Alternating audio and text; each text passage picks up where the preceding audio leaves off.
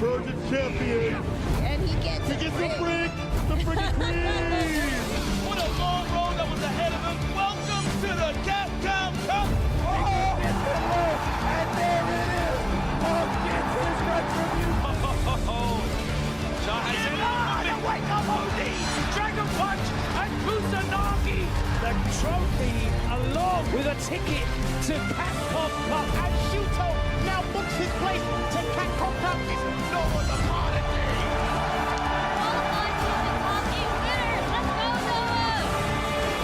The whip was for Miami. Oh, the engine right. Angry Bird. Show him the door because, kid, you're in grand final.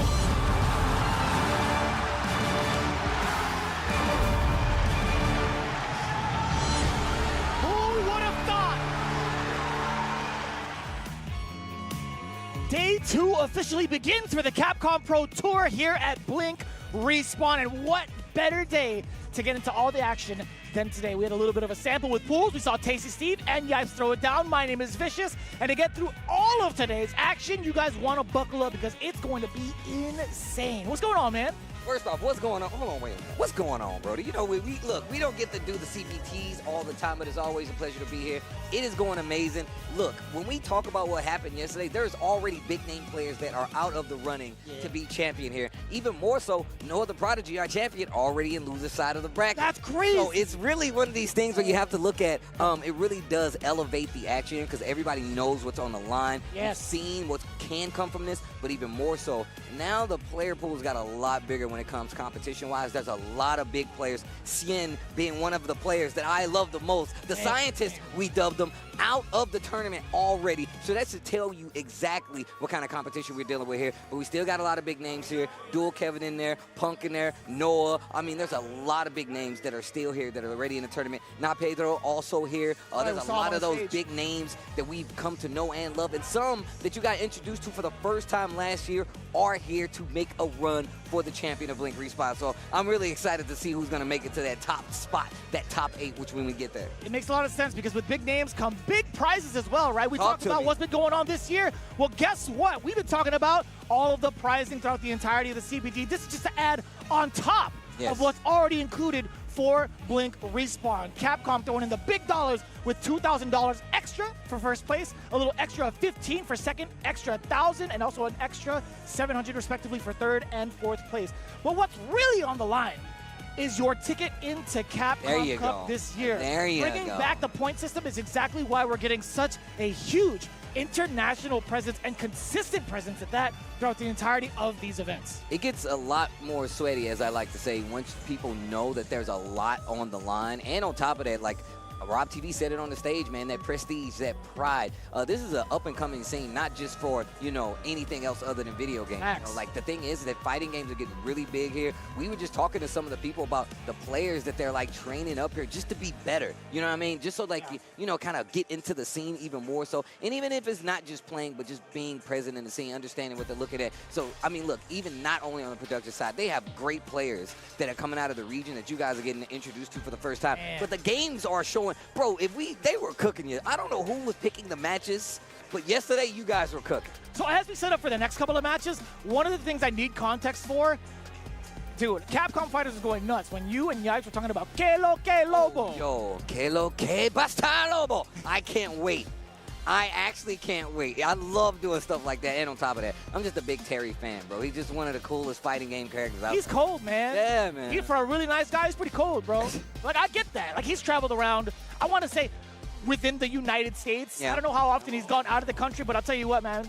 That guy could whoop some ass. I know, man. Look, Terry, kicking people off of the building unintentionally. Bro, I'm just saying, that dude told him not to be safe. That's what's even more crazy. But look, I digress. The whole point is that we did see some crazy matches yesterday. Me and you were just talking about that dual Kevin Moke match, another one of the players that are here. And honestly, we kind of like had a whole every level we talked about him. Okay, him being traditionally when he first came in, he's a classical player, but when he first Street Fighter 6 first started, he was playing a little modern with the Chun-Li, and he got better and then switched back to the classic. And I actually talked to him a little bit about that, which is, you know, we don't get to see that many Chuns out there. I still think Chun is pretty valuable. She's just a little more difficult to make play in this system because it's a lot more volatile. So. Yeah, I think there was like that universal change with a lot of the characters now being a lot more whiff punishable with some of the normals. They got away with, right, in the medium range, like crouching medium punches, just mediums in general, right? I think overall there was a really, really big shift towards like the damage output that characters like Chun-Li can get nowadays, which makes it that much more viable, which we were talking about earlier, right? But speaking of which now, hopefully we get that character as well on stage. We do have our very first match already prepped and ready. If you guys are following along, just in case you didn't know, Kobeon is here, and this guy is a lot taller than I expected. I saw him at EVO Japan, but he was on stage, and I had no idea. I saw him in person today. I'm like, dude. Got a little height to him. You got some height, bro. Why are you not a basketball player? That's what I'm telling you. So why are you not a basketball player? Well, first match coming up right now. I love when, you know, we start the day with camaraderie, like, yo, man, are you ready? Let's get into it. After that, don't talk to me no more. Don't talk to me. Don't talk to me. All right. Don't talk to me. That's actually kind of rough, man. Look, I'm one of those people. I don't like people talking to me when I play. I'm in competitive mode. I feel that, so I feel it to a degree from a competitive aspect, and also playing you for like, what, 1.5 million games in a single day. Yes, that's facts. Like, you guys don't know this, but when Steve was back in SoCal, we would have like grind sessions and play, like literally like first to 100s. Yes, first to 100 till the and sun it would be came up. Dead quiet. Like your roommates would be like, "Yo, are you guys okay?" Like, it's we intense, don't need to talk. We're playing fighting games. When we do talk, it definitely gets like kind of it gets sweaty. Angry a little bit. Yeah, we talk On both ends. Like, why the hell would you do that?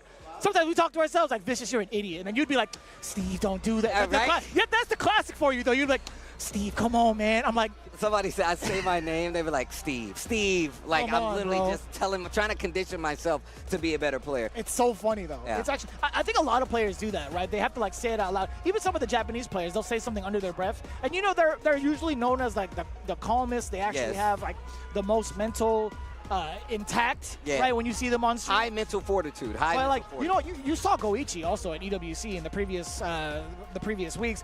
He actually got into his own head sometimes. He was like, yo, man, come on. I got one more game here. I got to make sure. I got one more. I complete this. I complete this job. 2 years. I was going to say. So we got a cameo on deck. I like that. Kobeon with the classic Zangief, as expected. We've talked about this matchup a handful of times. And I feel like, what's funny? Traditionally, I felt like Cammy gets the best of Zangief. But as of like Street Fighter 6, as like the meta developed, it really feels like Cammy and Zangief are a little bit different in what our expectations are. I think it's because, once again, the damage output is really on the side, obviously, of Geef. The momentum is on the side of Cammy. Cammy definitely going to have the priority when it comes to the pokes, but it's a little harder in this game. He's got armor that he can deal with in the neutral a little bit, and you can use it to kind of deal with misplaced dive kicks, right? Surely, so you literally get to play. And on top of that, Geef's pokes aren't the worst. They have a lot of range. They are not. Stand medium punch is something you can use at that range to also check jumps, so that means Cammy's going to play a little bit far back. And he can contest a little bit on the ground. His normals are a little slower, obviously, but well-placed normals, they can really kind of take the wind out of Cammy's sails, and we know she likes to play in fast forward. But here we go. Yeah. That armor is exactly what you were talking about, like to kind of take away that momentum, or at least kind of bait a Cammy player into pressing normals where she thinks she could poke somebody. So we'll see if that comes into play. We'll see if it's going to be complete bus-ass, though, because Kobeon, he's taken down legend after legend after legend, becoming a legend himself, not even just in EVO Japan, but also in some of the Topangas, in some of the Kimono Michis as well. Yeah. He's been around. He's been around for a while. And one of the big things I do like about overall in regards to this matchup too, before I get onto the next point, is the fact that inherently I think Zangief gets the better of a lot of opponents just because of the fact that he has a parry now. Like the universal parry really changes things up for grappler characters. Yeah, it's Yo, is that Nero the boxer? Damn, son. Yes, yeah, we're live. Definitely live. We gotta come 100% live. But what's up, man? Good to see you, bro. No, that's what happens. That's crazy, man. We don't get to see some of these. Nero the boxer, son. He literally came up yesterday, and I was talking to him for quite a bit, and he's like, nah, man, I'm back out here now. Won the ticket to come to Blink Respawn, so he's really happy to be here. And on top of that, he's ready to play some games. Speaking of ready to play some games, we're getting into match number 1. day number 2 here. Blink Respawn, we're trying to get a new one. We're trying to get another ticket to Capcom Cup. Let's go. Let's go. You guys already know what it is. Records. This is the one right here. This is the game that started all off here for today's Blink Respawn competition. Man. I do want to get the name of the other competitor. I was glazing a little bit. Yes. I saw Kobe on. Will Mix. Let me see him mix you up right now.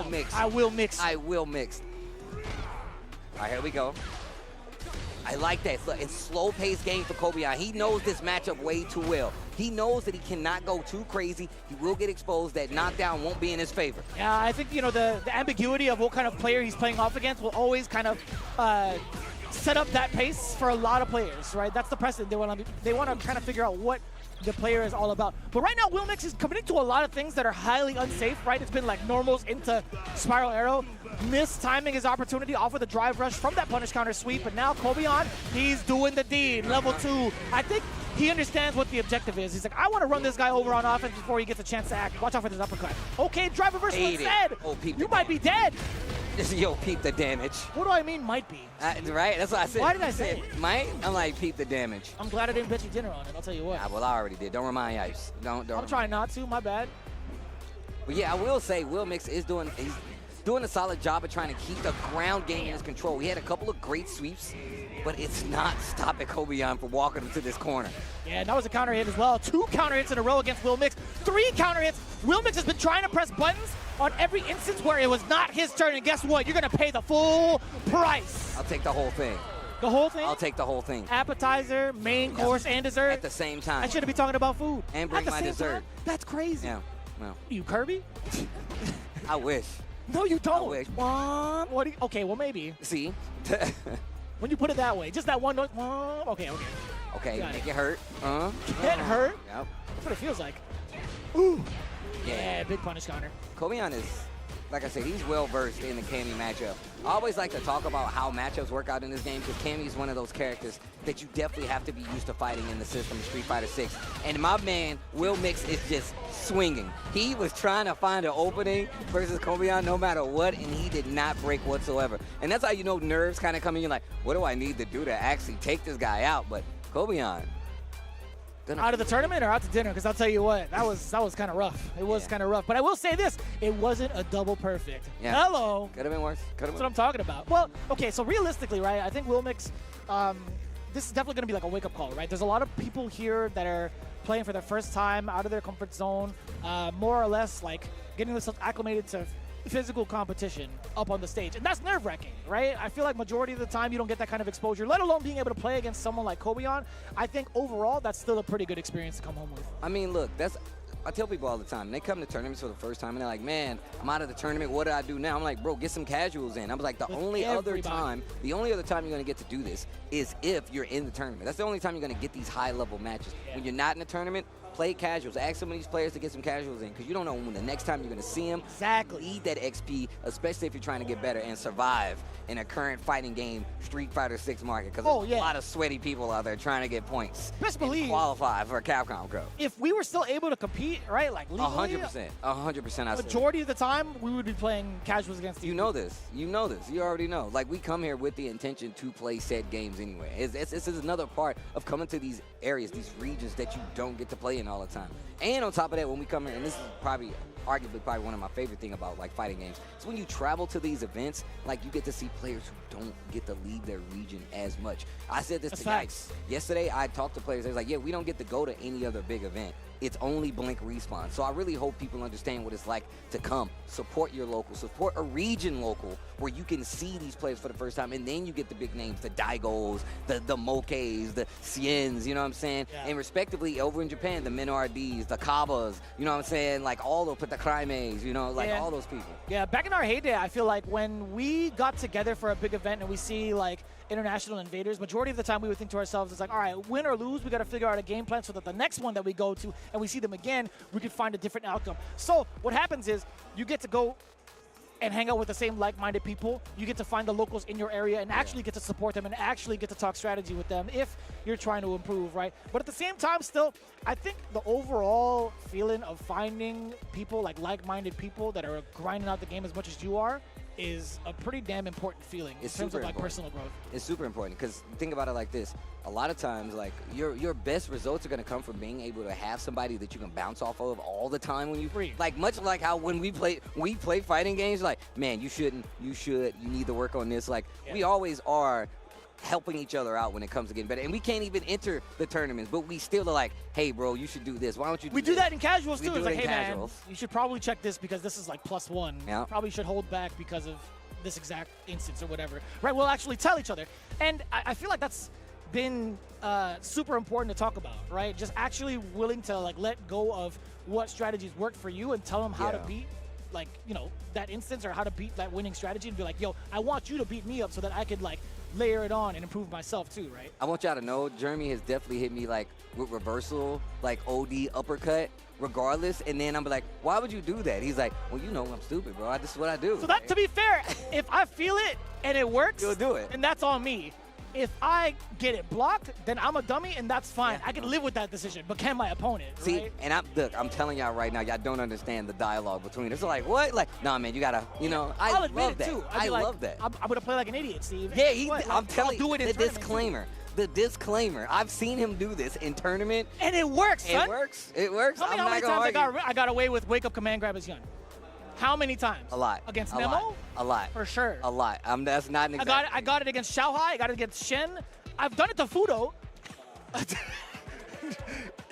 I'm telling you. it's a Sometimes you thing. got to swing, you know what I'm saying? Sometimes you got to swing. But that's just how it goes, man. And that's the beauty of competitive fighting games, bro. It's always about, like, elevating the craft, getting better overall. And it's one of the reasons I like coming back to the DR. Every time I come, everybody is literally like, nah, man, I've been in the lab. I'm trying to get better. And, of course, we get to see stuff like, you know, the Blink Showdown that we had yesterday where we got that. We get these teams that are from the region going up against, you know, Street Fighter League championship Sure, teams. they just so happen to be the champions of not only Japan but of the world as well. I think you know it's got to be a huge wake-up call. I'm hashing that phrase out again because you have high-tier, like top-tier caliber players. You have Kaba, Luiman, and Yeah, don't forget, bro. Mena RD. Mena RD. Right? If El this Toro. doesn't necessarily get you the big W for the exhibition, it has to be like, okay, if I have to face them in pools, I actually have the data now to figure out what I need to sharpen. I think that's super awesome.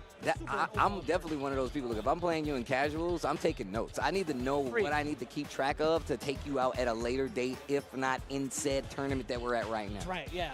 So for those of you following along, again, I'm actually just trying to find all the brackets going on, hence why you see the swiping. But I want to make sure that as you guys are watching, you guys are fully informed of which brackets we're going through. Yes. But right now, we should be dabbling through, I want to say, wave B1 of pools right now. As it progresses, it'll be B1, B2, moving on to C for the next 2 hours. But right now, we're still getting a lot of the players in. A lot of the players that actually been showing up are mostly international. We saw Problem X, we saw Ending Walker, both showing up at the same time at the venue. Really, really great to see them overall. Ending Walker has actually become more and more social, and I love being able to talk to him about stuff. Look, I love that he's out at these events so much now that he's getting used to it. He's super used to it now. I've seen him around the world now. Like now that I know that he's comfortable walking around in these spaces, but also the more comfortable it gets, the better he's gonna play. He's gonna look amazing up on one of these stages, bro. I rarely get to see him smile or laugh on a casual basis. I'm like, damn, he's actually really like grown up, more or less, right?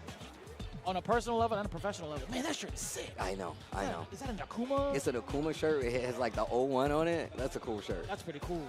But other than that, again, there's so much more to look forward to. Gotchkun's in the building, actually. He's hanging out by the stage. I imagine he should be coming up next somewhat soon. We also have the full broadcast going on in Espanol. Yes. I think that's, okay, I was going to say, I couldn't tell who it was earlier, but I know Jorge Po is actually going to be hopping on the broadcast a little bit. He's actually going to be rocking it in English. Oh, yeah, I know. He's commentating with me. We're going to be hanging out. Right on. Yeah, right on. I saw him yesterday. He's like, yo, you know we got a block tomorrow. I'm like, yes, bro, I know. He's like, it's been a minute, but we're going to get it together. I was like, man, say less. You know how I go. You know how I go. Yeah.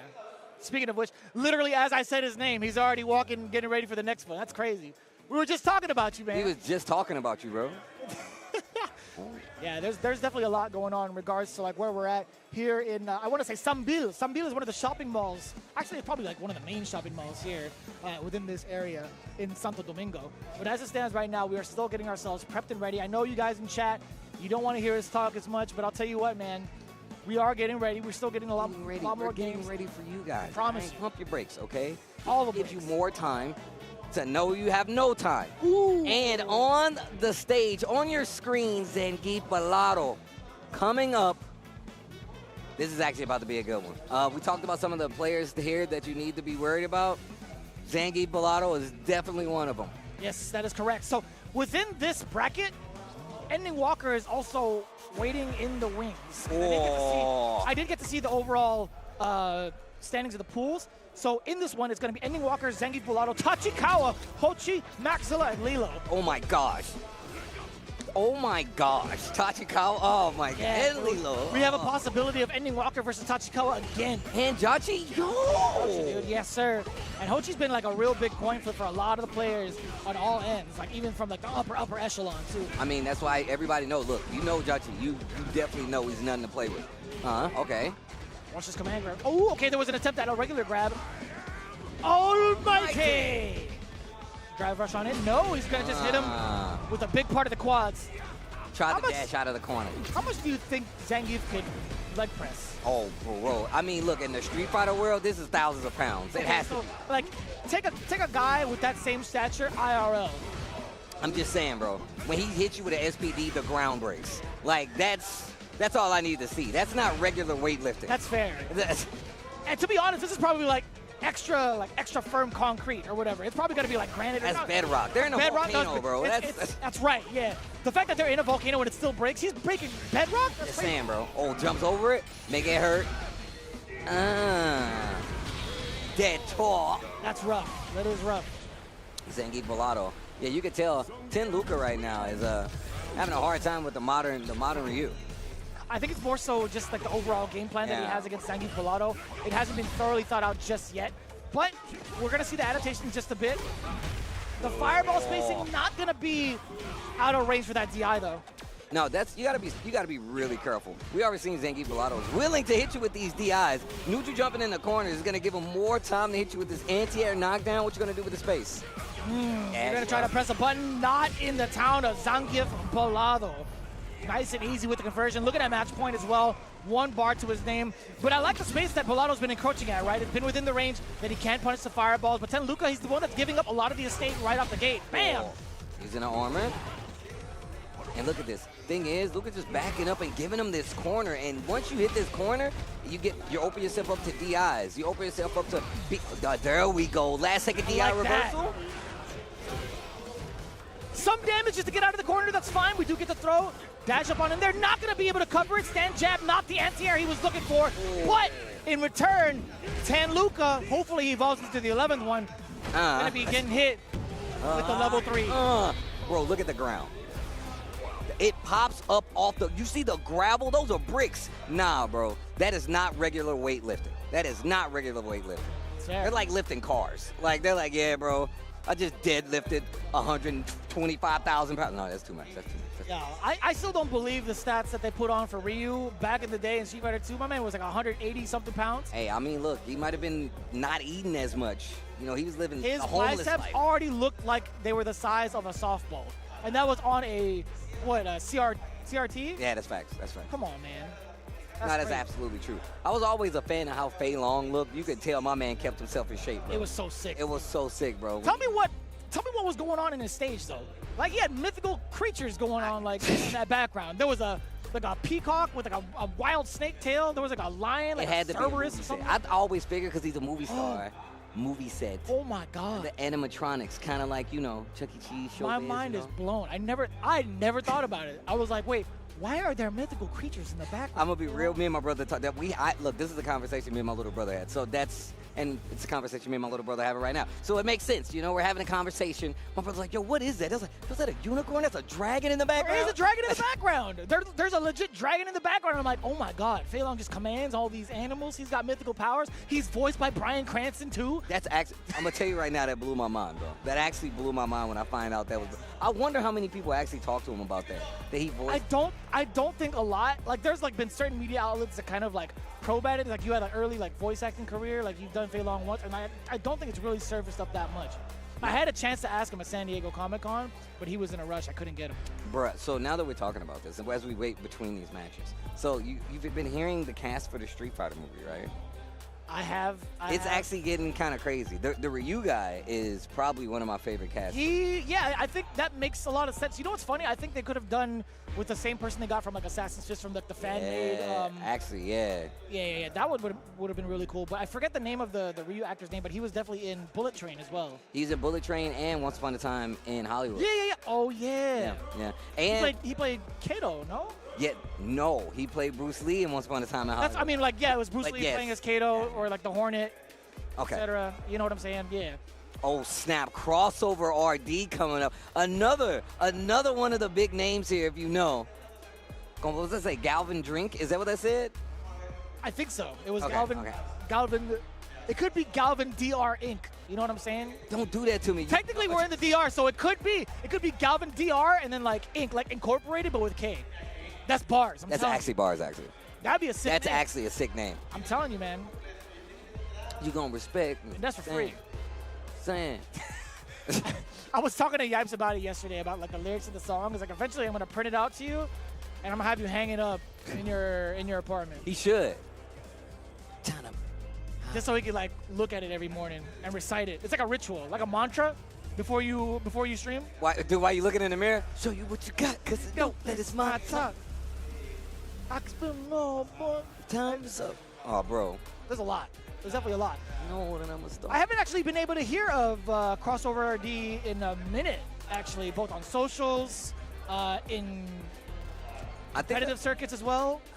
I think the last time I saw him, I'm pretty sure it was Blink Respawn last year, but I'm pretty sure he did play in an online Warrior, if I'm not mistaken.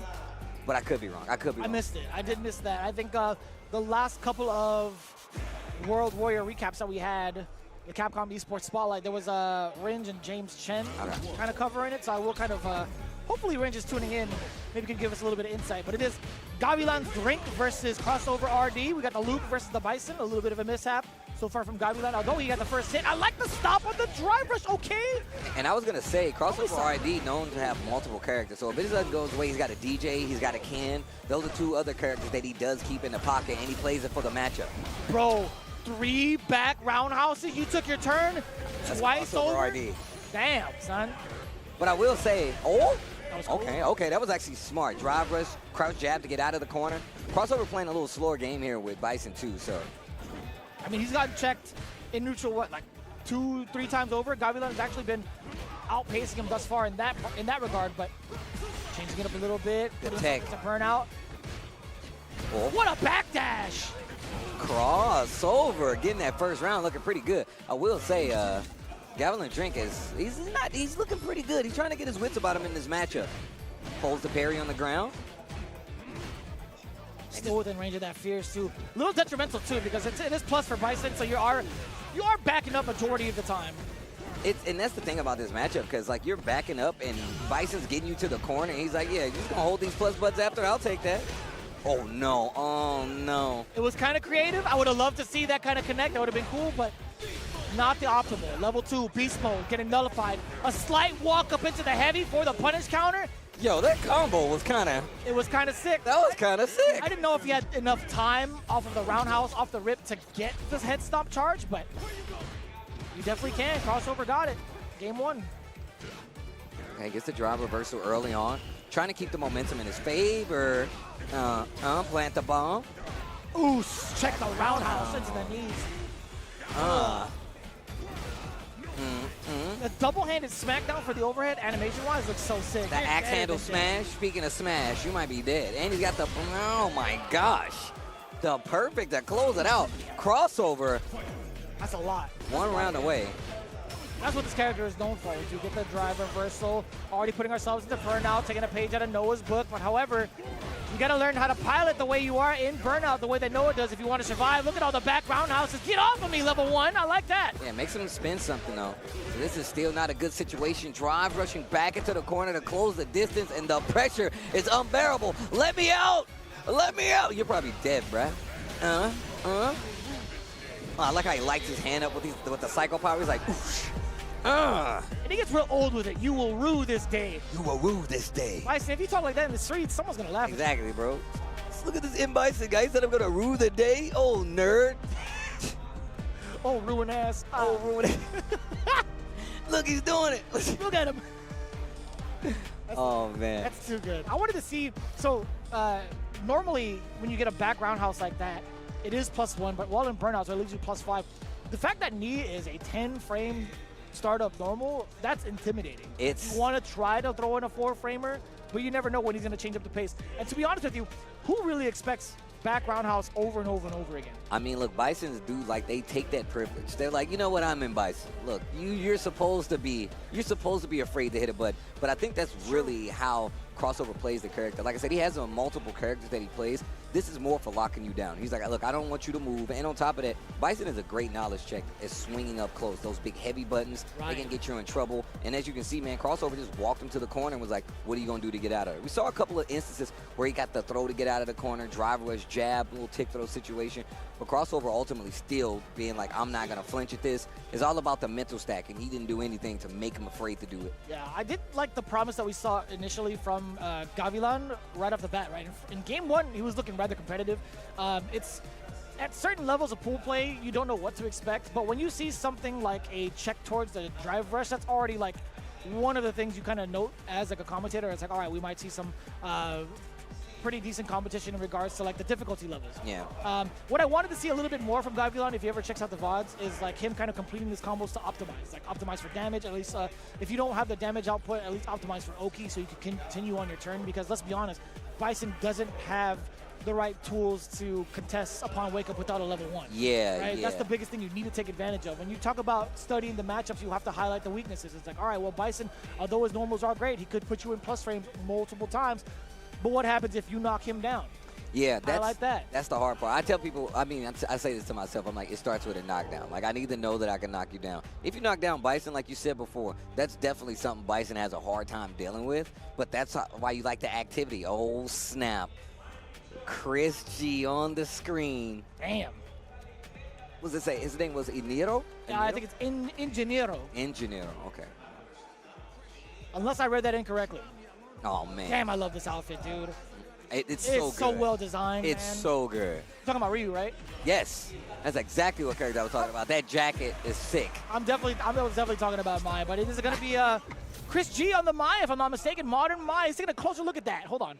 I love the squid. That is probably one of my favorite faces. My favorite. Probably one of my favorite faces on here, bro. Ingeniero, he's going to be the DR Ryu that I think some people have been talking about, at least in production. Oh. Yeah, it's a 4 throw. Mai, definitely one of these characters, can really check the temperature of an opponent.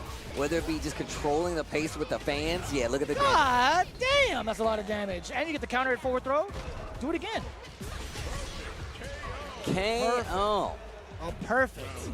We'll be seeing those a lot today, that's for sure. Yep. Drive rush for it. I like the respect being played, though. Ingeniero. Ooh, never mind. Yo, the fan pressure is still quite the mix, bro. That's fine. He'll definitely get rid of at least some of the pressure. Okay, you can't be doing that. Yeah, level 2 mid-air. Not enhanced, but still good amount of damage. Oh, he's looking for the burnout. He knows it too. Chris G, we got the up check. And the dive to close it out. Just pressure in the corner. Ingeniero on the ropes. And my man went instantly back to character. So like, you know what? Why did you don't play with your food like that? If this is your better character, who knows? Who knows? You know, maybe it's not his better character. Maybe. Maybe. I don't know how I feel about the Cammy pick. Just yet. But, bro, the dive bomb from Mai as a meaty, getting around level 1 and level 2, that's actually kind of genius. Okay. He's definitely looking a lot more comfortable with the Cammy. Definitely looking a lot more comfortable. Trying to scout the fans there with the back fist, but it's not going to get it. Chris G holding his ground. Excellent block on the overhead as well. Oh. That's good reactions too from Chris G. And at least him with a lot of space to react to it, to be fair. I like this check to get out of the corner. Oh, nah, not this time. He was waiting on it. What a reaction there by Chris. And those modern reactions. Not dead just yet. Lots of scaling here. Let me out. Use the OD uppercut. The hooligan combination. Ingeniero looking a lot better with the Cammy. Life lead still in Chris's favor. Oh, in the roundhouse. Sweet chin music. That roundhouse is mad deceptive. And I won't pass the Ox, though. That's bars, actually. You don't have to necessarily hold on to the pressure from some of the fans unless you hold it all the way, by the way. But I think Chris G, yeah, every so often he'll throw it out raw or he'll actually charge it. It's up to Engineer to actually find the difference. Yeah, the thing I feel like about like the My matchup is like you have to show her that you can deal with her projectile pressure. If not, powered up fans, charge fans, knockdown. You see a lot of My's when they know they get cheeky, they're like, I'm gonna knock you down and do charge fan. Yeah. In a lot of instances, if you have super, you can wake up and like reverse the super or just get your own pressure, but okay. Done. With the perfect on top of it. Chris G with the closeout, the modern mind.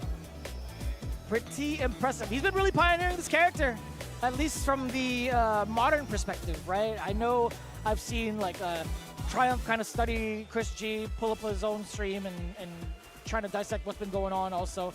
I don't see anyone else really other than Chris G doing it with this character, with modern control scheme currently.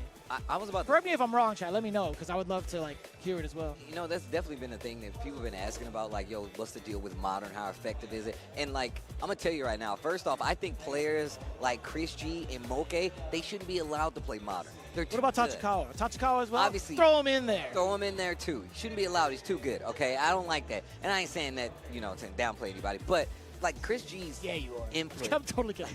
My man has some of the best execution in fighting games, if you ask me. So him playing on modern makes it so much more efficient for him to play these games at a high level.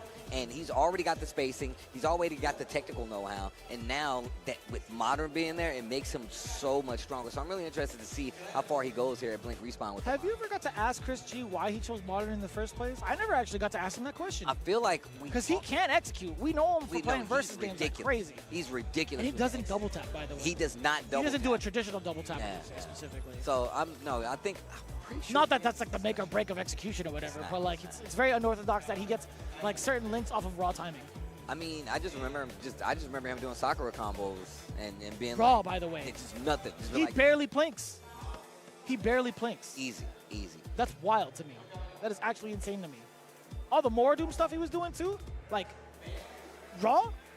It's actually kind of wild. So yeah, it really begs the question. It's like, what was it about modern that like attracted him to play it for so long, right? I mean, if you just ask me, I'm gonna tell you right now, like the reaction aspect of it gets cut like in half, if not even more so. When you have an anticipation of what your opponent's gonna do, being able to call out their next move, knowing the flow is probably one of the best things you can do. Modern makes that a lot simpler, especially you got an uppercut, you got a super reaction, stuff like that. Oh my gosh, one of the coolest, I like to say. Yeah. Good 8 squad Gachikun coming up. Saw him in the exhibition yesterday, playing just as crispy as ever. Yeah, pretty sharp. Pretty damn sharp. And I got to talk to him a little bit about some nerd stuff beforehand. Like, he actually came up to me. He's like, hey, did you manage to get this Pokemon card not too long ago? And I'm like, yeah, man, I DM'd you about it. He's like, yeah, it went up in price. You still have it? I'm like, hell yeah, I do. Yo. No, he took me out to a card shop out in Akihabara the last time I saw him during, like, Evo Japan. Really? Yeah, he took me to his favorite card shop that he plays at. I got to meet the locals. I got to meet the shop owner. I'm telling you, man, he's deep in there, bro. Like I said, one of the coolest for a reason, bro. But here we go. Gachikun, Masindi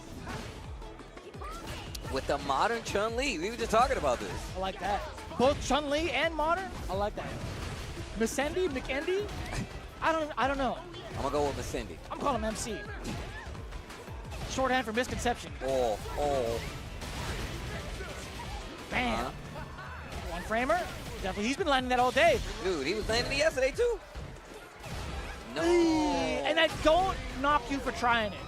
I really don't knock you for trying it. Even if there's moments, it's like, yeah, you're on your last leg. It's kind of what's expected. Honestly, people would do it still. I mean, look, you got to put the thought in their head. I was telling Ipes about this. You got to let whoever you know fighting that you're capable of doing crazy things like wake up OD uppercut. All right. MC, he's getting a little more comfortable here in the ground game. Air legs to try to catch something. Maybe him dashing in. Oh. Hot mid-air, that medium kick hitbox is nasty. I mean, even just the reactions for him to get the combo and to confirm it too. Oh, she was like lobbed up. That was off with a backboard. Ready for the dunk. Oh, wow. On his counter all the way down, too. And he crouched, bro. This dude, Gachikun, is so good. Crouches the air leg, still prepared. That's still going to be Gachikun's turn, especially while in burnout. Sky high, you already know the mixer's ready. trade. Oh, that trade would have been godlike if something came of it.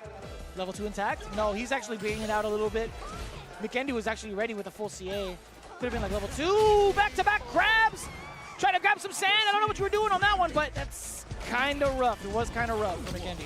And look, I'm going to tell you right now, he's literally with the Chun, he's been slowing it down to the pace where he looks a lot more comfortable. But Gachikun literally just plays around it. We saw this yesterday in the exhibition and just in the way that he plays. His adjustments during live play are really good. He really likes to hide them behind his gameplay, so you never know when they're coming. But Cindy looking a lot better, though. Still maintaining the corner. Putting Gachikun on the roof, ropes, excuse me. That could have been so big, right? Counter hit, stand, jab. I think he went for a drive rush right afterwards because you saw the brute flash of the parry. Yo, life lead in favor of Masindi, but now he's in burnout. What a check on the toes, no combo. Out of the corner at least, but we still get to cover it. The option select is strong with Gachikun. Now he gets to bully McKendy. Actually, not just yet. That cross-up is deceptive. Did you see that comment? I hate it. So I love it, low-key. I know you do. You're that kind of player. I'm going to tell you right now, I labbed against that scenario, whether it do powered up forward or powered up jump, because it's so common to see. Yes. Once a Rashid gets you in like this position, you got to be careful, and it's really tricky to actually block. So honestly, with a character like Chun-Li, I would just neutral jump roundhouse, perhaps. because it'll catch both sides. Yeah, it's really good. Yeah, possibly. Or even like maybe air grab, possibly. But it depends. I think Gachikun has a lot of leeway, a lot of time to actually confirm. So, or actually like press the button on the way up and react. This is so tough right now. McKendy actually gets a punish counter on the air legs. I told you the air legs, he's been using it very well when it comes to just getting out of the corner, calling out some of the approaches from Gachikun. But Cindy looking a lot better. Gets to level 3. Full combo here. The music change, you know, things are getting tense. That guy is. Ooh, that is was nice. huge. Yo, Masindi, hold up. Hold up. That is a pretty big roundhouse. Yeah, we'll take that. Okay. Yo, Masindi waking up with the Chun.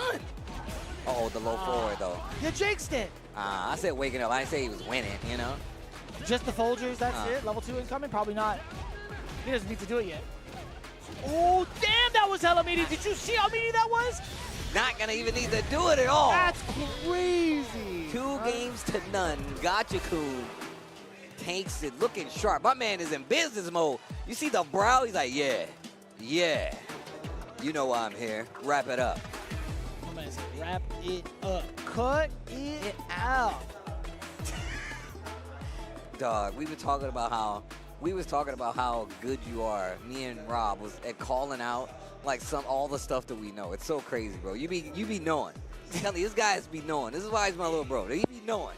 You know, I think it's the same circumstances. Like growing up with the same circumstances. I'll tell you what, like the media that we consume. Yeah. Is the exact same. It's definitely the same.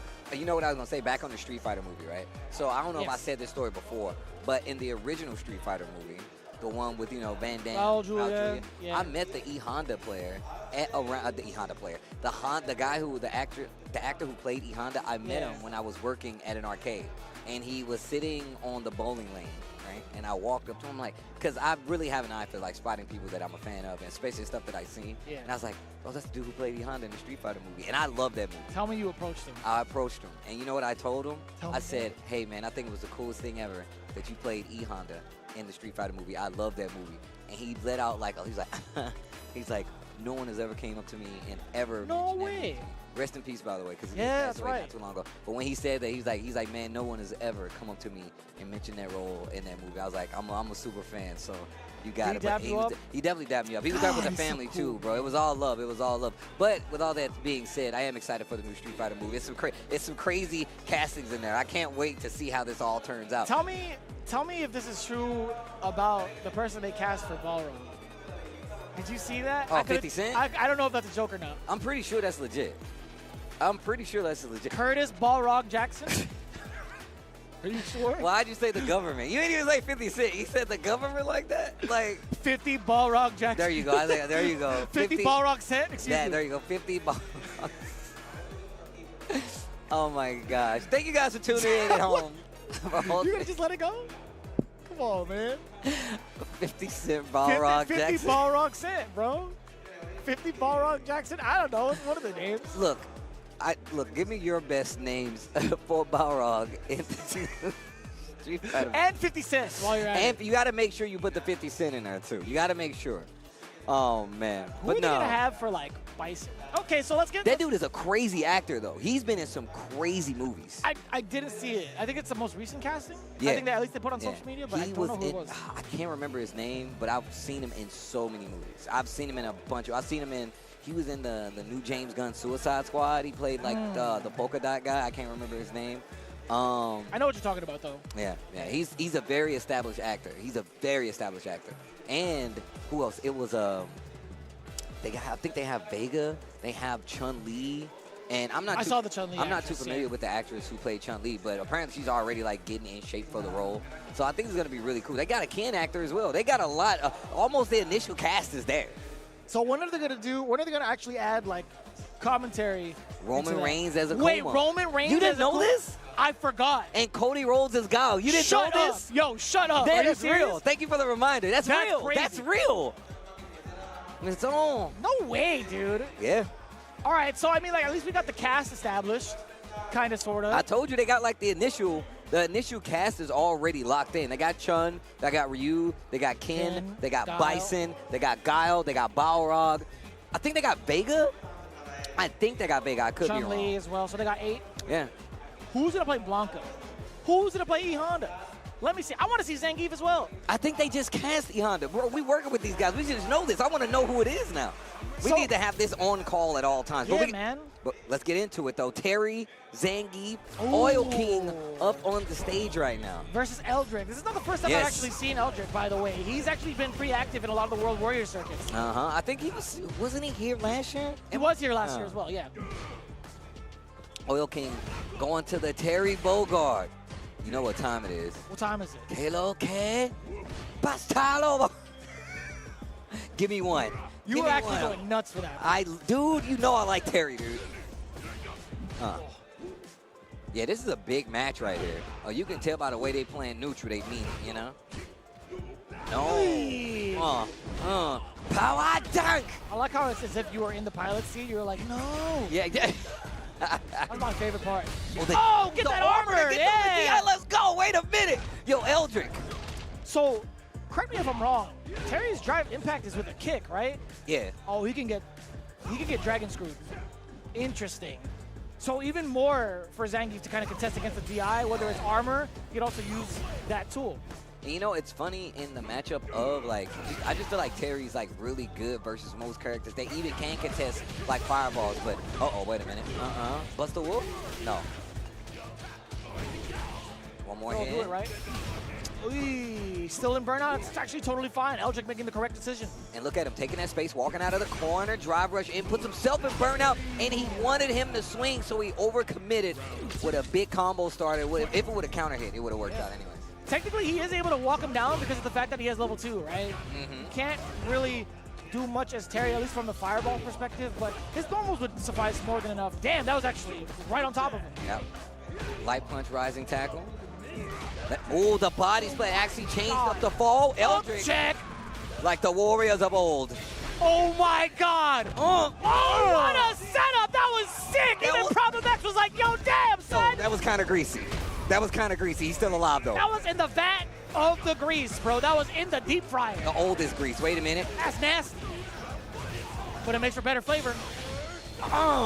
Spinning 2 of them. Spinning all 3 of them. Look how he blows off his fist like it's a weapon. Look.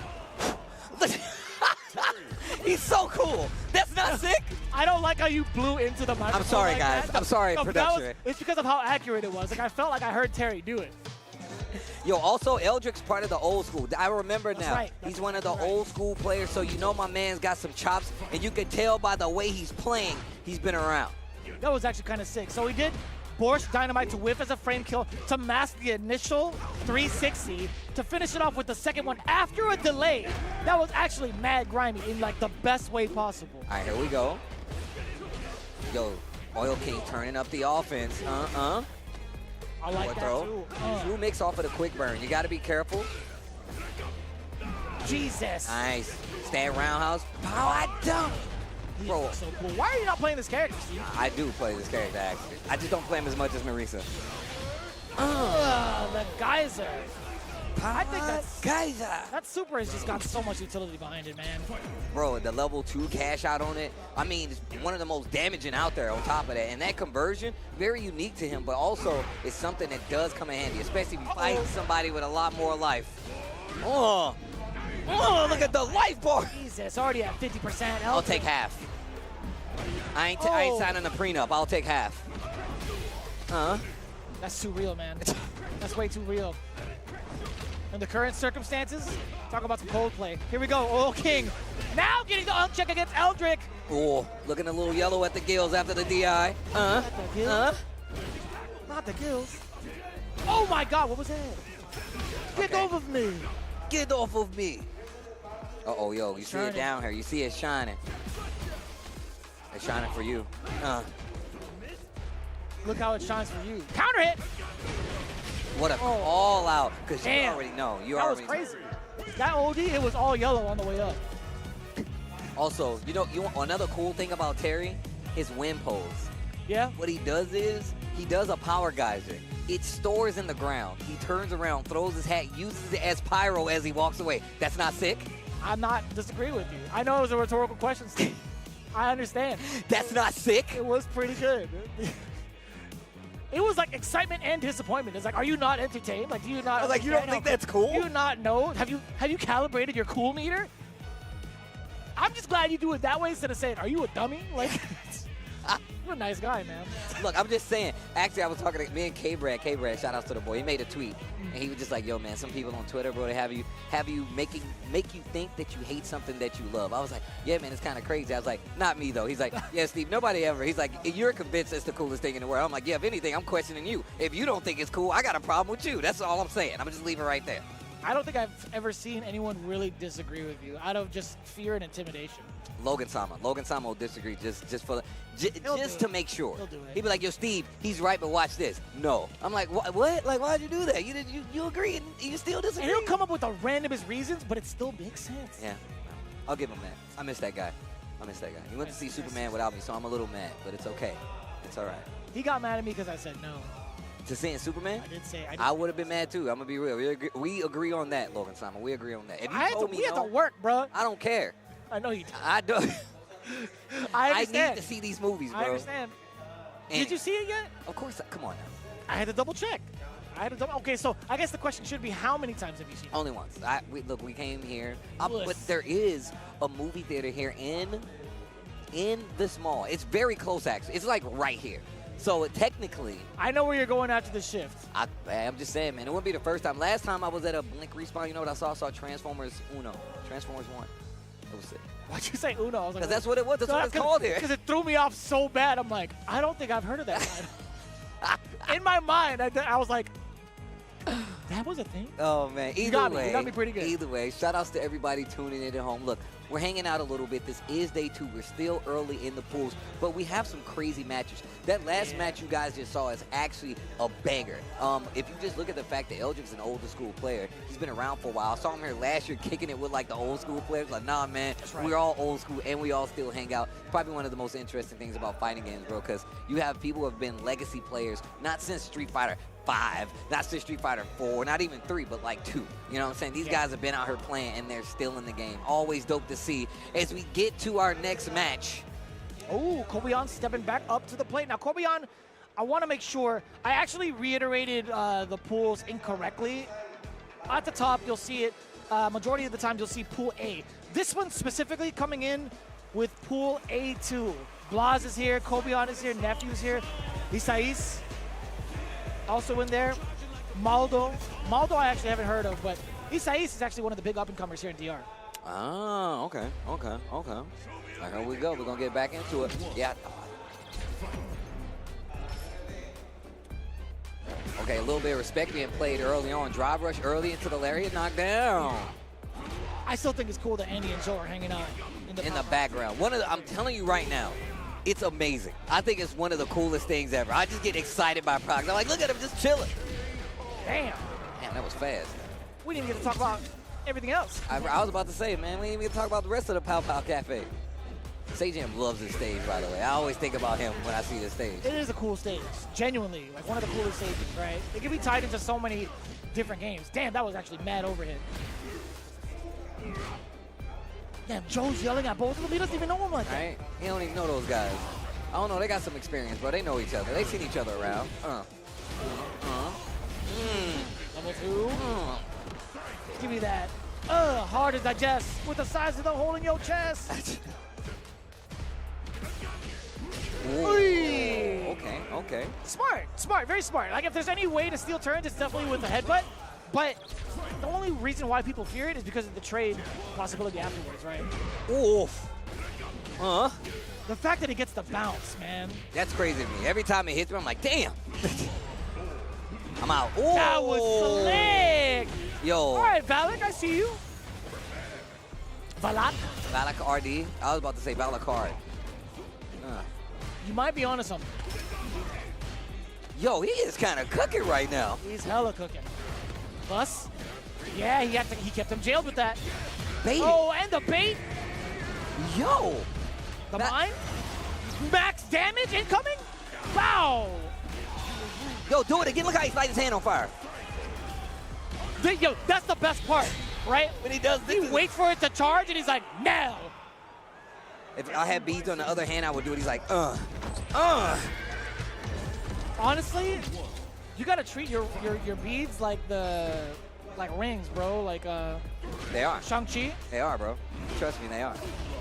Ooh, the perfect parry. Wait a minute. We got to talk about this. Valak getting his first game versus Kobion. It's pretty impressive. When we saw Kobion kind of run him over in the very first round. And I think we saw this matchup, I mean, yesterday, of course, I feel like, but even more so just the way that Valak is playing after the knockdown and holding his ground in some of these situations. Perfect placement on the Fierce right there. Oh. Yeah. Everybody gets one. Everybody gets one. Oh, my God. We'll take that. Punish counter. A lot of damage to the drive gauge. Pretty important for the burnout. What a block.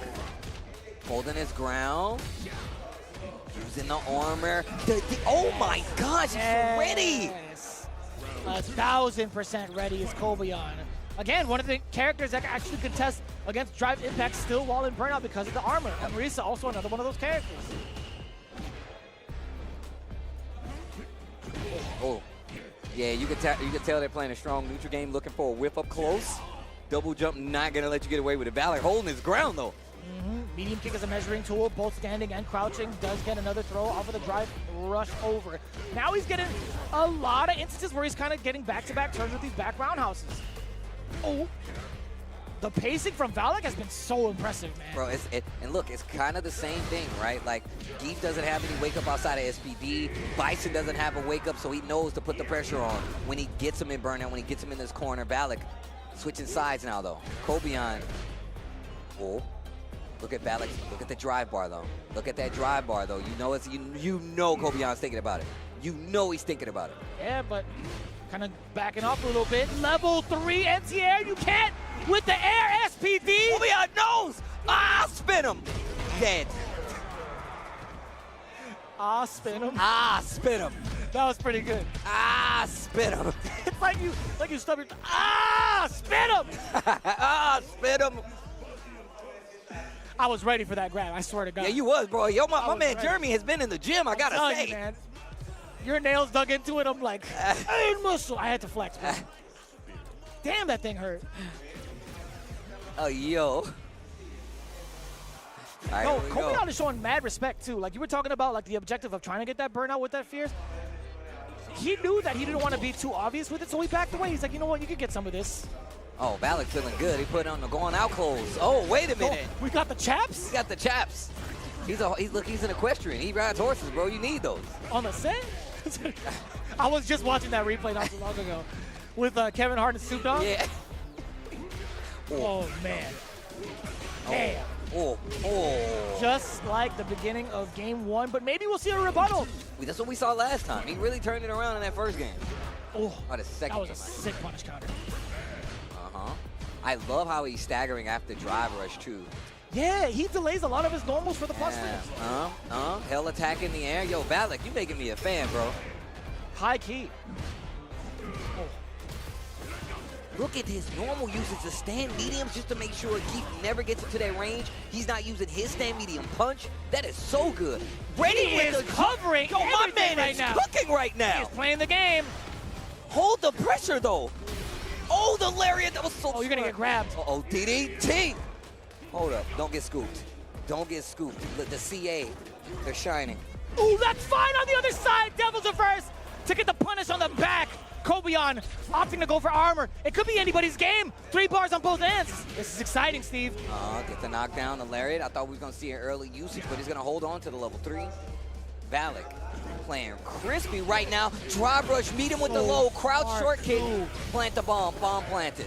I like that too because it covers the option against the armor. The low exposure. Valak, he's going to take full advantage of that bomb. Keeping Kobion in the corner. He can't armor out just yet. I love how he's controlling the space with Bison. The stand medium kick. Tries to go for the short. Has a little more range than the stand medium kick.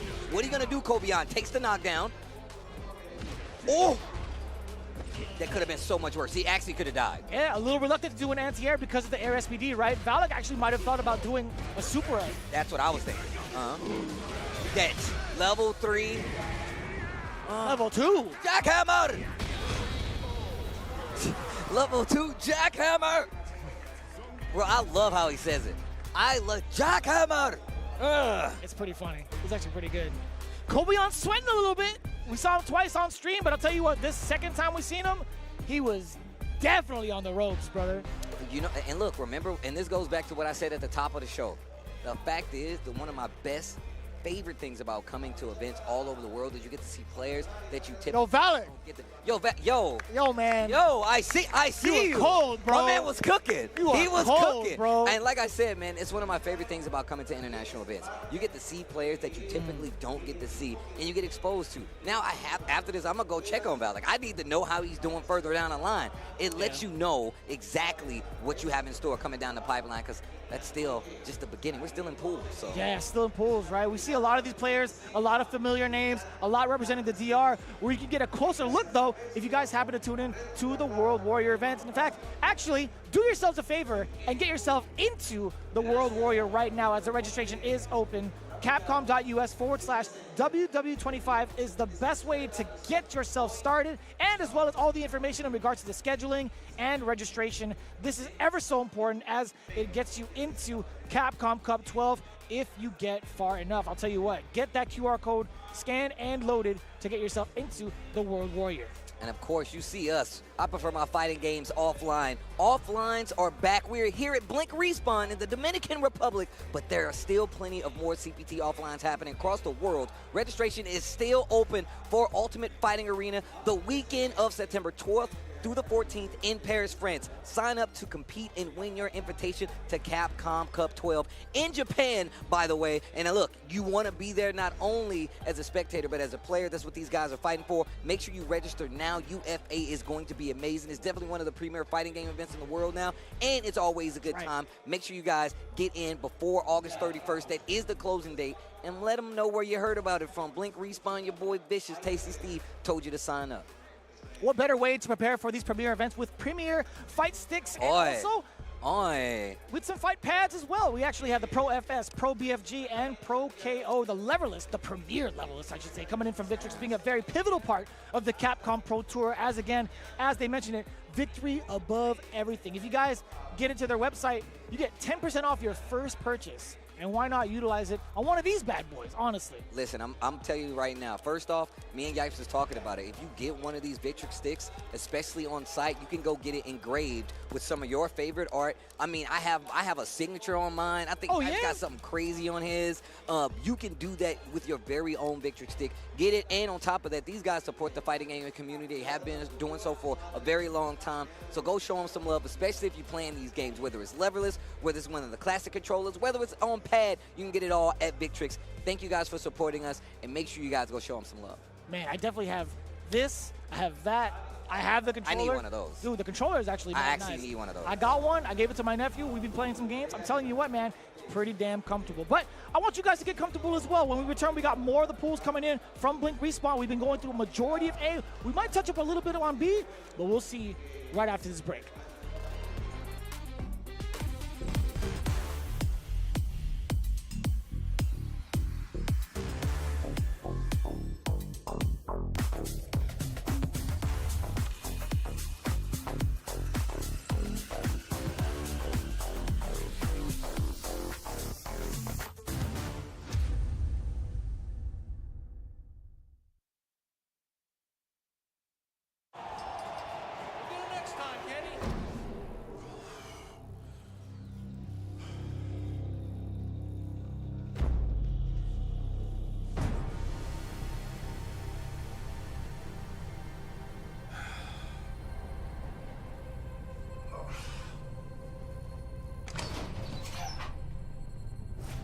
Let's rumble.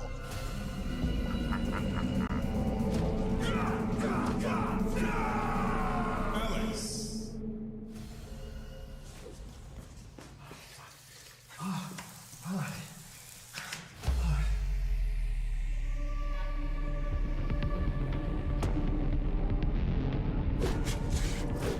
Viper.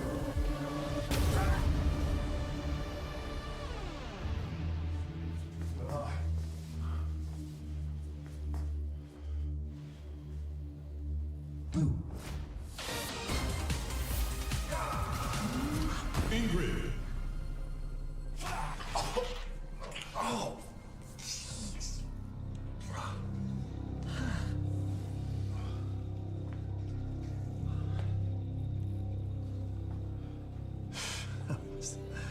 That was crazy.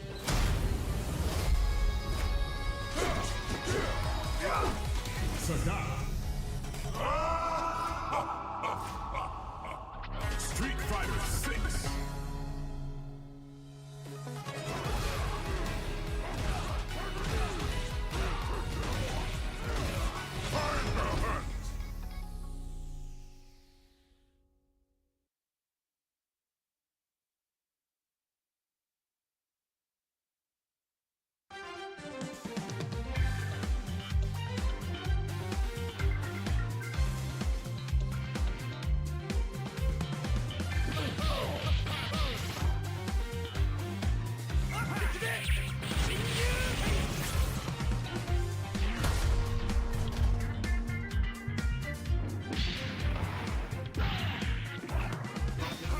Repulsor blast!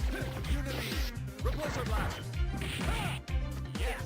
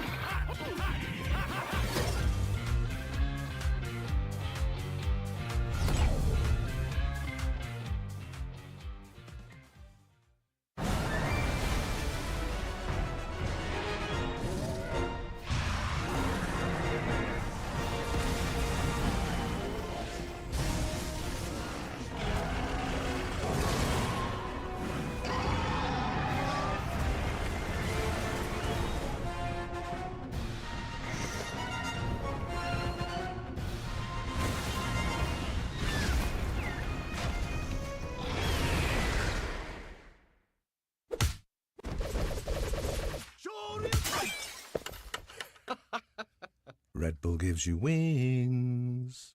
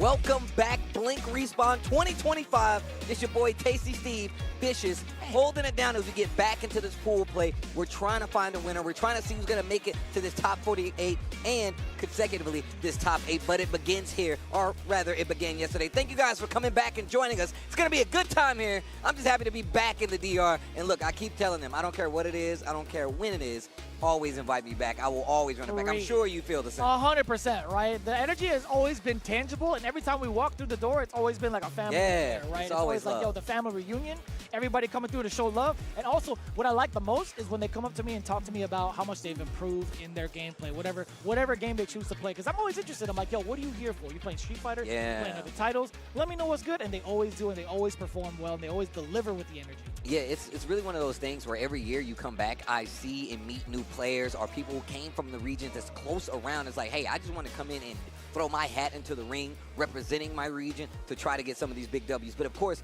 we already talked about it at the top of the show, exactly what's on the line. We talked about the prize money, but also a Capcom Cup spot comes from this. That's a big thing to write home about, and it's one of the reasons you have so many players here, no matter where they're from, trying to claim the prize. I just saw Daigo walk in. That's how you know. I just saw him a little bit earlier, too, yeah. No business is picking up. Daigo is in the building. I mean, we got Punk in the building. Like, we got some big names here, and shout-outs to everybody that actually pulled up, because like I said, this is how you support your locals, especially a big region major local. Oh, he's right there. He's actually Oh, snap, there he is. There's on the my guy. 11 o'clock. We got Look at my man's controller right here. here. Daigo. Look at that controller. What is going on? Oh, that's broken. I know exactly. What is going on? He You has his pad on top of the arcade stick. I want to show this. I want to see, people need to see this. This is crazy. He's I'm got down. If production lets me, I'll get out of this chair can we and grab it grab right that? Can we show this controller? It's actually crazy. We need to see that. That's actually crazy. Blast just walked by too. But look, guys.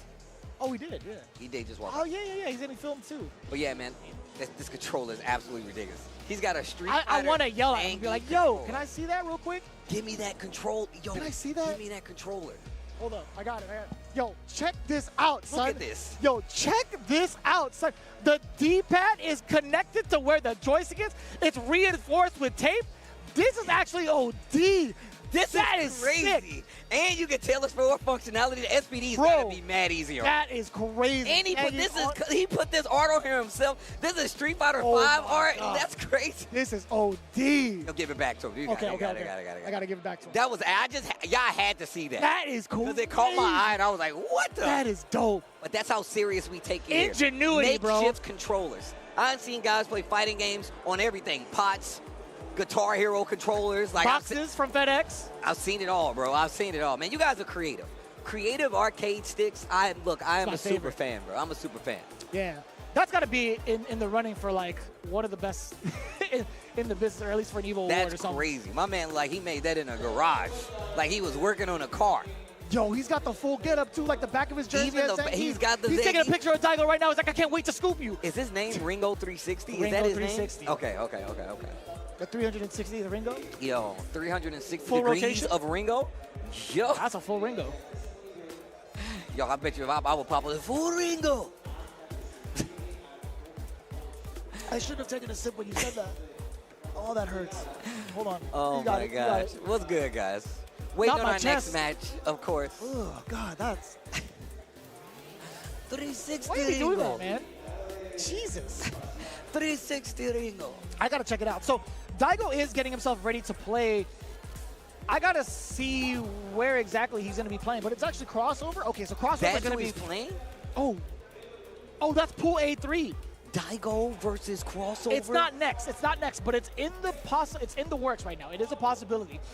In there also is Not Pedro, Oil King we saw just earlier, Eldrick we saw just earlier. So pretty, I want to say like winners semis is coming up next for Pool A3. Okay. Somewhere along those lines, more or less. Okay. Well, that's Yeah. how it works, man. That's how it works, guys. Obviously, we got to go through pools, get these guys, see who makes it out of said pools. We feed that to the main bracket, and then we go up from there. What just happened? We said So in Gotcha Pool Kun? A4, which we're prepping up for right now because we're trying to get Higuchi versus Frozen. However, we didn't get to see this. This just in, Gachikun took down Chris G 2-0. Modern Mai versus Rashid. Man, I would have loved to see that. I would have loved I would have loved to see how that was going to play out. Because, one, we were just talking about Chris. Gachikun, of course, just, you know, Street Fighter League champion, you know what I'm saying? Also, Capcom Cup champion. Yeah. Just one of the crispiest out there. And one of the most dedicated when it comes to the Rashid. That was going to be a hard pickup no matter what. But that was just a high-caliber match that I would have just loved to see how it played out. Yeah, I wanted to see what the dynamic was in between like those two players and also the button schemes too. If Modern actually gave a little bit more of a problem towards like Gachikun and his current experience with a lot of the Mai players out in Japan, right? I want to see what the blatant differences are in regards to play styles as well and what he's used to. Yeah. Well, it's starting to get more and more field here as the day goes on. And on top of that, I don't know if we talked about it, but like at first, when we came to Blick Respawn last year, they had it in 2 locations, even though we are still in the mall. They had it in like the downstairs area, which was gutted to make look like it was like a beach setup, had like where you can get drinks and stuff. Yeah. It was really cool. And then on the final day, we kind of moved up to the main venue spot. But this time around, we are here the entire time. So that means all the locals, all the tournament matches are being played in here. They have sections all around, and they still have an amazing stage on top of it. Talk to me. What's happening? Why are you looking like that? Oil King and Not Pedro happened to play off stream as well as we were preparing. Oil King just beat Not Pedro 2-0. Damn, son. Terry Bogard. Bogardian. Of the Galaxy. Terrence Bogardi. Yeah, man. Yo, the Lobo. I need to do one. Please, guys. Let me live my dream, all right? More than one? I feel like you have to do it at least once here in DR. I have to, bro. I ain't going to be able to do it nowhere else. It's true. I mean, not with that attitude. I think you can do whatever you want. I can. You're right. Whenever and wherever you want. I'm going to say it depends on the Terry. You know what? I know what I'm going to do. I know exactly what I'm going to do. You got it? So what I'm going to do is, depending on the Terry, I'm going to say it in the respective language. That's what I'm going to do. I swear, there better be like a Filipino Terry player. I swear. Oh, dude, I'm down, though. I don't even know how to say it. You don't know how to say it in Tagalog? You don't know how to do it? No, I don't. Oh, come on, bro. I need some real Filipinos. I'm just kidding. I'm just kidding. I'm just kidding. You know I love you. I know I love you. That was mean. I know. That's the meanest thing I've ever heard you say in my life. I'm just kidding. I can say that. This is my little bro. That's say that crazy. I'm going to cry a little bit. Shut up. That's mean, bro. Yeah, man. What'd I do to you? I can't wait to play you in the first 10. I swear to God. Well, last time we played. You guys better bring that setup. I swear to God. Man. Last time we played, what was it, Japan? Is that the last time we played? Yeah, the last time we played was in Japan. It was at Boss's house. It was. Yeah, man. All right, here we go. Yeah. Perfect. Higuchi stepping up to the plate. He's going to be facing off against Frozen. Oh, this is going to be a good one. First Kimberly today, first Guile today, I believe, too. Damn, not a real Filipino? That's wild. I'm sorry, bro. It was a joke. My phone's blowing up right now. Higuchi versus Frozen is going to be the Guile versus the Kimberly. Now, we talked a lot. Actually, we talked a lot about Higuchi in the past, but Frozen actually has been on the up and up with this Kimberly. Yes. I think this character's got a lot of stock value. This character's actually been blowing up out of proportion for not even just like the Japanese region, but all over. I mean, it was funny because we talk about like how like we don't really get to see many Kimberlys, I believe, in Japan, right? There's not many competitive Kimberlys in Japan, but there's quite a few spread around the world. And on top of that, she's got some crazy quality of life changes. I'll call them the Fruit Loops, the toucans, the toucan combos. Yeah. That's Damn, it. I'm following your nose. I got you. I'm picking up what you're putting out. Oh, okay, the jab, but he's in burnout. I like that. Higuchi spinning it so he can waste some time, get some drive. That's so smart, too. He's in max range. Oh, my God. You were ready for that? Of course he was ready for that. What kind of silly question is that? How? I jumped up because I got hit. Sit him down. Dunk him. Okay, Drake's Fang. Okay. Ooh. Damn, that was sick. You ever see that meme, be the American that the Japanese think you are? I think that's Guile's outfit right now. That's definitely Guile's outfit. Just be Guile? Just be Guile. You know my man is really holding it because he's got not only the tattooed flags, he's got it on his clothes. Like, that's crazy. So, just in case the symbol rips off of his shirt, he's got a backup. He's got 2 of them. The shirt gets tattered, you still seeing the flag. Yeah. Battle damage. Oh, wait a minute, though. Frozen. Let it go. That's what I'm talking about. Level 3. One with the wind and skies. I'll tell you what. Let it go. All right, that was good. That was good. Okay, Mr. Vicious. Ain't holding back anymore. I'll tell you what. You almost got me right there. I was about to take a drink. He almost bodied me. All right. I would have raged on if you did. I'll tell you what. Frozen actually getting the buff is pretty important now. You have a lot more speed, walk speed 2, normalized damage in comparison to the cast. It's going to be pretty significant now. Okay, wait a minute. Higuchi on the ropes, wakes up with the bravery. Got the safe jump. Oh, that was sick. Elbow. Oh, looking for a reaction maybe? Crouch strong. Yeah, this is going to be the objective to get that burnout, right? That solid puncher, locking him down. Oh, no. Hit by it, you know, not too bad, though. Actually waking up with the crouch jab. Damn, get off of me immediately from Higuchi. This man's cold. Waking up with a flash kick. Fight back. Boom him. I said boom him. Right behind it. Roger that. Boom it. We got the drive gauge back for Frozen. This could be a pretty significant deal if he can manage past the booms, but it's the overhead that comes in swift and deadly. Higuchi, game number 1. Yo, Frozen not playing bad at all. Higuchi really had to change that game around to actually get the dub right there, so interesting to see. Ooh, that's love a that. medium kick. See the placement of that bad boy? Also got a counter hit against Higuchi. Roundhouse, being able to check afterwards with the throw. Do it again once more. Now when normal's coming, right? A little delay. Still plus. Ooh. Hit him off. Ooh, So Higuchi, good. chill. It's so cool. I check your jumps. I check your jump. Uh-oh. Arc step, a little bit of a slide. Do get the perfect parry against the chain normals. Knocking on the door again, but still able to get the option select. Oh, driver stand like kick. The soul bot, no counter hit. Oh, Oh, punish counter too! Oh, that is so hefty. Punish counter boom to get the crouch medium punch link, and he was ready for that. I'm telling you, man, this dude is cold. yo, that conversion was kind of crazy. He was ready for that. Okay. Oh, the slide to get under the boom. God, I love the way Higuchi plays, man. He is such a fortress at times. Yeah, bro. Impenetrable. But when he's on offense, you can't get him off you. And man, I jinxed him. I jinxed the hell out of him. He did. I think what was that, committed to the fierce, the roundhouse flash kick, so it moved a little bit forward maybe. Yeah. Oh, Drake Fang, not punished. Actually, too far perhaps. Oh, the elbow, clash in the air. Higuchi hitting buttons to get out of that corner. Frozen trying to lock him down, but he's not finding it. Another medium kick, being able to find the mark. You got the spending right here, right? You have to. Vagabond Edge into the level 3. Ninja Star Cypher incoming. Frozen trying to at least get himself a game on the board. Very similar to the previous one right now. All tied up in the rounds. Starting things off with the tunes. I like how even her animation is like her jamming the whole time. Yes. I love the care and detail into her idle stand because of that. Ooh. But damn, Higuchi don't. That's how you feel? And I like that. Control that pace. There you go. Trying to find a hit here. Let's get the tick throw. Oh, Damn, that actually hit. stopped at the drive rush. Sit him down. Oy. I like the idea, though. There was a perfect parry. You might actually be dead. This man, I'm telling you, man, cold as ice. The boots. The booms. That's messed up. He charges on your body. He uses your body as a step ladder. He's like, I need to get to the top shelf.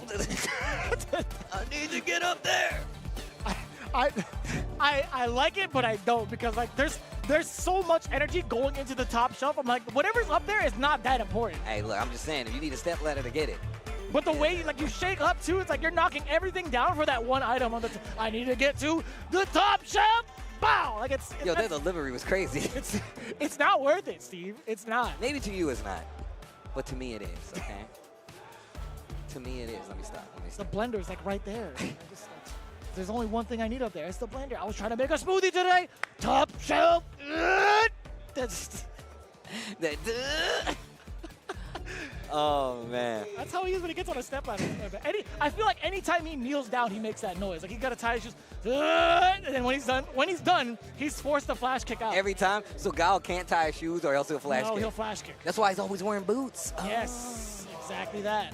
Exactly Makes that. sense.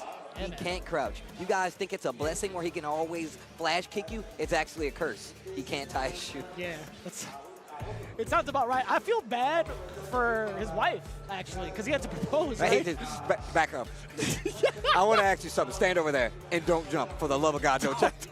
When I do this, do not jump. I'm going to tell you right now. She comes in for like, yes, I do. It's just, Oh, God. It's not even flying. It's somersault. It's just, But he means it like, and he can't help but say it in the meter. Oh, my God. I do. Oh, somersault. It's just a kick to the. So do I. Somersault. That reminds me. I'm gonna tell y'all right now. Perfect. I never had no business laughing this hard at it. But that picture, look on the internet for it right now. I remember when I came across this, I laughed for like 20 minutes straight. It's literally a picture of the old Super Mario Brothers, the original. And Guile is at the lower level of like the stage to go fight Bowser. There's a lava pit, and then there's a high wall, and at the top is Mario, and it says don't jump. He's just sitting there. He's just sitting there. And it's blue-colored Guile, by the way. That's how you know it was real. You can't jump, bro. I literally was just staring at my phone. This is hilarious. Messed up. Oh, man. He was charging that for a minute, bro. Bruh, he been waiting for you to come in, man. He been waiting, bro. I think he would do a better job than Bowser. Free.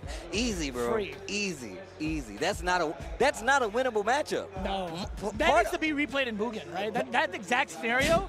I want to see if there's like any options, right? Like I want to see like the I want to be the guy kind of play towards it. I want to see if there was actual like. That's a 10-0 matchup, bro. Part of Mario's whole game is jumping, bro. He can't get power-ups. If he's in base form Mario and he's already at that stage, he's cooked. That's game. Yeah, that's matchup over. knowledge. And it was a high one. Like he was gonna flash kick no matter what, because you do fall down. It's a lava pit. It's a lava pit. You are actually smoked. Extra barbecue. Like, okay, so let me ask you this. What would be the way out for Mario? Like, if you had to choose one over the other, would you rather him just go for the lava pit and be like, you know what, you got it? Or actually try to make that jump? Because that flash kick is going to hurt. You're going to get hit first, bounce off the wall, and then get hit with the lava pit. You know what I'm saying? It's going to ricochet off the wall. Yeah. Yes. All right, well, look, we're going to save the rest of this conversation for later. We have our next match. I want it now, damn it. Check Daigo going up against Crossover RD. Oh my God, I can have a whole dissertation about it. I was like, but if you think about it, Mario's a plumber. What if he, no, just.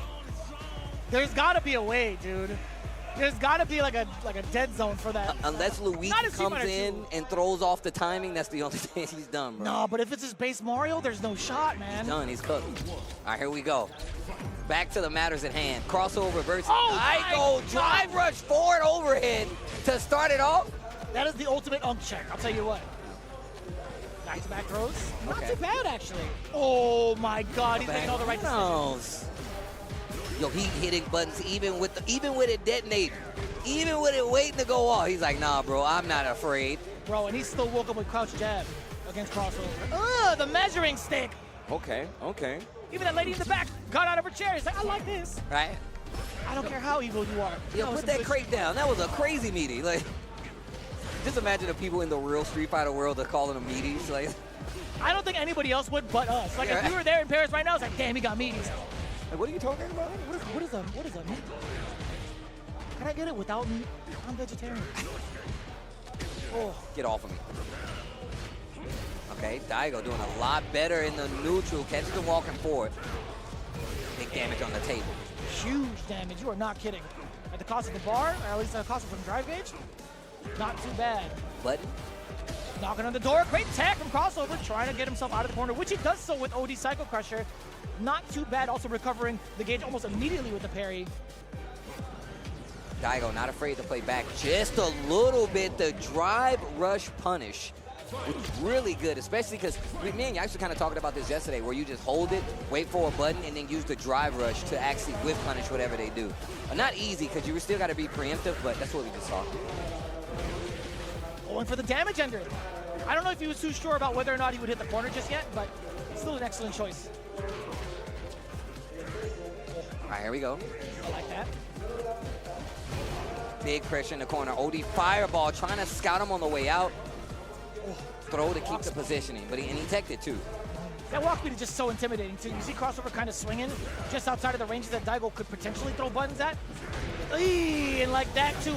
I feel like it was eventually going to come out, and Daigo, hence why he even went for that user jump. There's just certain things about, like certain reads of Bison players, right? Eventually they want to try to escape with something like a far normal, right? Yeah. That's the only option they really have. Either that or like a scissor kick. You know, and the thing is like you could tell that Daigo was aware of this. He backed up and he was like, go scissors kick. And that's why he neutral jumped, because he's like, look, if you slide, I'm going to clip. If you scissors kick, I'm gonna clip you. So the back and forth, you know, this kind of just to make you see how they're gonna react to it. But the walk speed is the thing from Akuma. Like, you really have to pay attention to that, and it scares the hell out of me. I'm gonna be real. Yeah. I want to see Crossover at least maybe try to like walk up into that space rather than have Daigo dictate it, no pun intended. I think with the intimidating walk speed, you can still kind of enforce yourself with presence of mind, like up close, right? At least putting yourself into medium range. I feel like you're just as deadly as Akuma is. Yeah, I mean, you saw how Crossover started the first game. He did drive rush forward overhead. Yeah. He knows he's going to try to get into that space. The fireball game from Akuma is definitely going to be something That is you have to deal genius, with. by the way. Yeah, the air reset too, coming in from the fear so that he's not fully grounded. Whether or not Daigo commits to that adamant flame. But this is huge right now for Crossover! Oh, my God, the Ferris. Hold that plus frames, extra plus frames on that forward throw. Looking for the burnout objective. Actually, the throw. Sorry, Oh, anti-air. jump out, excuse me. No anti-air, and now Daigo back in control. The next scenario, if it's a clean hit, he gets the grab, the knee press, nightmare. Close it out. Excellent call out. Excellent call out. You got to be so clean with your decision making when it comes to letting that level 1 rip. That's all you have sometimes on defense. Yeah, Beat it. yeah, man. Bomb planted. What are you gonna do? Overhead Hold again. that. You're gonna hold that, Playboy. You got two. You got two. With the damage output in the chest. Ah, perfect. Oh, perfect. Get off of me, bro. Damn, he hit him in Espanol. SAP on there. I like that. Ending it with the perfect. My man, Crossover RD, making it hurt. And this time, Daigo trying That was bad distance, son. He tried to take the offense into his own hands, ends up eating a DI because he's contesting in the neutral. Oh, he's Wake hella up, dead. uppercut. Beat the damage, though. Beat the damage, though. My man is bleeding out here. Jesus, he's locked him down the whole way through, man. And he's in burnout. He's going to be taking hella damage. High fight, eat your heart out. This is definitely a match to highlight the way that Crossover's been dominating Daigo in the corner. Here we go. Completely true. Daigo calling out the wrong thing. Crossover taking that opportunity to run the offensive gambit, but it works out. Oh, wait a minute. Wait a minute. Dry rush gets in there. A DP's behind that door. Daigo not going to go out too quietly. Hello? Oh, God. Yoshi's Castle. Yeah, you just knock on the wrong door. Big Daigo comes out with the DP. Oh. Oh. A little step kick, little toe kick. Now look at this range. He's just slowly going further into. As we talked about, right? Oh, that's too far. That's not too bad, though. I do love the stagger, mixing in the stomps as well. Yeah. Yeah, both ends, right? No anti-air. Wow. Throw not close enough. Neither one of them going to be able to get the hit, but the back throw from Daigo. Crossover is in danger. He spins the OD Psycho Crusher. Daigo at the ready. Set point. If Daigo does it right. That was a counter hit against Crossover. I would imagine the last time he actually did an OD Psycho Crusher, he opted to go for a parry. If that was a perfect parry, he would have been able to take the whole thing. That's scary. I wonder if he's going to set that up for the next one. I mean, I wouldn't be surprised. Once again, wake up, Buds went from the crouch jab to the crouch medium kick, gonna spin to level 3. He's gonna get a big life lead on the board, and now it is on Crossover to try to make this comeback, and he's getting dangerously close to burnout. Luckily enough, that fierce whiffed against Crossover RD. He's gonna counter hit. Crossover, actually, this might be the rest of it. Forward fierce, finish the rest of the combo. Do not drop in the last hit of the Shoryu. Takes down Crossover RD, but it still could have gone to one hit on both ends. Fact. That's how dangerously close it was. Man, that was really good. I mean, the fact that Crossover had Daigo swinging for the fences on some of these wake-ups to tell you just how good he was at least initially starting that offense, right? He started game 1, drive rush overhead, and Daigo was like, oh, okay, you like to do this. All right, well, now I'm going to get a little more active, and it was fireballs. Yes. Turn it up to fight the fireball action, whether it be just him holding the OD, just controlling the neutral, and then also even just the neutral jumps in some of those situations to call out what Crossover was going to do when it comes to slide or scissors kick. And he didn't even do it that much, right? I think the one neutral jump he did show off within range of Crossover RD was in anticipation for the forward fierce. We didn't see anything like too crazy from the side of Crossover. We didn't get to see a lot of, well, I won't say it's crazy to measure the distance with scissor kick. I know Pugera does that a bunch, Crossover actually hasn't really tried to do that as much. It's not like a detriment to his gameplay because he was doing just fine without it, right? I think his overall presence with his normals, like his medium kick spacing was excellent. His utilization of drive rush to also kind of like paid out Daigo was really well played out in the first game. There was a lot really going for Crossover RD. It was just mad unexpected to see what Daigo would do on defense, right? Yeah. I think most of the time Crossover RD just got hit with wake-up buttons. 3 instances where he got hit with wake-up buttons. It's a gang of damage every single time. It is. He did wake up crouching medium kick. The first time he was doing like crouching jab just to see. And then once he got that big crouching medium kick out of the corner, that's when you saw like Crossover start to play even further back.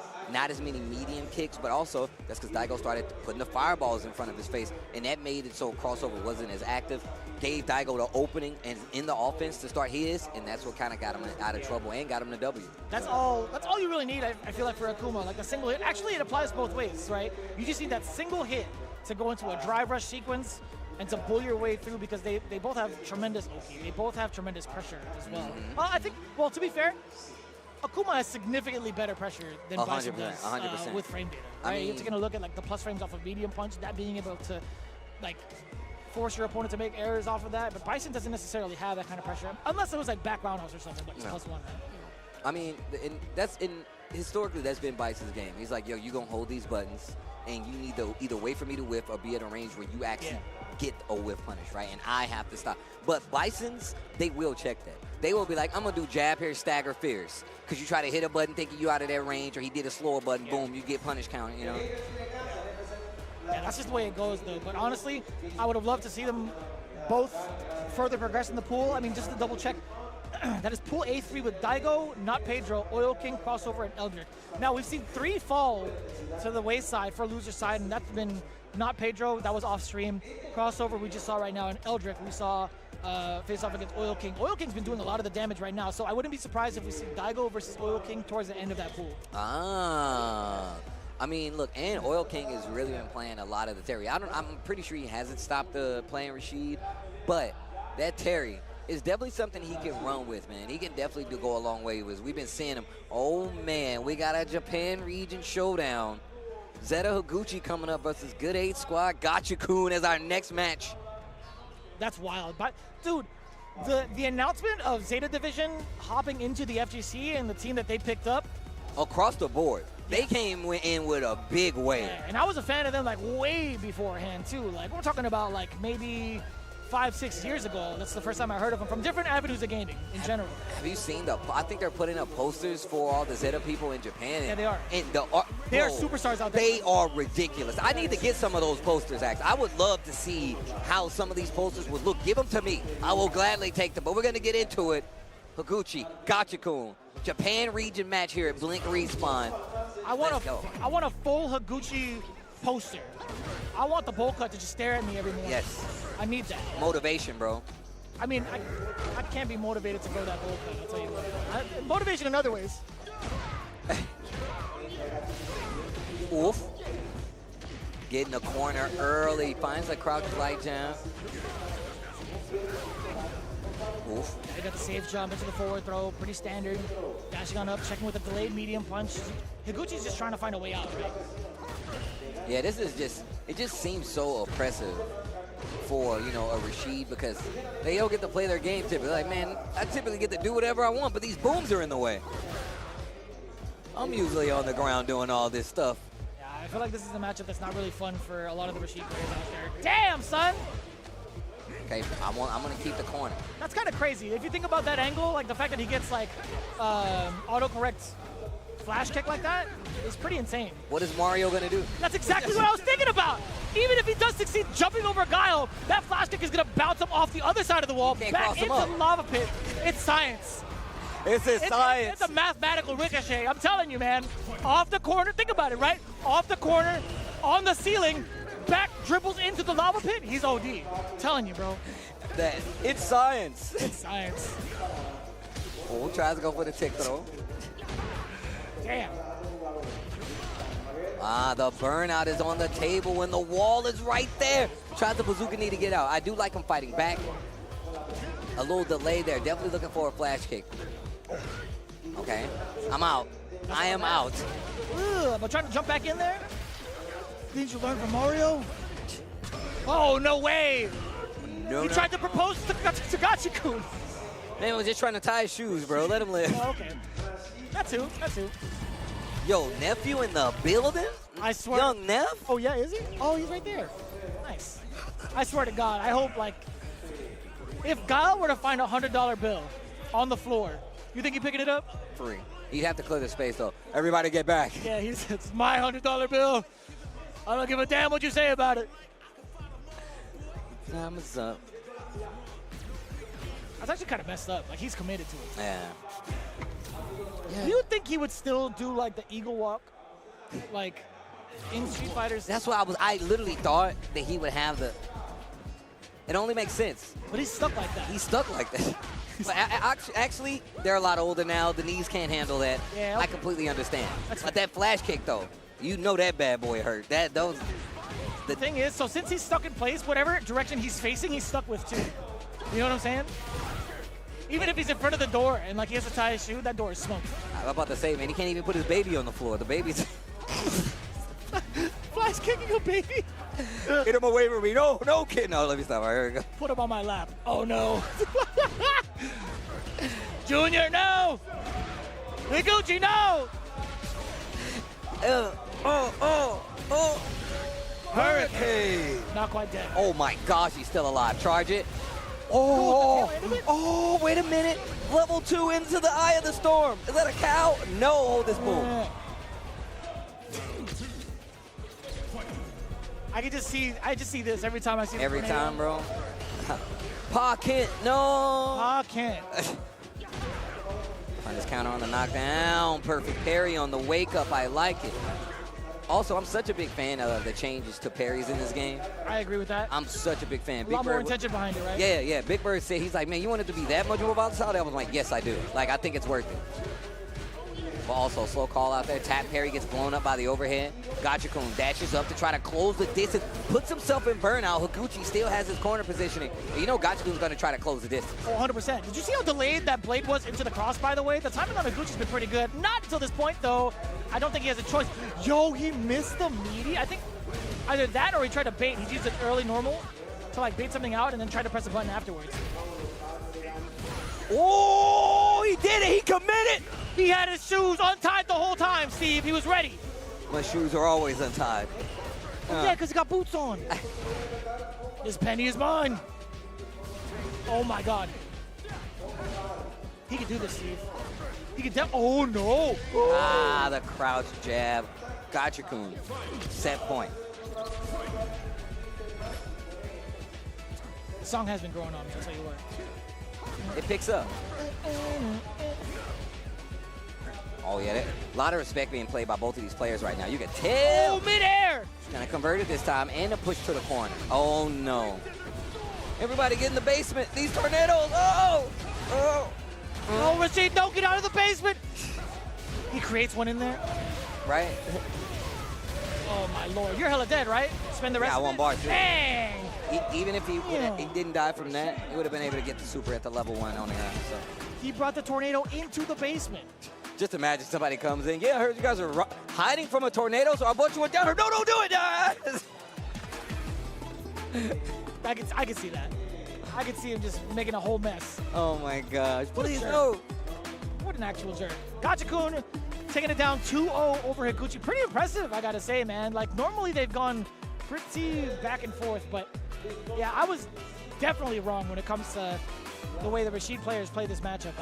I mean, look, it's just how you have to fight it. You don't get to play just a normal game that you play against everybody else because you have somebody that can potentially, keep up with you on the ground. You don't get to jump around as much. You got to respect it. We saw the cross-up attempts coming from Gachikun. He still ate the flash kick. So you really kind of like gauge how fast you're able to play. The faster these games go, in my opinion, that means Gachikun is winning. But the slower, that means he's going on the side of Gao because he's been a lot more specific, right? He's making sure you hold these booms. He's going to knock you down. Then he's going to come in and try to get the big cash out. Rashid's like, he gets knocked down, take the guess, you could die, Yeah.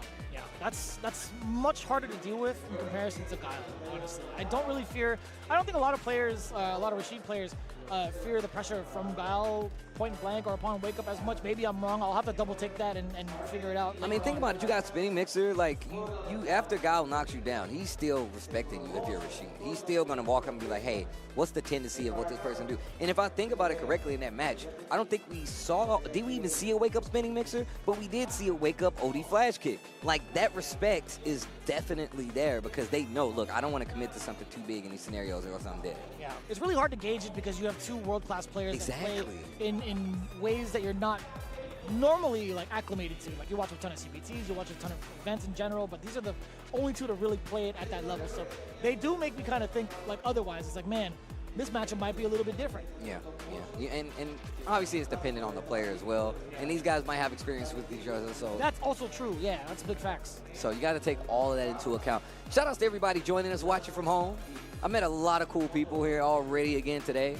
Speaking about people who coming from like, you know, closer regions, if I'm not mistaken. I met somebody came all the way from Trinidad, and they was like, yeah, man, like, I don't go to big events. I'm coming here, bro. He's like, and they like having events like this because it's more reminiscent of their region, right? And once again, it's a spotlight situation where, you know, you get to see people that you typically don't get to see play in person, offline. Yeah, we see like some of the players coming in, some of the actual fans coming in from the Caribbean side, Latin American side, in general, all coming together. This is actually going to be sick. Zangief Bolado versus Ending Walker. Can I get a confirmation from Mothership? Is this winner side? I think this is winner side. I'm pretty sure this is winner side because we saw, saw Bolado earlier. So did Ending Walker have Tachikawa in his direct path to get here, or is it coming up afterwards? I think he's on the other side. I think he's on the other side because I was talking to him earlier. Yeah, I remember him saying it. Okay.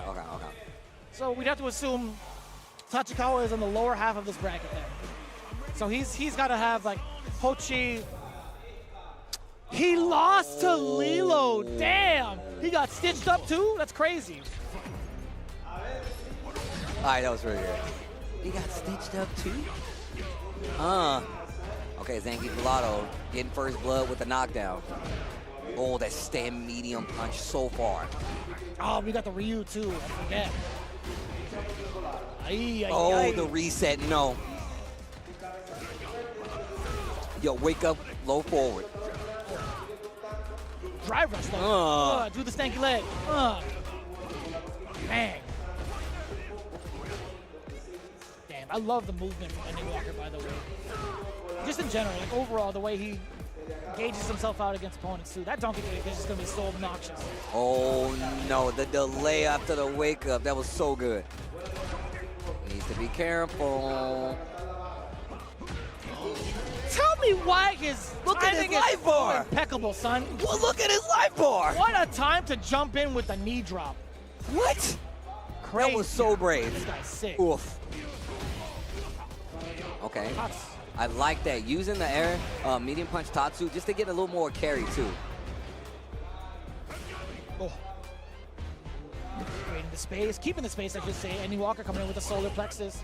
Trying to check below, does get it. Actually, not too big of a deal for Zangief Bolado getting a little forward fireball like that. Whoa. Damn. Big bust out. Yeah, a lot of the spacing is going to be created by Ending Walker, just moving back and forth. He's a little bit in danger of a fireball because of the fact that Bolado's fully stopped, right? Mm-hmm. I love how slow they're playing his pace. He has to. Both ends they have to. Yep. Damn! The armor, he clips the startup. Ending Walker didn't even need to use any bar. That was sick. Did you see the micro walk too? The crouching medium punch to confirm? That's kind of godlike. Both at level 3, by the way. All tied up, final round. Ooh. Ow. Tatsu, I need that corner. Spins a little bit of drive to make it short. Stand line kick, wait a minute. He was looking for a reset. Ending Walker instantly backdash, reading the SPD. Multiple times, right? He was opting for movement. Bolado actually got a hint of that, but not going to be given any quarter. Ending Walker going to be backing away. He knows he can't go into level 3 just yet. Counter it, delay, and you saw it. That was actually mad smart. Zangief Bolado, despite getting the hit, despite being at advantage, there are multiple times where you will go for a reset. That was one of them. You saw the startup of SPD. Not the first time we had seen that example shown off in the first game. I remember trying to do stuff like that to you, and you've always DP'd. I be mashing, bro. IBM. I be mashing. I don't give a damn. You literally be like, yeah. I'm like, for real? I was like, I had you in a block string. He's like, yeah, I know. Yeah, I'll do it. If I die from it, that's my own volition. You know what I'm saying? I'm much more satisfied with it. I wish I had that kind of clarity when I play fighting games. It's difficult. There's a lot of years of conviction that needed to be like built up. I'm not gonna lie to you, man. All right, here we go. Still in this corner though. Ending Walker gets the cross cut this time though. Drive reversal. Yeah. Watch out for this headbutt. Yeah, he opted for moving it again, and he knows it. You know, Zangief Bellotto, he's got hit once with that reversal super, right? This time he intentionally drops it for the reset and the fake out for the parry. Oh! Done. I like this. So now you see Zangief Bellotto catching up to the layers, and that's what we like to see. Now we bring it to the level 3. Yo, I'm gonna tell you right now, I really rock with the Ryu theme in this game. I really like this thing. It's the trumpets that gave me the yeah, but it's like hitting you with an uppercut. Oh, that's when he has critical art, or critical territory with like. Oh my God. Zangief Bellotto. Ending Walker. You heard the. Oh, he finna spin that. You have to. He finna spin. Chin. Look how he crank it back. The Tasty Steve arms. Bow. Down. I love the pose once he hits the ground. So sick. He's so sick. He doesn't even need to do all that. Like, come on, man. My man hits like a Norse god out here. I knew he was worthy. Right. I knew it. The jump back. I like that fireball. A lot of people overcommit after jumping out of an SPD with a button, and they always get clipped on the back end. Hold the ground, Ending Walker.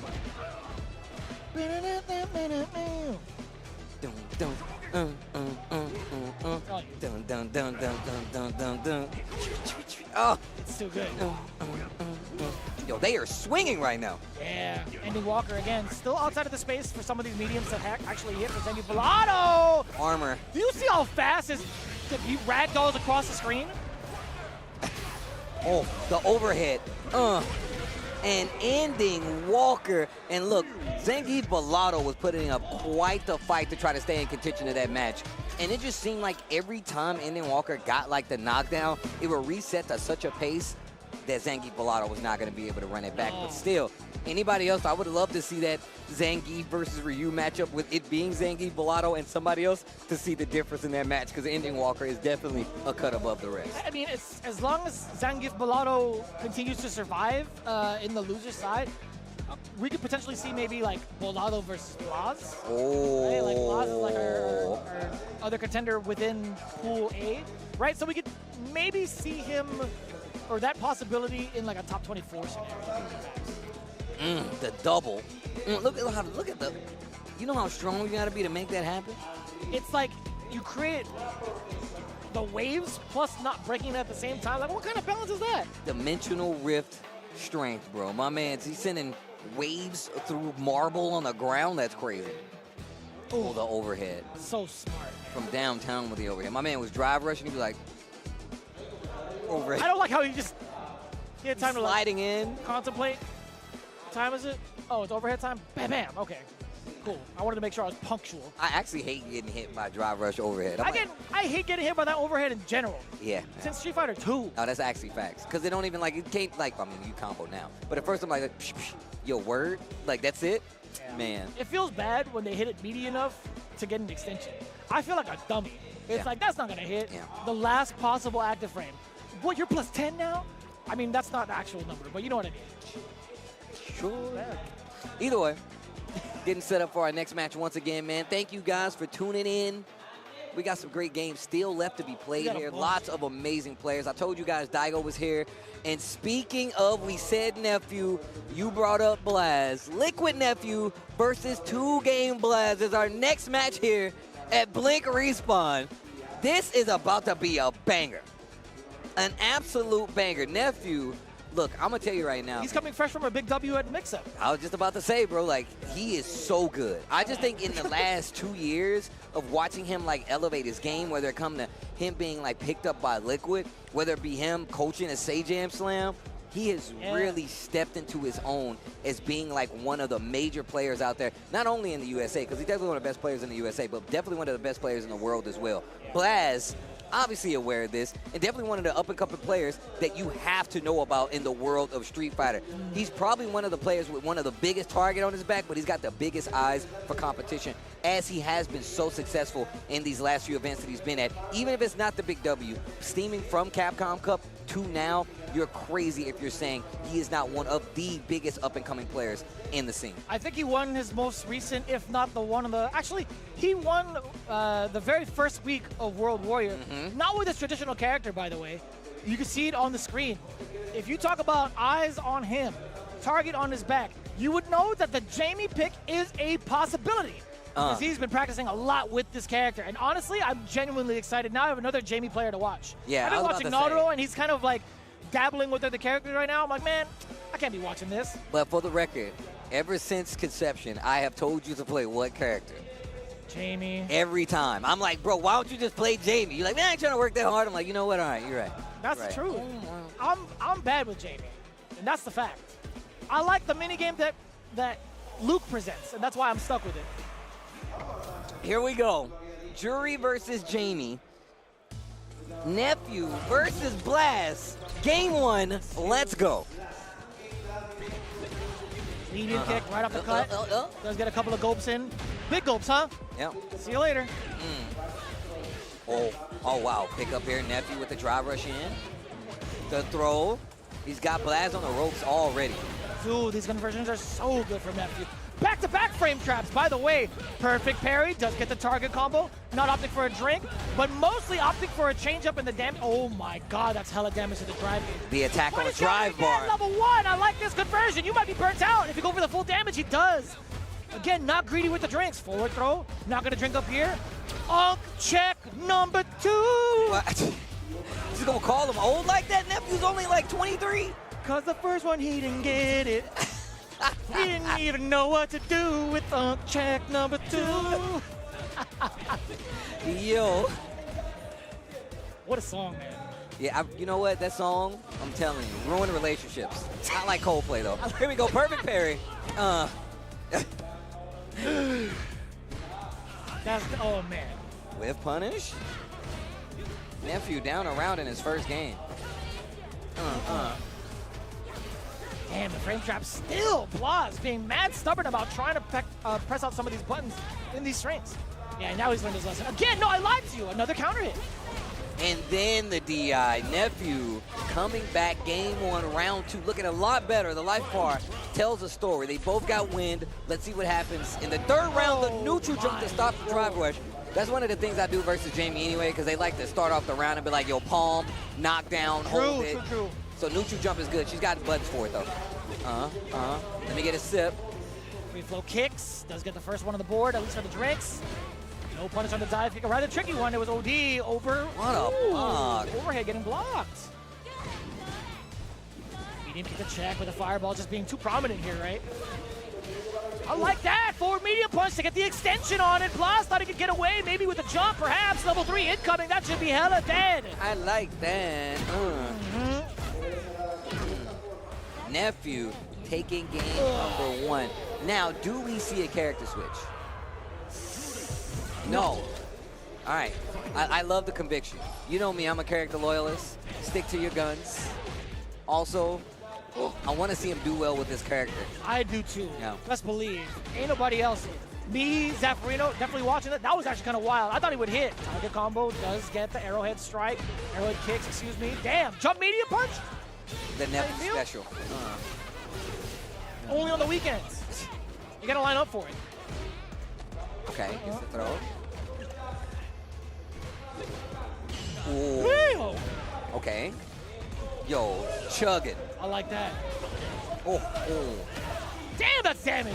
Oh, you're hella dead. Roundhouse. Bang. Fancy. The recovery animation. I love it, bro. Oh, I guess it's the super because he hits that. When He's like, what's up, Neil? The B-boy pulls at the end. Knockdown. Stagger into the low check. Oh, you heard the flash of the parry, too. Oh, that could have been so sick. And still keeping the corner, Blaz. So smart. Back-to-back jump resets from the side of Blaz. Nephew's got to tighten up the meaties. Wow, I caught the startup of the drive rush. Stinky. Ow. Wait, and the fireball disappeared right at that moment. Blas is something else, bro. Nephew, Nephew is in trouble. Excuse me, Blast is in trouble. Both of them in burnout, well, was in burnout. The command, throw it to the level 3. It's time to train. My secret art. Gets caught. Hi-ho! He's so sick. Isn't he? He's so cool. Isn't he? I know a guy is cool enough to play with him, and I don't think he sees it yet, you know? Why you gonna make me feel bad, bro? I'm totally kidding. I'm totally kidding. His song's cool, too. I literally was about to say that. This is like your theme. Here comes the top play. I can see you walking into this. I'm just saying, bro. Oh, this pressure.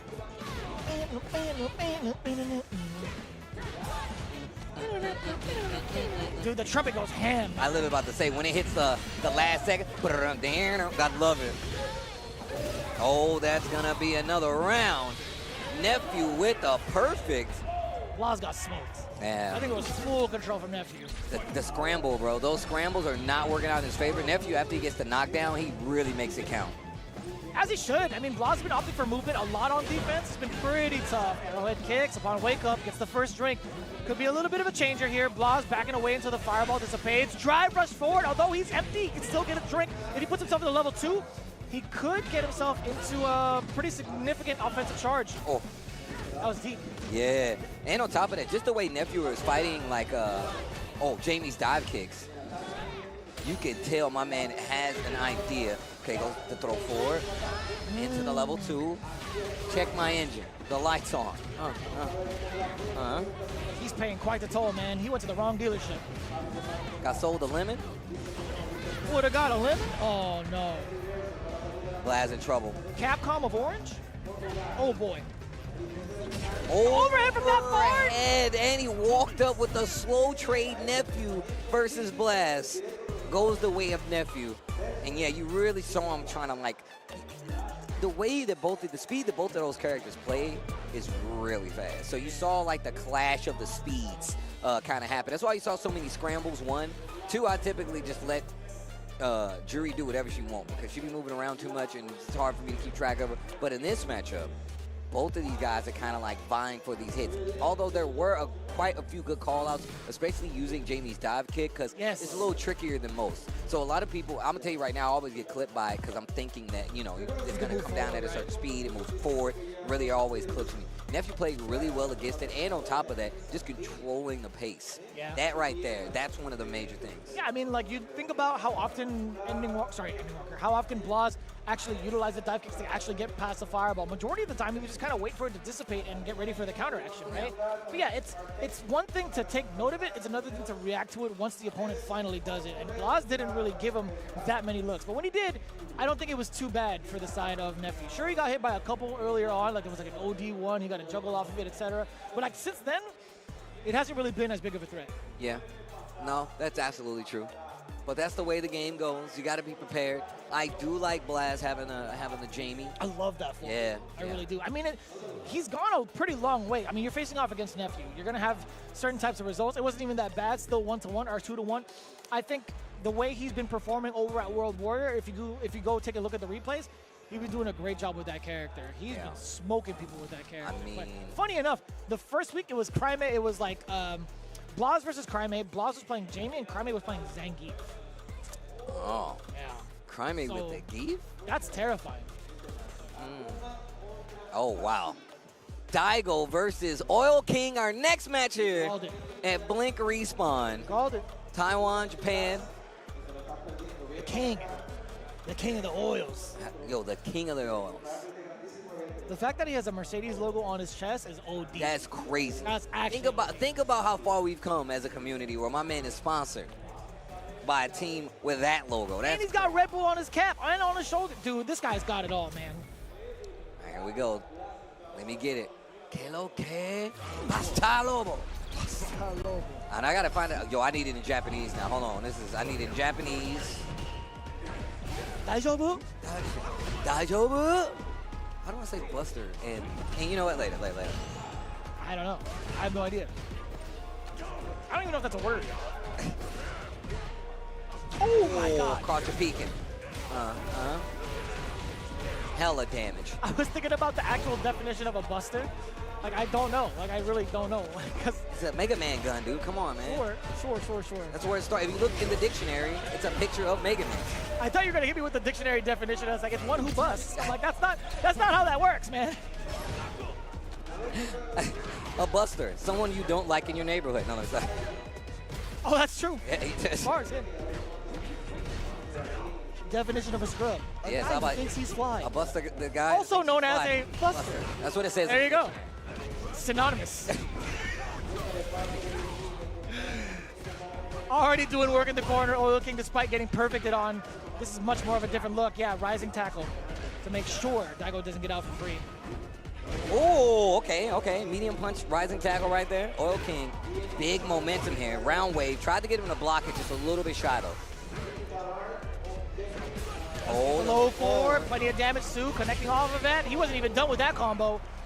All level 3s from both ends. Final round, at least in game 1. Check. okay. No, it's fine with him.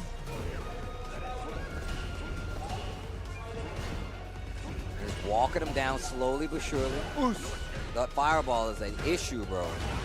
Oh, so is the burn knuckle. If you ain't, oh no. Was that not autocorrect? That might have been. Oh, tried to get the overhead. Stand light kick this time. Fireball. Drive rush this time is the option. Oil King holding down back. I think I like the assessment coming in from Oil King overall. What Daigo does off of a back throw. Okay. No parries. Tucking plasma. Quick burn into the level 3. This is going to be huge damage.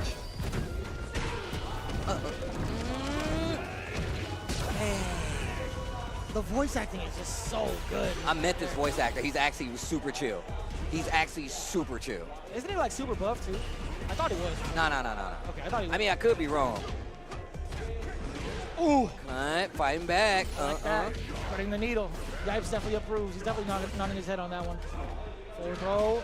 Fireball. Drive rush again. Enough health? Oh, he does not have enough health to survive that one. So that's the biggest thing I was looking out for. What Daigo does off of a throw really dictates a lot of what Oil King wants to do on defense, right? If it was a fireball, Oil King opts to go for the jump, reset the neutral, reset the timing, etc. It's just much more intimidating when you drive rush forward, right? I think that's in general. Oil King has not really overthought about what he wants to do on defense. He hasn't overcommitted to any sort of like dangerous reversal option that has invincibility on it. No, that's true. I mean, and it's for a good cause too, right? Like, Akuma dumps damage, bro. You don't want to get hit clean, if anything, right? So you got to be a little careful. You don't want to be a little too risky because Oil King's known for that. He'll do an OD wake-up rising tackle and expose himself, but playing a lot more crispy here, and he could have got the target combo or the drive rush. Goes for the crack kick, though. Crack shot, excuse me. Either way, keep it off the streets. Yeah. Or target combo. Fireball. That's a pretty big exchange in favor of Daigo. No way that hits. Oh, I was ready. My heart dropped because I was about to say. I was leaned in. I didn't mean to spoil it for you. I was like, no way that hits, but I saw you physically move forward towards me. I'm like, oh god. Oh, red fireball up close. Knocking on the doors a little bit. Daigo actually not getting checked up until that point. He stood up at the last second. Crack kick. Yeah, there you go. That's why you do that crack shot, because it's going to get you over this. It's going to get you over projectiles too, up close. Somebody tries to do a low on the check, go over it. And definitely just one of the better tools to use at this range, because it surprises quite a few people. Oh.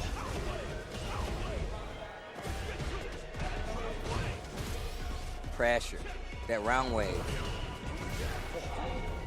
The fireball's being pretty prominent again, coming in from Daigo. The burn knuckle, that was plus. You saw the screen shake. Important tech that, ooh. He's consistently doing it to get over the fireballs now. No rising. That was cool, though. Yeah, because he had to hold it. Oh, puts himself in burnout, but he goes for the quick burn on Daigo as well. Double burnout. They're both looking a little dry. Go upstairs and put up the lotion, rising tackle. Light punch, too. Yeah, gets his meter first. Gets to do it again. Rock you. Back. Oh, wait a minute. Wait a minute. The jump in, not going to be quick enough. Oh, you got to be quicker than that. Just right in front of him, just dangling. Power wave. You almost had it. Oh, he almost had it. Oh, you gotta be quicker than that. Gotta be quick. Oh my! 6 seconds on the clock. 5 seconds on the clock. I'll Oh! do you one better. 4 seconds on the clock. I like controlling the ground game with Fireball. Akuma's Yes. walk speed is an issue. You have to make it so you can actually scout him before he scouts you, forcing the jump from Akuma and then anti-airing him and then making him stay on the ground with the projectile. Super smart. Terry's got one of the better fireballs in the game, even I agree. actually, too. I agree with you. I mean, it's not even just that. Like, you're not just forcing me to stay, but if Daigo decides to spend resources and meter to kind of like disengage it, I think that's a win in and of itself. Like, the more you drain Akuma of his resources, the less dangerous he is, in my opinion. And on top of that, just using crack shot in this range where you can't just freely throw them, and it's got him out of trouble where he's even gotten the hits at time. I'm like, yeah, he knows. Just like that. Exactly like that. Just walk it up into place. It's a forward throw.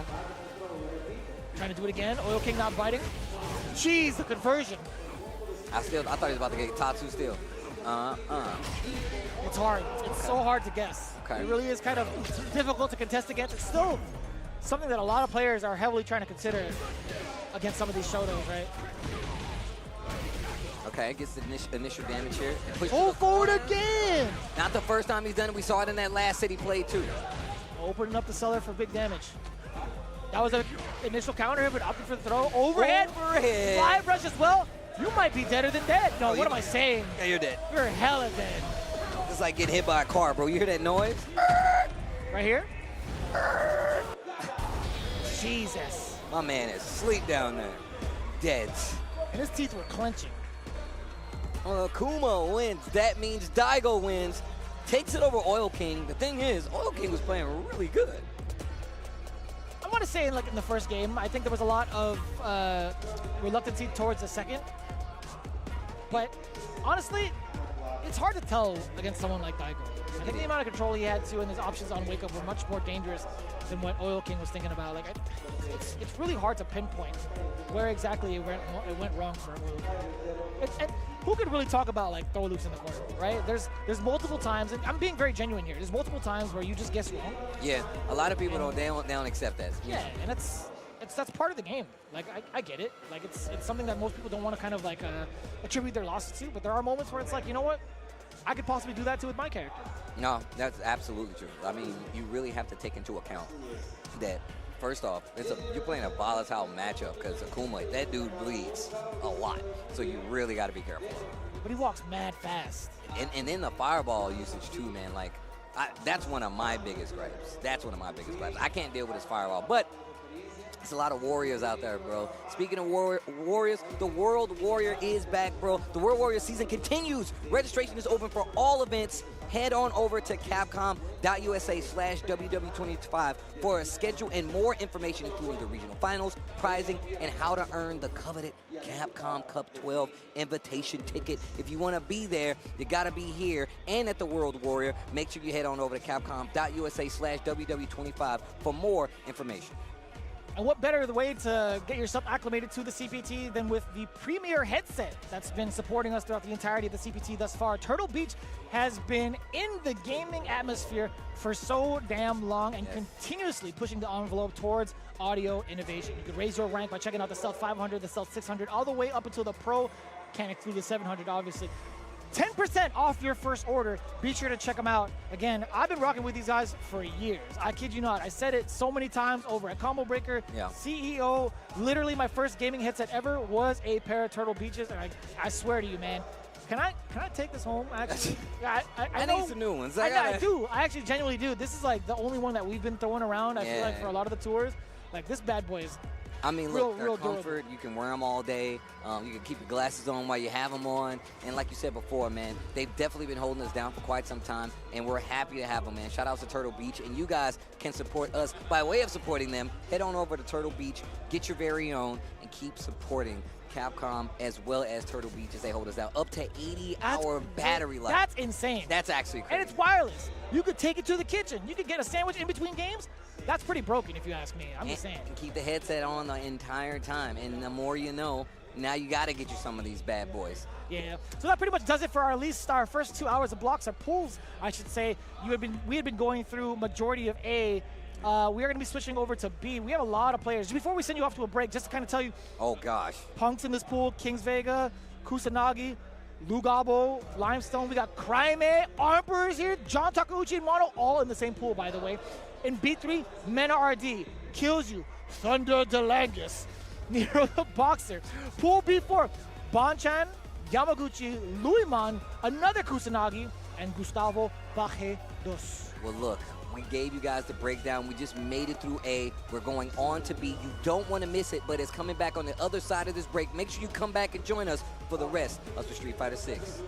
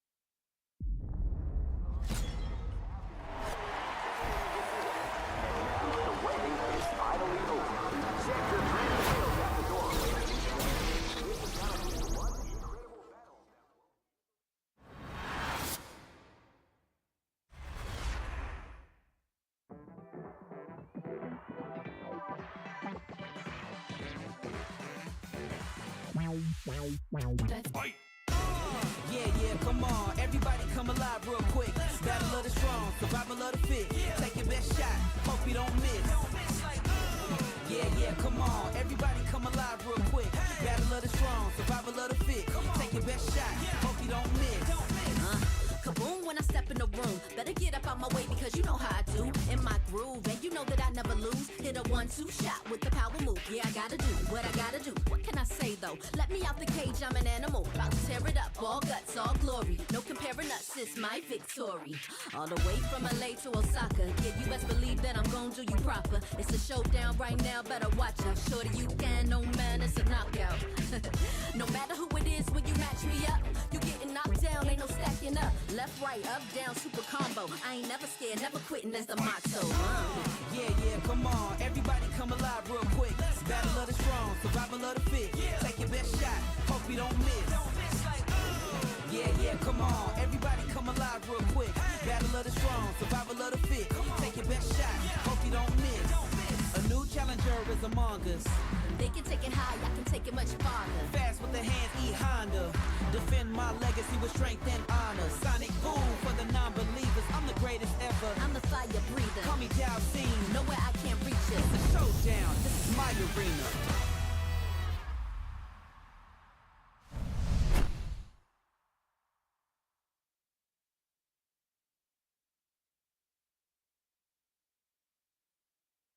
Here comes a new challenger. This is our war. Street Fighter 4. いい戦いになりそうだ。動きが悪いぞ。仕方ない。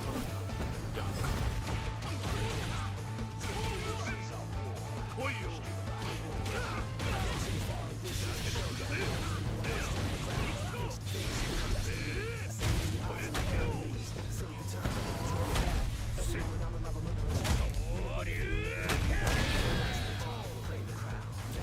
Challenger, new challenger.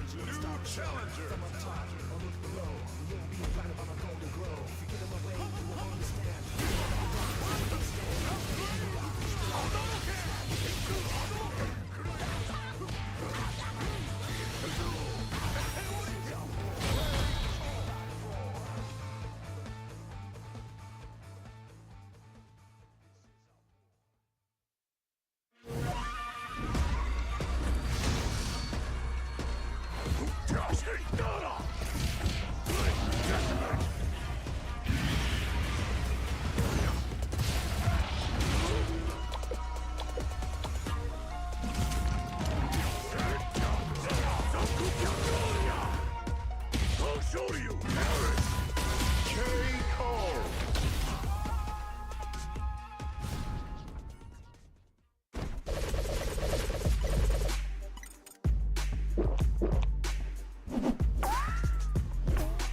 Red Bull gives you wings.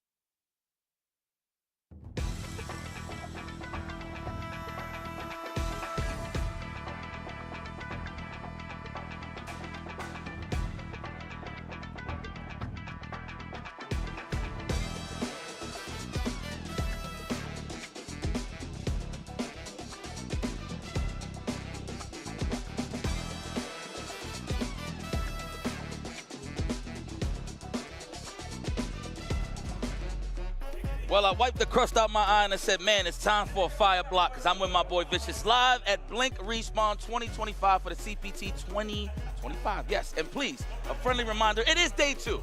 So you did miss a couple of actions, a couple of cool matches, exhibitions last night, but it's all good. But we catch it up now, heading into the top 8 for tomorrow. Yeah, we had a lot of highlights also within these first couple of hours. Myself and Tasty Steve were breaking it down like who actually made it out of pools. But to kind of refresh your memory, we are now wandering into B territory. Now talk to me a little bit. You had seen the names over in Pool B1. Wow, I said it backwards.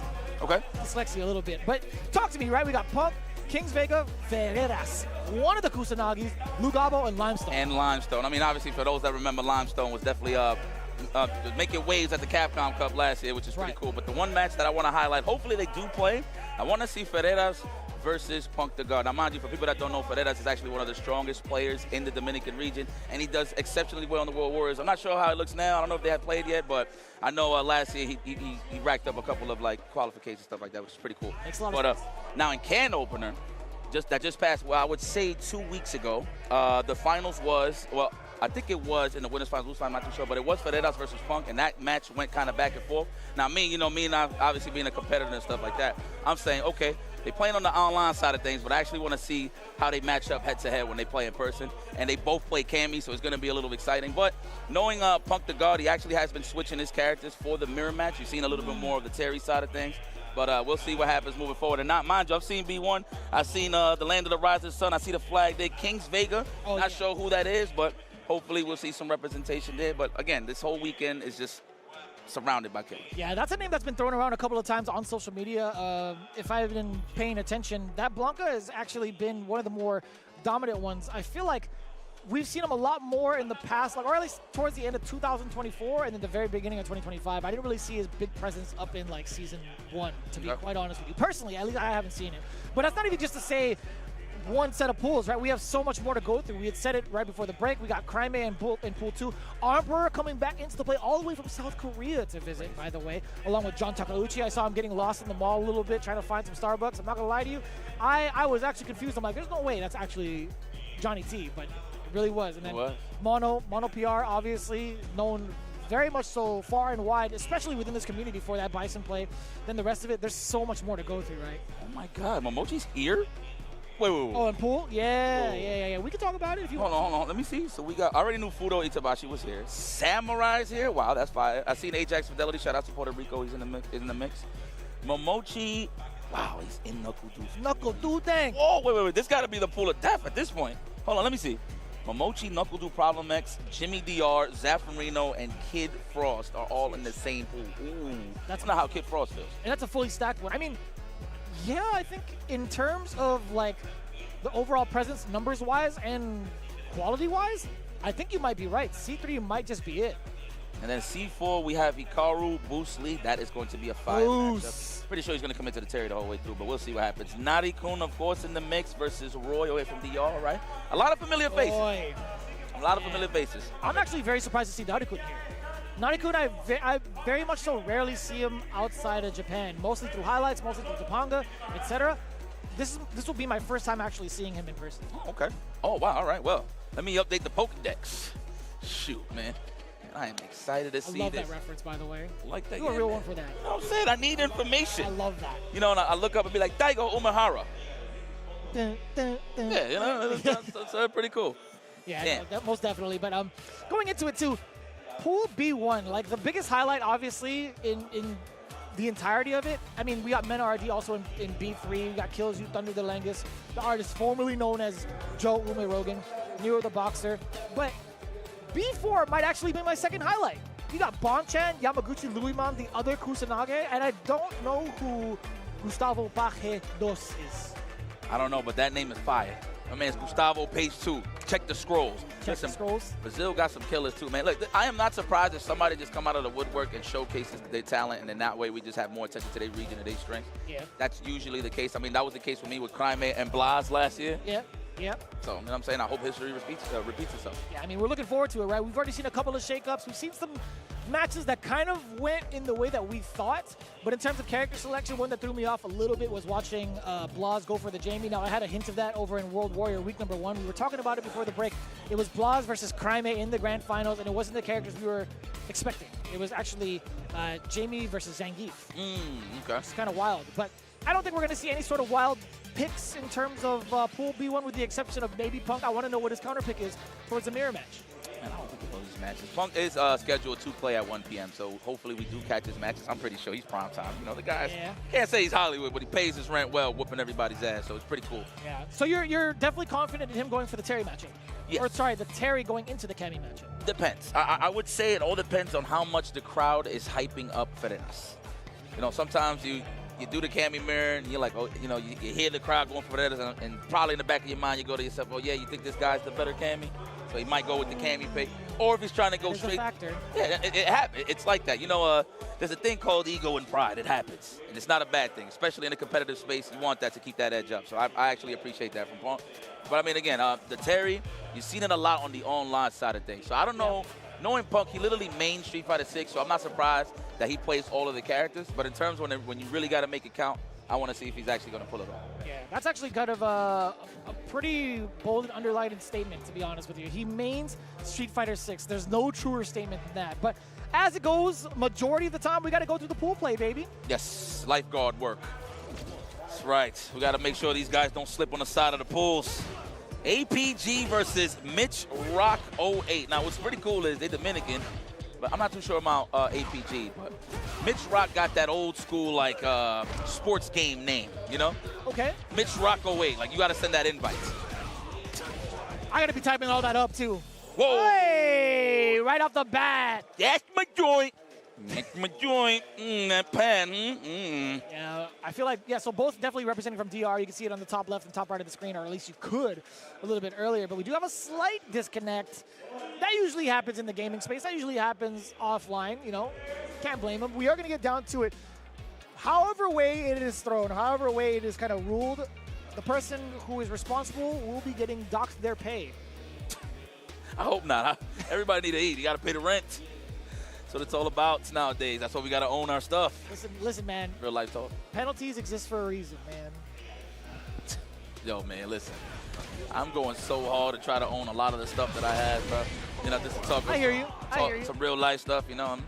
Running is cool and all that, but definitely got to take it to that next level. So it is rather tough, yeah. But, you know, it comes with the territory. It's like as you progress in life, it's like, man, what do I got to do to step up to maintain this lifestyle or evolve from it? I feel like that goes a long way with fighting games as well. My guy. You learn from evolving from pools into the upper echelon. It's like, how do I maintain this style? How do I maintain this kind of gameplay, and how do I evolve from it, right? It's the same exact concept. If you could do it in a fighting game, you could do it in real life. No, I don't mean like the actions, but I mean the mentality. I believe so. Listen, I know what you mean. Listen, I learned a great deal of patience dealing with guys like Justin Wong, and that's all for fighting games. I'm so sorry. I was a very impatient person. So, you know, really? Yeah. Well, patient in terms of fighting games for sure, but there was certain aspects of my life where I was pretty impatient. Yeah. So playing guys like Justin Wong, 4 years.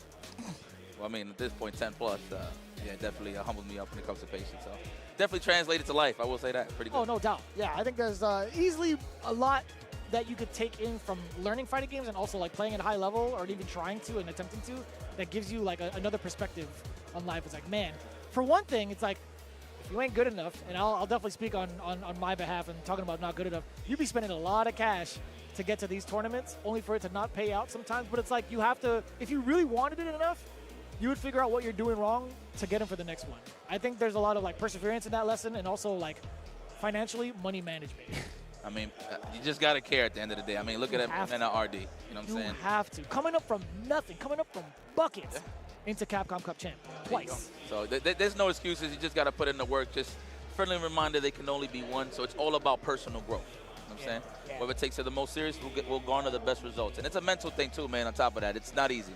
Yeah, no, low-key, I do want to talk about that. Sometimes it's hard to kind of not have yourself compared to other players, right? I know the public will be doing that majority of the time, but as an individual, it's like, man, how do I fare up against this Cammy player? Like, if I were in Ferreira's shoes in pools, it's like, how do I fare up against Punk the God, who was like the Cammy player, right? How do I fare up against that mentally? It's very difficult to not make that comparison. At the end of the day, you should only be comparing yourself to your previous self, right? That's ideally what you want to do, but it's mad difficult. Yeah, and real talk, man.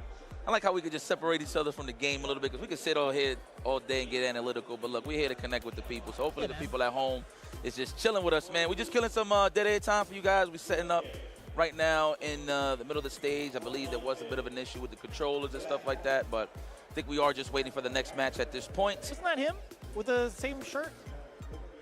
I think, right? Yo, man, love. Oh, yeah, it was. Actually, yeah, it was. They might be playing on the side, so. Okay. Just, speed things through. Yo, man, shout outs. Let me just talk a little bit about Bonchan, man.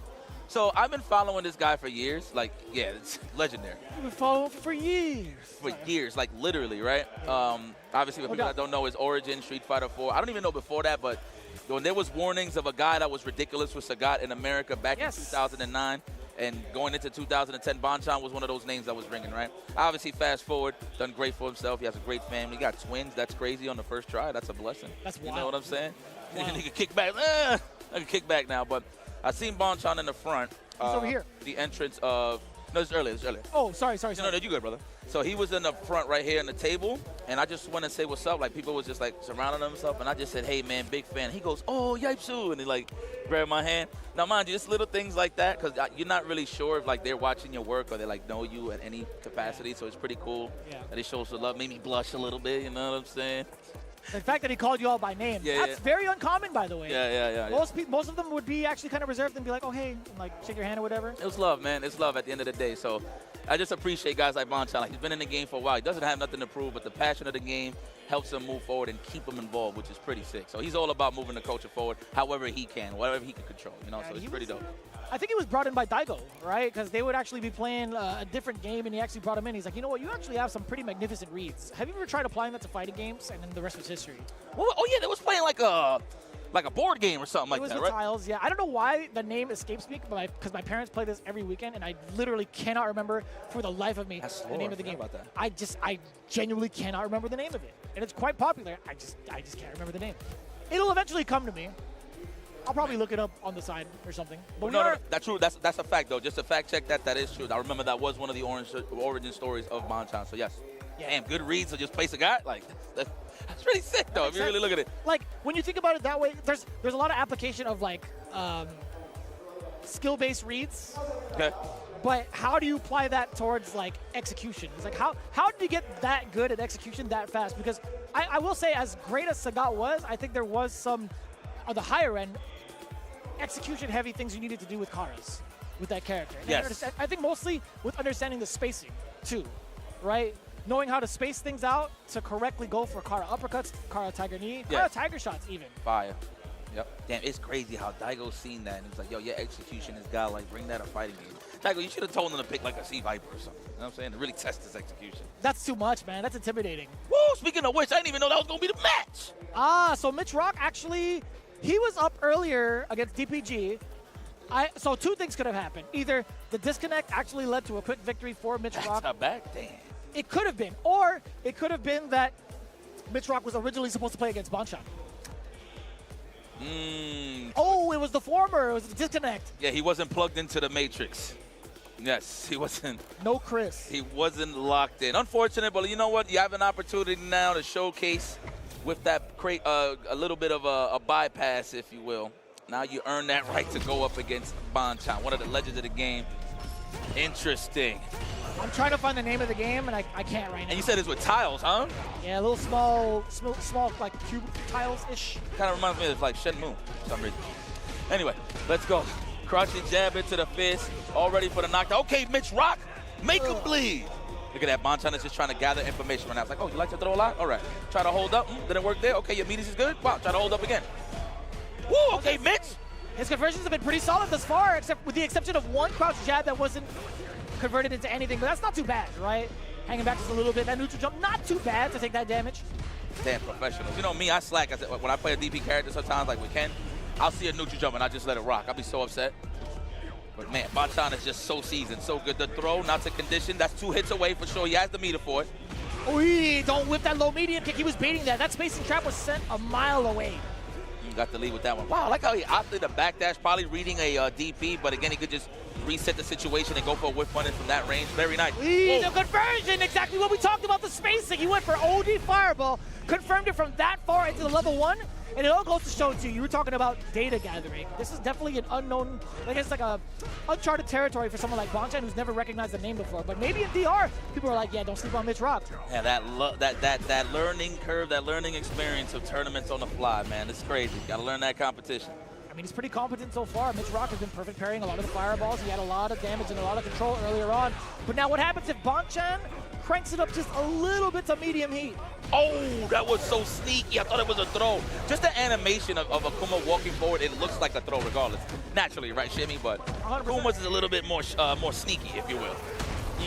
In a sense that his walk speed makes it that much more tricky, right? Like he could walk back, walk forward, and just in the wrong space, and you would think, oh, I should probably delay tech here. A lot of people get got like that. That's true. I do. I know. After the 6th throw, I'll do something. I'm DPing, bro. Yeah. Well, I play Bison, unfortunately. Oh, unfortunate, but unfortunate. Only on knockdown. But when I'm getting it popping, fantastic. Oh, whip throw? No, looking for the shimmy again. I love that from Mitch Rock, not biting this time. Yeah, I think it's a little bit of a tail when you see that standing medium kick, that created space. You would think to yourself, all right, well, I don't really have to delay tech here. He's a little bit too far out. Oh, man. Bonchan is just smothering him in the corner. So many options. Now, mind you, he's walking back for the shimmy, but he's looking for the jab as well, or the low forward. Or maybe the jab mostly. Mitch Rock should represent a low forward on the wake-up. Wow, the OS. Fantastic. That's what he was waiting for, just so Mitch could lose all of his resources. Yeah, and that's something Mitch Rock needs to understand. Like, he has to commit. If a block low forward happens, you have to keep the string tight. You have to keep it a true block string. Correct. Especially at this level. Big whiff punish against the Fierce for the knockdown. Hard knockdown, I should say. For real, seriously. So drained on the drive gauge already. And he's losing real estate, level 1? No. Had the right idea, but too close for comfort. I see you, Mitch. But now you are burnt out. You know? I don't know what type of beverages you guys drink when y'all dehydrate out here, but y'all definitely gonna have to watch this burnout. Man, no agua. No agua. Damn, I ate water last night, bro. Dude, I had ice soup. You said you had ice soup? Yeah, I had ice soup.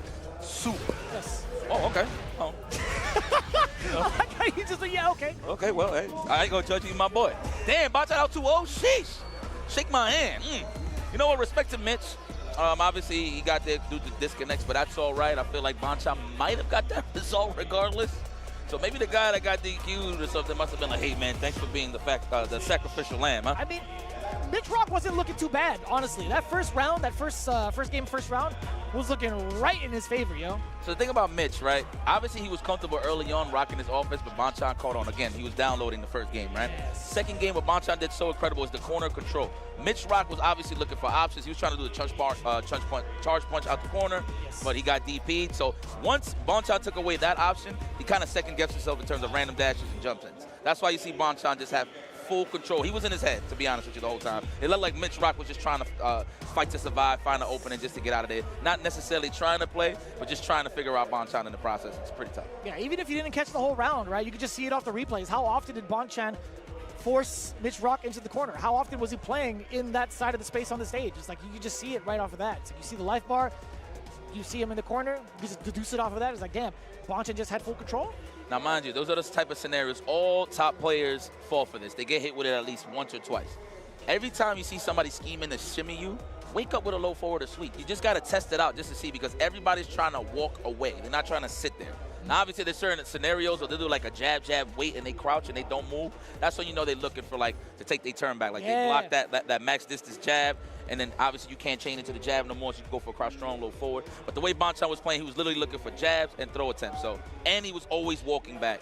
Yeah. So, you know, sometimes you just got to represent that, a low forward on the wake up, because everybody's so keen on looking for a jump and a throw tech that they forget that there's an option to open up them walking back, which is a low attack. So we'll see. You're going to see that at the highest levels represented. Yeah, I think overall, to add on to that, don't be discouraged if it doesn't work out the first time. Because Mitch Rock, if you looked at it, there was a moment where Bonchan actually sat right outside of crouch medium kick range, and we were talking about it. It's like, hey, you can't be whiffing normals against someone like Bonchan. That one low medium kick was not shown off the rest of the set, by the way. He did it within range to probably steal a turn into drive rush. He got punished for it. Sure, it happens, but at the same time, it's like you have to test it out, or at least on Wake Up, a couple times over. You can't be discouraged from it. God damn, he don't even got a speck of facial hair on his face. This guy, Crime. Guy's a killer. Was in the top 8 last year with Blas. Back in the backyard of Dominican Republic here for Blink Respawn. Shout out to everybody watching at home. Again, twitch.tv/Capcom Fighters, and on the YouTube side of things, Capcom Fighters. Please let everybody know that we are live here holding it down. Your lifeguards, Vicious and IFC Yipes. We're here to see this legendary tour of Crime rocking that patented Ryu versus Moreno. You know what's bugging me out?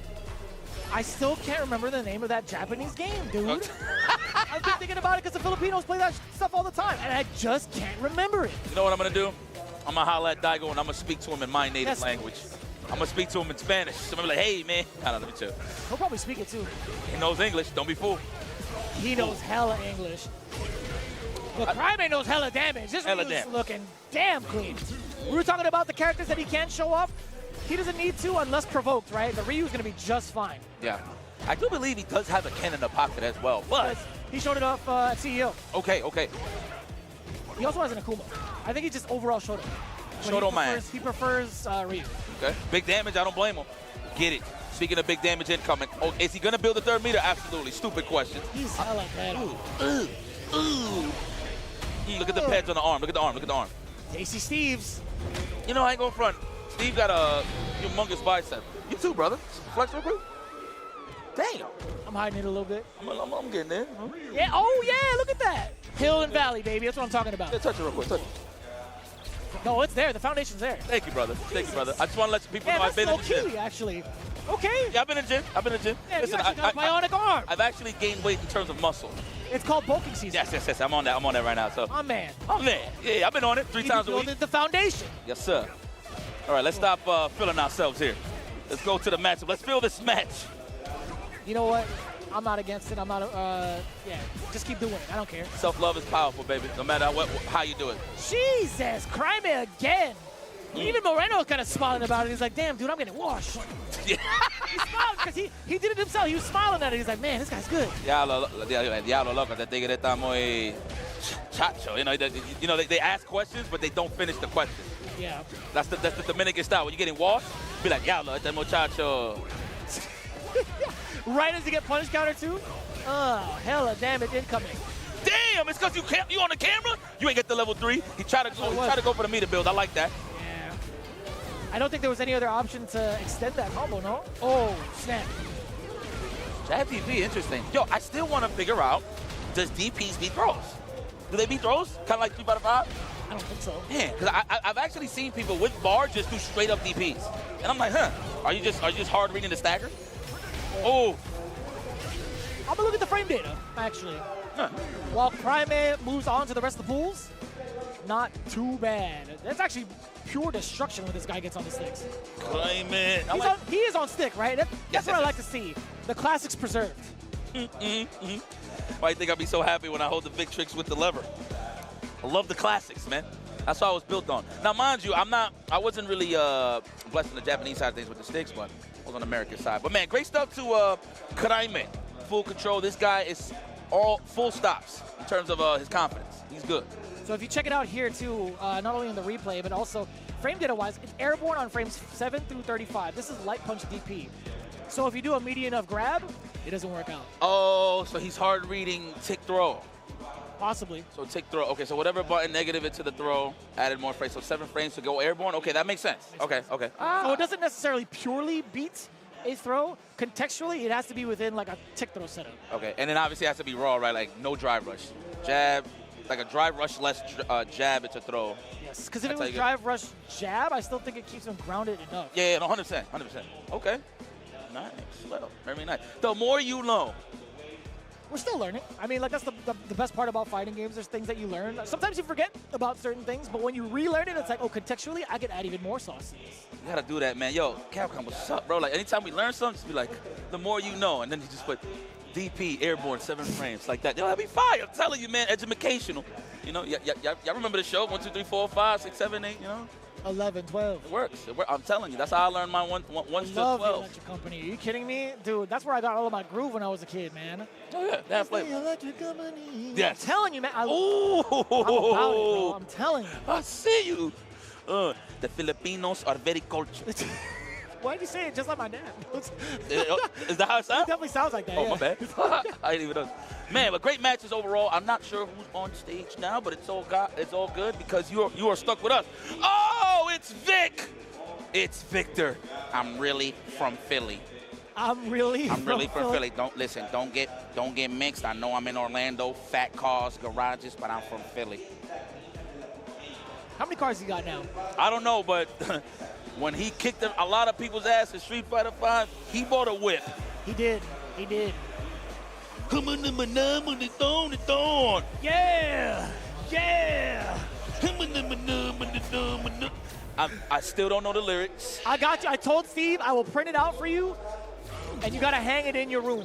You got to hang it in your room and sing it like a mantra every time you get ready. Yo, my man King Naldo. Shout outs to the camera so you can actually see like their well, I mean you just see you just pretty much see them, but look at the lean that he got playing Bison. It's not quite 15% yet, or 15 degrees, right? Yeah, you know how when you play basketball, your shoulders got to line up with the backboard, right? Or just the court, the rim in general? Yes. That's not the case here for King Naldo. He's not fully squared, is what it is. No. I get it. Let's find out if he got a shot, though. He might. The gooseneck is there. Nothing but net. Oh. Actually, so that was low forward regular back fist. Okay. You can only combo off of the pop or for the fierce back fist. I see. Yeah. But that's only off of drive rushes or counter hits. Yeah, that change-up was pretty significant, right? Where he's forced to use the Psycho Crusher. He can't get the same type of enders to go into bomb. Yeah, the jab. I think the jab and the medium, you don't get the same Okies as before. Yeah. Level 2, we'll spend it. Damn. That just feels bad. Like the legs to press the knees like that, that's gotta be disgusting for your joints. Oh, Sand Angels made. Oh, nah, not Punk to God. Listen, you gotta understand, when Punk is mauling you, a good 9 out of 10 times, them jabs are delayed or it's gonna be a crouch face, which is delayed as well, right? Okay. So you gotta watch out how you drive reverse to the young lad. Yeah, but what else do you do about that afterwards, right? You just sit there and take it. Most players, I feel like they've done a pretty good job of trying to check the timing against Punk, but to no avail, right? It's still really difficult. First try OS, like, this kid, bro. It's clockwork for him, right? It's just another day at the office. How do you usually say there's good? And then there's there's good. And then there's really good. Oh, missed time stagger, get back thrown. You deserve that sometimes just to wake you up a little bit. Okay. Yeah, big presence here from Punk, right? I feel like majority of the times he's just controlling the neutral space. King Naldo is just so intimidated by it. And as soon as he walks up, he gets greeted with a stand jab. That was counter hit. Love that. Good defense there, Naldo. Don't panic. However, it's all about the space traps for Punk to God. Just enough for the level 1. Looking at that point now, too. Again, Punk has just been so commanding with just the stand jabs and all the conversions. Yes, indeed, absolutely. The punish counter here. The landing is going to be a drive rush overhead. No. Okay, we're going to knock him down for the throw. Absolutely not. Every time I think Punk is going to throw, it's a crouch fierce. I swear to God. Yeah, it feels that way. I think King Naldo feels the exact same way as well. Knocking on the door, a couple of lights. Watch out for this throw. No, it's crouching. Heavy punch back to back. It's countering. He's dead in the dead. Yipes. Level 1 incoming. 4 rounds straight. FlyQuest zone. Punk to God. Damn. Yeah, that was 4 rounds straight. Yeah, that's right. Yeah, get out of here. Get out of here. On to the next one. On to the next one. Victor Woodley. Victor Woodley. He's definitely familiar with the Blink respawn stage. I think the last time he was here was the Street Fighter V Finals with Mena. Damn, that's a minute. That was the last ago. I don't even think I was there for that. No, that was the year that me and Javits did jumped on. Yo, hold on. Am I hearing myself in like super slow motion? That's slow motion, fire. yeah. That's pretty cool. I'm chopped and screwed. I never thought I was here today. Little Texas taste to it. I feel like the whole like chopping up beats is mad consistent over in like the Texas region. Yeah, all Like right. chopped and screwed region? Or I love chopped and style? screwed. I know Steve does. Yes, he just called us. Look, he's recording content while we're actually here with you guys. So I'll just try to show him some love. But it is what it is, though. Great stuff, Victor Woodley. What can you say about the guy? Now, the question is, so who does he have? I'm so sorry, brother. No, right here. I got you. Kings Vega, Ferreras, Kusanagi, one of them, Lugabo, and Limestone. That's a lot. That's really like Shoto heavy, too. Oh, no, I lied. It's just Ryu and Ken. My fault. Listen, I know a lot of intel when it comes to these players and opinions on certain players. Let's just say I'm really looking forward to Funky Kusanagi if that happens. Word. I'm not gonna pry too much. I'm gonna wait till it happens. I love the look in your eyes for this one. I can see it. It's Punk. So, you know, you got some choice words. Uh-huh. Yeah, you can read the script. I Look can at read me. the script. Yes. Even if I went like nose down, like if I were to block out the smile, which I don't want to ever. You can I can read read it. I can read it. Okay. Well, definitely looking forward to that match. So, let's see. Pretty good. Stepping up to the stage. Looks like We have a lot of media presence kind of like hovering towards the stage. It's got to be high profile, perhaps, but either Usually the that or case. something else. looks like one of the Zeta boys. I will say that. I could be incorrect. What's going on? I see you. Yo, can we one day, like, if we do like a, I don't know, maybe a wrestling promo or something, and we're in these situations where there's a Spanish announcing table, you know, put it together. I'm not going through a table, Yipes. I would take a suplex max. I could take a suplex through the table. All of that other stuff, where somebody's jumping on me or whatever the case may be, nah, that's out the window. But I wouldn't mind taking a suplex through the Spanish announcement table. Don't matter. Anybody could suplex me, really. If you could lift me up. I'm gonna do the boost. I'm gonna sell it. Oh yeah. Yeah, I'm gonna do the boost. That terrifies me though. I mean, like not me personally getting pulled through it, but it's just like, you know, one thing could go wrong, man. Just flat on my back. I'm good. Okay. I'm flat on my back. I'm good. just double checking. That's all. Yeah, flat on my back. Damn, the insurance numbers in my mind is going crazy right now. Oh my God! Imagine Yipes can't commentate. Imagine this. You're on the ground actually commenting. They put the headset on you. You're just like. It's just like this. I don't even know what. I wouldn't even know what to do. I wouldn't even try to move you, because if I move you incorrectly, it could be problematic. I'm not even trying to. God forbid. Well, hopefully, Capcom, listen, I'll be the first one to sign up. Just let us know. Suplex only. I'm telling you right now. You know what? Top rope. I'll take a leg drop. Oh my God, that's Louis Man Yamaguchi now? This this is pool B4. Woo! So that's twice over, right? We've seen like Bonchan play through his against Mitch Rock. We're going all the way back to pool B4. Yamaguchi versus Louis Man. They had to be, I want to say, like second or third match. I wonder, production, can you let me know if Bonchan and Yamaguchi were in the same side of pools? They can't be, right? I allow it if it is. There can only be one. I don't care about your friends. Yeah, that's fair. Yeah. That's fair. I have no friends, by the way, in tournaments. I don't like that soft mentality. Like, yeah, good games, man. Whoever wins, I hope you make it fun. Like, get the hell. I wish you the worst. Low key, Yeah. I do that as a front. Like, I have the same mentality, but I'll soften them up a little bit.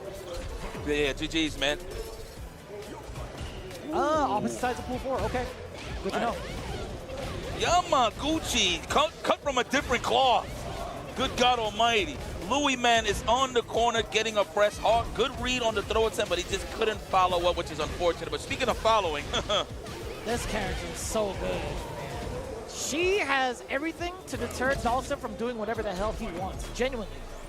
And even when she's in an enhanced state with meter, best believe you're not allowed to teleport for free.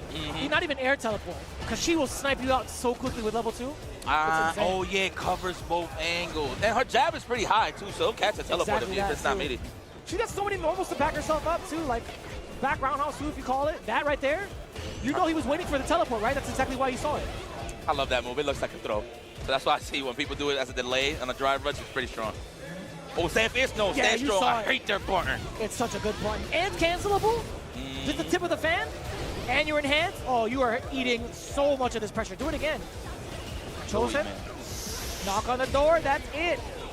Pretty strong start there from Yamaguchi. See, here's the thing about being a Dhalsim main. It's a gift and a curse. Like, gift, you can stay away, hold the lead. Or you got to kick back and just be great on the defensive side of things. And that's like the balance to keep Dhalsim at bay, right? In terms of making them too over the top in terms of strength, right? Sure. It's just once you pin down Dhalsim, I'm not even going to say Louis, man. Once you pin down Dhalsim as a character, Yeah. it's just so much. There's not much wiggle room for him to get out. You're gonna have to wait for that gap for the jab or teleport out, random drill if you're reading the throw. It's like a lot of things you got to look forward to. Yeah, even trying to do like normal into float is still like much riskier than most people would anticipate, even despite the changes in benefit for Season 3. I don't know if level 1 would ever be like an answer. Either. Right. Like, it just doesn't feel good. Give him a reversal. It's about time. Imagine. Give him a DP. I would. Nah, I wouldn't. It would be back medium punch, but instead of it just going straight up, or like, sorry, like where he's at, like above his head, it extends. Imagine that. He just turns into a noodle. It's a noodle aiming to the sky. Wow. That was sick. Tell me that wasn't sick. Absolutely. Oh, man, I caught a fever. Let's get a throw. Only prescription and no cowbell. Oh, hell. Woo. That was actually kind of slick. Yep. Mask the attempt for a block stun to let it whip. That was beautiful. Oh, that was a lock. Wow, that was a lock. It was a big lock. Too many plus frames. The jab coming into effect immediately after the drill. He tried it again. Different spacing, though. Oh, yeah. Oh, no. Oh, my God. What can you do? Just kick back, relax, wait till you touch the greener side of things. On the grass. There it is. Oh, my God. Nice slide. Nice word. Safe. You are Dominican. We are known for sliding here in DR. Baseball. Some of the best baseball players in the world, actually. Yes. I mean, same could be said with Japan right now, technically. I didn't realize that, yeah. That's true. They're brothers in arms, to be honest. From what I heard, actually, funny enough, basketball is more popular here in DR and baseball in Japan. Crazy. Really? Yeah. Oh. Yeah. Straight up. Expect that.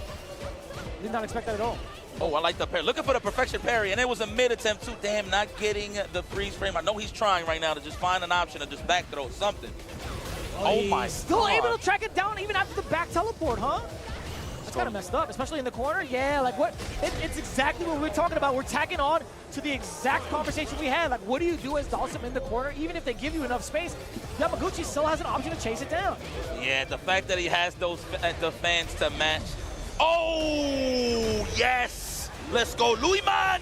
Hit him with the dirty noodle. Let's go. Zone him out. He's in burnout. This is where you want him. This is where you want him. There is no parry, no nothing. So your mix-ups is pure. I like that. Yoga Fire, a couple of comments as well while maintaining the float. Yamaguchi just about to build some bar back. Louis Man, how do you take advantage of this? No, he's just going to play it patient. And that's fine, actually. That's totally fine with him. Look at the amount of control he gets now off of some of the mediums. Okay. Wise choice. I like that.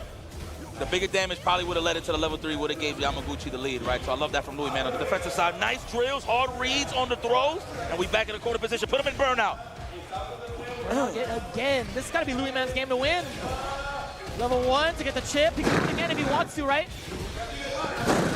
Even better. Setting up the furnace. I'm sorry if it bothered y'all ears, y'all. For some reason, I like making that sound effect when I see him do that super. Actually, it sounded pretty good. I mean, well, it didn't sound like loud or anything. So okay, there you go. like, it sounded good on your end is what I'm saying. Thank you. That's pretty good. Where does it come from? I don't know. I just like being a clown. Oh, man. Human jukebox. Oh, man. Oh, I actually thought that was a button. It was a fan. Okay. Nice. Wow, did that hit him in the ankles that made it safe? Huh, very nice. Nice technical there, Louis Man. Now you're back in the spot where you don't want to be at. Fireball into the teleport, just straight raw teleport into the throw. The carousel from hell representative. Oh, that's kind of wild that the Ryu end whiff like that. Yamaguchi actually letting go of that full sequence. Actually out of the corner, not too bad. The mediums are playing a lot of territory actually from medium kick. God damn, Dawson is religious. Holy praying? Smokes. Every button press, he's praying to the Lord to get out the corner. Oh, no. Wow, she had a lot of hands on you right there, buddy. Don't let her touch you ever again. There we go. There's a full flip. Oh, that's going to trade. You get a full conversion because it's a punish counter, and it was enhanced. Because of the fact that it was enhanced, fan, you had so much time to convert. That is messed up. Are you serious? So layers on the just in case? Lord have mercy. That was 3/4 of the screen, bro. That's how you do it. Oh, man, and that man, Yamaguchi, again, cut from a different cloth, just doing some serious damage to Louis Man in his hometown. Louis Man still looking good. It is one up. It is not free. However, Yamaguchi up 1 round. Yeah, man, I'll tell you what. You say cut from a different cloth, at least it's tailored. He has been fine-tuning this Mai so damn well, specifically for this matchup. And it's not too common, right? You only have 2 really main Dawson players there in Japan. Hit him with the guaranteed driver's jab. No big buttons. Immediately into the level 3. Shake my hand. Now it's time to walk off the stage with my chest held up high. I am taking the W over Louis, man. Yamaguchi. Showcase it. Love it that he's traveling a lot more now. Love that. Dude, the kid's mad tall, by the way. Huh? He is a giant. He's giving me that, like George Morrison height. Yeah? Remember George Morrison? Yeah. Right? So, yeah, I want to see that again, actually. I want to see, like, how, like, when he walks by. But no, I got to say, like, he's just been so adamant towards his pressure. He knows exactly what Louis Man wants to do, or at least what Dawson players wants to do to try to get out. And he's had an answer for a majority of it.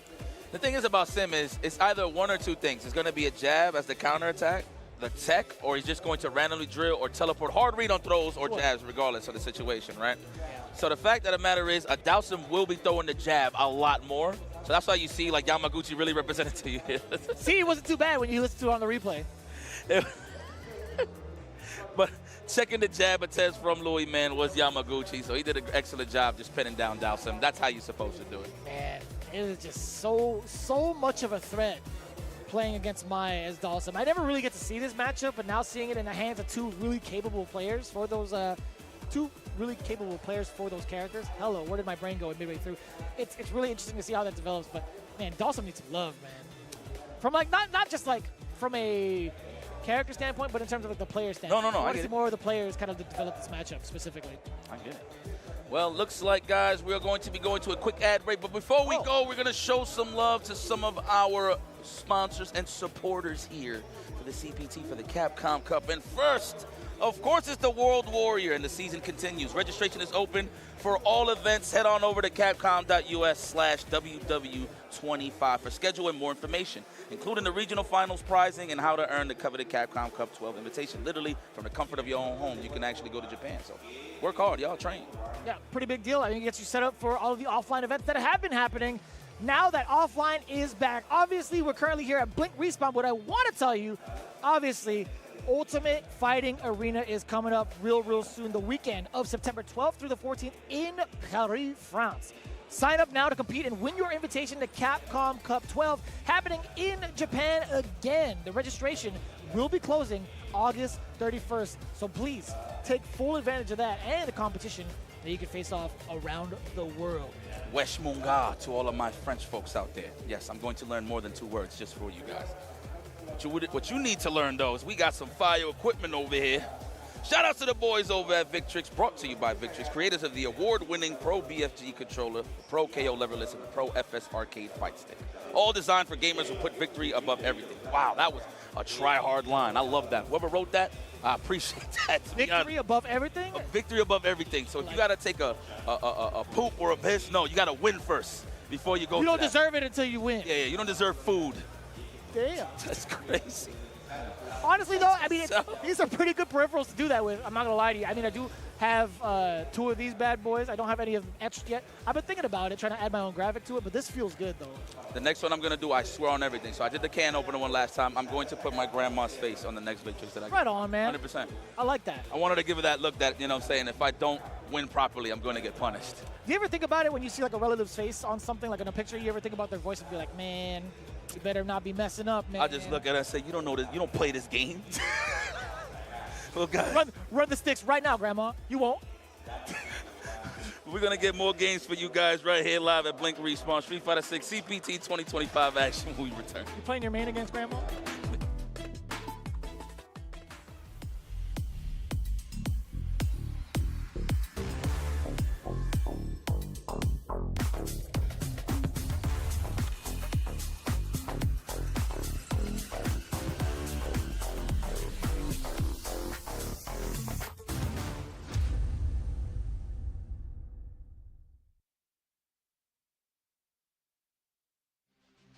Here comes a new challenger.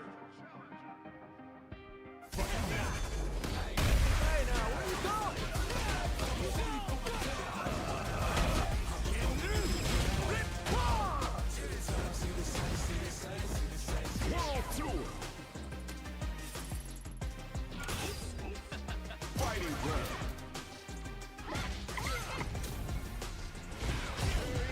Battle hall.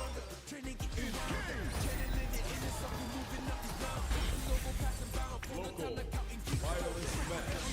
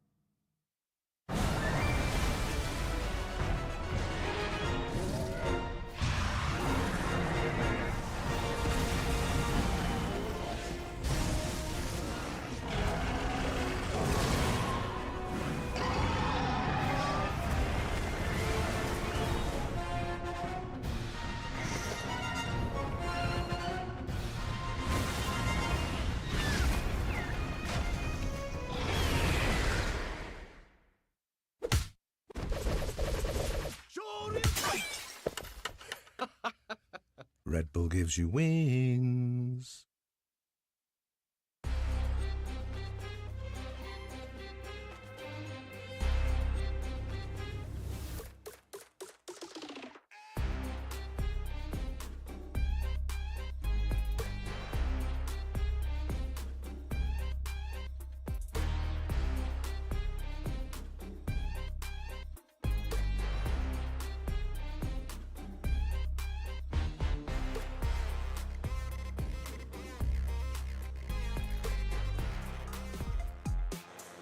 The game was Mahjong, dang it.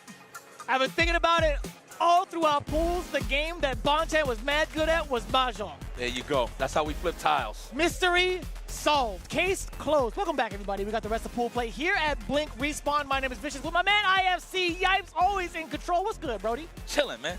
Trying to be in control of all of this laughter. There's been nothing but good vibes over here. I ain't gonna lie. For people being salty, just having a good laugh, man, it's just been a beautiful environment here in Blink Respawn. And of course, it's the CPT 2025. So Yes. I think this is a big cutthroat. You know, we're happy, but some other competitors aren't. That's because they are taking harsh L's. But that's all right. That is the name of the game when it comes to competition, and it's pretty dense over here. Yeah, dense is definitely an understatement. I'll tell you what, we were talking about a lot of the pools. Let me bring my phone back, actually, to bring up some of the pools that we were expecting. It is just cutthroat all throughout. Craime's in the building. For those that missed out, Craime's in the winners, just to let y'all know. Yeah, so just in case to kind of rehash, Crimea, we saw him play a little bit earlier, making quick work. God damn. We still haven't seen the hometown hero just yet. We haven't ventured off into B3 where Mena RD sits, kills you, Thunder Delangus, as well as Nero the Boxer. I'm really excited to see how that pool plays out. I want to see Mena and Kills You. That's a matchup I haven't seen yet. I want to see Nero as well, honestly. Nero the Boxer is nice too. Nah, that's crazy. Hopefully we do get Balrog. Capcom, come on now. Stop playing with us. Dude, he has to be in the game. I hope so. I mean, look, We got Sagat now. Right. We need Balrog, we need Vega. I wonder if they all pull. Mind you, I hope that that's the lore where they all pull up and be like, yo, Bison, you don't remember us, bro? And then, like, you know, like, if I was Balrog, I'll just make some, like, BS up and be like, hey, you owe me money. That's all he should be saying. It's like, you owe back tax. I mean, what if he works for the IRS now? You imagine that? He's like, I'm here to audit you. Yo, literally, bro. Literally. That'd be sick. That would be ill lore. But nah, seriously, though. And the only reason I'm saying that is because you see some of the names. They're like Nero the Boxer. And I think he plays Jamie. Ooh. Oh, T'Chaka. Hold on. What is happening? Kills you actually in losers already? Nero the Boxer and losers already? Both went down 0-2. Shaka, who's the other one? And Killed You, lost to Melina. Lost to Melina 0-2. Are you kidding me? Are you kidding me, Tasty Steve? Because that's crazy. He's over here. You can't see him. He's doing his thing right now. But stop hoarding the damn content. You know we're working, right? honestly, he could come around if he wanted to. He actually is part of the staff. Yeah, he could. It's joking around. I honestly think if you were to actually walk around here on camera, they wouldn't be mad at it. I think it'd be pretty cool. Well, I'm gonna let you know, and I'm gonna let you know who we got up next. Mena really Dominican. Ardi. Hey, this guy looking mad cool for school right now. Anjubang versus Jamaica. I can't do it like that. He said, until the philosophy which all one race to... Let me stop. You kept going. I was ready for it. Yeah. While everywhere is war. I was going to put up my lighter right now, actually. I had it. He's at war. Yeah, you about to go to war against Men RD. I know that guy's familiar with that guy. I'm talking about. Tell you what, Men RD. Yeah. So him back in the Weibo Gaming jersey, you'd love to see it, genuinely, because again, he's been doing great work. No matter what sponsor he's a part of. I love had to practice that. Hey, it's all good, baby. I'll tell you if it's whack or not. It's pretty good. So let me tell you something about Mena. You know what I love about him? He don't switch sides. Like, obviously, at Weibo Gaming probably would have been like, hey, man, we need you for SFL. Nah, Papa. I'm banned this gaming, Papa. Oh, true. I'm banned this gaming. There's got to be like a collaboration, because there have been a couple of teams that have done like the one sponsor X another sponsor. Yeah. Right? There's been those collaborations. Oh, the Zangief pick. Ooh, and he's representing who? Jamaica. I have to say, Men RD's the wild beast. Okay, I like that. Anjupang. That's gonna be the Zangief play. Okay, stealing turns as well. He's real. Okay, we'll see by the sequencing. Mind you need to bring something different to the table against Men RD when it comes to getting close and making them guess incorrectly. Because I'll tell you what, Men RD is definitely familiar with this character due to the fact that he mains it as well. Man, he is serious business, too. He got the shades on. He's got his own headset. Just a couple of reads on the player himself. But Andrew Pong, how do you stop the current approach? His drive gauge is down, so this makes it kind of scary, right? Getting clipped in the legs. Mind you, he blocked the initial hit, but he's holding up, not trying to be part of that SPD. I think that's the third time as well. I think Menard is willing to take that risk, willing to take that damage, if you will. I mean, at the end of the day, you got to represent it. So you have to make him believe that it's going to hurt, right? Oh! Love that button. Through the table, number one. And close the window on him, why don't you? Didn't even have to call D-Bone. Oh, my God. Stand up. Bubba Ray. I forgot I said that. The Diva! Throw him? No. That close medium kick, man. I check on that. Built-in delay. Oh, my God. Burnout? This is actually dangerous. For who? For who exactly? My man tried to delay a normal, immediate standing medium punch from Menard. I mean, he don't really get an okay unless he does what? The roundhouse or the knee, right? Over the jab SPD? I'm not sure. I don't really see the success rate Zangief has on knockdowns into drive rush. I just feel like it's more of a panic tool. Like, oh my God, he's getting close. Most of the time, they would do like early sweep from max distance. A little bit later on, crouching medium kick. That's what you would see for Oki majority of the time, right? Lightning Beast engaged now. Ajupang. What's the defense like? Not bad. That's kind of crazy. He's not fully airborne when he does those supers. I always think that he can't connect it, like 2-on-1 to block him on to level 3. Or like level 2, whatever the case may be. It's kind of crazy. It depends on how fast on startup you're actually activating it from, right? You can do Blanca Ball into level 3 because there's a certain amount of frames where he's still technically grounded, despite the animation. I said. It is funky though, because he's technically airborne, or visually airborne, not technically. We'll take that trade all day, Anju Bang. Anju Bang. I'm trying to find something to rhyme with Anju Bang. That's hard. It's tough, yeah. All the ungs, right? Like it's difficult. Let's go, Jamaica. Oh. Ooh. Damn, on the other side, too. He tried to bust out a table again. I love that from Mena. He was looking for the super delayed tech or a button trying to check that. Yo, Mena, you for a nice guy, you got some scumbag tactics, my friend. Anybody with a gold chain in DR got scumbag tactics. Oh, yeah? That's the tech? Or that's the read? No. Only if you play Street Fighter. Ah, okay. No, that's what I was applying it to, yeah. There you go. Anjupong, I need you right now, man. I need you to feel the rhythm. Read him. Iswar. Isalara. Damn, that man standing on your pockets. That's disrespectful. You see how dirty those cuticles are? That is a wild beast. And that's an expensive suit, man. That's going to be a really hefty dry cleaning bill. Oh, no. Again, both sides, suit, and the forehead. Seriously. You mentioned that. Back, medium kick, back-to-back, stealing turns. Damn, you already know Mena's going to hold this lead. He's going to play at his spaces. To a little bit of CVS too. I swear, that's the button I've seen the most in CVS too. Well, crouching heavy punch? Crouching fierce with Blanca, yeah. That normal has been such a deterrent forever, even in Street Fighter 2. Hey. There you go. On his counter. He's not airborne. That would have been awesome though. I would have took that. It did look like he was airborne though. It looked like it was all part of the plan, but hey. Yeah. That's the second time he's done it. That's rough. Mena RD, looking at match point. Anjupong, that was actually a pretty bold read. I wouldn't, be surprised if Mena RD actually opted to go for something reversal or even jump out, right? But drive impact, that was a good call. Yeah. That was a really good call. That was like thorough layers. Let's kick back. Oh, you almost had that recovered in time. Anjupong ain't looking too bad. I don't know if Mena or Blanca was looking for the keys under the table. That's rough, though. The crouching medium punch. That also pretty deadly button within range. Lightning Beast. Let the Funko rock as Lee Chung would rock it with. Overhead. Not yet. It is. No, right on time. Of course you get the throw. Everything's working out, huh? Gotta be the backyard work. I'm not too sure. Possibly. Not too bad, getting some drive gauge for himself, but he's settling to just wait in the corner with the back medium kick as an anti-air, even better. A couple of lights. Anjupong's getting a lot of hits in, but it just doesn't lead to anything else. Exactly. No pictures being painted here for Mena to really look into. Definitely no paint. Hey, you have it. Mena, really Dominican moving forward, as usual. This guy's definitely one of your favorites to win this tournament. I mean, again, like I said, last time I seen Mena get a big victory here was against Punk in Street Fighter V, but that's in the past. We're in the present now. We'll see if he can bring that big W to DR in Street Fighter 6 in his backyard. Yeah, I want to see more of Anju Pang, to be honest with you. There's definitely a lot of competency in regards to like how he treads with his strategy, how he treads with the matchup. There was a lot more patience that we would expect like, early on in the pool, so I really want to see like how far he progresses later on. But Menard, it's a tough call, right? You're facing off against somebody so well balanced, so well experienced, and you're playing a character that he's already using as well. So what I love about solid play, let's say if I'd never seen you play, right? I just got to see foundation first. One of the things that I've noticed from him was the fact that he did not jump at all. Like, there wasn't no scenarios where, like, he's losing neutral and he's just going to randomly jump. He wasn't even going for that. He actually tried to stay grounded against Menard, and that's one of the most toughest things to actually do against Menard. Yeah. So credit to him. I think there was a moment where he did jump in game 1 and it actually got the best of Menard. So there are some really, like, cognizant, actually conscious choices as to when he wants to approach the air. So I do give him a lot of credit for that. Anju Pang, really, really excited to see, again, how far he can go with that Zangief. There he is right here, too. Yeah, biceps, bro. He must be a father.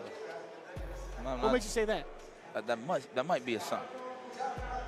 Oh, yeah, I can see that. I can see that. My man is in shape, though. I'm just reaching, yeah. I'm just reaching, though, at this point. You know, I'm just trying to put lore to, you know, certain things. I get that. That was in the, I do believe, pool B3. We were talking about it earlier. We were talking about when and I guess where Mena would show up. Obviously, he has to show up on stream. That is the Dominican hero.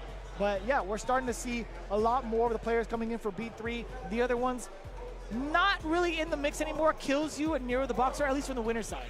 Really wild to hear that mad early, by the way. Like immediately as soon as we got back from break, they were like, yeah, they're in the loser side. 0-2. Look at him. President of DR, look at him. Kissing baby, taking pictures. Look at him. Guys, we're just looking from our POV to Menard D. Uh-huh. Damn. Immediately, picture after picture. That's our guy right there. I wanted to see if he would like come on over to the commentary table. Yeah, that's crazy, guys. Sorry for the dead air there a little bit, but look. Literally every person he passed by, immediate picture. It must have been like 7 people. Yeah, it was back to back to back to back. Every checkpoint he hit, but he did it pretty well. Blessed, man. That's a graceful champion right there. You had to see his humble beginnings for him to see where he's at now. It's a beautiful thing, I'm going to be honest. Ooh, this is the Kusanagi I'm definitely familiar with. Hailing in from Mexico. Coming in against Bonchan. It's Mexico. I like that, Mexico. Yeah, of course, man. Yes. We gotta say it just like that from California. Woo, Eddie Pickett Terry, my goodness. Yes. Oh. I was definitely talking to Steve about this. He's been itching to let that que lo que Lobo rock, dude. It's que lo que? Basta Lobo. Yeah, he's been waiting for it. Oh, he wasn't getting it? No, we almost had an opportunity. It didn't come out. We'll get it here. I guarantee. I'm just saying, man. I'm just saying. What's the name of that? What's the number of that one? 150? 100%. 150. Oh, right, the tackle. Wasn't a jump. Wasn't a safe jump, I should say. Excuse me. He's steady ball guarded, man. Oh, punish counter too. He committed to the crack shot. I wonder if he just tried to DP, or he probably read a hard stag and tried to possibly counter it, yeah. That's a cool interaction. I thought it would trade. Yo, and he still got him with the jump back roundhouse. Oh, almost. Yo, that is a way to steal turns. And what a way to rebuttal. Crouching jab, not afraid of it. Great block on the overhead, checking that low. Good defense. That was a little hard, sorry. No, you good. But hey, man, I'm strong. You can go. Oh, man, look like he tried to range out the crouching jab or the throw bait, if you will. But look like, okay, Kusanagi, you know who you just took a round from? The medium Tatu, though, man. Oh, yeah, on the crack shoot, huh? Just a call. I love that. You saw the attempt at the check from Kusanagi. Low medium kick, just a little bit too slow. Now, mind you, I'm pretty sure he was anticipating a crouch strong or something like that, so that was a good check. Definitely worked out for Bonchan, though, pressing the faster button. Level 2, we get that wall. Yes, we do. Are we close? Yes, we are. No, not close enough to crouching heavy punch. I don't even think background house would have hit either, to be honest. Yeah. Usually I see background house. That was the first time I actually see like a fierce. I wonder why. Genuinely wonder why. Either way, Kusanagi, he tried to walk up and he immediately gets checked too. There was a little bit of a stagger. Bonchan didn't bite the first time. As soon as you think you get that green light to go, you get you gaslight yourself. Love it. So good. Standing light kick, definitely a big deterrent. Wow, the commitment on hit. Oh, I always get surprised with that. The on-hit tactics where you get slapped, and then you hit it with a low forward and you just press the button. Always throws me off. No. Check. No, sir. Not today. He is a full-grown father of 2. Oh, man, you just read my mind. I swear on everything, Jeremy. I was going to say that. I swear. That means he's living a happy life. He can still react to things. That's true. Yep. Oh, my goodness. This man turned into a cellophane. He's going up to the top floor. Kusanagi looking good here for Mexico. Oh, the delay. Ooh, that was sick. You know what he sniped out there? The crouch is strong or the low forward? 100%. There's something that doesn't get talked about enough, and it's the timing of pro players. That right there is an excellent choice from Kusanagi based off of intuition. It's like, I'm not walking back that far. I got something for you, just in case you want to stick something out there. Kusanagi looking real good. I like how both of them are in the same building. That's fire. Just throw him. I love that frame kill. The medium kick into the meaty throw. That's when you can set up the stand fears from up close just in case. Yeah. It's pretty intimidating. Jump back into it. That's totally fine. Let it rock a little bit. The overhead would have killed, but I love that. To gauge the distance, he doesn't have to overcommit to anything. A single hit would do. Standing medium kick being the one to secure that round. Let's go, Kusanagi. Looking like you're leveled up. Must be the shades. Old man. Oh, that's highly punishable. Not too bad, though. Oh, my God. Talk to me. No conversion? Come on now. Let's go. Nice jump out. No cross cut. Looked like he tried to, but he got the input error. But speaking of a DP, still came out. Oh, no. He don't got enough. Oh, no. Never mind. I looked at the drive gauge, not the life balls. Pardon. It's a risk he was willing to take, honestly. The second one over. Let's go, Kusanagi. You might want to finish your play, because if you get Bonchan heated up, it's going to be problematic for you. So you must kill the demon now. He could have dumped out some damage. He got counter hit, standing medium kick. He could have gone to level 1 if he wanted to. Love the back throw. Oy. The overhead's been representing that. Wow, you had to hit him with the 2-time? Okay. Looking for that counter hit to the level 1. I see you, my boy. Okay. Make that count. Spend it all. Este tigre está loco. Why? I mean, he could have done level 3. Yes, and then you would have got a little bit of that grass back, man. The green. Wow. Smart. Oh, my God. Back up. Touch grass. Touch grass. There you go. Now we're back in play. OD fireball coming. You already knew it. Delay. He measured the stagger timing, and he still managed to catch Kusanagi walking forward into a full conversion. Can you believe that? You know what's so crazy? That was literally the same scenario that happened the last game, right? The only difference was that Kusanagi didn't stagger no buttons. Because last time he got the read, this time he was probably like, he ain't going to do it again. And he did it again. Crouch strong. Just caught him in the mix, got the counter hit, finished the job. Bonchan with another chance at life. Let's move forward here. That was a pair of grapefruits, I'll tell you what. Casabas. Yes. Mas casabas. Mas. Muy casaba. Oh, man. Max Either way you spin it, bro, that's brave. Yeah. Meaty? Oh, I thought it was going to be meaty enough to at least take your turn back, right? That was a counter hit. You saw it from the side of Bonchan. There we go, looking for that counter hit with the adamant flame. Oh, we made it right on time. Uh-oh, throw? No, not either. It wasn't in range. I mean, Kusanagi read the throw either way with a back jump, right? Yep. Quick burn. Throw, yes. Wise choice from Bonchan. He would have died if it was a counter hit, so he's making sure that he's alive. The low forward for the whip punish. Next hit wins for both of these guys. Fireballs to set the pace. Kusanagi. Bonchan's actually trying to force an OD uppercut or OD fireball. I'm telling you, half. He's going for it. No. I don't like that. I don't think Kusanagi does either. He kind of reeled back in the seat a little bit. That is actually kind of rough.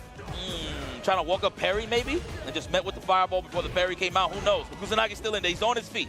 I want to say that makes a lot of sense. Yeah. I want to say it makes a lot of sense. Just manual parry, too. Bare knuckle.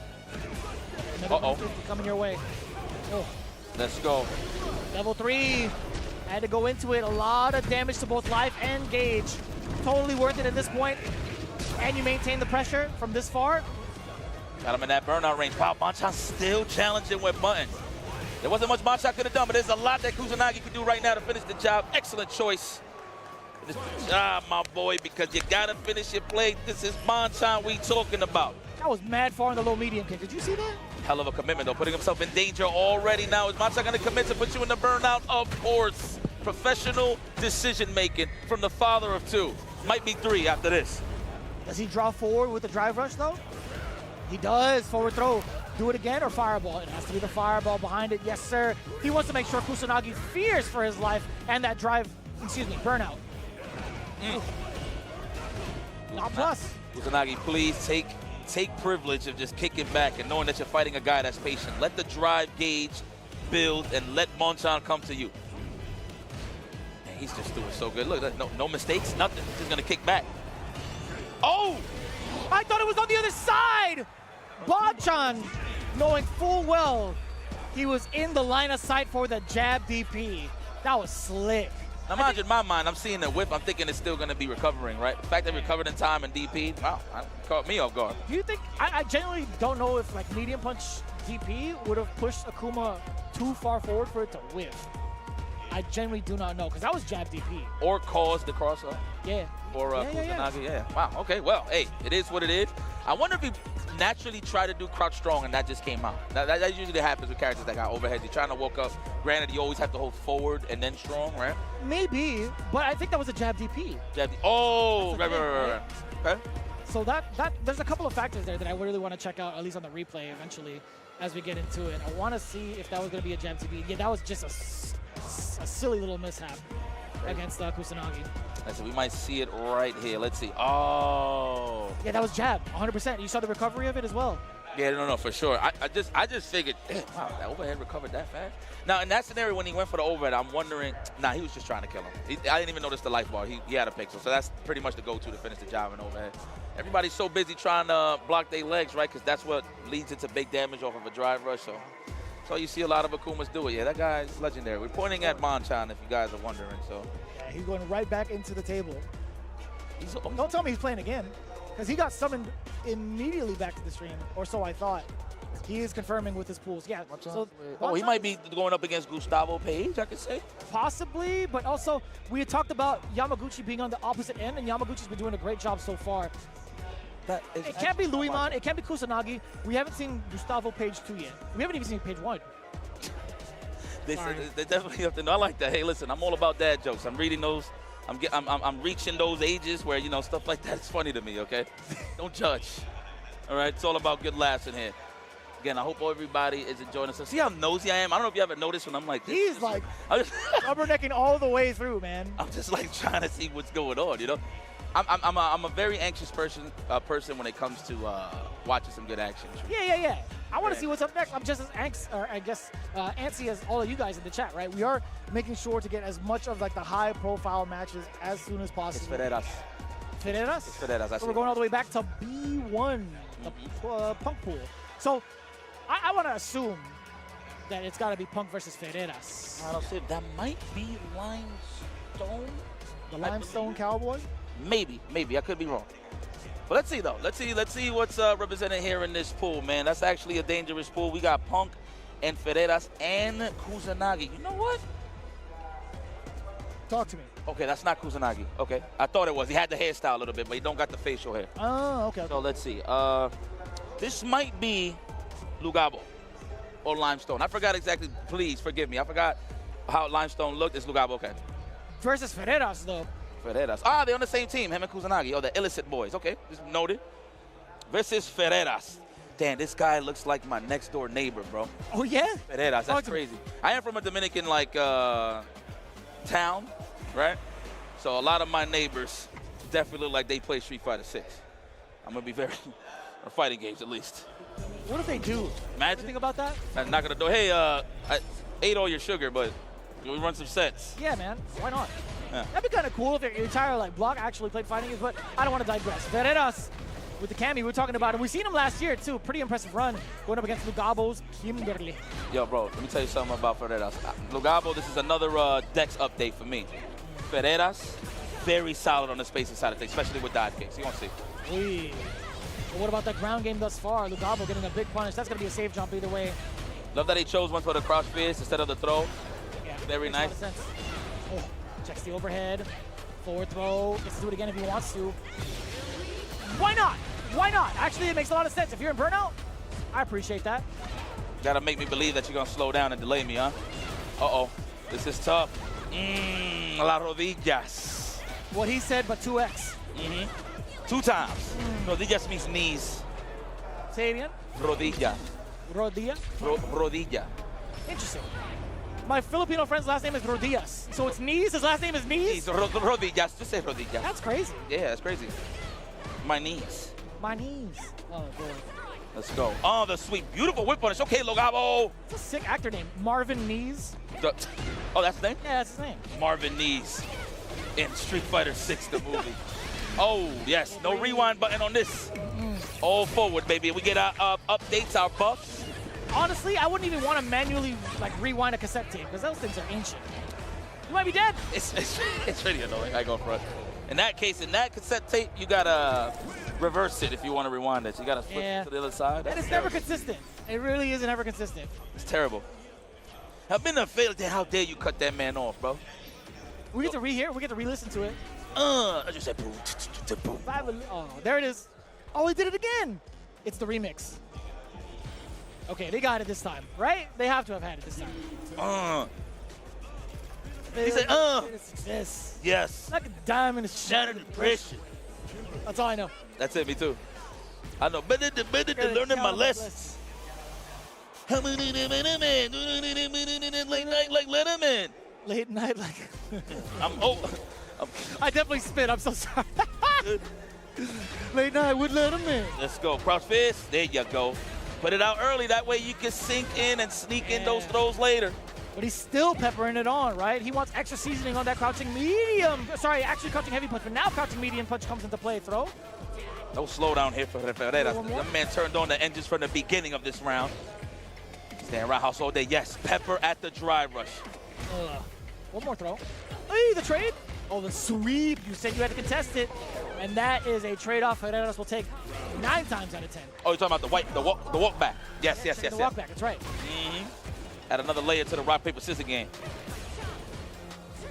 Trying to see if Lugabo is antsy and walking back, but I like the defense here.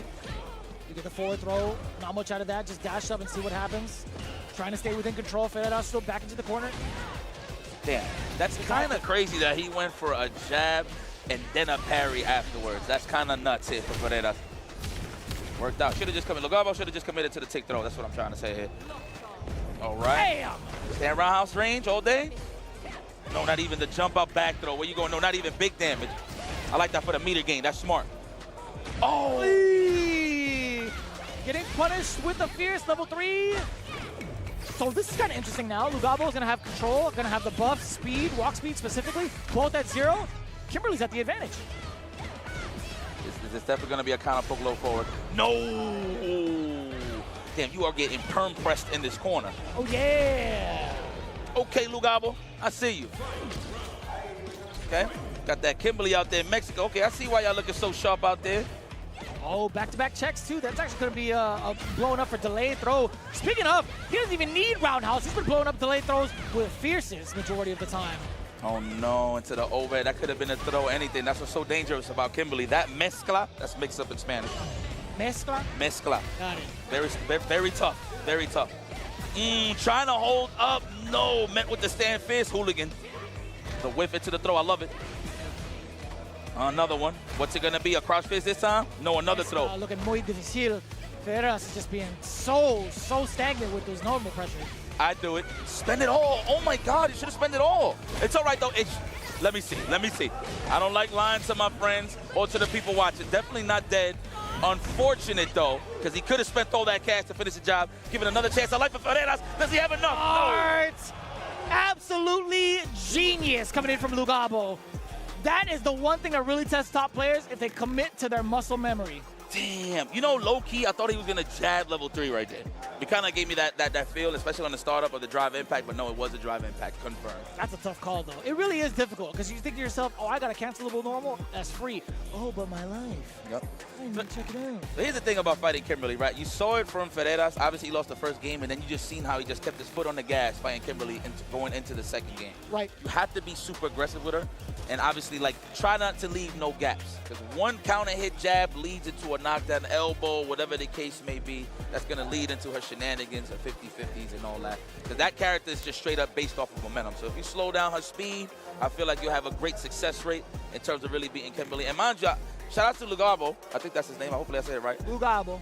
But he wasn't overextending and trying to bait out throws with elbows. It was just a straight grounded game, respecting the dive kick attempts from Ferreras, and just playing this game where if he spaces out, there's not much to worry about against him. I think it was more of a knock against Ferreras, being a little bit too antsy with some of the grabs, like delayed grabs too. I think he autopiloted just a little bit. How many times did he get opened up with a punish counter stand fierce? Right? How many times did he get whiff punish to oblivion that led into level 3? And mind you, there were really big opportune moments for Lugabo to set that up, because anytime it led to that whiff punish, it led into a level 3, which is pretty damn significant. You're getting the buff, you're getting the floor advantage. It's what? And the analytics died real quick. It's cool because it makes sense. This just in. Kusanagi just defeated Punk to God. Wait, what was 2-1. 2-1. Wait. Kind of mad we didn't get that on. Kusanagi? Kusanagi.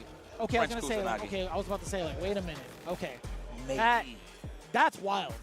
May we? I don't know why I'm doing the Italian with the French, but it's cool. The combo is kind of. May we? Let me stop. I'm so sorry. Forgive me. Don't give me the dry spread when I go back, okay? Please. No, that would be like that would just be an insult to them. To give you, like actually give you some bad bread. So, no. Anything bad from their bakery, that would be an insult to them. No, peep game. Hey, if they give me something that's not dry, I feel like it's disrespectful. I have to like the bread. I have to like it has to be that. You turn so violently. Because that's how it's supposed to look. Like you're trying to yank teeth off. Right? Am I tripping, or am I just going to the wrong? Am I going to the wrong bakery? No, it's accurate. It is? Okay. So I remember one time they gave me like some butter on the side. I was like, fire. They gave me the bread. I was like, fire. And putting the butter in. You feel like the butter is just going to like melt the bread down a little bit, make it a little more peelable, or whatever the case may be. Or pullable, I should say. Yeah, no. Not at all. It's one of those. It's one of the. Yeah. Yeah, that's crazy. So please, maybe I went to the wrong bakery. Who knows? Oh, Kramer versus John Takeuchi. My goodness. It's the after-school special. He still looks like he's 18, brother. The first time I've seen him ever was at one of the very first Evo Japans for Street Fighter 5, where he got like a runner-up in. Yo, looked the exact same way. You know what's crazy, man? Shout out to John Takeuchi. Y'all probably remember this from Street Fighter 5.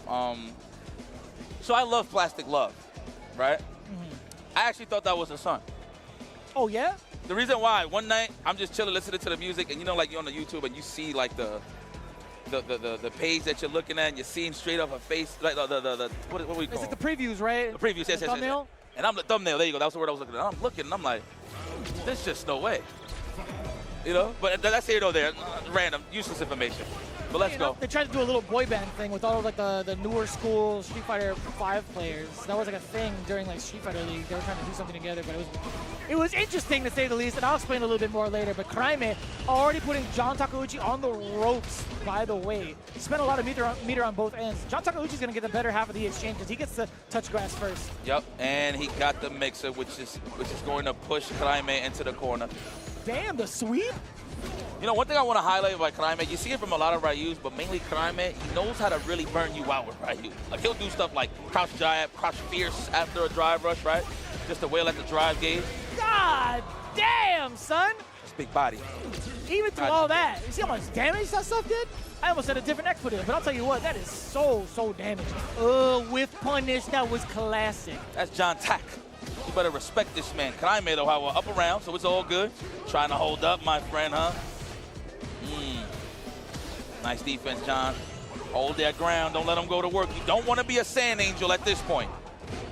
You are not kidding. Oh, he threaded the needle. He actually found the gap. That was actually a big risk to take against the Hashokeki. It's a double layer, too. Like, if you tech, the crouch face is going to hit. So, but if not, if you're going to sit there, hey, let me just wail at your drive gauge. So, good stuff there to Kraime. The layers is there. But John Takeuchi, speaking of layers, trying to open them up, and there it is. Big damage off of the punish counter throw. Okay, tie that up, my friend. That's what I like to see. I want to see a series.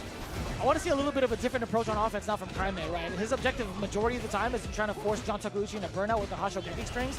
But what happens when he's on defense? That's going to get heavily punished. He ain't even going, but he's going to use a level 3. I don't feel like a level 2 is coming out here, unless, of course, if Kraime brings it back. We might see that now. Had to. On his own accord, I understand, John. But that next sequence of block stun, yeah, commitment to the Cyclone. You saw the startup of it. Not going to be doing maximum damage just yet. He wants to get as much chip damage as possible and force into the corner. What a jump back and what a punish from Takeuchi. Level 3, being able to cancel out of that, I like it. Yo, you know what's crazy from Kraime? That was all part of the plan. I feel like he sniped out the jump back just so he could meet him on landing with the drive impact, but he did it a little too early. I see you, Kraime. The aggressive approach. Nobody want to sit still and take block stun, right? So I like how he left that little gap. He did stand, jab, low forward, nothing, just so he could force the jump. He had the right idea, but the drive impact was a little too early. That's fair. I think that's a fair assessment, too. Had it been a little bit later, maybe would have caught on the way down. That is kind of tough to call. Close to the corner, too, so. But it's true, though. All right, here we go. Kraime. Kraime. Down 1 game against Johnny Tack. Kraime is here to commit crimes. Oh. Kraime? No? Just trying to make stuff out of nothing. You know what it is. I got it. Scoop. Do it again. Yo, Ryu has to have the best throw loop in the game. Like, there's no... Yeah, I'm about to say. I don't think anybody would disagree with that. Some people would say Ken, but if you see how much closer he is off of the throw, that he can just do stand jab and keep doing it, I think Ryu has to be the better candidate. Let's go, Johnny boy. Go, Johnny, go! Johnny be good. Oh. First time I heard that was in Back to the Future. That's right. You'll coach it, man. I'm sorry. I love Back to the Future. It's one of my favorite flight movies. It's like Dr. Plutonium. He stole it from the Libyans? Oh, nice technical. That was nice and delayed. I swear that's a crouch strong next time John Takeuchi gets that opportunity. Oh, excuse me. Low forward. Great Desert Storm. Oh, my God. What do you do about it? Oh, medium kicks all over the place. Can't take the throw now. Oh, do it. Not quite dead. For the logo. With a low blow. No, I like that. That's bars, by the way. He did the whip jab. It definitely looked like overhead. I ain't going front. 150 for sure. Inbound. Low medium kick. Coming in hot. Johnny Tack. 150. Inbound. Push-ups and all. Let's go. Kick back. All right. We almost home with the level 2? No, I'm way off. We got a little work to do here. Unless, of course, he can just kick back and parry a lot of the normals. He'll build the meter fast. Yeah, that's totally fine with him. Now he's trying to press the issue. Kraime now in burnout. He's definitely going to confirm so that it's a level 3 immediately. Just for time. Oh, no, not even? He's a little bit too far. Yeah, probably would have waited. Because it pushes back too far, I think. That was a raw jumping. Oh, no, not close enough. Set up. Oh, that hits! No way! Oh, he dropped the rest of it. He dropped the rest of it. Yes, and so did Kraime. My goodness. Now we're in a situation where we might be in the middle of the eye of the storm. Good block. He fuzzied that too. Oh my God. He ducked and got right back up. Whoa! Oh, we got hit counting. You're hella dead. The logo, ladies and gentlemen. It ain't the Pro Tour without this Shoryuken. It's facts. That's actually facts. Shoot! Ryu. Hey, that's our SFL logo too. Actually, now that I think about it. The US has an uppercut, Japan has the fireball, or maybe it's vice versa, but Europe has the Tatsu. I love those logos. Letatsu. Letatsu. That's good. Good block. Wow. All right. Caught the flowchart offense. John, first advantage. Still a lot of damage off of a perfect parry. Fierce into like heavy kick. Yeah, I think it's more mental damage because you're getting so close to that corner. But yes, nonetheless, it is going to damage. I'll rock with that. I don't even know why the name of the move is escaping me. Eagle Spike. Thank you. Hello, brain. Cyclone up. My brain farts a lot too. We're a little gassy up in the brain. No. Professional though, but here we go. Professional mauling right here from John Takeuchi. Try to get the counter hit low forward maybe. Or jab, drive, rush. Who knows? He's just trying to fight out the corner. Woo. John Tack. Damn. Just looking phenomenal. Season. That's just how it goes. At 150. Crazy. Oh. Excuse me. Gets the bait anyway. That was fire. On the way up too. Forward throw. You're going to do it again. Bet you won't do it again. Okay, he did it. But on the other side, I guess. He did it again. But notice how he did it early. I think he's looking for the throwaway to get the punish. That's still converted from that far. The charge, the fireball. Kraime tried to contest. This might be all John's game, and he does so with the perfect. Kraime falling susceptible to the shimei. I wanted to see it so bad. It's just I wanted to see it so bad. The comeback just off of a mess-up combo. Even John Tech knew it was about to be shaky, but credit to him, though, holding it down, winning, and finishing the job moving forward. If you're not familiar, this guy has been in the game of Street Fighter V for a hot minute. As a young buck, still a young buck, holding it down for the land of the rising sun, traveling around the world trying to collect these points. He lives through the theme song, man. He's been a failure. He's been a success. Mm-hmm. Like a diamond, he thrives under pressure. No more than... No. He could have kept going. I would have done it. Mm-mm. John Takeuchi, moving on into pools. My man. Hey! Good job. He's excited. He loves it, yeah. He just hit us with a mini shuffle. That's what's up. Man, I wish I was recording that. That was pretty damn cool. Yeah, That man, was I love seeing all the players out here being able to kind of really express themselves. We haven't seen that in like the previous decades of Street Fighter, being able to see like the Japanese players be that ecstatic or be that energetic. But focusing on the replay itself, again, Crime putting himself, or actually getting himself into burnout mad early was just so disruptive. But I gotta say, man, it was John Takeuchi's pressure that led to it, right? Damn, I wanted to see a comeback, yo. I did too. It's just something about seeing the CPT logo and Ryu getting off. I feel like it's just part of nature, like nature's healing or something. Yeah, like we just needed to make it happen. But credit to Crime. He's in the losers, so it's all good for the Crime fans out there, which is going to be pretty exciting. Hold on, who did Blas beat? No. Blas lost to Nephew. I'm so sorry. Blas lost to Nephew, yeah, Yes, and that was in previous pools, the A2 block. Right now in B2, Crime losing to John Takeuchi. There's still Emperor and Mono to go through in the rest of that pools. Although, I'll be quite frank, I haven't seen Emperor all day. Genuinely. I don't know if he's like hiding or if he's like chilling at a seat and just waiting for his matches. In fact, I haven't even seen Mono, and that's even a bigger shocker because he's pretty vocal and active in this community, right? You see him off like talking to every single person here, and he'll find one of us to say what's up majority of the time. I have not seen Mono once, not even at the hotel. Might be training, might be eating that good old mofongo.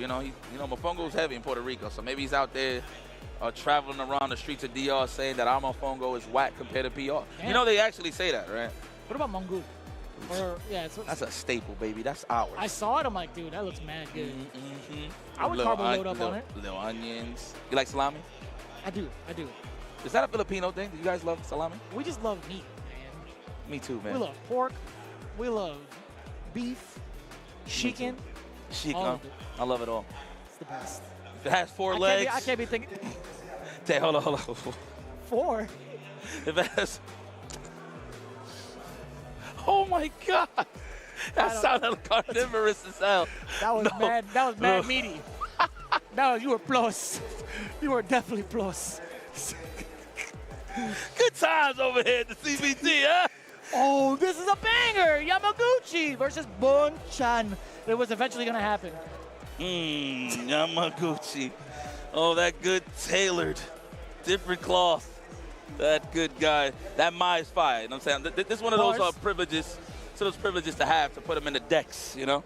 Yeah, this is going to be quite the challenge. I feel like more so for Bon-chan. I think Yamaguchi has been so well at adapting towards like a lot of the higher-end gatekeepers. Yeah. That's kind of disrespectful to say gatekeepers, but it was at least for him, in his regards, in the context of like how he's been performing in Japan, he hasn't been able to climb past certain players. I think Bon-chan definitely being one of them. Okay. Well, that's what sets the tone in terms of the lore. I love it. So it's a story being told here. Yamaguchi, you see that look in his face like, all right, let me wash this bum. Bon-chan is far from it. I'm telling you that right now. But I love that attitude, knowing that these guys both represent their region. It doesn't matter. Throw it out the window. It's about getting these points and who's going to win. That's going to take throw off of the drive rush. Much harder to contest. You saw the counter hit as well. And the conversion into the Bumblebee. Sheesh. That lasagna's looking very, very fresh in this corner. And if you don't know what I'm talking about, layers, guys. You got to be educated in the kitchen. And sometimes people don't know how to cook just yet. Yamaguchi, he's giving you the recipe. You a good chef? I try to be. I'm all right. I can follow directions. All right. Me too. All right, there you go. Fair enough, my man. Fair enough. We gotta do something where we can cook something in the kitchen, man. Something fun. But the thing is, it's like if you're learning a recipe the first time, you try to reinvent it or innovate it with something else. I think that's like the same thing with fighting games. Like you learn a certain way to play from a certain player, then you try to add in your own spice to it. I like that. That's why I feel like it's a barbecue when it comes to fighting games, because everybody's getting cooked nowadays. And it looks like it's Yamaguchi. It's gonna be a throw. No, plus frames on the fireball. Trying to get the counter hit on the tech. No dice. Damn! How old is you, Bon-chan? Let me see some ID. God damn, that looked like a 20-year-old reaction on the DP. That was wild. That was so low to the ground, by the way. Sheesh. Yeah, word. That was ankles. She was literally eye contact with the ankles. It got DP. Awesome. Jesus. Double perfect? Is it one of those games? All right, never mind. Off the table now. Oh, a couple of fireballs to check. Yamaguchi, he's trying to stave away the pressure coming in from Bon-chan, right? But so far, it's just been so difficult. Bonchan on another level. Drive rush forward. Trying to bait something out of Yamaguchi. That's when you see the staggers there. Yep. Kick back, Bonchan. Just let yourself touch the grass a little more. Yeah, at least enough for a single cancel. He has enough life to play with. Level, okay, I didn't rough. realize it was level 3, my mistake. This is rough. I mean, you know, on the regular, it's not that bad, but this is Akuma we're talking about. This is styrofoam help. Backdashes to try to avoid that burnout scenario. Wow, you reacted to the overhead Bonchan? No, and reacted to the drive impact. I think he did it preemptively, genuinely. I think it was in the air right before the drive impact had come out. That is a read and a half. Mahjong, baby. Mahjong. That's what I'm saying. It's the decision making. Yeah, you know what, hey. That's what that game is about, man. Decision making. Well, any game, really. He's got phenomenal reads, bro. He's such, Bibachi. Checking the low, still within range, too. That jab, anything that has to do with the fan is going to reach. Oh, damn. That looked more vicious.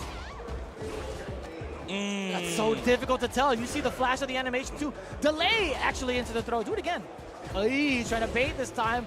Yamaguchi not biting. Still pretty sturdy on defense outside of the fact that he's getting throw loops, but still. Oh, wow. Still gets the combo. Oh, my God. Ooh, that was it. Yeah, probably was so worried about the OS right on block. That's why he didn't even go for it. He wants to get a clean hit. Oh, my God. Next hit wins. Damn, double fan? You think that if I was close enough, they would have been punished? Oh, nice DP. Nice and delayed. I don't know what the hell Bonchan was looking for. Maybe trying to bait the DP, throw it all so it could go under the demon flip. Possibly. Wow, giving Bonchan more chances at life, huh? I mean, excuse me, the other way around. Yeah. Pardon me. Looking for the counter hit right now with the fist. Beautiful spacing, but met with the stand strong. That was clean, Yamaguchi. For some reason, I kept thinking standing heavy punch was like -4. That was my mistake. It's definitely -3. For my standing. For mine? Okay. I don't know why I thought it was -4. My mistake. Forward thrown out. Yeah, Bonchan, it was a lot harder for him to actually get out of that corner because of that pressure, right? You had like standing medium punch, standing heavy punch as well. Big conversion now for Yamaguchi. Ryu Engu as the ender. And I like that to set up for the drive rush. I actually thought he was going to let it rip. Just hide the block stun and then just go for the DP. I haven't seen Bonchan represent that a little too much. He should. That makes sense, too. It actually makes sense, too, yeah. Yeah, man. Ain't nobody ready. Automatically, when you're mounting offense and you got him in that parry animation, everybody is just sticking to that plan. Okay, you're locked in on parry. Let me try to throw you, right? Or whatever the case may be. And met with the DP. I mean, we saw instances of that almost at match point, or at least like the previous game, I want to say. All of it kind of just meshes together. But now, taking a page out of the book, the rhyme book that you were preaching earlier, Yamaguchi's layering down a lot of throws against Bonchan. The Tatsumaki, yes, the corner carry. Good unscaled stuff. Nice, good, respect that. Not trying to backdash this time, to not get clipped with the stand fist. Excellent from Bonchan, yes, don't panic. You're looking good, but Yamaguchi's looking a little better. Yeah, and he got the backdash exactly on that point. Against the fan. He just gets to chill out, right? He gets to build green for himself. Now forces the burnout against Yamaguchi. This is actually your time to press forward. He did go for the OD fireball, possibly for a scored knockdown, perhaps. Now he's trying to bait out Yamaguchi, right? Uppercut. Yamaguchi looked like he tried to clear the skies with that one and bait out a DP, but nope. Oh, part of the plan. We'll take it. Demon Flip shenanigans. 2+. Everybody still, to this day, 2.5 years later, people still miscalculate they blocks it on burnout. It's kind of rough, man. I don't blame him. The Demon Flip Ender, it is kind of tricky. Okay, that's the first time we've seen that shown thus far. ODDP through the parry. Oh, okay, I actually thought he was going to DP, but then again, Mai's DP don't got that forward traveling distance. I can't believe he committed to that. The rest of the anime. Oh my God. We got bust. We're playing RPGs, Mai. She's cooking. Oh my God, did you see how active that was towards the end of it? It hit on the last active frame. Punish counter with the jab against the dive kick. You might actually be super dead because of level 2. Almost. Wow, definitely if he had the EX would have finished. The OD, excuse me. Damn, he backed away immediately. He didn't want to fear no back throw. He didn't want to fear any normals. Didn't want to try to attempt a whiff punish. I see demons coming. I knew it. He messed it up. Come on! I wanted it, man. You know what it was supposed to be? Drive rush immediate demon. Damn it, man. He tried to whip the jab, but it made contact. Yeah. Or he tried to put him in blocks on walk up and then hit him with the demon. Come on, man. I want to see it. That's not something you see every day. Not at all. And we're not going to see it today either. That's the rough part. Bonchan sent to losers by Yamaguchi. Now, I don't know what the current record overall is, actually, now that I think about it, between Yamaguchi and Bonchan, but there was a lot of competence in regards to like the Akuma matchup coming in from Yamaguchi. I will say there was a very vital and big erroneous movement from Bonchan towards the end, but I think the overall control that Yamaguchi has on offense with Mai had Bonchan shook. Oh my God, I wanted to see all the homies. What my homies call. You ever need a place to... Anyway, big fan, by the way, of that guy, that artist. Pac, if you wonder. Yeah, no, I got you, but also a big fan of him. Oh, yeah. That's on he time. immediately went to the cell phone to figure out what went wrong. That is a walk and a half. You know, There he is. Yamaguchi walking by as well. I swear, when you lose, you just get like certain mannerisms out of nowhere. You can see the walk too, like, you know, like the way he carries himself too. He said, as soon as he walked by, he put the book bag in the back, and he looked at his phone and he looked away. Yeah. There was nothing on his Shook phone. his head too. He was like, "You ain't looking at nothing." I was like that too. I was just blindly looking at the phone. There was nothing there. There was nothing there. There's nothing that you could ever look for to make you not think about the match. That's the thing. Genuinely. You know what's even worse when you have the lock screen? You see a reflection of yourself. Yep. Looking at yourself. Such a loser. You see yourself shake your head. That's rough, actually. That feels kind of bad. Low key. Oh, man, this is crazy. It's rough. But either way, we still get to see Bonchan towards the other part of the tournament. Again, that was that had to be winners finals between him and Yamaguchi. Yamaguchi going to be the one moving it on. But to kind of give you a little bit of a preview of who's made it out of pools thus far. Funny enough, so Kusanagi actually making it through winners, perhaps, I'd assume. John Takeuchi also from B2. B3, we assume NRD because Killzyu and Nero, we didn't get to see them on stream. They did fall short. We haven't seen Thunder de Langis. So sorry, Mena's actually on the stream right now, actually. Oh. So just to throw that out. Luiman eliminated the other Kusanagi. Okay. I can see that. I could definitely see that. And we haven't gotten to see Gustavo Page 2 at all. Killzyu eliminated Nero the Boxer. How's Thunder de Langis doing? Tunda! He's Canada's still finest. He's still in the pool, right? I'm pretty sure he is. Not sure. Maybe Mena bumped into him midway, maybe? Yeah, this is the second matchup here, right? Yeah? Yeah. Oh, so this has to be pretty deep into the pool if it's like the way it's fleshed out. Aura being the one possibly to make it out, or at least taking down many names to face off against Menardi to possibly make it out of pools. Man, shout out to Mena sticking to the Blanca, dude. You already know he was in that heavy rotation with the Blanca, Bison, and the Zangief. Yeah. But I like that he's just sticking to his guns. Blanca is definitely well-equipped to take some big tournaments. I mean, you're seeing it. You're literally looking at your reigning Evo Japan champion 2 times, by the way. Yeah. Honestly, though, I feared for that day. I feared for that statement to come because right out the gate, I'm like, as much as I dislike Blanca as a character, that's just a personal thing. I thought to myself, dude, this character is a complete package. Yeah. That right there, the pop, the toy, sets it off. Wow, trying to find the gap in between, but there was a lot of blocks in there. Interesting. Whoa. Oh, that was a cross-up. Punish count on the top of that to match, just to do a little more damage on that drive gauge. Unfortunate. Man, this is tough, man. This is a whole new definition of farming Aura. He's just running until like 0 seconds on the clock. Yeah, he is just grinding it out against Aura, taking so much damage against him. That's a whole different definition. Lightning Beast incoming, and you're eating the damage. Drive rush forward. Sick. Funko. Whoa! On the other side. Oh! I thought that was all part of the plan. He made something out of nothing, though. Oh, yeah, Menardi said, nah, we're going to keep it on this side of the room, please. Watch it. You step on Funkos, they hurt. Well, that's a trade-off for Aura of that medium. That was median up. Oh, that was a punish counter. Wow! I thought you was going to get something off of it just for the positioning. I love it. Mena. There was a jump back attempt from Aura. He was not grounded at the very last second. Tried to escape. Again, farming Aura right now, looking at the first game to make it at a pool block B. And Blanca said, up the cross straw. Yeah, he's got some funky noises, I'll tell you what. Let's go I'm get coming! it. Yo, not serious. That's what he says, man. Seriously, he does. It's like, all right, man. Oh, no. It has the purpose of a reversal, but the con of that is it's too slow on the startup side of things. That's why you see Mena whip the stand short and recovered in time for the block. It's exactly that, right? The active frames don't come out until double digits. Oh, my God. Ooh, the snipe out. Or so we thought. More so in trade for Mena RD. Looking at a possible another 4 rounds for him. Quite possibly. La Cueva se pega. Sure. Looking for the Yeah, you're right. I respect that. No matter what I say. Yeah, you're right. I got you, man. I appreciate it. I be saying a whole lot of nothing sometimes, man. So I appreciate that you just line up with it. I'll just be like, true, yeah. Yeah. I Right. appreciate it. Hey, it is what it is, man. Target combo, a little out of range there. Still got the Lightning Beast intact, though. Funko time. Oh. Oh, no, man. It was crunchy. Man, that's a well Oh, that was a beat and a half, son. Level 1 incoming, too.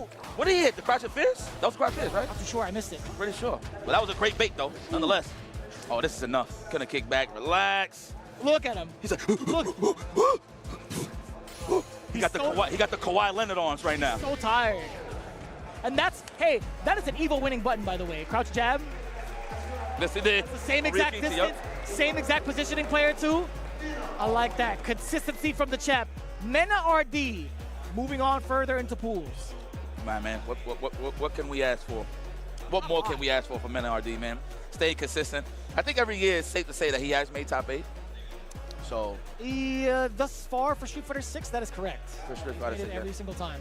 Yeah, I kind of meant him more on, but you are correct. I meant him more in terms of the Blink Respawn side of things. So, like, he's always trucking to just show support because the finale days here in Blink Respawn, it gets extremely hyped.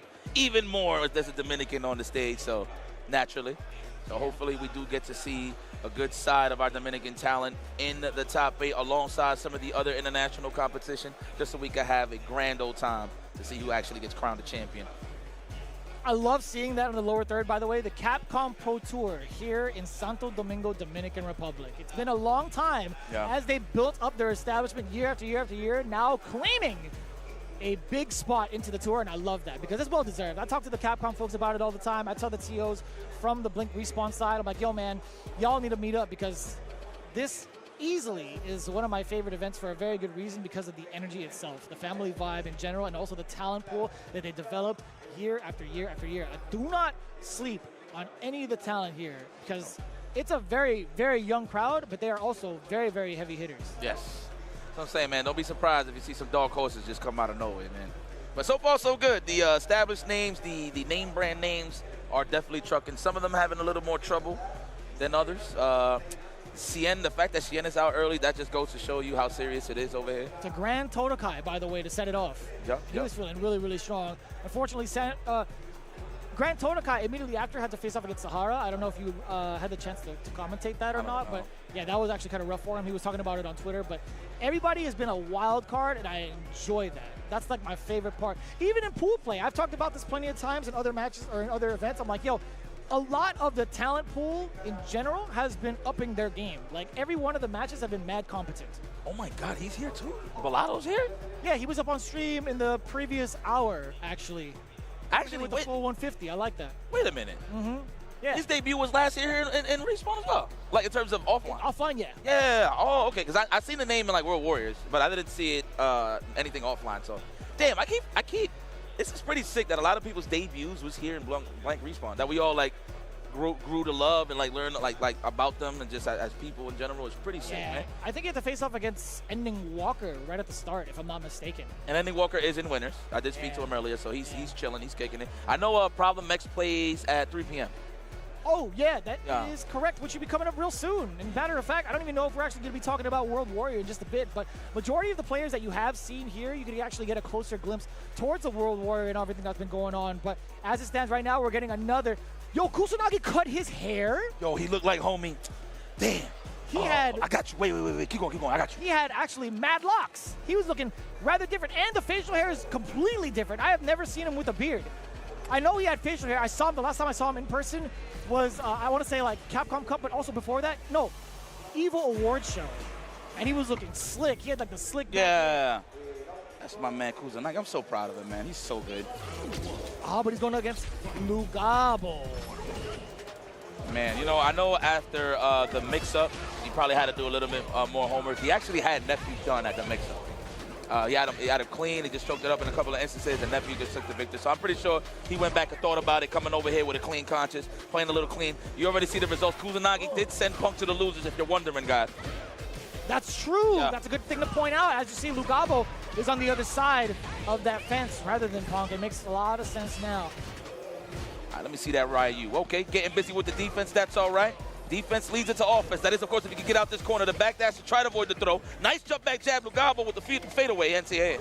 Yeah, not too bad, right? If you can't keep him fully contained, at least try to get some damage on the way out instead of putting yourself into the corner. Really, really smart decision. And a quick one at that. Lugabo, he's chilling for a bit, right? He's sitting on this life lead. He wants to try to tap in, and he does so with the right spacing. That is perfect. Perfect parry into the drive rush. I love to see that. Level 1 had to be spent. He was a little dry, but you know what? Had to secure the kill and maintains his 2 cans.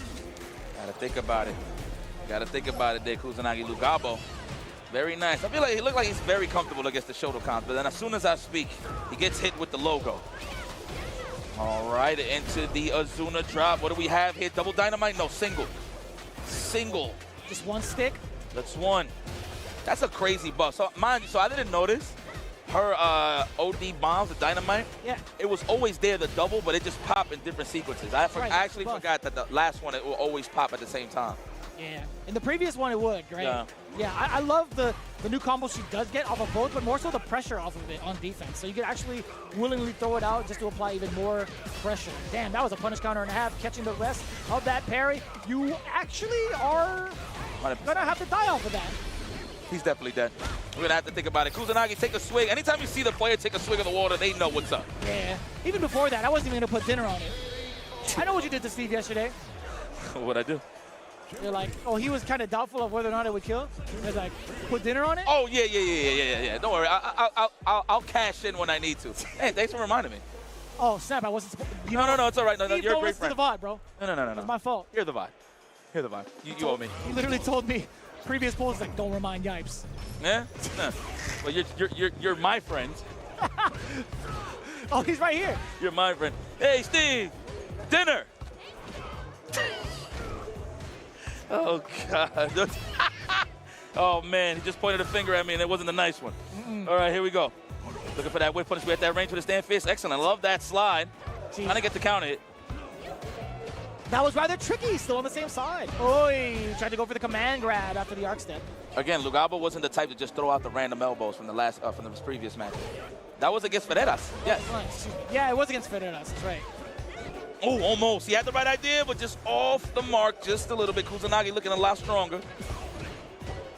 Not going to get a conversion off of the Sen light kick, but it's fine. Does get the Hasho charge up, Hashogeki, or the Denjin charge up, excuse me. You got to be careful with that Lugabo. I think next time you're going to see a stand fist to punish that or a crouch fist.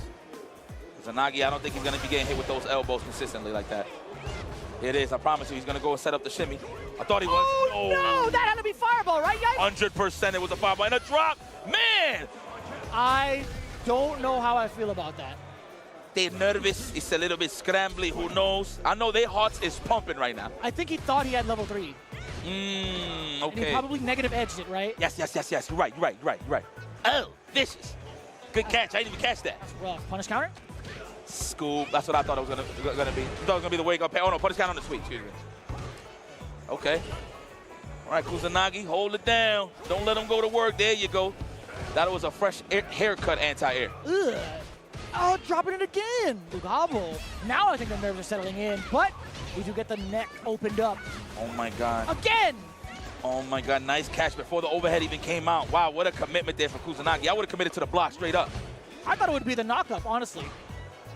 Possibly because there was a little bit of startup on that. I think the overhead's a little bit faster. Sit him down. Asho.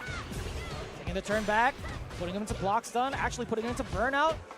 You got to hold the loops. Oh, I thought you was going to let him have it. Level 3. Yes, it's there. He going to buffer it. Oh my God. He had attack back. He doesn't want to put himself in a burnout. Wow, you jumped? You could have died there. Oh my God, he's going to go for the burnout. Nice! Wow, that was pure Kusanagi! I tried to hit him with the DJ Clue. I know you caught it. That was pretty good. Peds. Peds. We ain't talking about candy. You could have died multiple times, though. Right? If you think nice. about it, like if it wasn't even just like the DP, it could have been like DP Super to catch the tail end of it because it still does a good amount of damage. I'm glad he was still able to solidify that first game. I mean, you can tell he's sweating, bro.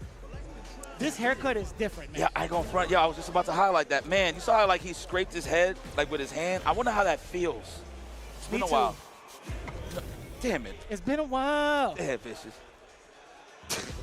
I promise I'm not trying to set you I know. up. I know. I know. Okay. What? It's low-hanging fruit. Am I supposed to not grab it? I just want to feel that, you know, that fuzz on my dome, you And know? I agree. And I agree with you wholeheartedly. Me too. I'm just saying, man. I agree with you.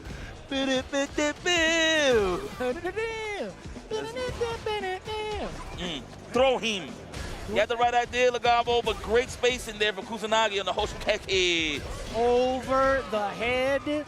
Kusanagi getting the perfect. Overhead. Overhead. Good blockage of the legs. Watch your toes. It could lead into some serious things. This could be serious right here. You see that spacing trap, too, to fish out the sweep coming in from Kusanagi. We might see a double. Oh, we actually might see the double. He's going to build it up for level 3. Yeah, man. You see the double P. I'm telling you, man, Kusanagi with a lot less weight on his head. I'll tell you what, with that haircut, level 3 to kick it all the way off through the bracket. Nice work, man. Oh, we hiding the inputs. Yo, everybody's getting hip. That's what's up. That's what's up. Take advantage of it now because it wasn't like that in the arcade days. I'll tell you that. I used to look at all the buttons. I go for it. Oh, 100%. Yeah. I would look at it. I would listen to it. Yeah. I'll fake buttons, you know? That All happens. the time. But damn, look, great stuff. The match was a bit back and forth, tit for tat. Legabo had the better end of Kusanagi, although they was both on the execution error side of things. But just to keep the flow of the match, that was definitely there. Who definitely made it count in the damage department is Kusanagi. That pressure with the Hoshigeki is just too strong, especially when you're spacing them out and you know they're trying to parry, and you can make that bait, that read when you can catch the parry in the recovery frame. Very nice, man. Ryu, I see you, man. Your stock has definitely been rising up for a hot minute. And again, credit to Kusanagi. He was one of the, I mean, the real ones knew that Ryu was good, but once he won UFA last year against Shanghai, I feel like that's what woke everybody up. Like, oh my God, especially when you hear it from the birds. I'm curious about when you say the real ones, do you mean like the real like Ryu players? Or do you mean the ones that were in the know? Because I felt like a lot of the Ryu players were definitely downplaying the hell out of them. So in the know. So, of course, the birds know about that. But if you need to be in the know, guys, remember, there is a world warrior somewhere around your region. And the season continues. Registration is open for all events. Head on over to capcom.us/WW25 for schedule and more information, including the regional final prizing and how to earn the coveted Capcom Cup 12 invitation. And again, guys, from the comfort of your own home, you might get a chance. Go to Japan. Yeah, and that's a pretty good damn deal. And to get yourself ready for all of that competitive integrity, you got to make sure to get some of the best equipment that has been supporting the Capcom Pro Tour. The Turtle Beach headset with 10% off your first order over at turtlebeach.com. You can check it out with the Stealth 500, 600, 700, all the way to the Pro in order to raise your rank. You need it with the Stealth wireless headsets. And I've been a fan of this. I've been talking about it all the time. You're going to get tired of me saying this. I genuinely believe it, but literally my very first pair of headsets, Turtle Beaches, they haven't steered me wrong, and I'm looking forward to picking another pair up, Turtle Beach. Holla at your boys for sure, because we need to check these out for ourselves going forward. As a big supporter of the Capcom Pro Tour, we can't thank y'all enough, and they've been doing a great job. So check them out. 80 hours of battery, by the way, wireless, and being able to clock in with your computer, with your PS5, whatever you want, whatever console. You can make a sandwich in between games, baby. Yep. That's pretty critical. You like that ringing noise of a punish counter, or just the sound of your MR getting lost? This will give you the perfect experience right here. Get yours now. 5. Well, it looks like I think we're done with this block, huh? Yeah, that's pretty much it. But we still got so much more to go through. Let's talk about it a little bit before we actually send it all the way through. Man, in C, we have C1, DCQ, Psycho Pugera. Molina and Droker, okay. C2, we have Fudo, Itabashi, Samurai, and Fidelity. Fidelita. Then in 3, the Pool of Death, Momochi, Knuckle Dude, Problem X, Jimmy DR, Zaffarino, and Kid Frost. Then finally, C4. Very explosive. Hikaru, Bruce Lee, Narikon, and Roy. Yo, Steve, you got some bangers right here, boy. Oh, you're next? You're next? That's Dude. going to be wild. Dude, you got some bangers over here, I'm going to tell you right now. And hopefully you guys stick around and catch all of these bangers live here at Blink Respawn. This is the CPT 2025, one of these stops here to see who ends up in the Capcom Cup later down the pipeline. Well, it's been a pleasure as always, guys. Stick around, don't go anywhere. More Street Fighter 6 when we return.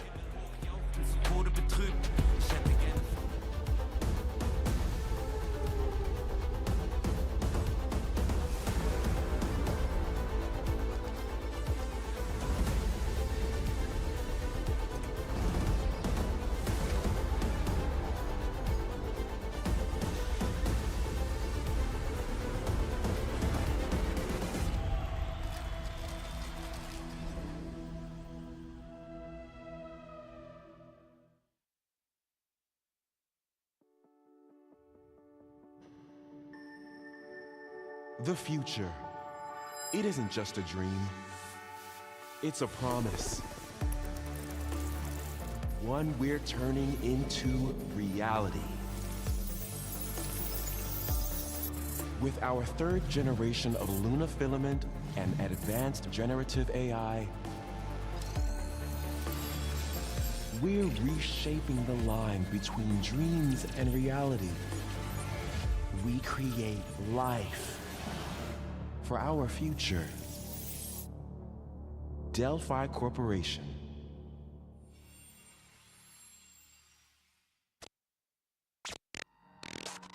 Now let's see about getting Pats through to Earth. And why are these things trying to kill us?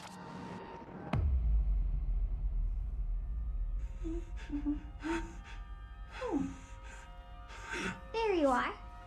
All better. You patched me up?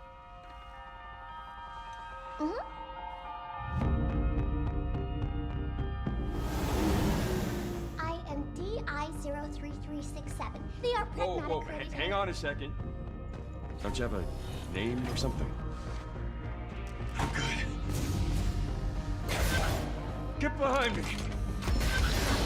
I think I can help.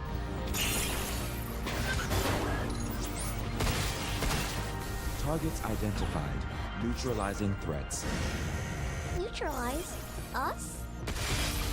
Looks like we're gonna have to fight our way through.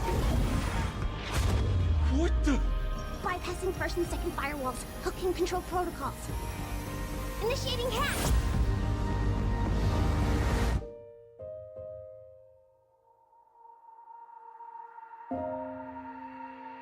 Hey, D.I. I said I am DI. Okay. Look, how about we call you Diana? Diana?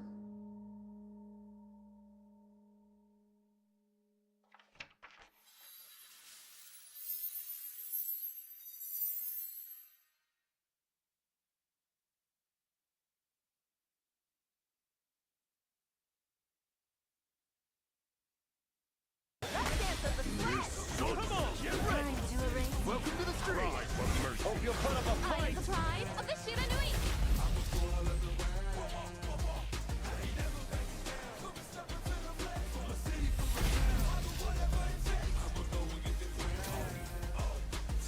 I'm here to help.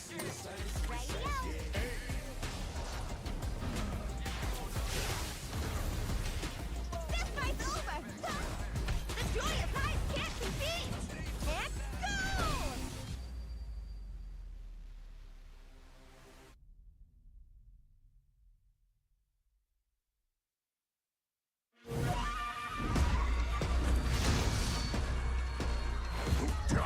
go!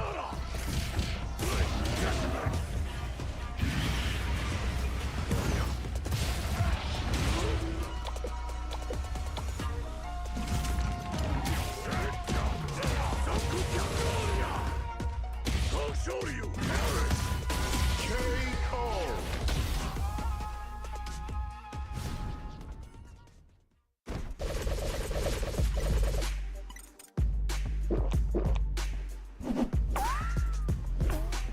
Red Bull gives you wings.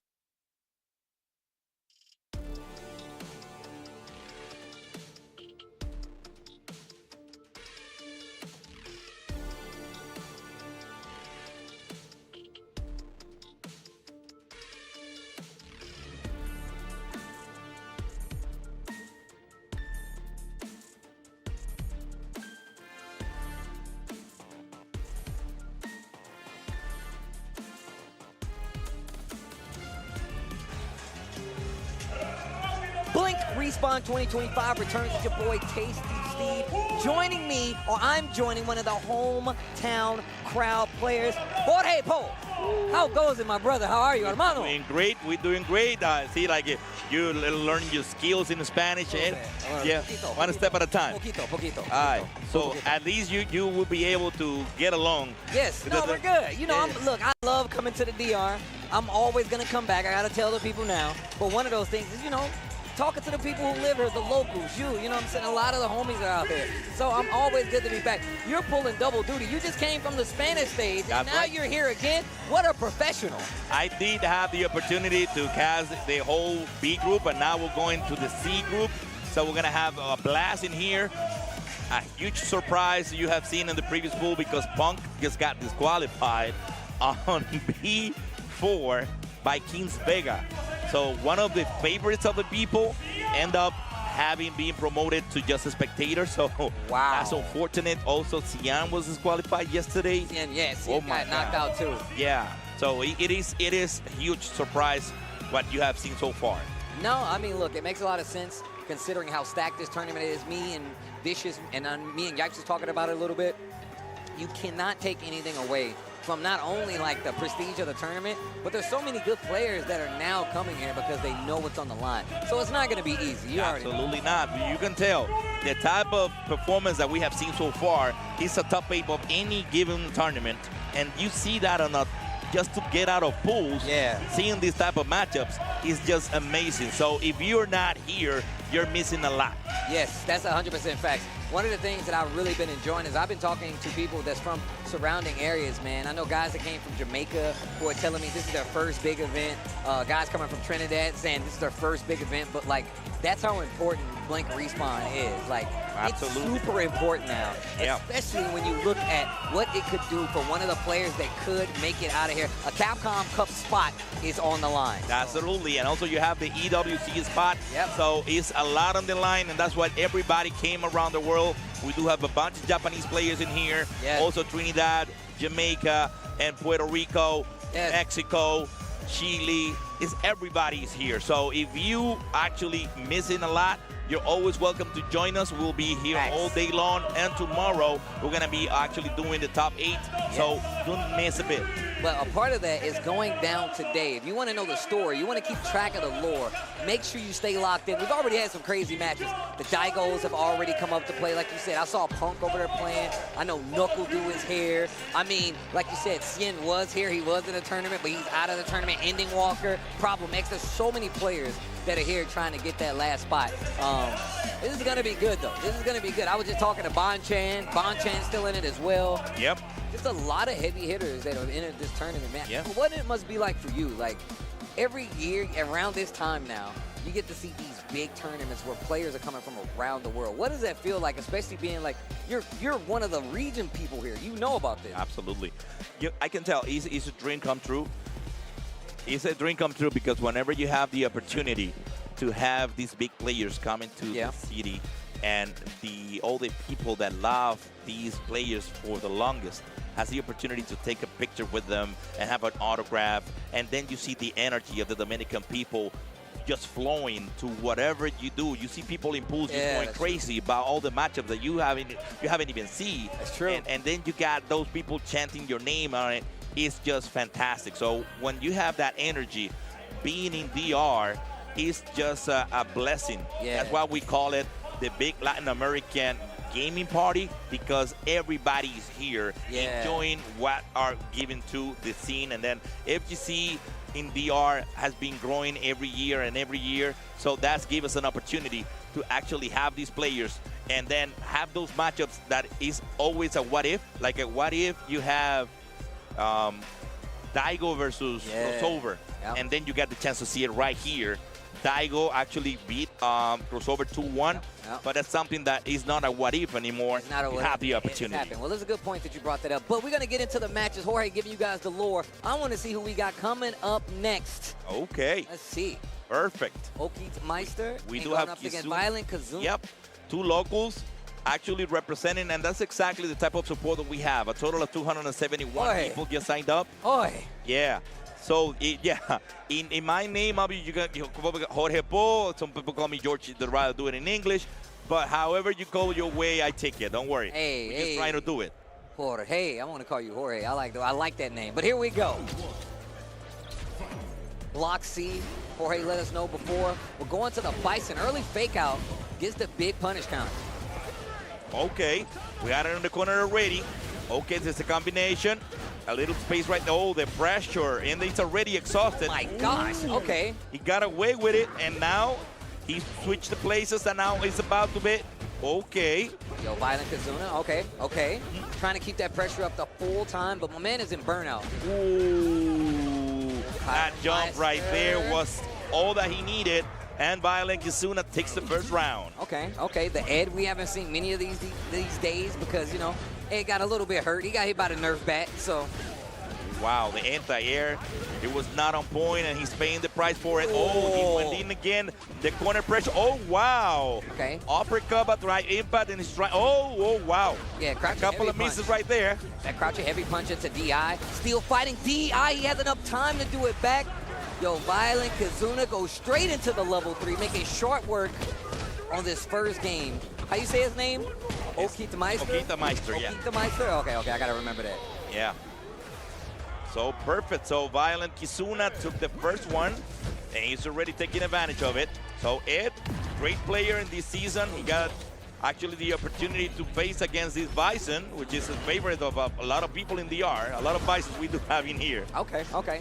So perfect. Okay, that's punishable. Punish. Ooh, oh, again. Yeah, he's ready for it. He's looking for that DI. And Yeah. you can see, well, what he's doing with the Bison. He's trying to, like, sprinkle it in, but, yo, Violent Kazuna, he already knows. Yeah, he's already checking on those drive impacts. He's paying the price for it. Okay, oh, in the corner now, okay. That was block screen. That's why it didn't impact in the wall, but now he finally get the round. All right, set point coming right here. Violent Kazuna, he can definitely close this out. Back throw early on. Ooh, just a little too early to get that big jump in, but drops the combo. Ooh, drops it again. Okay, the Psycho Crusher and OD. Okay. Okita Master about to be exhausted again. I think that will be it. No, he decided to use his drive impact, and now this is the switch. Oh, wow, no, there's nobody house, and this is, wow, another drop. He don't want to win. My man don't want to win? Is that what you're telling me right now? Okay, now he's chip damage, and he makes his Violent Kazuna actually get the win, 2-0. And thank you so much. My man looked legit confused. He's like, oh, that was, is that it? That was it? That was it? That's the one? All right, I guess I'll get up. And okay. My man looked around like he was truly lost. Like, huh? Yeah, like, what? Where am I? So, yeah. Where am I? Don't touch my stuff. Nah, but we saw it early on, man. Violent Kazuna definitely looked super sharp, ready for the DIs as well. Okita Master, literally, he had a couple of instances there. We saw him early kind of go for the fake outs to try to get Violent Kazuna to react. It just didn't work, and Kazuna just seemed like he just, you know, had a full grasp of the situation. Yeah. By all means, the drive impact was not the best option in the wake up because Violent Kazuna was always ready for it. And actually, the first time that he did it, he reacted at the last frame possible. But after that, he realized that was the go-to option for him, and then he decided to punish it every time. No, that's the way you're supposed to be. You got to take advantage of it, man. Don't let anybody make mistakes and get away with it because you know they're going to run it into the ground. We was actually talking about this a little earlier with some of the Japanese players, right? Some, especially because, one, you can't give them any ground. They have traveled a long way, and they are trying to make the most of the situation. Absolutely. If you mess up, I guarantee you're going to regret it. You're going to be like, man, all I did was whipped one anti-air DP, and then I lost. That's all it takes, I promise you. Yeah. So don't get mad when it don't go your way and just start blaming everything except for the controller, all right? And sometimes it's not the controller, it's the controller. That's Shout out to my boy. And you can tell that when you see the highest level matchups, rarely you see like a drive impact. They don't use it because they know that's a technique that you need to save it for specific situations. A corner. Whenever you have it in the corner, and they don't do it right away. Usually when you have a lower level player, they usually do drive. As soon as you're exhausted, they drive impact right away. No. When you see high level players, they try just to poke around, give you a throw, get the damage, and then when you're not expecting it, boom, you got the drive impact for the kill, and that's the best way of using it. So shout outs to the people that are in the chat and everybody around the world. This is Blink Respawn 2025. Boy, and you got to be here. Definitely got to be for here. real. Look, I tell people all the time, and I said it before, I will always come back to DR. If I'm going to do anything, I want this to be one of my staple tournaments. I've seen this guy a lot. We've been around, so I know for a fact, and he's telling you the truth. If you have not come to a Blink Respawn and you're in this region, you're messing up, because it's one of the best events out there, especially when it comes to events not being in the region. This is the one you definitely want to go to, man. So shout out to everybody behind organizing Blink Respawn, man. They've been doing a great job for years. Had that sick exhibition, the Blink Showdown exhibition, which was also sick. I spoke about this player earlier. Problem X, all the way from the UK, going up against Just Play DR. Yep. Really, we do have the opportunity to see the best of the best in this instance of Blink Respawn 2025, and we're about to start. So let's see this matchup about Bison and Sakuma. I consider that matchup that if Akuma make a mistake, is KO right away. Yes. So let's see how Problem X plays against Just Play DR. Oh, wait a minute. Okay. The back throw. The pressure in the middle, trying to see. Okay, no DP. It's a thick throw. Oh, there we go. Wake up. The jump back, not close enough to have a follow-up, though. Okay, and now we have it to almost to the corner. The scissor kick does it, and the throw. You're in the corner, guessing time. Ooh, wow. He's exhausted, and now that's a problem again. Oh, there you go. Okay, the conversion. Okay. Oh, wow, goes to Psycho Crusher. Doesn't want to spin any more of that drive bar. I see what he's doing, trying to get a little bit back. Into the DI, you're not ready. Back throw to close it out. Problem X, looking real good in his first game. There we go. He used it in his advantage, since we're talking. That's the worst decision you could ever take. Get exhausted against a high-level player. Yeah, it is a problem. That's facts. And then we got you in the corner almost again. Okay, he's already in the corner. Okay. Just a medium kick, not the damage. Okay, sprinkles in after the drive rush, puts himself in burnout again. You just said this. And that's it. Psycho Crusher gets you to the corner, and then he needs to guess in time. Nah, that's not going to do it. That's pretty much KO against Bison. There we go. Okay, just level 2, just to pepper him up. Okay, and you're still exhausted, and that's the problem. And you're still looking a little dry. The perfect KO. Problem X. It's like math, bro. You got to solve the problem, and it's X. Yep. Unnecessary roughness. Flag on the play. Yeah. You got the perfect. You got to get a referee in here, bro. No, my God. Okay, look at him go. He got it on the corner. And then you have the pressure. About to get exhausted again. Let's see how Just Play plays it. The hell attack gets him out of the air. Okay, now this is dangerous. Gets hit by the OD Psycho Crusher into the DI once again. Problem X gonna try to close out the round. Didn't even need any of his bar.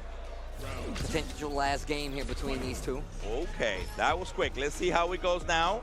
Just Play needs to make a change. Okay, the jump. Okay, tech throw on point.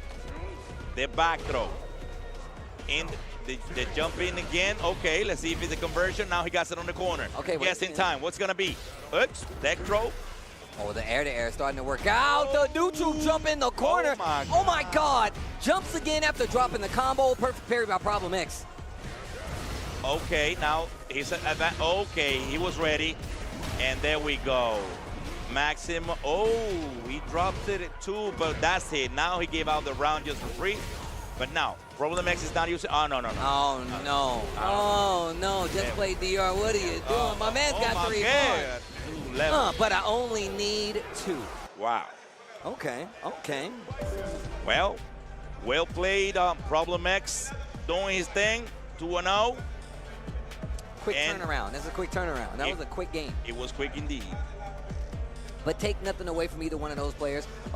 Look, Just Play DR definitely was looking a little shaky at first, but as the rounds went on, he definitely looked a lot more comfortable in the matchup and just being able to find these hits. But then, even when he found the hits, it was more about completing the combo that came after it, and it just did not work out. Yeah, absolutely. At the end, he pretty much just gave out, and he was just doing DPs just to get rid of it. Like, I know, I'm good. But yeah, great performance by Problem X, moving on into the pools. Yep. And that's it, what matchup we do have next. But remember, this is the place to be. Blink Respawn 2025. Make your arrangement for next year if you missed it, because the Capcom Pro Tour is live from Santo Domingo, Dominican Republic, all over the world, in here, enjoying the great party. Yeah, man, it's been a good time, man. I like how you say it's the FGC party, man, the FGC family reunion. Yep. So many players come back here time and time again because they know it's going to be a good time. Yeah. We see Nukudu and Punk, both of them were playing yesterday casuals with the guys. We played the whole day until we start the pools at like 6 p.m. Yesterday. The pool it was the one that we ran yesterday. That was unfortunate that was seeing get disqualified yesterday as well. So it is a great opportunity for everybody to be playing, because this is the beauty of having these top players in the country. Everybody has that opportunity to actually first to 3, first to 5, first to 2 against those guys that you, in other instances, you will not have the chance to play against. And then you have the chance yesterday to do it freely with no commitment, no problem, just pressure. having a good time. Yeah, and like, it's funny because every time you go to an event, you do definitely see those people that are like, bro, I want the XP. I like chilling, and I want the XP. That's exactly what it is. But it's also really cool, too, because you have some of the best players in the world that they just hang out, and they have a very casual understanding of the game, but they play at such a high level that, like, you can learn so much just from, like, getting those games in with them. But we're going to go to the next game, speaking of, Jimmy DR versus Jeff Diddy. Oof. Here we are. Jimmy DR has one of the best Marisa in DR.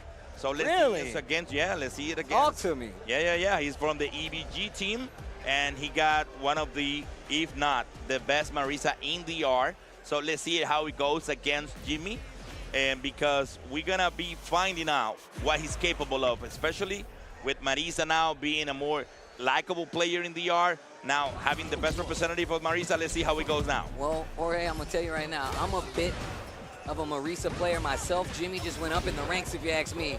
Jeff Diddy in trouble. Don't get hit, bro. Okay. Finishes the target Get the conversion. Got it on the corner already. Guessing time. Okay. Great use of the parry to avoid getting exhausted in the corner. Oh! What a jump to get out of there. Wait a minute. Oh, my. Oh, no. That's not a good one. He's exhausted, though. Oh, my God. What's going to happen now? Ooh, wow. Wake up DP right there. and then he goes the pressure. Okay. Jeff Diddy. Oh, wow. Scoot him, OD. Scoot him. What a use of that shield right there to get the round by Jimmy DR. Yo, shout outs to Infectious, bro. My man put the Marisa back on the map with Modern, and everybody's starting to use the tech. I can tell you that. Oh, knockdown. Again, Jeff is not willing to take the pressure in the corner, so he'd rather do the DP, OD, and now get the throw. Okay, great tech throw. Jimmy taking the space. He's playing around, too. Listen to the music. Yeah. He's comfortable in his own skin right there. Just waiting for the right time. Jeff looking okay. Oh, that was unfortunate. That would be. Oh no, he missed the back combo. He missed the back heavy punch. Oh my, that is not good. Into the level 3, Jeff Diddy. To the corner we go. To Misters. Okay, now what will be the option? Jeff is already exhausted. Jimmy, okay, that will be it. And with the level 3, he completes the round and takes the match. Yo, game number 1, Jimmy DR. Looking a lot better as those rounds go on. Definitely took advantage of it. And Jeff Diddy, I've seen that he responds in the corner. He doesn't take the pressure. Yeah, he don't like that. He's hitting buttons. The ODDP, and Jimmy is actually making him pay the price now. Okay, corner carry automatically again. Oh, save us? Oh no, still got the counter hit. Off the wall. Oh, wow. OD Gladius, good answer. Regular Gladius, a good answer. In a left to air, Jimmy takes it. Oh, that will be it. Counter hit, jab, confirm. You only get that off of counter hit too, so you got to be in the know. That's not like a confirm, oh, I hit a jab, I did it. Nah, you got to confirm the counter hit. So he was ready for that, and then the back throw. Now he got it. Taking it to the corner. Gladius doing the pressure. Okay. Oh, wow. Yo, the crouching strong interrupt. That's crazy. Okay, full target. Flash knuckle. Okay. Ooh, gotcha. That DP was godlike. Oh, the parry to avoid the drive impact, and then Jeff Diddy is exhausted, and that will be game. You're dead. Both knees. I like how she just appears out of the smoke. You know what time it is. K.O. Oh, my God. She's so cool. Now you know history. Yeah, now. She's providing the info in here. So Jimmy DR gets the win and moves to the next round. Yo, Jimmy, I'm a fan, Brody. I'm going to tell you right now. I play Marisa. Yeah. I play Ken. And I play Terry. That's until Alex and C-Viper comes out. Okay. But regardless, the Marisa is a character that I love seeing. Definitely got some quality of life changes in this most recent patch. Yeah. And you can see Jimmy just doing a great job confirming a lot of stuff. But some of that stuff, even though it did hit, he'd have to driver's bound it to make it real. Yeah, and Jimmy DR was originally a Battle player in Street Fighter V. Yep. Now he moved to Marisa in Street Fighter 6, and he's been doing a great job locally.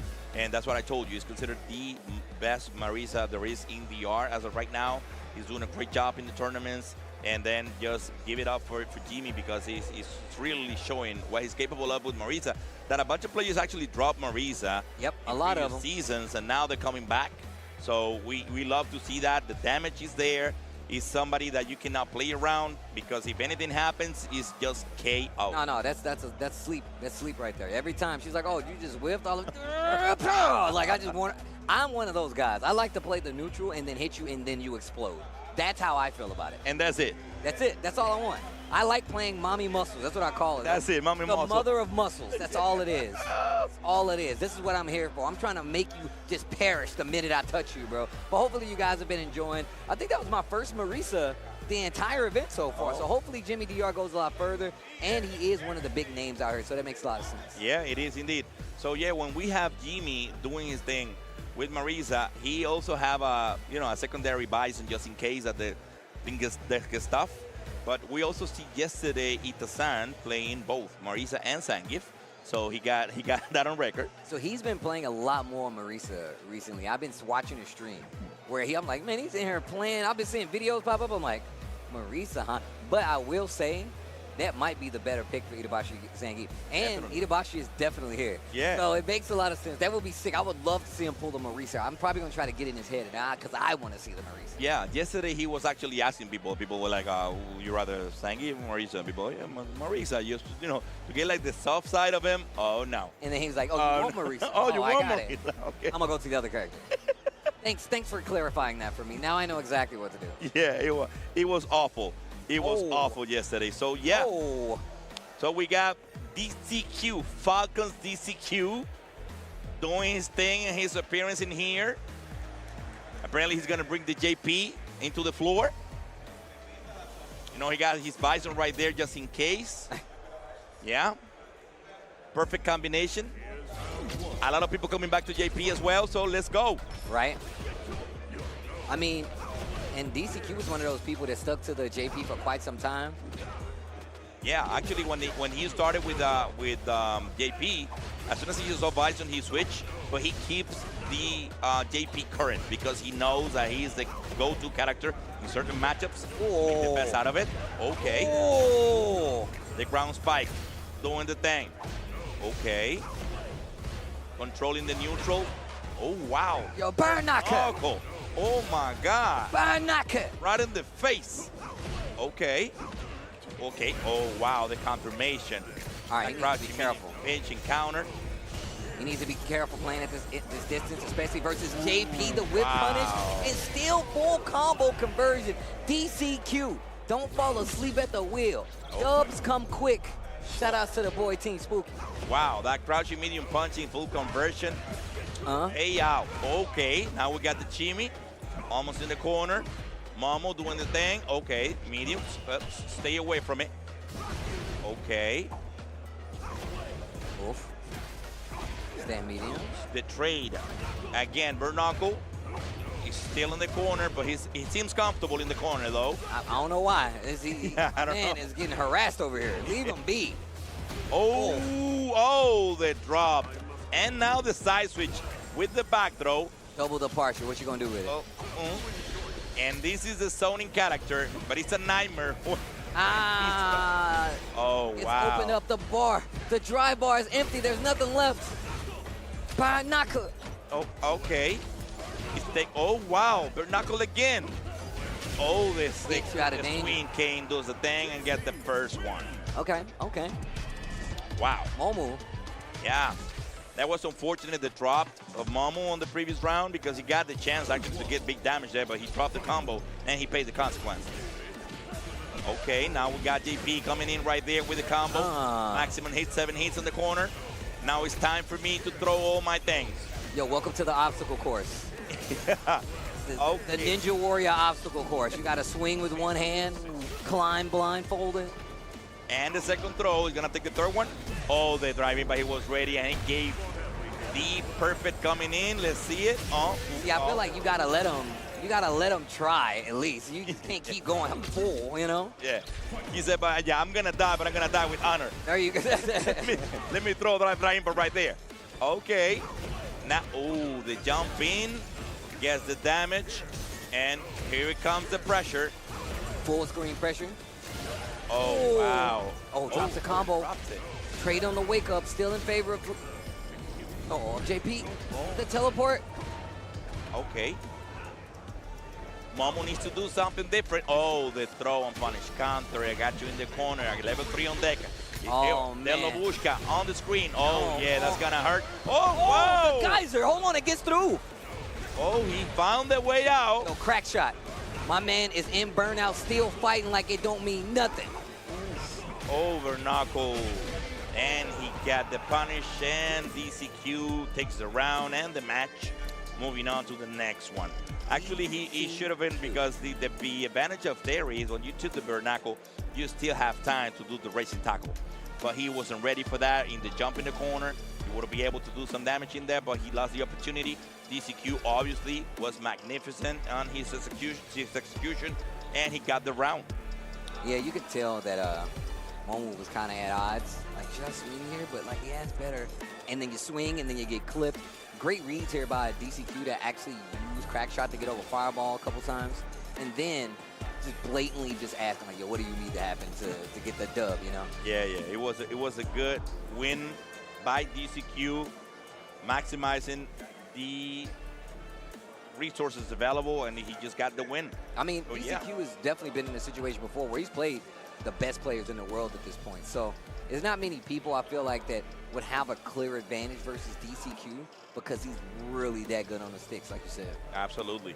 So yeah, you need to give him his props, because at this point, we do have the best of the best in this Blink Respawn 2025. That's facts, though. Showing what they're capable of in the big stage.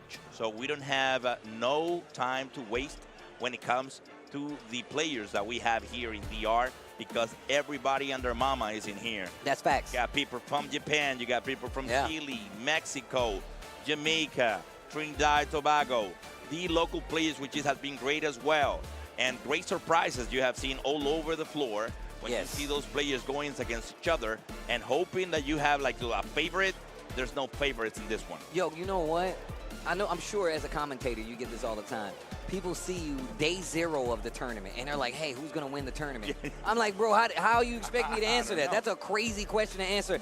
And now, Virtuous Pro Psycho coming up versus Soul King XX. Man, I'm happy that Psycho be outside, because I love seeing him play, and it's really cool that he's still here. You know what I'm saying? Just hanging out. Even more so with some of the people, his SFL team, Punk is here, you know? Yeah, it is a blessing, because we didn't have the chance. With the first time that pretty much that we saw Psycho in the big stage was on the SFL, and then seeing him here in DR is a great chance for him to be out here with the people and show him some love. And then we have, if considered the best Kimberly of the States, watch out. Yeah, no, facts. I mean, look, I'm going to be real. Like, I'm a big Psycho fan. Ever since SFL, even before that, just the fact that his regimen is a pump training regimen, because he plays pump quite a bit, right? So that gives him a leg up no matter what. Forward throw, the closeout, and that's going to already be 1 on the board 4. Yeah, he got the 7 letters right there. Be perfect right away. And having that Kimberly, okay, let we go. And, oh, the overhead. The reset. Oh, the stand light kick, the low. Okay, I got you. With tech throw on point. Okay. Again. Yeah, try to use the adamant flame to get like a little reset, but it didn't work out. Yeah. He was trying to do something, but he dropped it. Okay, here Damn, we that go. slide. Level 3 right there on the spot. Oh. What happened? He dropped it again. And level 2, that everybody was waiting for that. Yeah, just to finish him up like with a cinematic ending. Yep, now you got to watch the whole thing. Yeah. Now you got to watch the whole thing. And you know what else? Leave a Banksy at the crime scene just so you know who did it. He got the chalk around it and everything. Right? But you don't know who did it. Like, you know who did it, but you don't know who did it, you know? That's right.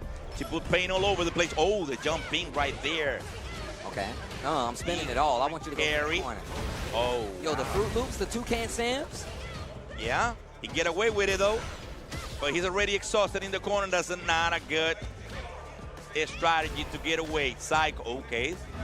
Oh, interesting choice here to get out of the corner. Oh, the guillotine. Wake up. You try to do a jab. You are in burnout, so it's probably going to take a chunk, but this is not a good situation. Plenty of dry bar left on the side of Psycho. Oh. And he got the drive coach right there. Oh, the confirm. The crutch is strong. Into the drive. The overhead reset. Into the level 1. Wow. Psycho. Okay. Wow, what a reset right there. Psycho in the zone. Doing the reset in the right moment to take advantage of that. And the low life of Akuma having just 9,000 was against him, and then he used it in his advantage. Let's see now how it goes. Tech throw. Psycho. The corner pressure. Big jump in. Gets it. The slide's going to take a chunk. Yo, It's still not over. Okay. All right. Oh, the drive impact. Didn't have response, though. Okay, now the whip. And there we go. Make him pay. This is it. Thank you so much. Oh, my gosh. Passing by. 2-0. Psycho gets the victory. My man said this could have been an email. Wow. Even a text message, but these shout outs to everybody, man. For no, I mean, look, you got to do what you can do.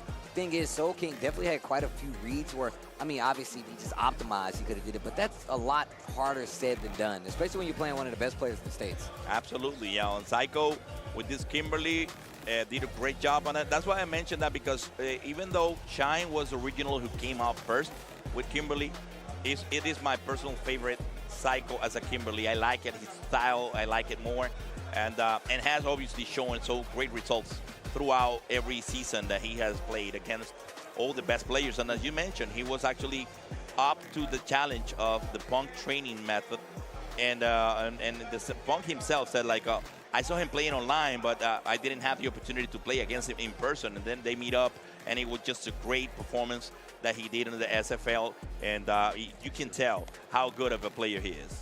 No, 1,000%, man. I mean, I just love to see the turnaround, because there's not a lot of times you see those players that kind of like go by the wayside for a little bit and come back and still come back as strong. He's definitely one of the exceptions to that. He's definitely one of the exceptions to that. And that's absolutely the same thing that we're trying to do in DR with those players that are coming up, the new young blood, trying to make it happen.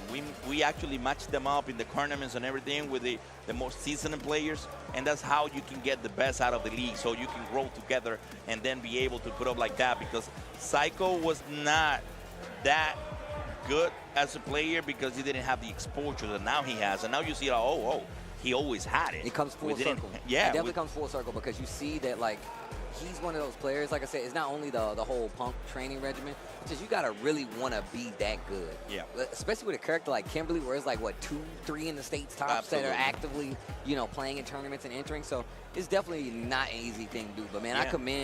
I commend him for, one, sticking with the character, 2, just, grinding it out, man. I'm a big fan. Absolutely not. And dedication and discipline that you need to take to be able to pull up with a character like that, as you mentioned, because she has been underestimated since the very beginning, because her damage is not all that in comparison to other characters. So when you see people sticking out to their players like that, and then just keep doing it with this character, and having everybody under Mama against their Kimberly, he doesn't care, he just stick to the character, that's something that you can commend to. Well, we got our next match, yo. Oh, yeah. Shimaitachi coming up versus Reject Fudo. The foodie himself. Yes. We have the Guile, the local guy, Kamaitachi, with his wig and everything, including he couldn't have combed it? He couldn't have combed it? He couldn't have, or maybe he's simulating Guile getting hit.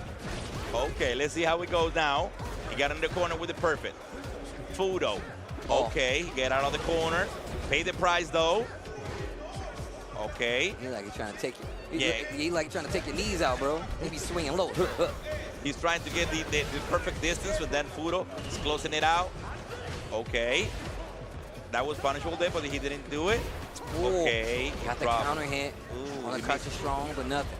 Missed the opportunity right there to confirm that. A little tick throw, trying to get a reaction out of. Fudo is exhausted, but he's not dead though. He's taking the opportunity. There you go. Get rid of him. Get rid of him. Don't let him just throw him. Okay, now, oh! Wow, I didn't think that was going to reach. Also, that's another thing. Ed's, like, neutral jump buttons have so much range. Yep. Like, deceptive range. Yeah, and especially Ed, he got like a whip right there. Like, he whipped you in the air. Oh, my God. That snatcher, bro. Okay, now we do have the trade. 87 seconds on the clock, and let's see how it goes. Kamaitachi trying to do his thing. Oh, the overhit and the conversion in the punish counter. Okay. No anti-air there. He paid the price for that. Ooh, wow. Great whip punish. Delaying the button just a little bit. Whoa, he's exhausted now. That's unfortunate because now he needs to face. Oh, no. He was ready for it, and that would be the round right there. There Into the level 3. It's over. Yep. He was waiting for that. He became a sandbag right there. The good old punching bag. Oh my God. Okay. So, yeah. It was a good intention though. It didn't pay out, but it was a good intention to wake up with the level 1 because he was exhausted. But now Fudo takes it round. Let's see how it goes now. Okay. Now he's playing the Sonic Boom games now, trying to create distance. Ooh, wow. The whip punish. The whip again. Yes. Oh, my. This is going to hurt. Oh, wow. The empty jump. Hey, man, that's why I keep doing wake up, crouch, and medium kick, because it's actually working a little bit. He's getting these hits. He does indeed. Yeah, but, okay. Oh, the anti-air was ready. Waiting on it. Fudo. Match point for Fudo. Okay. Oh, he didn't take the opportunity there. Okay. Knee blocked. What a check here about Fudo. Oh, wow. Let me out, bro. He was ready for that Sonic. Oh, he flashed. Now he got it. Oh, he jumped. He fell into the fireball, and then Fudo using the perfect distance there. Okay. He got a lot of experience on that matchup against Higuchi and other players in Japan. So he needs to do, okay, air to air. Oh my God, to level 2. He's gonna be the corner carry, maximum damage. Level 1 is coming in. And there we go. Perfect execution for Fudo, combining level 2 and then level 1 to get the round, and he makes it. Yo, Fudo holding it down. Wow. Yo, the Ed looking sharp. I really do be expecting him to just come out and play the DJ all the time because he's always in the cosplay, right? He's always in the DJ cosplay. Absolutely.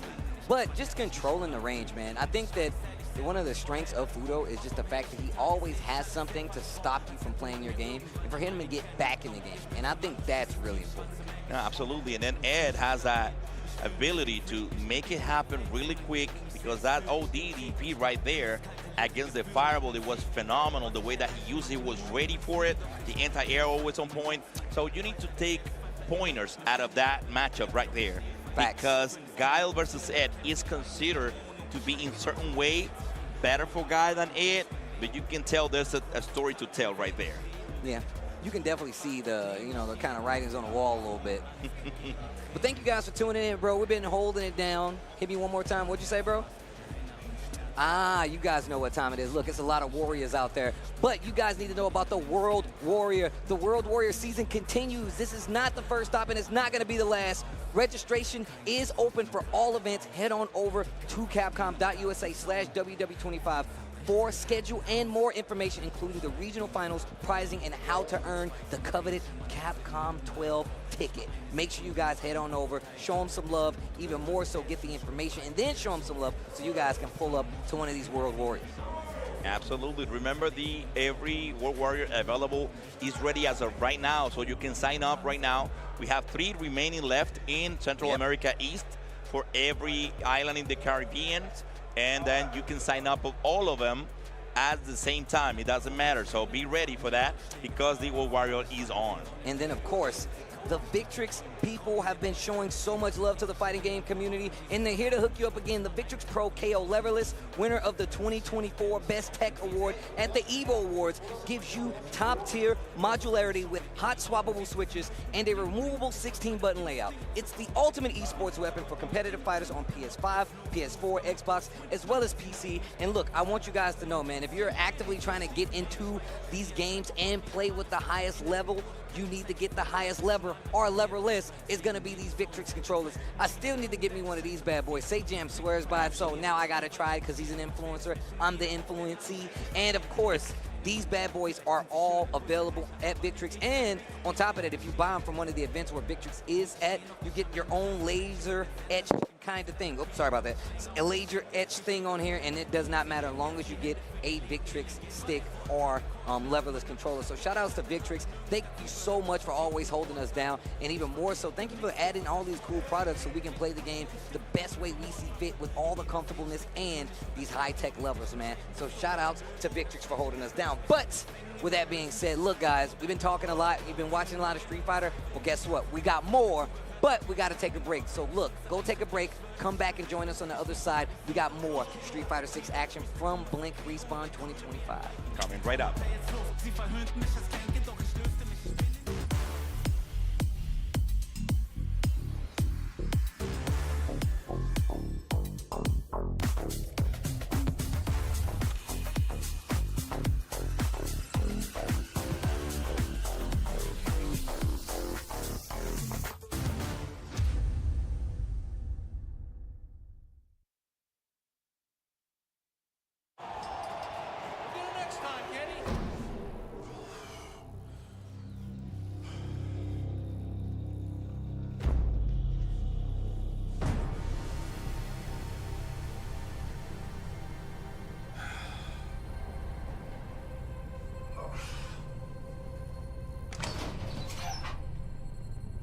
Let's rumble.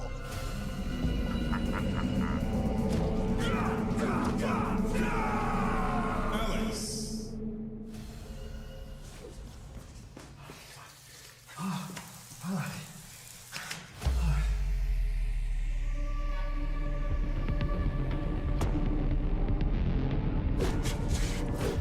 Viper.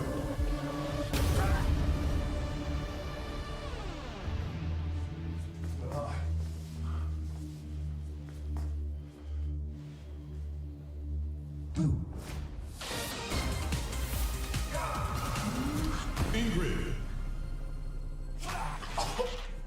Oh.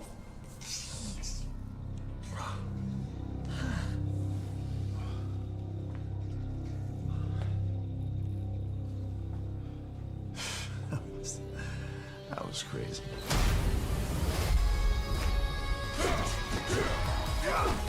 Sagat. Street Fighter 6.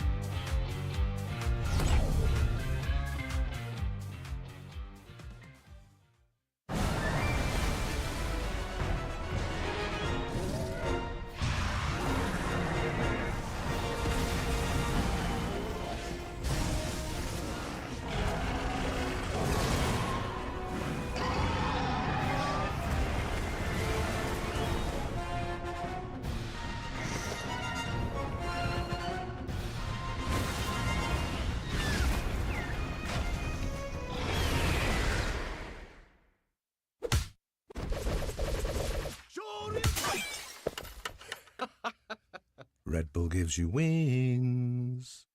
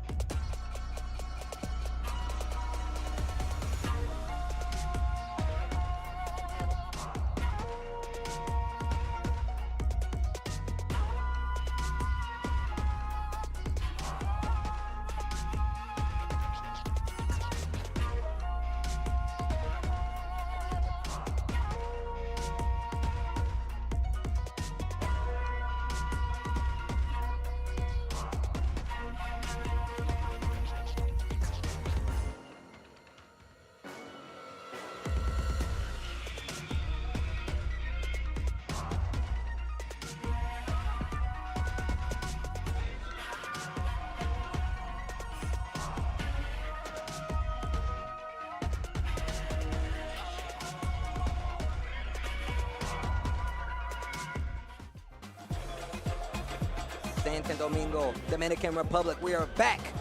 Jorge Pole, Tasty Steve, holding it down. Y'all already know what time it is. Street Fighter 6 has been exhilarating this entire time.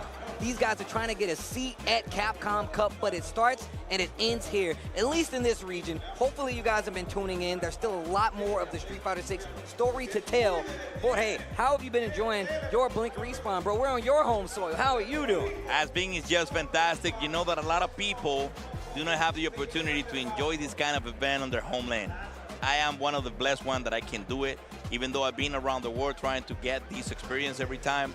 Whenever you have it in your homeland, it's just something fantastic. There's no words to describe it. Talk to them. Yeah, it is just... Yo, tell them in español, support your locals.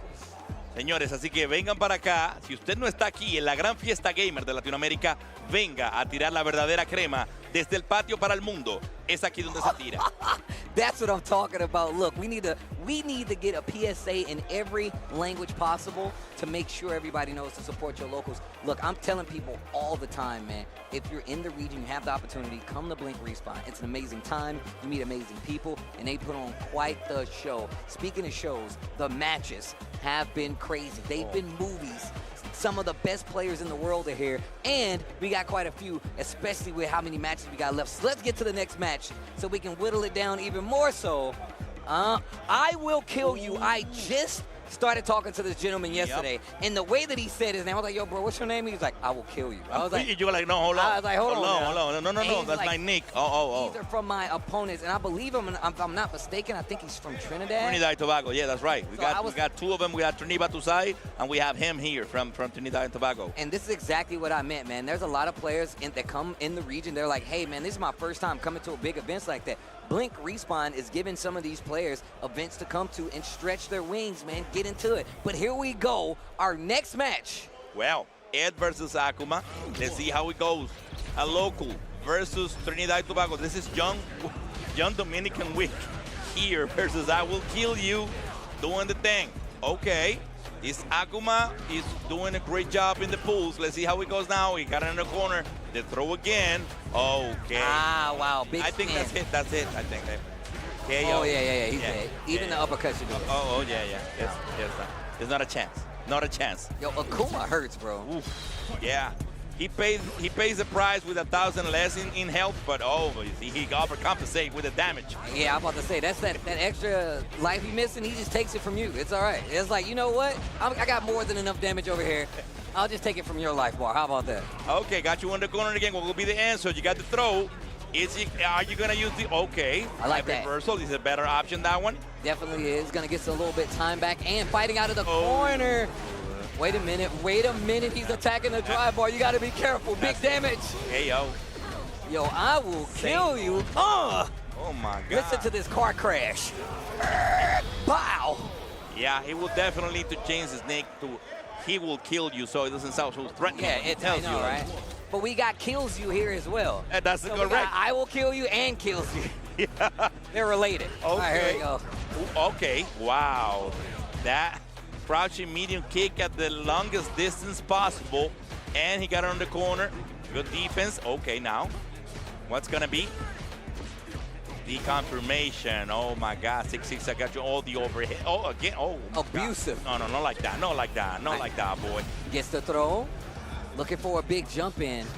John Wick not going to be able to find it. What a check with the crouch jab. And he's getting real close. The burnout is there. Oh, yeah.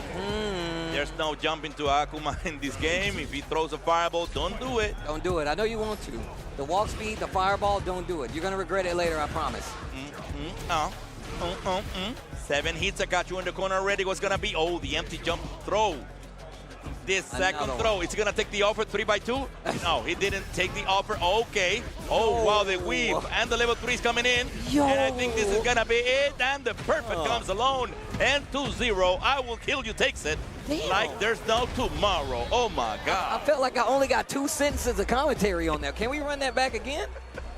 Damn, I ain't even get to say nothing. Yo. By the time that you blink, he's gone. And then you blink, Respawn 2025 is here. Bars. All the action right there. Hey, I got you. I see you. I see you. But look at this replay. Look, I Will Kill You went so fast. My man went straight into business mode, popped the briefcase, and went straight to the life bar. Look at the damage.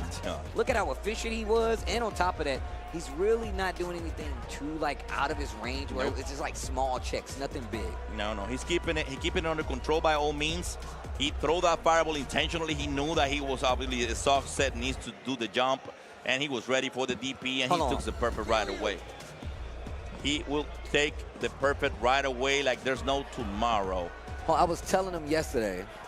I just wanted to tell him. I was talking to him yesterday. It's cool. Just dab it right there. I just wanted to let him know because I told him, I was like, yo, your name's I Will Kill You. I got to keep track. Yeah. And my man didn't even give me time to talk about his match. I'm just saying. Yeah. Trinidad, I see you. Trinidad, I see you. He kept the promise of his name he right did. there. Bro, even the way he said, he was like, I will kill you. I was like, all right, easy. Pump your brakes, all right? Look, we not even playing the game. Calm down. Yeah, you got to hold your horses. But then definitely he was actually part of a tournament that we did on Thursday. Pre-Blink Respawn, he was over there, did a great job as well. And that's what we find out about because we only knew Trinidad and Tobago with Trinidad Batusai, got a Chun-Li, just a great player. He's been effective in every single instance of the World Warrior as well. So having them both here in the R is just a great opportunity. And as you were mentioning, the people from Jamaica and the people from Chile and the Mexico and everybody in here enjoying the Latin America gaming party of Blink Respawn 2025 live from Santo Domingo. Santo Domingo. I love the way you say it, bro. I got to get my Spanish game up, bro. I'm going to have Yipes give me some lessons, B. Yeah, definitely. I need to get my Spanish up so when I come back, I can talk to the people. Also, man, shout out to the DR. Every time I come back, they show me so much love. I'm talking about so much love. So every time I get the opportunity, I'm always going to come back. And if you keep supplying great games like this, I won't be able to stay away, bro. I will have to be here so I can talk about these games. I also need to bring that up that I started my path to be able to put up to all the beats that homeboy got right here. I just got 3. So it means that I have at least in between 10 to 11 years to catch up with it. You got about 10 years, bro. You got about 10 years. You can get there, man. Perfect. So, but I started to walk in the path already. So I'm on it. I'm on it. Yeah. Oh, man. Well, hopefully everybody has been keeping track of the path that we've been going and your favorite players' path because we're getting closer to this top 8. On top of that, we got one more day in competition left. Wait, actually, is it what I'm talking about? Okay, all right. I forgot it was Saturday. One more day of competition left, and we will be crowning a champion of Blink Respawn. I'm not sure if the returning champion is still in the tournament. Is Noah still He's in losers. Okay, all right. Because I remember him going down to losers. I remember that part. I just wanted to see because this is a scary tournament. Yeah. And not everybody, some of your favorites might already be out. Well, no, but let me give you another piece of information. He's not only in losers, but he's against Oil King. That will be the first matchup of. So listen to these top 48 losers. Just the losers. I'm not gonna bring that out the winners. Just the losers up top 48. You got Dual Kevin. Oof. Versus Kings Vega. Ooh. Remember, Kings Vega was the one who sent Punk out of the tournament. So he classified through losers to top 48. He's gonna be facing Dual Kevin. Then you have Tokido versus No Pedro. And then you have 2 locals, Aura versus Victor RDFBI, which is great to see 2 Dominican players in top 48 already. And then you have Blast, which is waiting for whoever result from these pools, waiting for the opponent, and then you have Cobayan as well. Oh my God. In losers. So you have Jaime from Chile versus Kills You, and then you also have Olkin versus No Other Prodigy, and last but not least, you have Kava waiting for whoever results winning in any of those bangers. That's what he just said. That's just losers. Bangers, bro. I don't want to hear nothing. People always, man, I don't even know what happened. It always drives me crazy when I literally go and I'm like, they're like, yeah, man, I don't know what happened. I'm like, you missed these matches. Also, shout out to Tigers Roy. I met him last year when I was here in DR. My man is nice with it. It is indeed. He had some crazy matches last year, too. And you will see the best modern Honda in this competition doing his thing. Hey, all right. Well, we're about to get into it, man. Yeah, but I can tell in the local tournaments, it's been a nightmare for everybody. For everybody fighting him? Oh, my God. This modern Honda? Oh, modern Honda doing this thing versus Kimberly. Two locals, Oscuridad versus G. Roy. He does have so many nicknames that he's not even funny. We're not going to finish. We're not going to do it. A lot of AKAs, a lot of aliases in there. Oh, yeah, the AKAs all over the place. Oh, the punish right there. Yo, waiting that was for that. kind of crazy. Let's go to that. Hold on. Okay. Good tech throw there. Oh, okay. He dropped right there. The drive cancel. Gotta be. I like that, being really careful on the offense.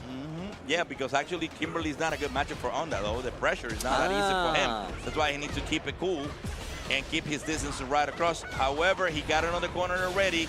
The level 1. Good opportunity to gain some drive. And then Oscuridad doing the team versus Roy. Yeah, he spent one of the cans right there, too. Roy in trouble, though. There you go. Roy is in trouble. Trying to get to this corner. Yeah. Finally gets the command throw in there. Oh, the call out, just the DI. Yeah. Let's go to that.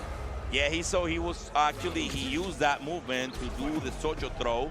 So he just drive in, but right there in front of it, and took the advantage the first round for Oscuridad. Now let's see how it goes. Okay. OD headbutt just to get off the pressure. Get off of me. All right. There we go. Okay. Suma's match is positive right there. Good jump in to avoid the contact. What side, bro? What side? Okay. Oh, not quick enough. And he's about to be exhausted now in the corner. He got level 3 dog and he's in modern. No, you cannot. Again. Oh, my God. No. Dude, Oscuridad, hold on. Oh, my God. My man is cooking with the Kimberly, though. Oh, Oscuridad. Yo, how do you say all day, every day in Espanol? Oh, el día entero, todo el tiempo. Okay. See, you got to call it out. Yeah. Every time you see it, just hit it. Yeah. The slide. Wow. Yo, Oscuridad is the crispy. first one. Yeah. He's coming from the eastern region of the country, which is the same area where DR Ray lives on. So he also Cava. So he is part of that small group of players in the eastern area, but it's such a high level, so you can tell from what you've seen right here. Yeah, he is, bro. My man has a plan. It's like he wrote it all down, and then it came to life up here. That's what I mentioned. Honda is not a good matchup for Kimberly. Then he brought up the JP. Big guns coming into play. And you definitely just taught me something. I didn't know that was a thing, the whole Honda-Kimberly matchup. Oh, I was not aware. Yeah, it was. Because, you know, one of my best friend, Robert Chan, which is also a tournament organizer in ER, he plays Honda. And he told me, like, that's the worst match that I could ever face. And then you see the results having faced Roy, which is considered the best Honda in here. Besides the fact that he's modern, he beat just Roy, and then you're gonna see this matchup now. Look, it's all right, man. Look, we gotta get. I was definitely in the same train about modern at first, and I recently was talking about a modern tournament. So I went in and did even more research with it, and when I tell you that modern is nowhere near as easy to play as people think, bro. No. Especially if you're coming from classic. Absolutely. I feel like it takes a lot longer, but it ain't taking long for Oscuridad to close this out. One more round, and Tigers Roy might be out of here right now. Well, it's not looking good for him. We see Oscuridad doing his thing. He got a set match point for him. Okay, now he's taking the precautions now with the distance now to get the throw. Got it on the corner. Oh, wow. No. Oh, he dropped it. Okay, stand medium, gets the drive rush after it. Ooh, level 3 right there. Just to try and close it to exhaust it. And then having the pressure on the corner, even though Roy has level 2 on deck. And he's going to still have that power-up. That power-up going into it now, even if Roy gets this round, he's still going to be holding it. Nice interrupt there. Oh, the teleport. Oh, the neutral jump, Roy, level 1 is not going to do it. No, he's not. But the jump makes it in the air, and he's about to be even. Let's see how he goes now. Okay, Roy, staying alive with the JP, but he still cannot lose another round, at least not in this match, because that'll be the end of his run on the winner's side of the bracket, huh? Okay, the punish and the teleport. Oh, wow. Oh, wow, okay. Check in right there, was trying to do like a micro walk. And then Lobushka comes in, level 2. Yo, take him in the corner will be the mix-up. Oh, he tried the reset, but he was ready to try reversal. He decides to get exhausted, though. Why was he ready for the end of jab too? Yo, Roy. Okay, and burnout. Yeah, he's not gonna survive this. Both of them in burnout now. You're not gonna survive it. You're right. Oh, the turnaround was crazy. Oh my God. Wow. Oh, he was about to die right there, and he managed to find a way out. So yeah, seeing this, homeboy is praying now and evaluating the thing like, oh my God, what did I do? Oh my God. But yeah, he found the way out, and Roy make it back to even now. So let's see. I want to see how Roy is going to keep this in control, because Oscar looks ridiculous with the camera. It is crazy. It is crazy with the switching between modern and classic, but he just find a way around it. It's not that easy as it sounds. Okay. It's definitely not. Okay, and just waiting on it too close to the corner, the DI is going to take him there. However, he hasn't responded to any DI so far. About six DI so far. This is the first one that he ever reacted. He reacted with an amnesia, which is crazy. That combo was crazy. Yo, somebody hit me with the digital scissors on that combo. That was ridiculous. Oh, wait a minute. Roy's fighting back. Wow. Oh, went for the throw. The elbow drop. Oh. Perfect. Barry, is he going to use the level 2 or not? I mean, full screen. No. Okay. Now. Yeah. Oh! The reaction. I'm ready. Hold on. I'm ready. Oh, wow. The check-in. Oh, that's it. Oh, no. Oh! On his counter. Oh, wow. Back throw. He folding his arms, literally. And the throw takes the round, and it's match point for Roy. And now Roy has an opportunity after coming back from his deficit to close it out. Tries to sneak in the overhead.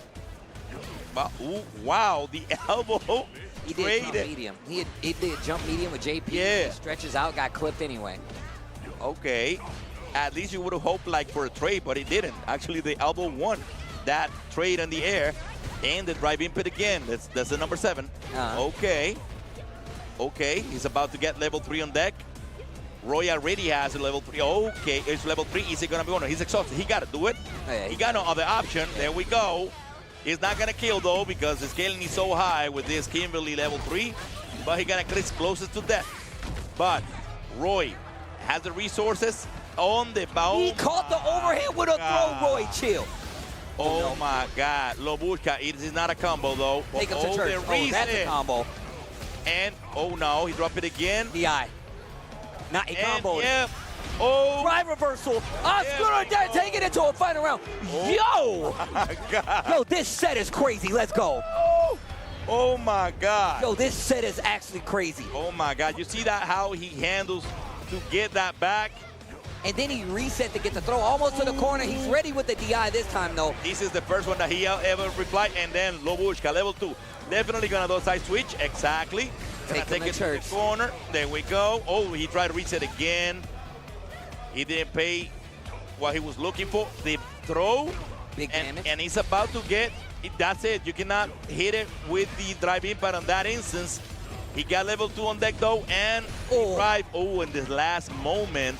Wait a minute. He's got one bar. Yeah. He's got one bar. Yeah, Wake up, DI not going to do it. He's still alive, though.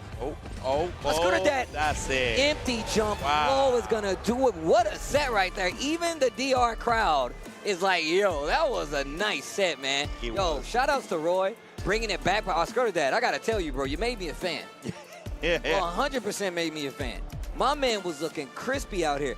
Roy starting with the E-Honda, the modern E-Honda at that. And we should have known from that alone that Oscar Dad is going to be something a little different when it came to this on-screen play. His adjustments on the fly, finding his way in with Kimberly, and just making sure Roy had to change to get the dub should tell you all you need to see. Yeah, no, absolutely. And then the funny part is that even though he switched to JP, Oscuridad got the first round really quick, and he thought that it was over. And he took it back. He used the skills on his advantage, and he was able to pull it out. So, yeah, it's a great win for Roy, moving on into the next round on this one. But we do have a lot of action coming up right here in Blink Respawn 2025. Yeah, man, it's been one of those. It's been a very good time so far. That match was crazy. We gotta start lining up the matches that we think may be like tournament quality. Hey, this might be my MVP match. We need to start doing that. We need to start adding in our favorite matches. But hopefully you guys have seen some of your favorite matches while you've been watching. We are still holding it down. Jorge, Tasty Steve on the mic. Why you looking so cool up here with the glasses, bro? Why you ain't tell me we was wearing glasses? My bad. I do apologize for the inconvenience, Joe. I didn't plan it that way. So I'm sorry. I'm sorry. You wanted to look cool. I get it. You know what I'm saying? I would have known. You know, my boy Jipes told me, like, no, you need to keep it crispy right there. So, you know, I thought of that. I bring my Hawaiian shirt. Okay. And then, you know, I bet the glasses just to complete the whole look. Just to complete the ensemble. You know, I like that. I like that. So it's just about that. So I do apologize for that. But remember, I got a long road to catch up with you. Like 11 years with the Beats. But in the meantime, we're making it up with the glasses at least. All right. You know what? Yeah. You're right. Okay. Next time I'll remember, though. I'm going to have to bring me some glasses. I got to make sure. Get ready. Get ready, yo. Get ready. That way I ain't got to stay. Well, stay ready. That way I ain't got to get ready. But thank you guys. Seriously, man. It has been such a good time here with these games, with these matches so far. It's been a great time in the DR. As we get some more Street Fighter 6 action, we're waiting for our next two players to coming up to the stage. Absolutely. I don't have a sight of who they are, but my gosh! No! A banger! No! Momochi versus Jimmy Dior. No! Oh! No! You gotta be kidding me! No! I'm gonna tell you before I sat down. Yipes was like, and Vicious was like, "Yo, Steve, yeah, I got some crazy matches coming up." He was not lying. Yo, these matches are crazy. There's something that people might not understand. We're talking about this matchup. We're not even on top 48. Think about that. Think about that. And then you got Momochi in the house doing his thing against the best Marisa of DR. Wow. Hopefully we can say the best of the region eventually. But in the meantime, the best Marisa of DR against Momochi. They're going to do some button check, I'm guessing. And after that, you will see actions. However, having this type of fight is exactly what we're looking for, because you have this Dominican talent that hasn't been able to leave the island and go to Japan or go to the States to represent. And having it here in our homeland is just a beauty. And then you have the experience to enjoy it at the same time with us. You want to see that, though. Like, you love seeing these matches that you typically don't get to see. Jimmy is going to hold this, right? Like, let's just say he gets a big dub, right? Let's just say he really studied this. This could be something big for him. And Momochi is ridiculous. Absolutely. Like, this is not going to be an easy match, regardless of the matchup. You really have to study this. But let's see. Yeah, Momochi going with the Ed. Yeah, and that's the thing, because this Ed is on fire. Yes. We've seen him lately just using Ed and Ed every time, and it is just crazy the type of gameplay that he brings to the table with that. Perfect distances, and then you can see how it goes. Okay. Oh, he schooled him. Perfect parry in the small scramble. Okay. Oh, great backdash. I hate to avoid the throw, but now you get the hit. Okay, the wake up again with the armor. And you can see he's not doing nearly as much offensively as we saw him last time. It's very scary in this matchup, bro, versus Ed, because the knockdown becomes an issue. You got to look for him holding that. Unless you perfect parry, you always going to have to get close up to him, and then he still gets the option to throw. You got to play around it. Absolutely, and then he knows that, and that's why he's being careful. However, he's already exhausted in the corner against Momochi, and he's going to use that against him. Okay, you pay the price. Is he going to use level 1? Oh, that was so good. The feint into the uppercut just to stop the Superman punch. Wow. Jimmy DR goes down the first round. Momochi up 1. He was ready for that one. At the DP right there. Okay. Keeping the distance. Wolf. Drive rush. Oh, the trade. The Superman jump, gets away with it, and then he goes again. Then damage, and take it to the corner. Okay. Oh, that crouching back heavy. This is big damage. What you gonna do with it? To the corner. Guess in time. What's gonna be? Oh my God. Oh my God. Look at the combo. He got the trade combo. Jimmy, look at the damage. Look at the damage. Is it gonna be? Yes, you're dead. Yeah. Yes, you're dead. Look at me. Spending all the cash right here. There's no tomorrow. We're gonna talk in the next round. In the meantime, now you know history. We call it even. Now you know history. Yo. Mommy Muscle, as my boy called it right here. The mother of muscles. The birthplace of muscles. It's Marisa. Okay. OD Superman punch. I like that. If you would have tried to hit a button, he would have got clipped by the OD. Look at the pressure. Okay, he's about, okay. That was a good throw right there and punish counter. Jimmy, okay, he was trying to avoid getting exhausted, but now he is. Momochi got all the resources, and it might represent some problem. The thing is about Marisa is that, like, yeah, if she wasn't in burnout, this wouldn't be as bad. That's it. That was it. Yeah. He's got 3 of them, so you know he's going to use them all. Wow. Say wow. Yeah, you can take that down. Say wow right there. Wow. Wow. Oh, my God. There you go. Change the color. Yeah, you know, Jimmy, I like you, bro. My man said I'm going to change the color. That's all it was. I just the wrong color pick. That was it. That was it. You know, if you only knew, that was it. With just the wrong color, boy. Watch what happens. He comes back and he's like, yeah, man, that's what happened. I just didn't have my plum color. I love that color. It reminds me of my family. I just wanted to beat him with that one. Yeah, like back to the basics. That's why. I'm coming back. And now let's see how Jimmy does it now. Okay. Momochi. I like that. Let's see how Jimmy does it. Wow. I like that. Let's see how Jimmy does it. Yeah. He got to do something different, though. Oh, nah, the neutral jump. It's the jump in. Wow. Yeah, this matchup, like I said, getting in on edge with this Did you character see the escape? Is not the easiest. So he was waiting for the jump to do forward dash and get away from it. And then the back throw. And it's about to be perfect again. Back-to-back perfect. Wow. Now, look. Okay, now, no, he missed the back heavy punch. Okay, gets the knockdown. Wow, okay. Now we see Jimmy trying to do the thing. Trying to make it different. There was a perfect back to, oh, wow. I think it's gonna be enough for level 3 to come in. Yes. And that was it. Thank you so much for coming to Blink Respawn to the winners. Oh my God. Thanks for coming. Yep. Your bags are right over here. We're gonna send you right here to the losers. As we call it in Spanish, El Camino del Ninja. Just like the ninja path. Yeah. Because it's rocky and rough. You say El Camino no Ninja? El Camino del Ninja. El Camino del Ninja. Yes, it's like the ninja path. Okay. For you to achieve the greatness of it, you need to work really a long, hard path. Okay. So that's how we call it in DR. El Camino del Ninja, whenever they send you to losers bracket.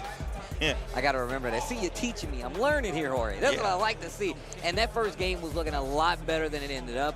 Jimmy DR definitely had a nice sort of run in that first when he got the round, but Momochi's tightened it all up. It was like, you know what? I know how this matchup goes. But it's really hard to, like I said before, as a Marisa player, from my experience, pretty hard to deal with this matchup unless you're like a pro. You got to have expertise in and out. Getting in on a character like Ed with Marisa is going to be difficult no matter what. He's got great projectiles. Yeah. He got Snatcher that you have to deal with as well. It's not going to be easy staying on the ground versus this character and then finally getting your way in before you actually get clipped by something. So shout outs to Momochi for understanding the matchup, but even more so, shout outs to Jimmy DR for actually going in and playing that matchup, because I know it ain't easy. Yeah, because that's the thing, that with the whip that Ed has, he managed the distance so good that then Marisa needs to sacrifice or either jump to try to get in, and he was always ready for the jumps as well. So the thing is that Momochi's really smart about it, because, you know, with Snatcher, if you hold it, DI is easy to call out, especially with Marisa, right? But Momochi didn't do it. He didn't hold it one time. It was always string. Nope, no. And if you're full screen, he'll start using the projectiles. That's probably the better way of controlling the screen and the game versus Marisa. But that is Momochi. Totally. I would expect nobody else to know about it, you know? No, absolutely. Obviously, he does the homework, and that's how you can see how he managed that. I'm guessing, well, no, I'm not guessing, obviously. You remember Tachikawa was using Marisa. Chuto was using a modern Marisa back in the day. I still watch that guy. Yeah. And he literally switches back and forth. Now, even recently, Shuto started playing a little more Marisa. Yeah. But I didn't mean to cut you off. Go on. Absolutely, yeah, because he used it on Evo 2023. He used it Shuto, and he did a great job. He made it to top 48, if I'm not mistaken, back on Evo 2023 with Marisa and Modern, and everybody was questioning. I can tell you, I was the first one who said in VR, like, I don't think it will be fair to allow Modern controls in tournament. And everybody was like, why? And I said, no, because I think even some advantages. And then when I start playing the games, you realize this game is not based on execution. It's based on the decisions that you make every single time. So, and I can tell that it's the opposite in some instances, because it is so easy for you to OD any movement that is punishable, that if I'm waiting for you to do it and then you're in modern controls and you just do it, boom, then it's easier for you to do it, so I will take everything out of it. You got to take it into account, and I tell the homies all the time, when I'm playing like online, even though I can't see the person, and like I don't always check to see if they're playing modern, I can tell by the way they react with uppercuts and placement on fireballs if they are in modern, like right away, right? But then even in some instances where I talk about like Marisa, right? Like, because I was messing with Marisa in modern. Marisa in modern is kind of stupid. It is. Like, because like you can do stuff with knockdown and you can do her command throw out of stance. But the thing is, you know, in modern, how drive rush work, if you hit any button, it kind of stops the momentum. Yeah. While you're in modern, that does not happen. You can go into stance and get command throw from setups that you cannot do in regular mode. And the thing is, though, it's only there in modern. And it's not easy to do, granted, but still something that you have to tweak your gameplay around. So like I said, I was definitely of the same for quite some time, but as I saw more players really get into it, it's really about understanding it. And oh my gosh, Samurai versus Fudo is our next match. And oh my gosh. Well, and when you see, and again, we're not even in top 48, and you already have Samurai versus Fudo.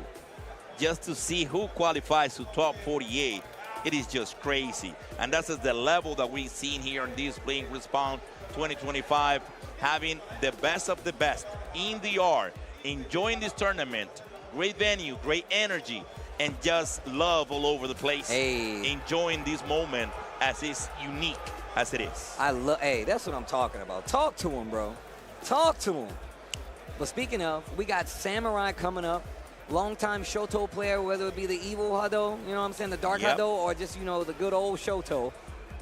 And he's playing that classic Akuma. Man, I grow fond of the classic outfit Akuma every time I see it. I'm like, damn, it looks cool. It is. It is indeed. But I never want to be this evil. He's so evil, he lost his eyebrows. He lost his eyebrows. That's crazy. I don't ever want to be that evil. But here we go. You want to shave him off, I don't worry. Right. Don't worry about it. Oh, the check-in with the standing low kick. There we go. We got him in the corner now.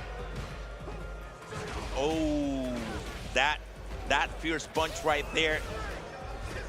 Great punish. Okay. And you see him using that standing light kick just in case he overextends. And even if you get like a whip punish on one of those buttons, even though it's something light, you might not be able to convert it, at least you know you got the hit, right? Every little bit counts. Absolutely. So that's how you see it, how he keep pressing that. Oh, wow. He got it. The DDP on the, what happened? Not sure. Not sure. Wow, we don't know what happened, but something happened. Yeah, I can't see if they stop playing or if it's just our. I don't think if it looks, oh no, they're still going. They're still going. They're still going, so we kind of lost. There's something going on with the transmission. However, they keep playing. We're going to keep you posted about the updates of the matchup. And but yes, we do have some technical difficulties, guys. Something that happens in live events. Yeah, so it happens sometimes. They still playing, yeah? Yeah, they're still playing. I'm guessing they're going to stop it after that one. I don't know if they're still playing or not. But we don't see anything, so we don't have visibility of it. Yeah, we can't see, and I can't see from this angle. Okay, perfect. It was a crash just for the signal, but they'll keep playing just fine.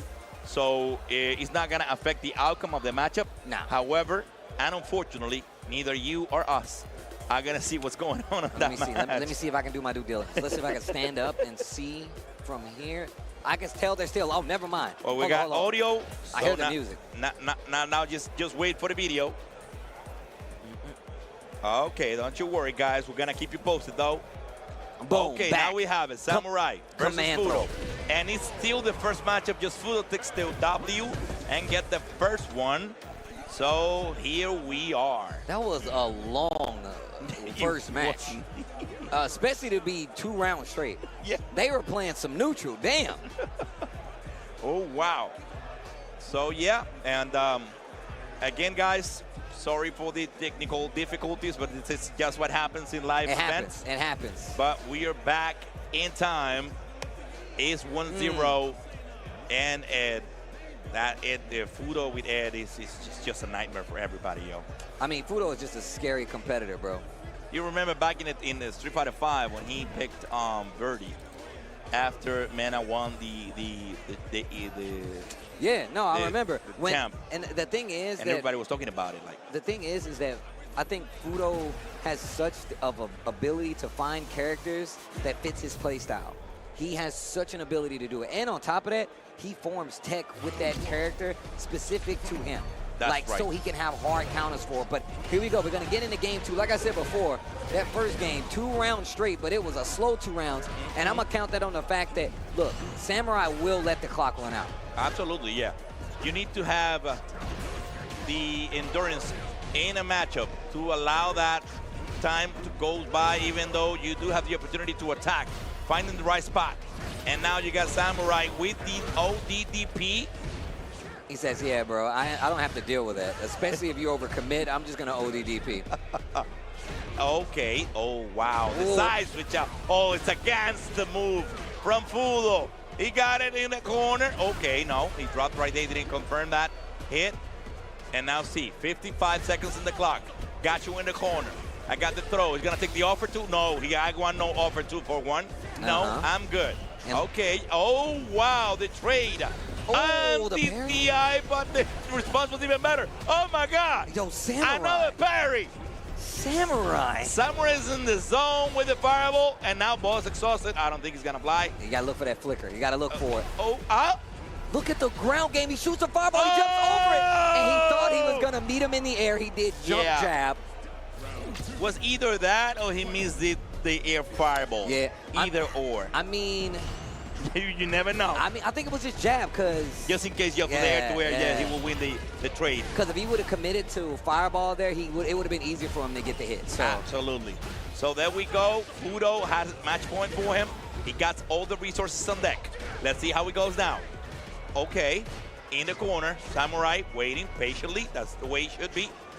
Wow. Yeah, he's definitely one of the patient types anyway. He's not even trying to whip punish. Nah. He's just trying to say, what happened there? It's really hard to whip punish those buttons from Ed. Like, certain characters have a harder time, and you have to overcommit to get it done. But speaking of committing, the level 3 is going to seal the deal here for Samurai and seal the win for Fudo to close it out 2-0. Wow. Quick game, especially like I said, well, I ain't going to say quick. Long first game. Yeah, long first game. But you need to have, like, the commitment of Samurai not pressing any buttons when he was in the corner. Yeah. And even though Fudo was just trying to bait him into, he never did. Regardless of that, Fudo took the best out of it and took the win and send Samurai to El Camino del Ninja. We're going to keep repeating it so you can get a grasp of it. So El Camino del Ninja. El Camino del Ninja. That's right. You already got it. You're 98% there, right? You're almost there, boy. So that's what we're talking about, guys. Having these type of matches at this level just to qualify to top 48. Samurai against Fudo. Yeah. Fudo takes the win. But then you have, just to let you know, one of the local upcoming young blood. Talk to me.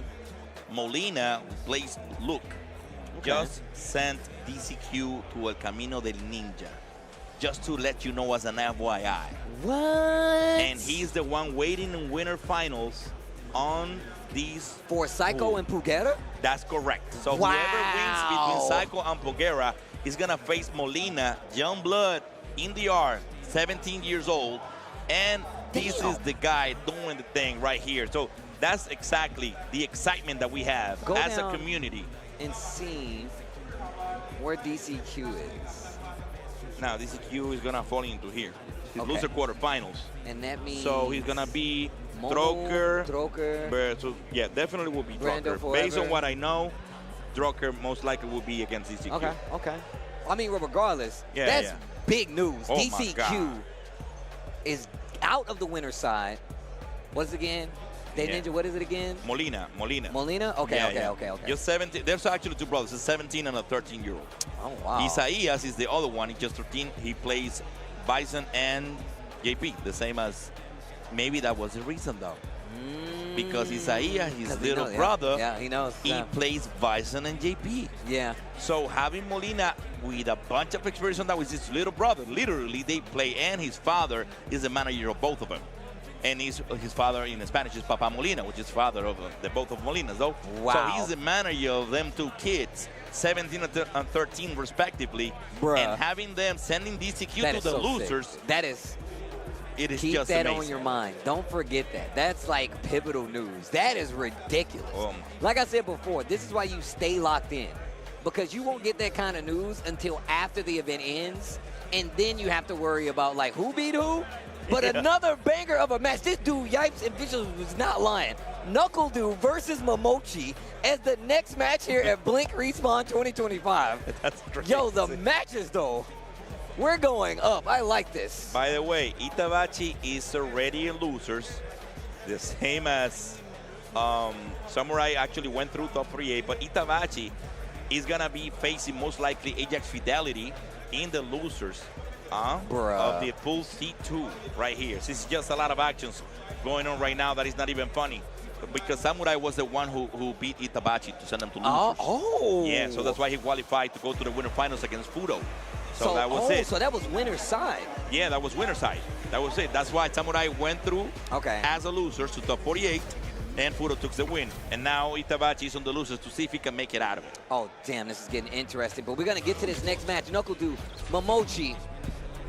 Interesting matchup. And picking DJ is even more interesting. Okay. Back throw. Got you on the corner again.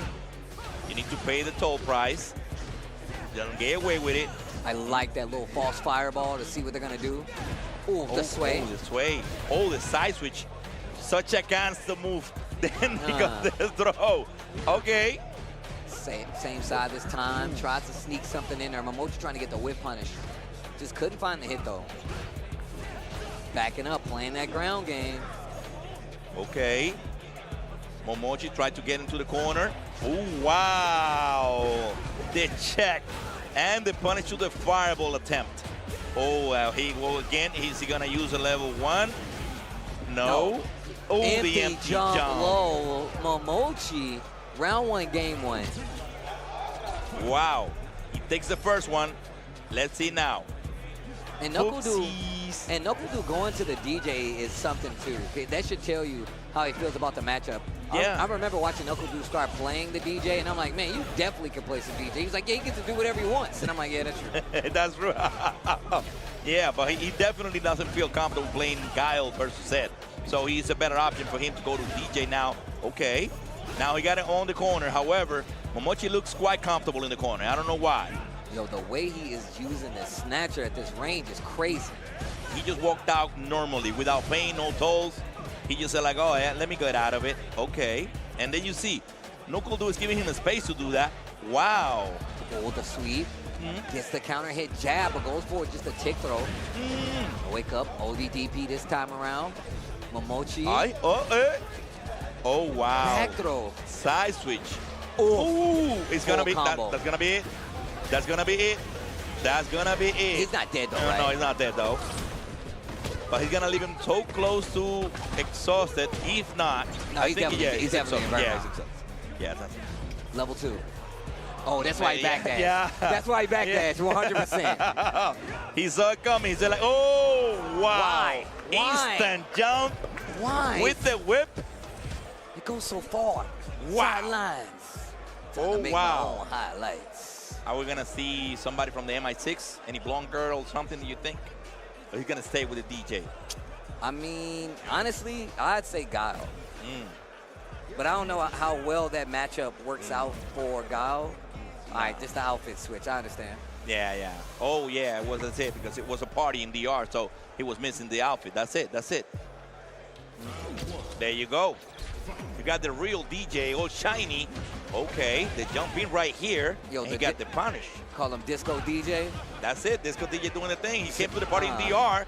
He's not going to miss it. Oh, the backdash. It was great by Momochi. Oh, the jackknife and overdrive. It don't come here. No.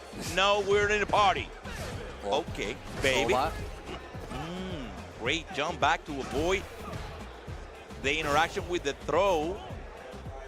And now we have, oh, dick throw. Better the tech throw by Momochi. Oh, wow. Okay. Got you. And I love the way Momochi is playing this up-close game. Yeah, he got it at the best distance possible to avoid DJ, and he avoids a couple of things with that. He avoided drive rush at that distance because, you know, that's exactly what he's trying to do. He's at the perfect distance. If he tries to drive rush, he's gonna punish it right here. Yeah. So he got the check-in on point, and that's exactly the whole plan. The perfect parry. Yo, my man is awake. Wake up, maximum jackknife. Ooh, the jump in. This is gonna hurt. Get you to the corner. Ooh, okay. Great jump in, the side switch with the jackknife. I got you in the corner. Oh, Punish. Make it hurt. And here it comes level 3 and get. He goes to the massage parlor. Ready to go. You look like you're stressed, so he gives some massage right there for free. And I got you in the corner, and he gets the round. Okay. Woo. Wow. What a turn of events right there. Let's see the throw. Wow. Okay, gets a counter hit jab this time, reset into throw. Yo, Knuckle Dude looking a little better the second time around. Okay. Oh. He's total con a level 3 on wake up. Yeah, he went for a little jab into a whip throw. He said it's all or nothing. And he became a sandbag really quick. Now they're almost the same in health. Let's see. Oh, the back throw. Uh-oh, that's scary. And you saw the delay, little staggered jab pressure so he can make you second guess the throw. Maximum jackknife overdrive. Knuckle Dude needs to make something happen right here. No anti-air. Oh, wow. He was looking for the reaction. Maybe another OD uppercut. But then the Momochi was not pressing any buttons. Level 2. Level 2, so that means he can't throw fireballs. He can throw fireballs. That was it. That would be enough. That would be enough. Level 1. There you go. And he call it even. Knuckle Dude, dang. Let's go to the final match. Let's go, dude. Remember, guys, this is just to qualify the top 48. Bro, and this bad boy is packed right now. Oh, they are in here today. Okay, forward throw. Okay. Oof. Wow, the anti-air and the last moment. Oh, wow, the punish counter. There we go.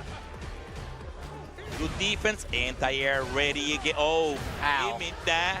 Oh, ow. Tenemos 10 hits. Ay. We got it in la esquina. El snaki-naki. Watch out. Oh, and he jump again. Oh. And the thing is, he's holding it against me. He's like, yeah, you want to do jackknife maximum? Keep doing it. I'll safe jump you, bro. Oh, he did it on drive. My man is in the vortex. He's like, you know what? If you want me to do it, I will. Nice anti-air DP. If you want me to do it, I will. No fear, Papa. No fear. Well, what you going to do with it? What if he baits it out? Then you're really going to be in trouble. Yeah, because that's it. That's part of the 50-50 of this game, Papa. You don't know if you're going to do it or not. I do it. And I do it again until you guessed it. And then he's in the corner. Both of them had all the resources on deck. Level 3. If Knuckle Dude is able to do it, okay. Oh my God, drive rush, jab, counter hit. You can do something with it. At the throw. He's on a run. He's got 3 bars, but do you want to spend it knowing you might have a potential 3rd round to go to? Tick throw, forward throw at that. That could have been worse. He could have been in the back, but. Yep. Oh, the straight. Oh, he dropped it. Okay. Oh, confirmed. Wow. And just like that, Knuckle Dude goes down. Momochi goes up. Knuckle Dude was definitely starting to get in the swing of things towards the end there, but one small overcommitment. He went back to that sway wheel a couple of times. Absolutely. And Momochi was already hip to it. Always ready. And then, yeah, he took the matchup. Great performance by both of them. Momochi took the best out of it and took the win. Nokudu goes to top 48 in losers, and also Jimmy DR is out of the competition. He was upgraded to premium spectators. Yeah, we do have a perfect area for them. Yeah. We do have a perfect area for them, VIP. And then we do have Problem X was the one who passed through top 48 through losers in this same pool. Really? Shout outs to Problem X, bro. So imagine that you go to a different country, DR, to enjoy the weather and everything, and then you have, coming out of the pool, Momochi in winners, Nokudu and Problem X in losers. You need to just imagine that. So wait, Nokudu's not out. That was winner side? Yeah. That was winner But side. remember, it's two losers and one winners for everyone. So you got just Momochi coming on the winners and Problem X and Nokudu coming through the losers in top 48. It's just a nightmare, yo. It is getting sweaty. Once again, we still have one more day outside of this day. We still got more games, but tomorrow is going to be top 8 where you're going to see it get real sweaty. It could definitely be some of the people you saw her play today. I mean, Problem X looking like he's on a run. I mean, Nokudu's still in it. I mean, running into Momochi is something you really got to be training for anyway. That's not like I got Momochi. It's going to be easy. Never going to happen. So you really got to put the time in. But take a look at what's going on this pool. Oh my God. Mikado versus Roy? Versus Roy. And whoever wins, go against I Will Kill You. Oh, that is going to be sick. Oh, my God. Oh, that's going to be so good. You guys don't want to go anywhere. I'm telling you right now, before we got on the mic, the guy was like, yo, Steve, these matches I'm about to have are crazy. He was not lying. Wow. Somebody's trying to get a seat.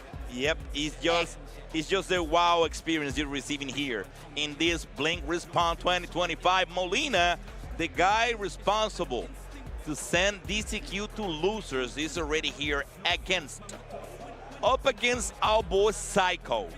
So that's what's up right now, guys. The best of the best. Kimberly versus Luke. It doesn't get better than this. All right, here we go. Here we go. The crowd's getting a little hype. It's Luke versus Kimberly. Molina versus Psycho. US versus DR. Fitting music. Big jump in here from Psycho. Okay, got you in the corner. What will be the mix-up? Okay, the POD, we got no fear, Papa. No fear. Let's go back to the corner. Okay. Ooh, wow. Great punish by Psycho. The throw and punish counter is about to get exhausted. He already is. So let's see. What's gonna be? He got level 1 on deck, dog. Okay, it will be the corner. It will be enough if you use level 1. It won't even be necessary. It won't even be necessary, Papa. He gets the first round really quick. Let's see. Psycho doing his thing. Psycho, definitely one of my favorite, I was about to say my favorite Kimberlys to watch. I was about to say my favorite ninja to watch. It's part of the family. Oh, wow. The whip at level 3 right there. On the spot really quick in the morning. Like a coffee. He gave it right there. And okay, you're halfway through. Okay, the trade with the elbow. Oh, he was about to throw. He got level 1 in his face. Drive, reversal, this is gonna hurt. baited. Not dead, but that's gonna hurt. Okay. Parry. Throw it a meaty and avoid that. He will do the parry from Molina. And that will be it. 10. Psycho takes the first one. Okay. Pretty crispy. Pretty crispy. Yeah. Homeboy didn't even change the color. And right. Let's go. Let's write it. Nah, bro, I'm ready now. Molina on the ropes right now. Has great control with the loop, though. Tries to throw off the timing with the drive rush. Okay. There's two. There's no one. There's 2 bottles of 2 cans in the floor. Oh, wow. Is he able to punish it? No. But he got the punish with the throw, though. The check-in of Psycho right there on the spot. Oof. Big damage. Big damage. Big damage. Big damage. Ooh, dead? No, I'm still alive. He's about to die. Oh my gosh. No. No. Oh, watch out. Hey, there we go. He was ready for that. He knew he was trying to throw a fireball. He said, like, okay, I'm ready for the slide. And he did it. So the first round and the second one goes to Molina. Let's see how it goes now.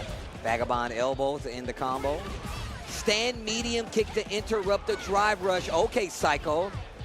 I see you. I see. Oh, wow. He was ready with that. Tax for 2. And the throw.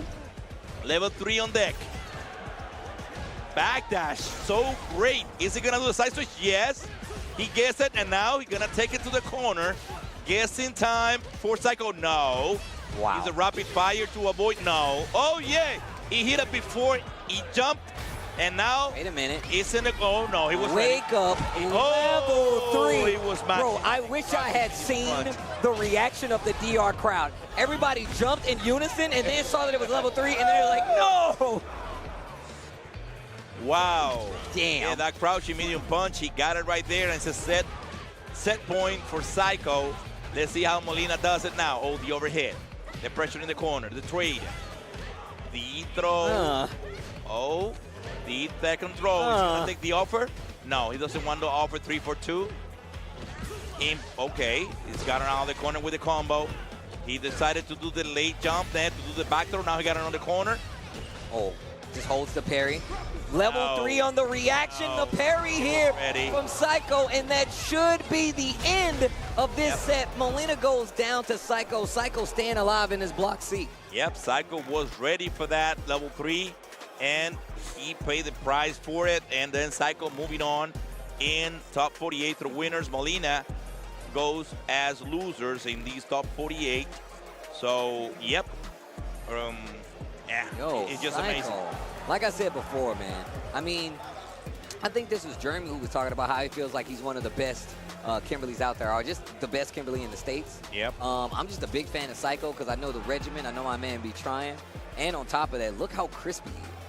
Yeah, it is indeed. It is indeed, actually. He took it with no hesitation. He was ready for everything pretty much. That Molina throw his way. And you can tell how he managed every resources available with that, Kimberly. And in here, in DR, we do not have like such great Kimberlys at the level. Yeah, not many places do. Not many places do. Yeah, it is a challenge. Actually, remember that actually in the SFL Championship, that was the biggest challenge for the Japanese people. Yeah. To face Psycho and Shine with Kimberly. And Punk even pulling out the Kimberly. Ended up, which is something that I didn't understand to begin with. What do you mean?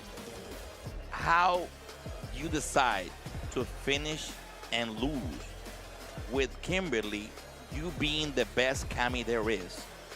I get it about the knowledge gap that they might or might not have. And I understand that he tried. I get it. But 3 is not the same as 1. If I give it a shot, you beat me 1. I go like, you know what? I'm going to give it a second. But the third one, you can tell I will come with my main character. Yeah. So, obviously, and I always said that. That's why we do have a mic and they have a controller. That's why they controller. Those are the guys that are playing. They know what they're playing. So they know what they're doing. I'm glad that you know that. That's a very big decision. note. But I always do that. I said like, okay, if I were him, I would definitely die with Kami because I'm the best Kami there is. Yes. But he was obviously trying a different approach. It didn't work out. But if it would have happened, we're like, yeah, I know. That's why I did it. So in the defense, Punk likes to do that. He's definitely, he will, if he thinks that he can play the character better than you, he'll play the mirror. If he thinks the matchup is that in his favor, he's like, I could just play Kimberly. yeah. The dub. It would be. Then he would. And on top of that, I mean, just for the record, they did get 1. It would have been different if they didn't get any. It did. But it worked to a degree, but you got to remember who you're playing in that instance. Like, they're going to adapt, they're going to adjust, and then you're going to have an even harder time. So, yeah, I think you're right about switching to the business after you get the 1. That way, things are a little more even. However, and you can tell that based on knowledge about the matchup, everybody's expecting him to take Kami. So maybe that was the thought process. That was the thought process. I know you would be ready for that. You want me to pick Kami. I'm not going to pick Kami. I can play the Kimberly. I'm going to do that. And I think that's just something to throw people off your trail, right? Absolutely. Like, that's really what that was. But all in all, it really does come down to like those last decisions. I mean, sticking to a character, changing characters. That's why it's always such a big discussion with the commentators, because we're like, well, you got other characters. Yeah, like why didn't you pick Fulano? You know what I'm saying? You know, in here, we do have a struggle. Whenever Mena plays in Cava, and they go in any given tournament, and then he loses with Blanca, for instance, you go like, well, why didn't you pick your Zangief? Yeah, and then, every time. And why didn't you pick your Bison? And why didn't you pick your Look? And you go like, hold on. We just watching here. The thought process of a professional player is way different. Jorge, tell them. Ever. And then you talk to him, and every time that I have the opportunity, I ask him like, yo, why did you pick this character? And then he gave me like a 15 minutes explanation, and I go like, yeah, okay, yeah. With thank you would have been enough. Like, yeah, and that's it. I would have appreciated more, but he gave me 15 minutes of information of why he picked that character, and that's how can you tell which is the thing. And this we go. We have Trinidad and Tobago versus DR, Tigers Roy versus I Will Kill You. Bro. As you can see, it's the young blood from Trinidad and Tobago. Here in DR, Roy is a more seasoned player since Street Fighter 4. Yeah. He's been around the block several times, and you can tell that this is exactly what we root for, having the community all together in DR. So I'm going to tell y'all something right now. You might be new here. You might have been here for a while. There will always be people coming into this scene specifically to beat you at fighting games. We're looking at it happen right now. The young woman in Japan is going around taking out legends, waiting. I think she just called out Jay Wong. Yep. But there will always be younger players that are in the mix to try to take you out. I Will Kill You is one of them. Roy definitely still a younger player, but I Will Kill You, this is a next generation player. Oh, yeah. This is young blood. And look at the damage he's already hit on my guy right. Joe, I Will Kill You. That's his name. Oh, wow. You got to check. Okay. Yeah, he's switching places now. Okay, and that life bar just went topsy-turvy. Oh, he woke up with crouch jab. Oof. Double dash all the way up to this man. A challenge to that. Oh, wow. The medium punch of JP in the. Okay, I think this is going to pay the price for that. Yeah, definitely. Level 1 to make it clear. There's no second chances. Let's give me that round, and let's talk in the next one. Okay. And look at how he plays this ground game. Just walk up, stand, line. Okay. Oh, wow. Great check by Roy. Just finishing after the landing. He didn't commit to the uppercut, though. He just waited for him to land and then use a medium crouching punch. And that, the overhit on point. Is it going to be? I think it looks like a perfect. Does it? Does it look like a oh, wow. What a punish. Teleport. I actually thought he was about to do something crazy. He's got plenty of bars. The DI is there. Lobushka, level 2. And he did it. I like the idea, though. Yeah. I like the idea. I Will Kill You. That was a really good way. Character select. He's got more? Yeah, because the thing is that the idea behind I Will Kill You is that most of the JPs, after they throw the Lobushka, they're looking for the uppercut. Yeah. So he go like, okay, let me throw that. See, if he throw the uppercut, I will win. Lobushka goes away, and I take the hit. That's it. Okay. A great thought process, though. However, it didn't work out. All right, here we go. That was a quick first game. It was explosive. Yeah. It's crazy how many people are sitting here watching the screen right here. All right, let's go. Oh, dive kick. Let me in. Okay. He's early in the game. He says 5 seconds is already in the corner. Okay. Not ready. Cross-cut DP. Oh, he missed it there. Oh, that was a safe jump by Roy. Okay. Bruh. Yeah, remember that JP is a zoner character. Yep. Just to remind people, right? Just a little bit. A bit of a zoner. Okay. Great back jump from Roy, just trying to get away from it. Okay. About to get exhausted. The TP on point. Oof. Oh, finally exhausted. Is in the corner. Roy got to level. Oh, wow. Okay. Ready for the teleport. And the crouch jab, not dead just yet, but he sets up the level 2. If I Will Kill You does not survive this, he holds back. Still gets it, and he's in burnout once again. The overhead, he sneaks it into the level 1. Metsu Gohado. Ooh. He stole that round, that right there. There's no other way to describe it. He just stole it. I mean, I wouldn't even say he stole it because that was the last situation that happened in the first game, but he lost it. Exactly. And this time it worked. He worked for him. So perfect. Okay, Amnesia, and then they mix into the corner, and here we go. JP at his finest. Oh, wow. the fireball, gets the damage. The way that he navigated that with just air fireball. Okay. The clash with the OD. I like that. Shoot the plasma. Shoot it. He's ready.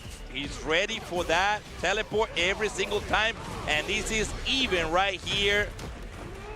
1 apiece. Oh my God. You hear the car? There's a car skirting. Get out of the street. Oh my God. Come back when you're.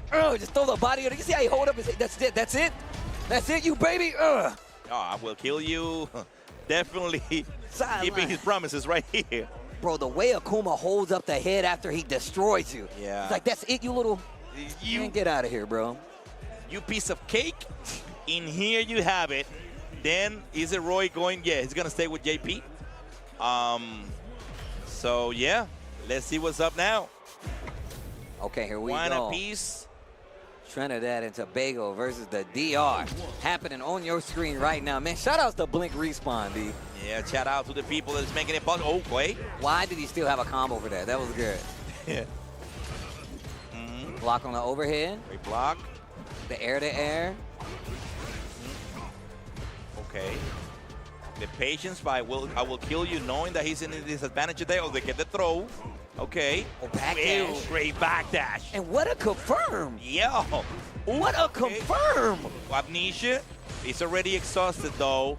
Wow, you see that front forward dash, back dash just to see away from the mix. Ooh, Yaki, there's no difference, and I'm gonna get you to the. He walked up and he's like, I don't care. Yeah. I'm a DI, I don't care. Yeah, because they're waiting for the cane, and he just took advantage of it, and now he gets in the corner. Great defense. He's already exhausted. Level Into the level 2, man. Get off of me. Yeah. The jump of the fireball again. He tried the guillotine. Oh, He was going to jump up there. I will kill you. You're going to have to kill me. Oh my God. He's using these fireballs to create a distractions now with the normal jump. And he walked in. Okay. Okay, Roy. Great sweep right there. Oh, that's big. Roy, you better make it hurt. You better make it hurt. He's still leaving. Okay. Don't spin nothing. You better keep it. You better keep it. Oh, way. Great response there at the challenge. I think it's going to be it. And it's going to go to the last consequences. Is 1 round apiece. And this is it. Last decision round. Last decision. Their possibility to going through the winners or losers to top 48. This is it. Let's go. Okay. Oh, wow. Really good at blocking those overheads after drive rush. Oh, they interrupt right here. Where you go level 2, trying to get in with no drive bars. About to be. There you go. Do it again. Look. This is it. Level 1. Give me the round. Metsu Gohado, I will kill you. Pásame ese round. I will kill you is what he said. I wish I had seen the way he introduced himself to me. He was like, no, I will kill you. It's like he was sucking his teeth when he said it. I will kill you. That's how he introduced himself to me. But what a match no matter what. Shout outs to Roy, representing the DR. I will, can you say you put the controller wire around his neck like, yeah, I want another one. Yeah. I want another one. The young man. Another one. You see how he put the wire? He's like, nah, give me another one. Wow. Yo, shout outs to Trinidad and Tobago, bro. But we need to remember, in order to Roy to make it to these winter finals, he sent Hikaru to the losers. Just an FYI. Yo, excuse me. So that's why Roy now goes through 48, to top 48 with the losers. Oh, I will look at his face. He's like, I will kill you. I'm telling you, every time. My man meant business when he introduced. He's like, no, my name is I will kill you. He said, I will kill you. That's how he said it, bro. And now my man is still alive. But also, I'm glad you said that. Roy actually taking out Hikaru, you said, right? Yeah, he's in Hikaru to losers semifinals. That's crazy. That's like I said before, man. If you guys want to know the story of what's happening, first off, you got to stay locked in the entire time. I do it all the time. I got multiple streams going when I'm at the crib. I call it the Bat Cave because I'm just looking at multiple streams. Or you could just choose to be here. Look, it's not affordable for everybody, completely understandable. Yeah. But if you do travel to events, I promise you, Blink Respawn is an event you need to see with your own eyes, and if you have the possibility, you should. You'll see me here. I know you'll see him here because this is his region, but I'm telling you, the matches today have been crazy, whether you've seen them or not. And of course, like I said before, we're all warriors. But look, the online warriors is what counts. The World Warrior program is still in business. The World Warrior season continues, and registration is open for all the events. Head on over to capcom.usa/WW25 for schedule and more information, including the regional finals, pricing, and how to earn the coveted Capcom Cup 12 invitation if you're trying to get to the big prize pot. Make sure you guys head on over to capcom.usa/WW25 to find out more, how you can get involved, and where we're going to be next. And then, of course, you got this one. You want me to get it? You got it? It was the, hit me one more time. Shy Guy, what we got coming? Okay. I got it. Ready to enhance your audio experience without breaking the bank? Visit turtlebeach.com and enjoy 10% off when you sign up as a new customer. Turtle Beach is holding down the fighting game community as well as Capcom Cup. They have been helping us out for quite some time. And look, you want comfort, you want lasting battery life, this is where you need to go. Shout outs to Turtle Beach for actually holding us down. And look, we're giving you guys a discount code. They're giving you a discount code. Head on over, let them know who sent you, and then that way we can have some more love being spread all around the FGC, man. Shout outs to Turtle Beach for holding us down. And of course, don't forget, the World Warrior program is still going. It continues. Make sure you head on over and sign up so you can get updated on all the news and going-ons in the fighting game community. There you go. It doesn't get better than that, guys. Everything in here is taking place just for us to enjoy the great experience having that Blink Respawn. But remember, there's more actions coming up. We do have more action all over the world with the World Warrior as well. Every instance is open, so you go there and you can sign up for each and every one of them. Some people will go and sign up for the next one. Yes, take the advantage. Do it to each and every one of them, and that's it. I think we do have UFA coming up next. I think registration is open to August 31st. I guarantee you guys want to be there. If you really wanted to, I promise you, you need to go see these guys play in person. And if you're in the region, I guarantee you're going to be there anyway. Well, with that being said, I believe it's going to do it for us, my guy. You already know what it is. Make sure you follow my dude. Make sure you follow him. Dap me up, dap it. There we go. Jorge Poe holding it down with Tasty Steve. We're going to take a quick break, but when we come back, there is still more Street Fighter 6 action. If you saw what was here, you're going to see what's on the other side. I promise you, you don't want to miss it right after this. Váyanse por la sombra. No.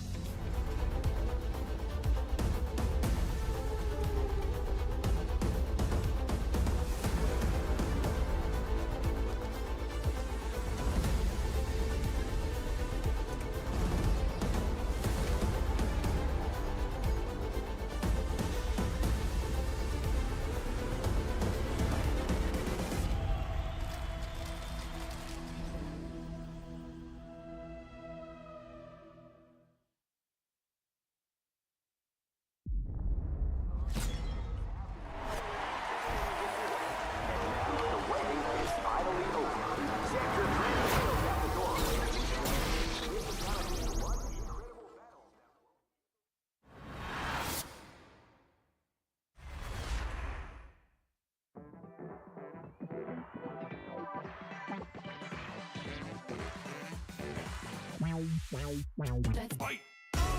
Yeah, come on. Everybody come alive real quick. Battle of the strong, survival of the fit. Take your best shot, hope you don't miss. Yeah, come on. Everybody come alive real quick. Battle of the strong, survival of the fit. Take your best shot, hope you don't miss. Kaboom when I step in the room. Better get up out my way because you know how I do. In my groove, and you know that I never lose. Hit a 1-2 shot with the power move. Yeah, I gotta do what I gotta do. What can I say though? Let me out the cage, I'm an animal. About to tear it up, all guts, all glory. No comparing us, it's my victory. All the way from LA to Osaka. Yeah, you best believe that I'm gonna do you proper. It's a showdown right now, better watch out. Shorty, you can, no man, it's a knockout. No matter who it is, when you match me up, you getting knocked down, ain't no stacking up. Left, right, up, down, super combo. I ain't never scared, never quitting, that's the motto. Yeah, come on. Everybody come alive real quick. Battle of the strong, survival of the fit. Take your best shot, hope you don't miss. Yeah, come on. Everybody come alive real quick. Battle of the strong, survival of the fit. Take your best shot, hope you don't miss. A new challenger is among us.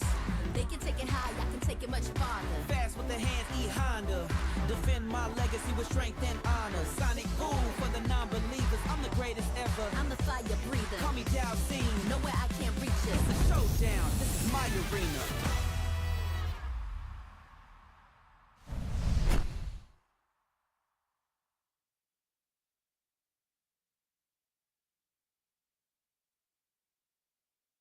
Here comes a new challenger. This is a war. Street Fighter 4. いい戦いになりそうだ。動きが悪いぞ。仕方ない。来いよ。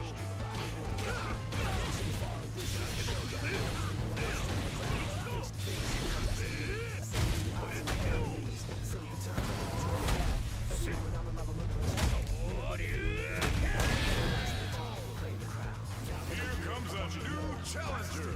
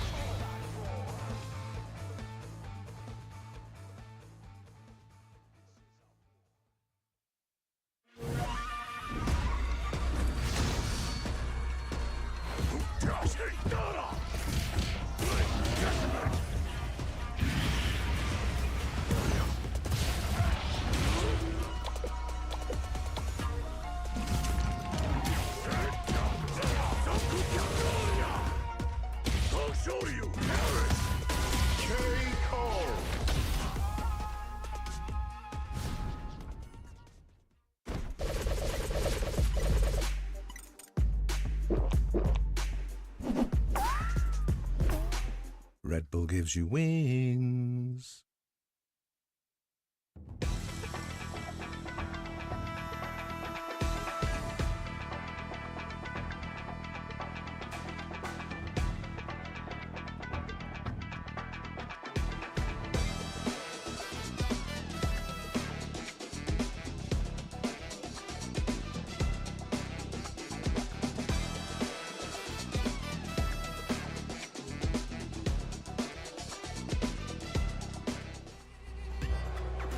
Ladies and gentlemen, welcome back to Blink Respawn Day 2.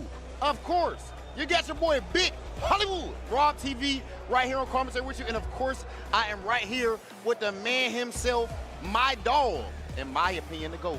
Yikes, what's going on with you, brother? Oh, what's up with you, dog?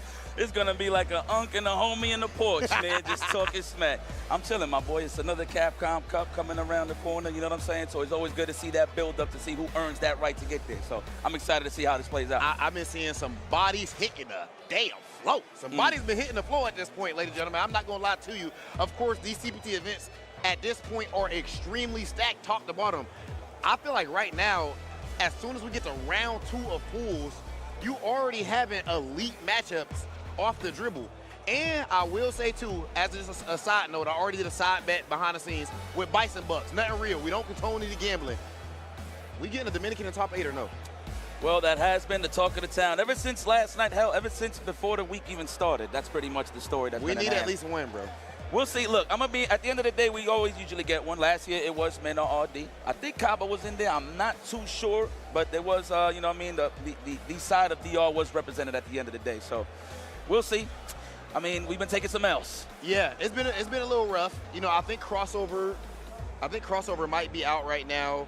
But I know Brian D is actually the top 8. I mean, top 48 loser side right now. Kaba's in right now.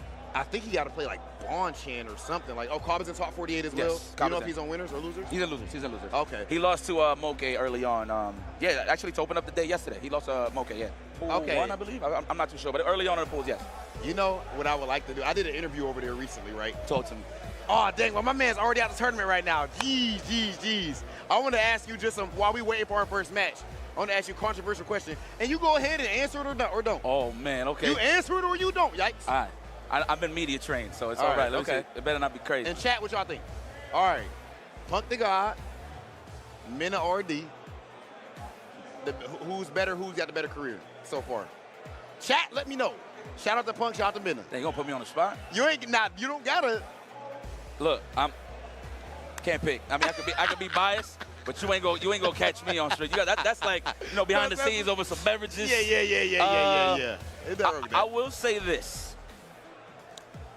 If you think their cement is not dry yet, I'm gonna leave it at that. Okay. They still got a lot to pave. You know what I'm saying? To pave the way in terms of their results and what they garner. They both have great accolades under their belt. I mean, you could talk about Minna. He is a 2-time Capcom Cup champion, 2-time Evo Japan.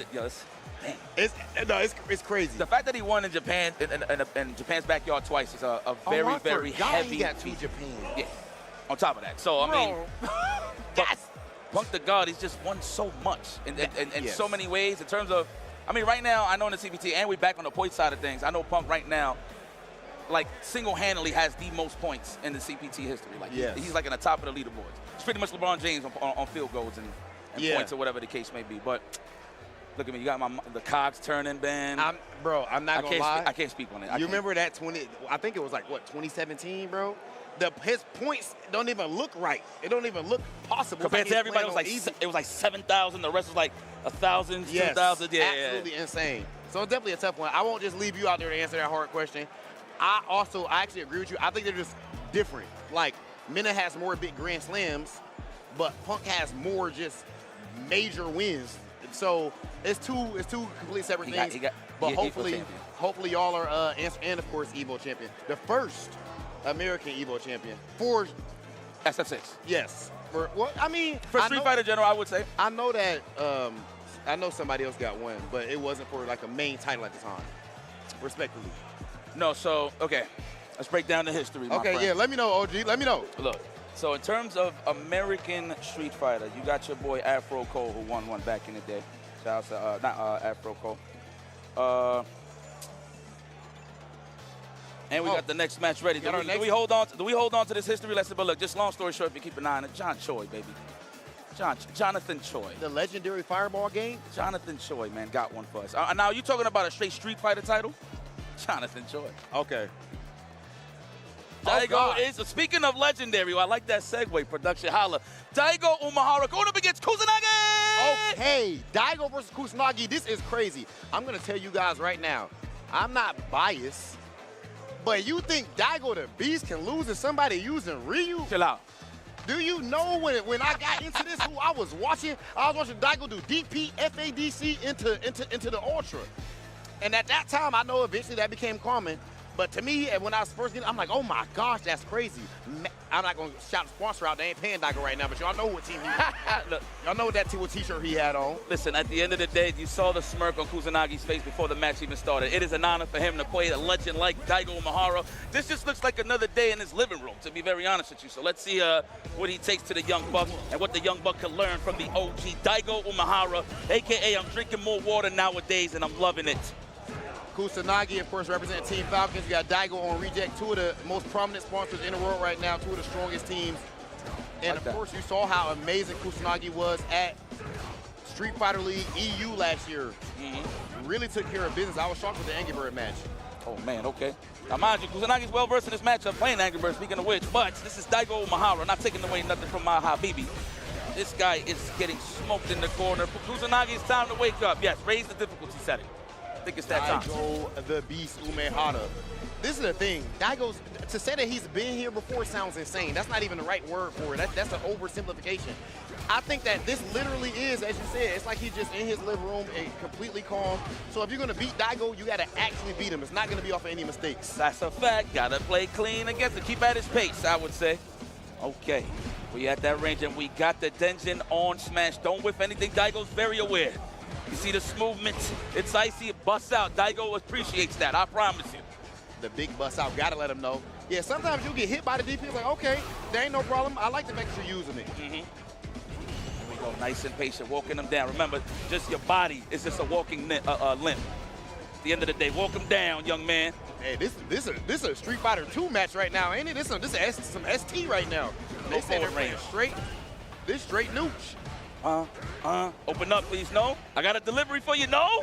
No count. It's the defense. Oh, my goodness. Okay, but one thing you got to be aware of, Mike Ross told me this way back in Street Fighter 4, when it comes to walking, when you look at who is getting pushed into the corner, that's how you know who is winning the neutral battle. So right now, you see Kusanagi being pushed to the corner, that means it's all bad for him right now. He's losing ground. Even when you're not getting hit, you can be losing the neutral game. The delayed crouching short just to catch the snipe out on the walk back with the low forward from Kusanagi, possibly. Oh my God, don't jump. Do not jump, stay solid. You do have a level 3. Wow, stolen. Oh, you know what? He had to. It was necessary. With the time, he had no. You felt like the necessary, but it would have been heavily scaled off with a parry into the level 3. Oh yeah, he would have not died. So I like the attempt there, but Daigo, you know what? Even more impressive that he was ready to block. I feel like he committed to the walk back regardless, but it is what it is. Yeah. You don't think it was a reaction walk back right there? You're trying to say that? You trying to say they ain't got those reactions at the unction yikes? I mean, look, he got hit. I feel like he already respected it. You know what I'm saying? So he was just holding back regardless. Like, please mess up the combo kind of thing. You know what I'm saying? Let's go, though, bro. This is Daigo Umehara. This man is seasoned. We have to remember Red Bull Kumite. Daigo goes up against Noah the Prodigy. This was just in France earlier this year. It didn't go his way. And then that's when Daigo actually stopped streaming this much so that he could lock in the interview. He let it be known. I'm locking in more on the game. I'm getting back to my old form. And we saw that in that first game. So that's also Kusanagi got to blame Noah the Prodigy if Daigo beats him, huh? Just trying to say? Pretty much. Let's play at that range, baby. Chuck that plasma. You don't want to go in the plasma war with Daigo, I promise you. One of the scariest things possible. He's been chucking plasma for quite a long time. That's the Jonathan Choi. When you use a fireball as a poke, that's not even a zoning 2 anymore. That's more of a side stuff. That's like a long, heavy kicker, stand medium kicker. Right, that good Genki. Oh, let me get that throw. Oh, nice and delayed. Yet again, Kusanagi is back. His back is to that corner. Street Fighter 101, that is not where you want to be. Fighting game 101. Wow, you don't respect your OGs, your unks. You just let that drive impact rip. Okay, solar plexus, come here. Oh, okay. Absorb just to get a little cash on the drive gauge. I agree, Daigo. No free chips. No nada. I love the patience of Kusanagi, though. He ain't overextended. That's how you know he respects the nuke. He ain't jumping. Now we in. Is that a throw? Condition him early. The trade. What's the gas? Come here. Oh, the delay. Nice. It's the Timmy.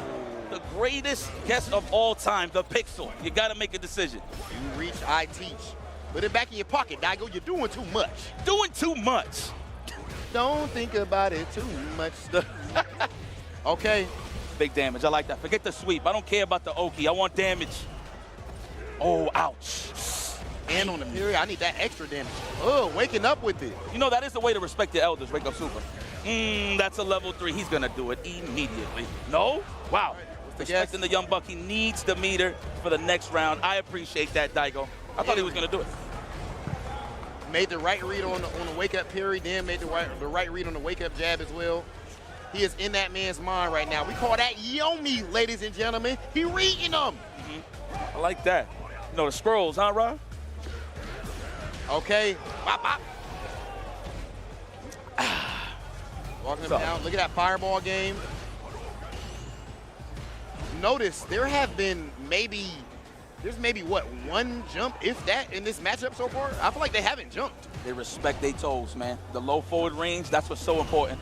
So you see Kusanagi reaching. And I want you guys to understand this. Somebody might jump. When someone jumps, I think there's a high chance that the other player is actually going to DP. So when you're playing your ranked match, you're like, all these guys do is jump. That's because you letting them jump. They know that the other guy won't let it happen. But respect to both of these guys. See, this is what it's all about. They are not bland, both seasoned players here. Wow. Commitment to it. Low on the drive gauge, I would have done it too. Yep, got to build that drive gauge right back up. Spend that cash. Get in there. Would you spend it to get in? I would. I'll spend a little bit just to get in there. No, not even. Keeping in mind, this is Daigo, for real. Back to that neutral game. Kusanagi trusts his nooch. Get into the cocoa beads. Good block, and he was ducking early too. And of course, this is a buffed up Ryu to a revamped Ryu. Okay. Oh, protect yourself, protect the gauge, okay? You're winning, you're on the greener side of things, Kusanagi. Random jumping, demon flip, I smell it. There's not much resources on the side of Kusanagi, the sweep on the walk back. Burned out, more willing to do something like sweep. Oh, I knew it! One for the poodle schnogging.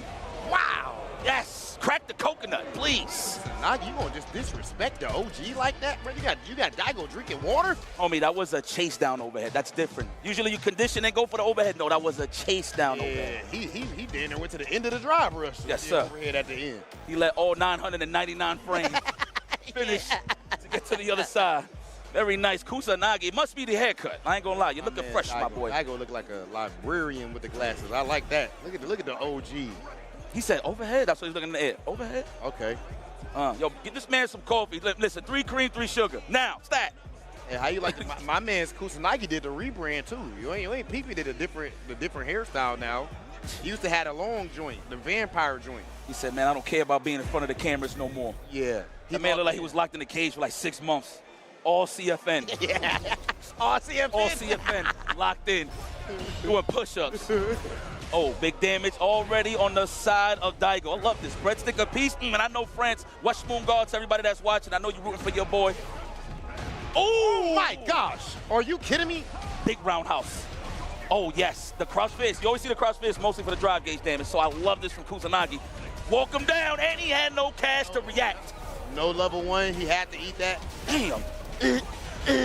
That was for all the dry bread back in France. Of course, all the dry bread. There's a lot of bread. Mad bread. Mad bread. Kind of like the Capcom Pro Tour, man. We getting there. The Capcom Cup, that's a meal. Kusanagi want a piece of that, so is Daigo.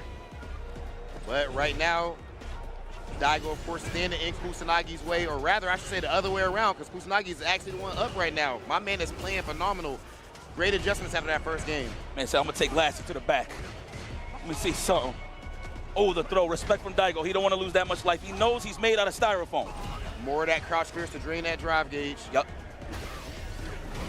Nice. The classic. Hey. Oh, he let it all. He let it rock. He's using the run. That's the kid run. Oh, my God. He's going to open him up into level 3. I promise. He's going to be a counter hit. Oh, get a ball for me, young lad. The original. The Ume Shoyu. That is like the Michael Jordan fadeaway. And then just like that, look at Daigo's drive gauge building back up. This is really rough. Touch grass, my son. You're almost there. Touch grass, my son. Oh, my God. He's... Okay. See, Daigo, he's still not rushing it. Oh, my gosh. Not this time, young lad. Not this time. Why does he keep pushing it? He disrespectful. And he went for the third full run Usain Bolt overhead. Yes, yes. Yes. That again, I feel like that's a respect to his elders. It is. It is. Just to see if he can react. Kusanagi hit him with the I should have known. I should have known. Let's go. Okay, last game, last round. Oh! Come here. Hit him. Yes. Yep. Cha-ching.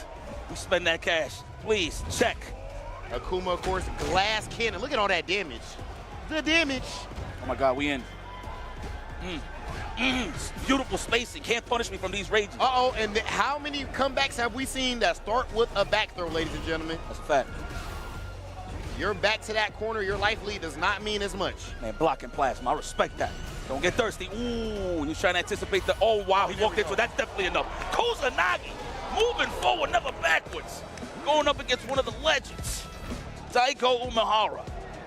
That was winners, right? I just want to confirm. I believe. Oh, yes, it is. Okay, okay. Yes, okay, thank you. That was winner's side. My man Kusanagi, he got the hacker hat on too. I like that. He just downloaded the files. He just downloaded Daigo's files right there. The neutral game, I felt like the entire time, Kusanagi didn't just have one thing that he kept going to the well on. Of course, he was going as far as the overhead he would go to a few times. But in a neutral game, of course, sometimes you see the low forward, sometimes you'll see the fireball game. The solar plexus, he didn't throw that many times, but when he did, it seemed like it hit at a high percentage. He respected Daigo's whiff punish capabilities. He wasn't throwing the random stand fierces. All the buttons had a purpose, man. So it was all about staying in pace, holding the lead, and stay strong on the defensive side against Daigo, man. I mean, at the end of the day. That's some of my... And respect. Sorry, brother. He didn't jump. No jumps. No jumps. Hold up. Did anybody jump in that whole set? I don't think there was one actual jump in the neutral game. That was absolutely insane. And those are my favorite types of matches to watch. Listen, let me explain something to y'all. Talk to me. There are some of us in this world of Street Fighter that we think we better than everybody. As far as in the world of Street Fighter. Karen players, Street Fighter 5, some of the Ryu players, all y'all mix-up players, Zangief, all that stuff like that. We don't like that. Who you playing right now? Bison? No. What's wrong, Bison? You doing? Who you play? You skip it, Akuma. Look! But you just saw. Look. Listen, man. I come from a world where cheap is very accepted. That don't bother me at all. That is very true. And now, mind you, what brings out the beauty of neutral is you surviving those cheap moments. When you're keeping a guy away for so long, like back in Street Fighter 4 days, man, Abel keep him away for hours. That was tough. Yeah, this is true. Yeah, all the characters that can oppress you, if you can keep them at arm's reach at all times, that means you have great neutral. That's true. I will say, I really do like jokes aside, those are some of my favorite games to watch, though, because it's like the beginning of like a combat sports fight. Yeah. When it's two very skilled fighters. At first, it's a little cagey, and people are like, oh, why the fight this boring? Because he know what that other dude got, and that's exactly what we saw right there the whole time. So the higher level you go, that's why people start playing slow. Yep. It's because you have no choice but to play a little bit more slow, unless your name is Noah the Prodigy. And that is Street Fighter in a nutshell. That's gonna go a little. Boy. They go a little different. Oh, woo! Banger alert! Oh. Yeah. Mena RD versus Liquid Dark Neff. Damn, son, where'd you find this? Mena versus Neff is crazy. This is fire. This is gonna be a good one, a banger at that. And you already know the crowd where we at. It's not gonna be hostile, but it's gonna be pretty exciting. Excited to see Mena RD take a W over Nephew. Nephew with a hot win, straight from the mix-up. I'm saying, so he's cooking it with the consistency. I mean, to see Mena in the winners, that just goes to show you that is the player you have to beat in order to move forward. The fact that you ended up meeting up with him early on, it's a blessing in disguise, actually. Man, shout out to Dark Neff, because remember, not too long ago, maybe a season ago or two, he literally switched to going full-time into Street Fighter, decided to completely follow his passion, and we immediately saw his results shoot up. And he was already nice before that. So, of course, congratulations my man's Dark Neff doing his thing with Team Liquid, and right now he's trying to see if he can put down the hometown hero. World town hero. You never lied. You ain't never lied. Man, I was in Japan. I'm like, you live here? I'm like, what's going on here? Man. People love him out there, kid. Everywhere he goes. Like, I heard, like, the taxi, like, the Uber drivers and stuff just know who he is out there and everything. Let me tell you why Mena's so gangster, right? He was in a podcast not too long ago with Demoso. Shout out to Demoso. Yeah. He literally said wherever he's at, he's the boss. And you know what?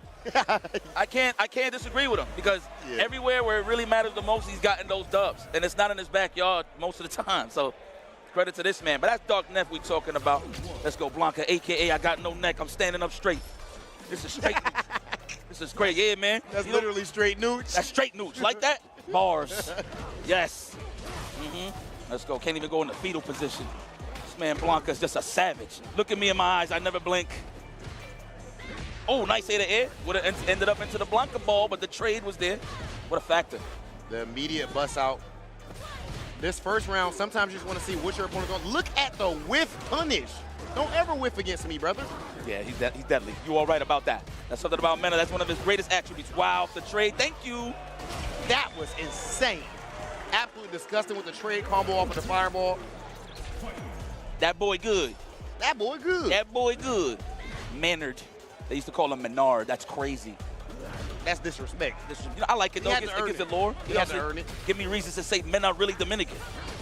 Oh, nice check with the cross strong. Come on now. Immediate shenanigans. We're going to set up that Funko Pop really soon. There it is. Throw it out. Yes. All right, what's the read? Oh, my God. Hey! Layers? Oh. That was ridiculous. That was.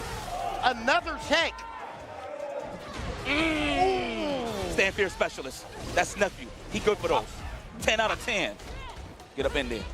Oh, try to hold up, really? Probably thinking it was going to be a throw. Try to go for the Blanca ball, possibly the air one.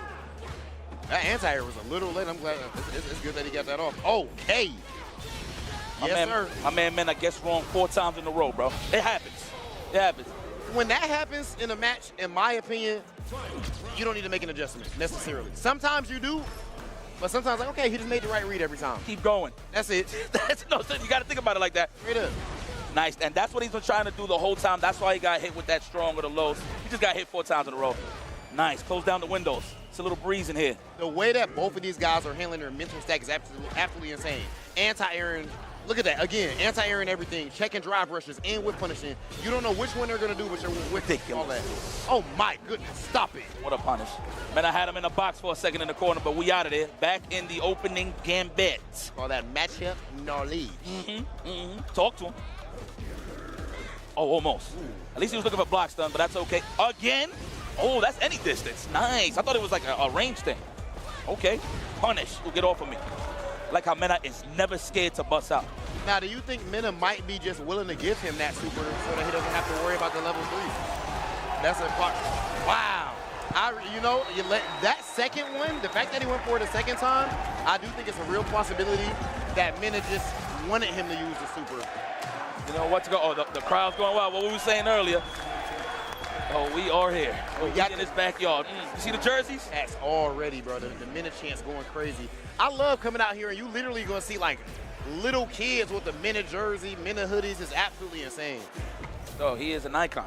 Can I tell you something dead serious? I go to the barber shop, my first Dominican barber. Some girl there literally asked, do you know Mena? I swear, no lie. She's like, my brother's a big fan. Like, no way. Oh, react. That's young Neff. That's dog Neff. No. Probably thought it was going to be an overcommitment with a 2-in-1 of some sorts. Oh, ladies and gentlemen, he might be on the way. It might be transitioning to Dark Neff. Whoa. Dark Neff coming right there, ladies and gentlemen. That's right. Now, but this is the real monster right here. The perfection parry. Yep. Yo, I'm telling you right now. So look, Mena's option is this. It's gonna be a backdash, maybe challenge with a jab. It's a good 8 out of 10 times. It's gonna be that jump back Blanca ball. I'm telling you that right now. He wants the plus frames. So he gets this right, he gets it going. So you want to go ahead and give him that meaty whenever you think it's coming. Yes, exactly. Give him that meaty. There it is. He gave it to him. He's listening to you. He's locked in. Oh my God, don't jump. Yep, excellent. Wow, the casual walk up. I thought it was a standing meter kick. It actually would have worked out. Whoa, what a chase. You did that? Respect to him. Give him a little different looks out there. Oh, switching sides. Nice. You're trying to walk back. Time to play with the juguetes. Oh.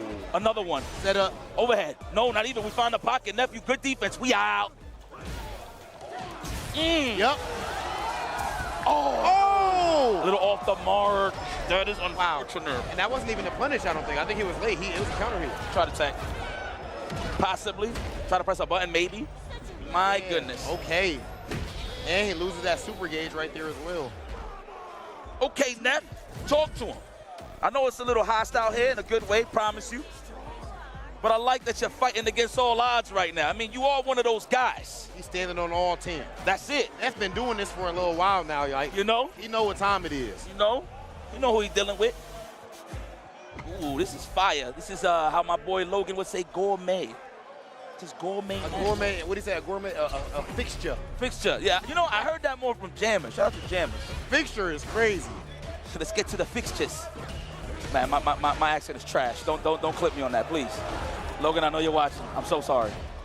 Nephew just got clipped with that crouch fierce from Mena RD. We right back to the neutral game. No, goes for the whiff punish. You try to whiff punish, I whiff punish, your whiff punish. See the difference? He said, I'm not here for the axe. He went right back to the classic Blanca. This is serious business, but it's even more serious. Nephew landing these straight hits. Close to the burnout. That's Stanfield City right here. Look. Oh, not even. He knows he doesn't want to block to build up any more of that. Oh, my God. Oh, my God. Get out of the corner. Get out of the corner. You okay, baby? I'm in. Oh, my God. Me and Rob almost fell off. Oh, my God. Almost fell to the I just side. almost knocked Yipes off of it. You good, boy? You good? My bad. Damn, you that strong. was phenomenal. You strong. Hey, yo. Big combo confirmation here. Neff is on a tear. He's on a burner. Overhead, good block, and he fuzzied that too quick. Oh, we out of there. Yep. Even if it didn't hit, got him out of the corner, most importantly. Nice trade. That's what he needed. And he's almost at home at that level 2. We're going to get that install immediately. I'm pretty sure he might save it. No. We're going to install. We play RPGs over here. Big punish. Oh. How dare you? Oh, no. Oh, burnout. That's it. But of course, he does have his. I like that. You know why he's getting mauled like this? Because Mena's not going for staggers or overheads. Just straight strings. Geppetto with the strings. You got to love it. Just like that, ladies and gentlemen. Nephew versus Mena RD. Last game, last round right here in top 48. You got the crowd going crazy. Mena. But in the end of the day, only those two guys can play for themselves. Facts. And there can only be one, man. Oh, no. Try to go for the anti-air. That would have worked if Mena stayed on the same side. The bust out. Respect me. Perfect bear. Oh, my gosh. Who you trying to burn out? That's a level 3-2, son. That's one hit away here for Nephew to close this out and send Mena not backing, but close to it. That neutral jump was absolutely insane. I respect that. I thought the jab was medium enough. He would have recovered. That's a guess. Jump back for the throw. Oh my gosh. Neck. He was waiting for exactly that. He playing baseball, and he like, oh yeah, he about to throw that. He about to throw the fastball to the. Yeah, he knew exactly what pitch was coming.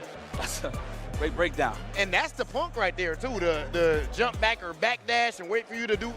That was crazy. I mean, they were roommates, so that might be a tactic with the homies. You know what I'm saying? Wow, dude. That was an amazing match. Look, whoever was the aggressor was the winner. I do feel like Mena on the defensive side was getting opened up a little too much. There's not much of a threat from Jury, unless, of course, you're low on health, level 2, mixed city, sure, the overheads, et cetera, et cetera. But he was too committed with the jump back blocker ball, and they kind of costed him early on in the rounds. I mean, it was a back and forth nonetheless, but definitely in terms of victorious, who was the better offensive guy in terms of to get the job done was definitely Big Neff. Yeah, absolutely. Extremely well played by my man's Dark Neff. I feel like the way that match went, in the end of the day, I feel like there couldn't be an upset in that match whatsoever. Either way you cut it. Dark Neff, of course, as you said, fresh off winning the mix-up. Then, of course, we see Mena RD winning Evo Japan again for a second time.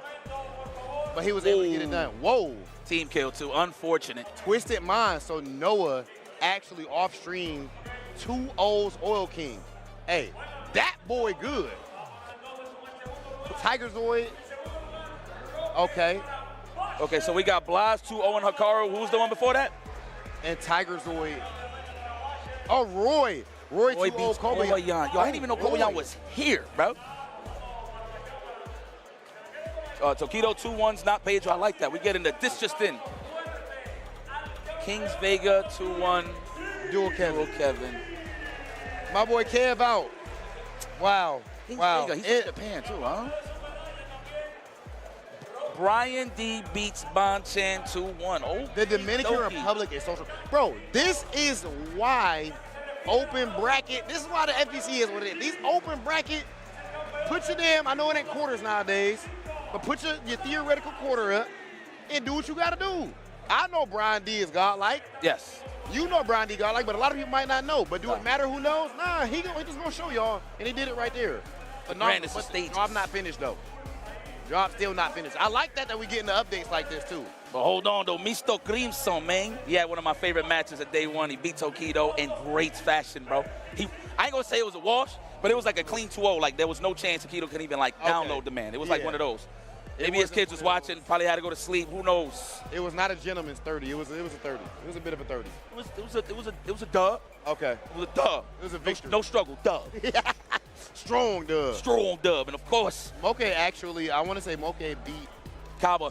Yes. That was one of his early matches, an important match at that. But very dominant. He kind of bossed him. That was on Kaba's end defensively. I don't know what it is. I don't know if it's the water here, but the defense is a little lacking on the DR side. But it's the way that Street Fighter 6 is made. You gotta force a decision. Moke might have plot armor too, because I think Kev dropped that combo against Moke, if I'm not mistaken, on day one. So, of course, Moke's been godlike since the Street Fighter 5 days. Absolute dog. Mr. Crimson, I absolutely love to see a character loyalist. It don't matter what the game is, it don't matter what the meta is, nothing like that. He gonna stick with his Dawson, and he makes it work. Oh, he definitely got experience with this matchup, man. Shout outs to Kills You, West Moon God, to my brother. I know he's here too. I actually don't know where he's at in the tournament right now, but hopefully he's still in. That'll be awesome. Love that. The carousel from hell is what I like to call that. Yes.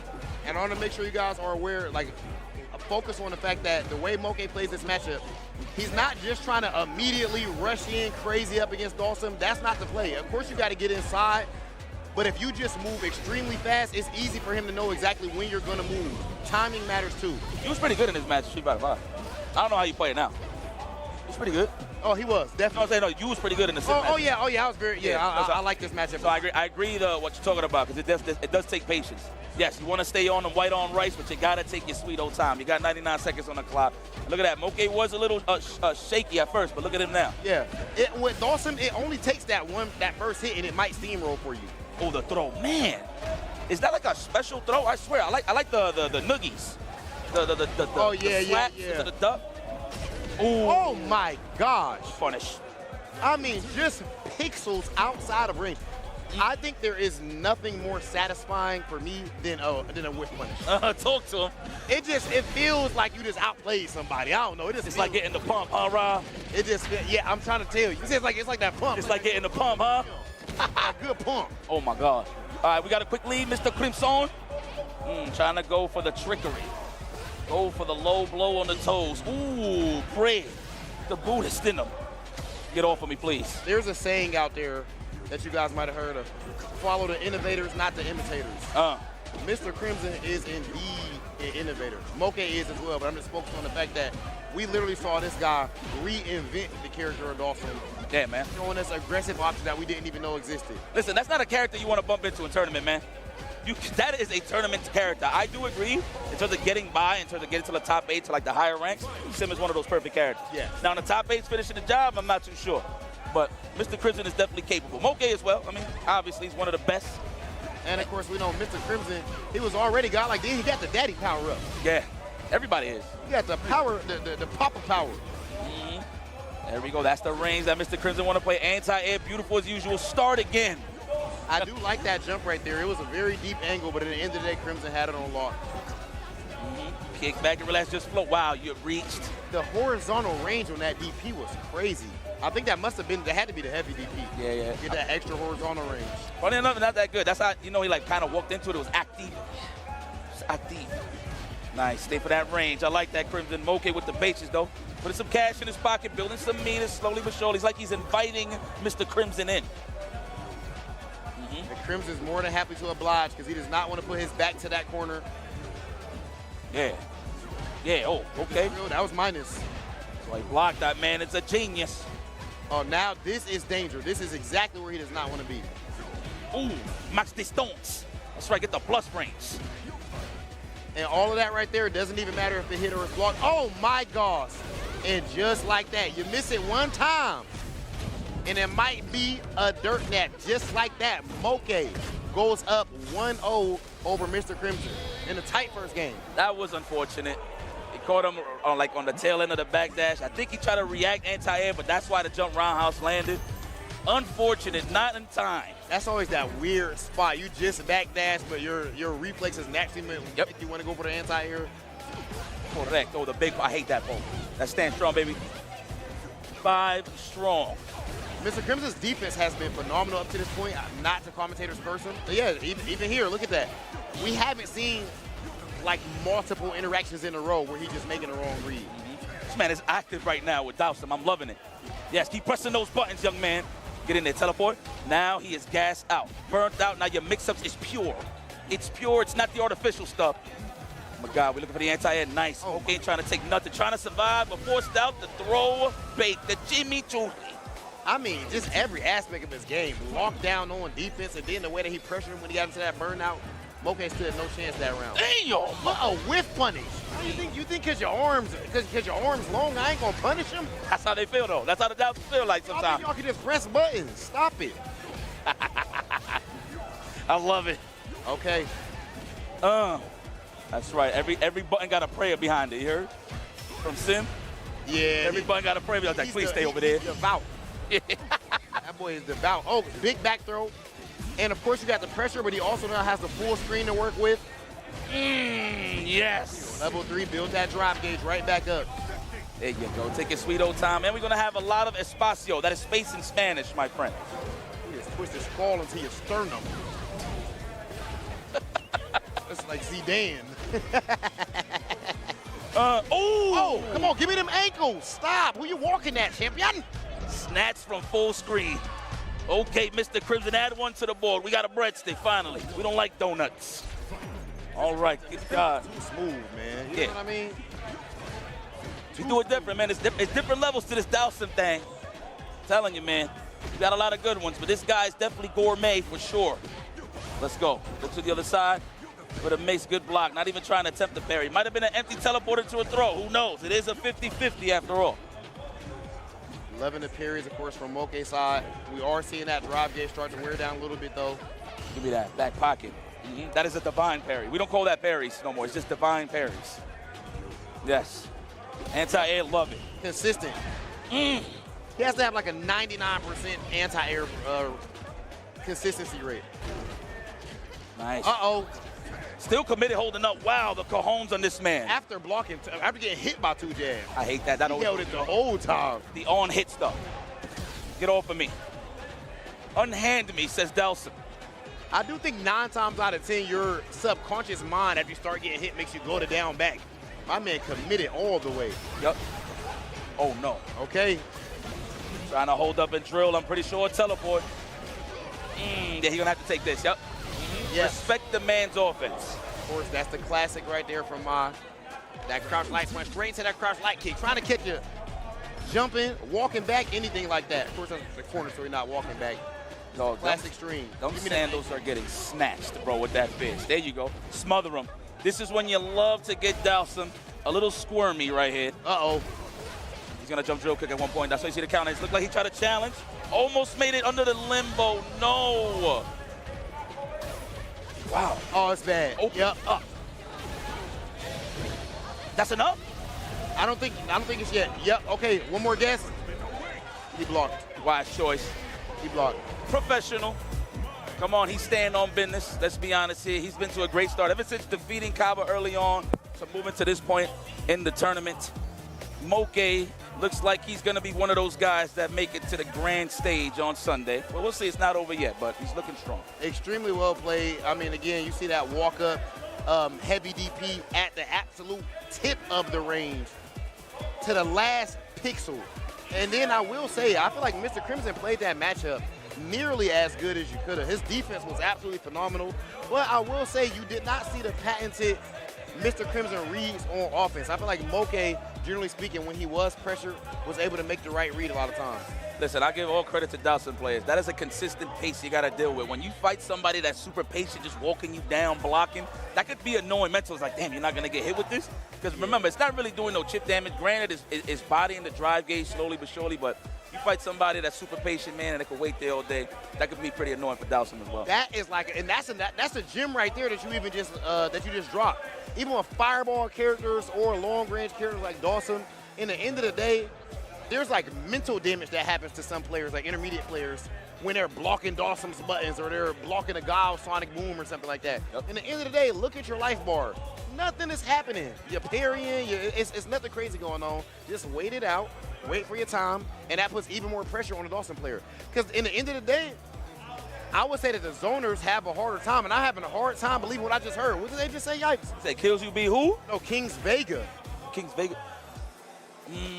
Kings Vega defeats Tokido. 2-0.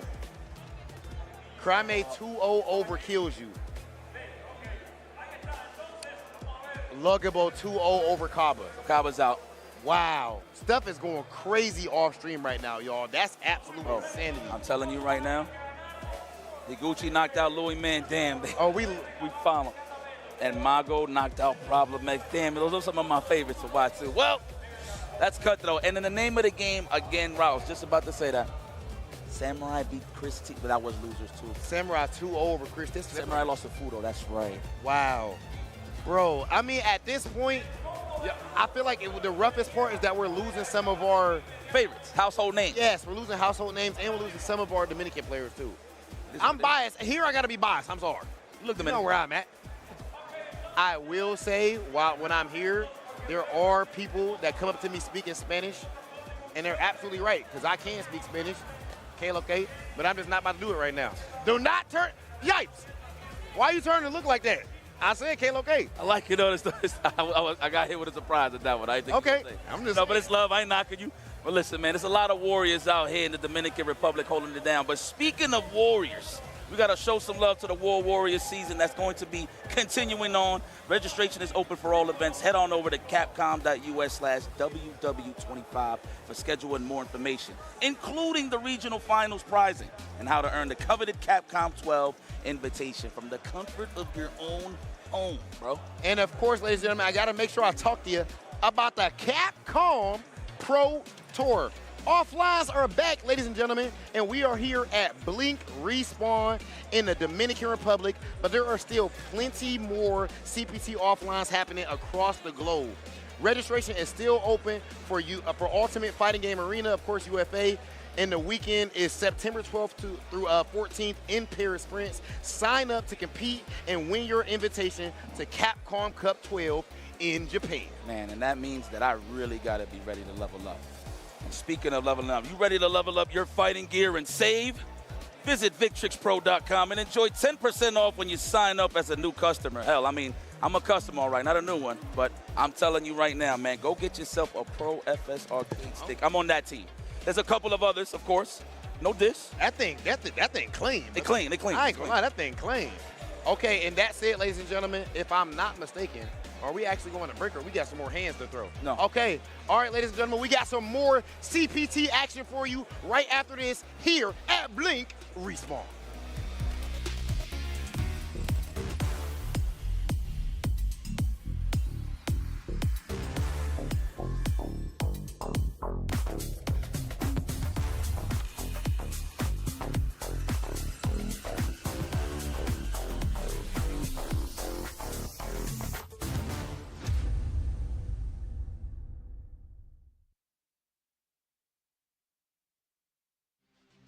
Here comes a new challenger.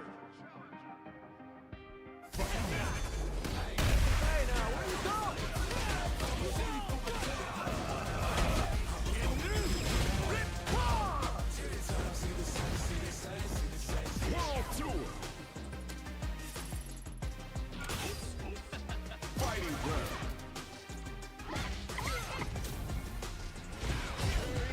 Battle hall.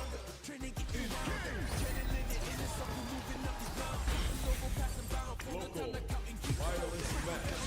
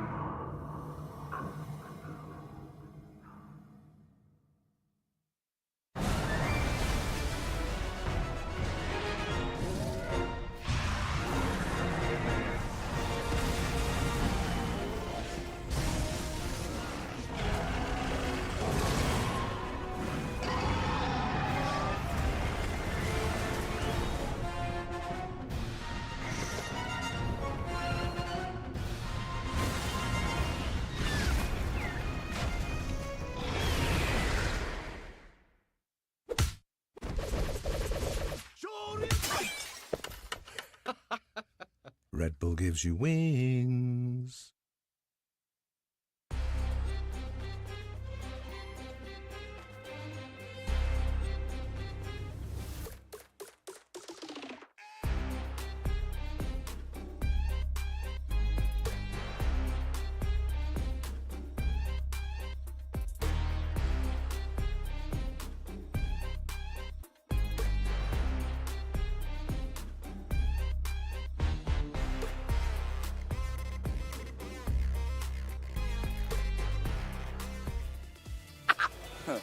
Welcome back. Damn, the banter is crazy. I love production.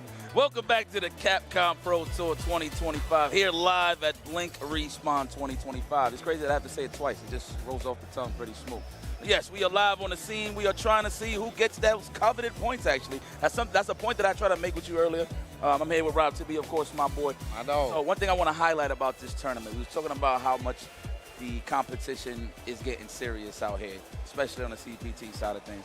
You already heard a couple of your favorites early on getting washed, so moving forward. But the reason that is because that point system has returned. I know I sound like a broken record. Oh, that's important. But that is so important, and I'm always going to highlight it because obviously last year it was for the one spot. But you know what? I don't knock it. I'm going to be honest with you. I am from that cloth where you really have to earn yours. You know what I'm saying? There can only be one, so why not have it on the top? But, well, everybody is traveling nowadays, so why not making a thing where everybody has. No, I agree, bro. In the end of the day, and hold up, ladies and gentlemen, I've just heard Noah's out. The Blink Respawn reigning champion is actually out, lost to Lugabo. From Mexico, the Kimberly player that a few people has been talking about, but taking out one of the champion, really. Well, that's it. That's exit stage right. So a situation like this, of course, the crowd is huge, and that's the people here, right? The crowd is absolutely insane. Everybody's watching at home.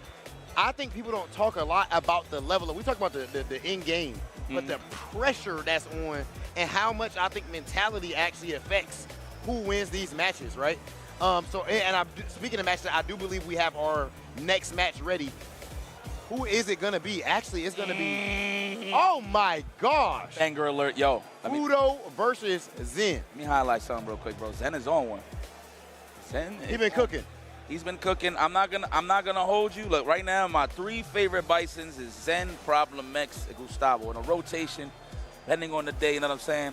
That's what I'm gonna call in terms of who has the best Bison. But right now, the way that he's setting up those bombs into scissor kicks, into the staggers is looking phenomenal.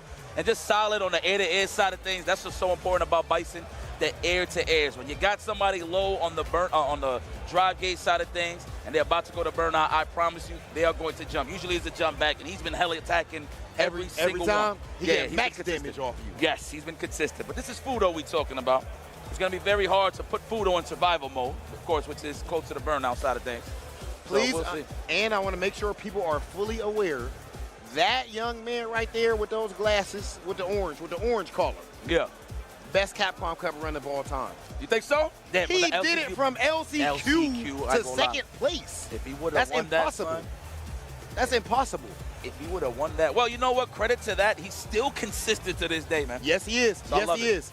And, you know, he's actually somebody who, again, I would say is definitely an innovator when it comes to his characters as well. But he is going up against a legend, one of the Japanese fighting game gods in Fudo. He definitely bleeds. I'll tell you that. Let's see what you got for him, Zen. It's going to be a classic. Yes. Can't even call this an appetizer, really. Bro, it's looking like grand finals, for real. Bison's redesign is crazy. Yeah, bro. I absolutely, the hood. If you was going to the club, do you think you could pull off that Bison look right there? Hell no. Man, hell no. What you trying to say, man? I can definitely get the upper body. The belly, though, is over. It's over. Man, hell no. I can get, you know what I'm saying? I get the lats, all that. But then when you get to that, yeah, it's over. My legs is probably though. I can scissor kick for sure. Here we go. All right, come on. The punish. You trying to sweep me? Come here, brother. Yeah, he got those winded attacks, man. You know, I just learned something, and it's crazy because I've commentated this character for a while. All the attacks that has the wind, those little long, like animations in front, they're all kicks, kid. All of them are kicks. Every single one of them. Even from the target combo, starts with the kick. Pretty dope. Both had the same idea. That's the thing about Bison. Great offense, defense. Good luck. Defense, you about to hold that. Stringing him up, found the pocket, but the DP. Damn, I actually thought he made it across. Stand fast to +1. Ooh, trying to bait out the DP. Okay, Fudo ain't biting. Oh, look for the neutral jump. He's trying to bait out the scissors kick. Come here. Scissors kick or even crusher. That was a bit of a slugfest right there, huh? Both trying to survive. Fudo. That first game was a little bit of a bust ass. Yeah. Yeah. They like yeah. Yeah. No. Yeah. He forced him into a character switch. That man had a race change. Hey, when you get cooked like that, you can't represent. You get switched in the racial draft, brother. I ain't gonna lie to you. Crazy. I ain't gonna lie to you, brother. That's because he said, I need reversal. That's what he said. I mean, sometimes though, in all seriousness, you can get cooked so bad where it's like, okay, there was nothing that I could have done. Like there was no hope. That Bison got obliterated. There's no hope. That shit got smoked. Get down! I expect this to look a lot better from my man Zen right there. Not that I don't want to say he played bad. It's just Fudo played better. What you think about this dude? Rapping right now. I mean, you know what I'm gonna give. He cooking. Oh, there it goes. Winded attacks. Get in there. No, we're not gonna take it. Oh, we have a reversal now, Fudo. I got a reversal now. I ain't have it on me before. I had to spin the block. Hey, man, I really want to know the voice actor of DJ. Is he actually Jamaican? Because now he's doing a great job. Yeah. He said, "Air Special." He didn't say it like that. Obviously, I got to be a little bit more high-pitched. He said, "Air Special." Hey, man. I can't do the high-pitched voice right now. Hey, sometimes appropriation hits. The Special. Hold on. Okay, Fudo's not having no trouble here. Remember, Fudo is definitely well advanced to this matchup due to the fact that he plays DJ as well. That is very true. Probably one of the reasons where Jin would rather not even go for the DJ in the first place. That's probably why he got his ass kicked that last game, too. Let's run the plays. Oh, I thought he blocked. Punish him. You know DJ's damage is crazy. Come here. Crazy. See the strings? Yo, my God. Yo, I always look. What you look at first, the light bar or the drive gauge? I look at the light bar. Okay. You look at the drive gauge first? OD. Because that leads into serious trouble. That is the most important. You're right. Ooh. Trying to hit him with the Hakeem the Dream. It wasn't a complete combo, but we got some damage out of there. We ain't leave too much damage out on the table. Oh yeah. Wipe yourself off. You dead. Wipe yourself off. You're dead. Jin. He said. What a super sound like? Yeah, hit him with a disco fever on top of that. The pose at the end is crazy. Man, who goes to the disco with sandals? DJ do. Man, let me lose some more body fat. This cosplay is on the way. What you doing, DJ? I'm already growing the hair out. Oh, I see it. It looks good, brother. Damn, that made it? That's crazy. Your body might have been a little bit behind. Immediate, just attacking, going for the jugular right now with Fudo. Big damage, nice technical, defense matters. See him even waking up with back throw attempt right there. He's more willing to do that because Fudo has to respect that he has the DP. What the hell did he just punish counter? That happened so fast. Get off of me. I like how the song picks up. We almost at the end of the 32. Somebody's at the end of the verse here. Oh my God. Quick super hit, and Fudo advances forward, just being dominant throughout this whole tournament. You know what that match was? What's up? Go ahead, young blood. Go ahead, young blood. I ain't even trying to. That's it, man. Just have a seat. That's all it was. Go ahead. I ain't even trying to do that to you.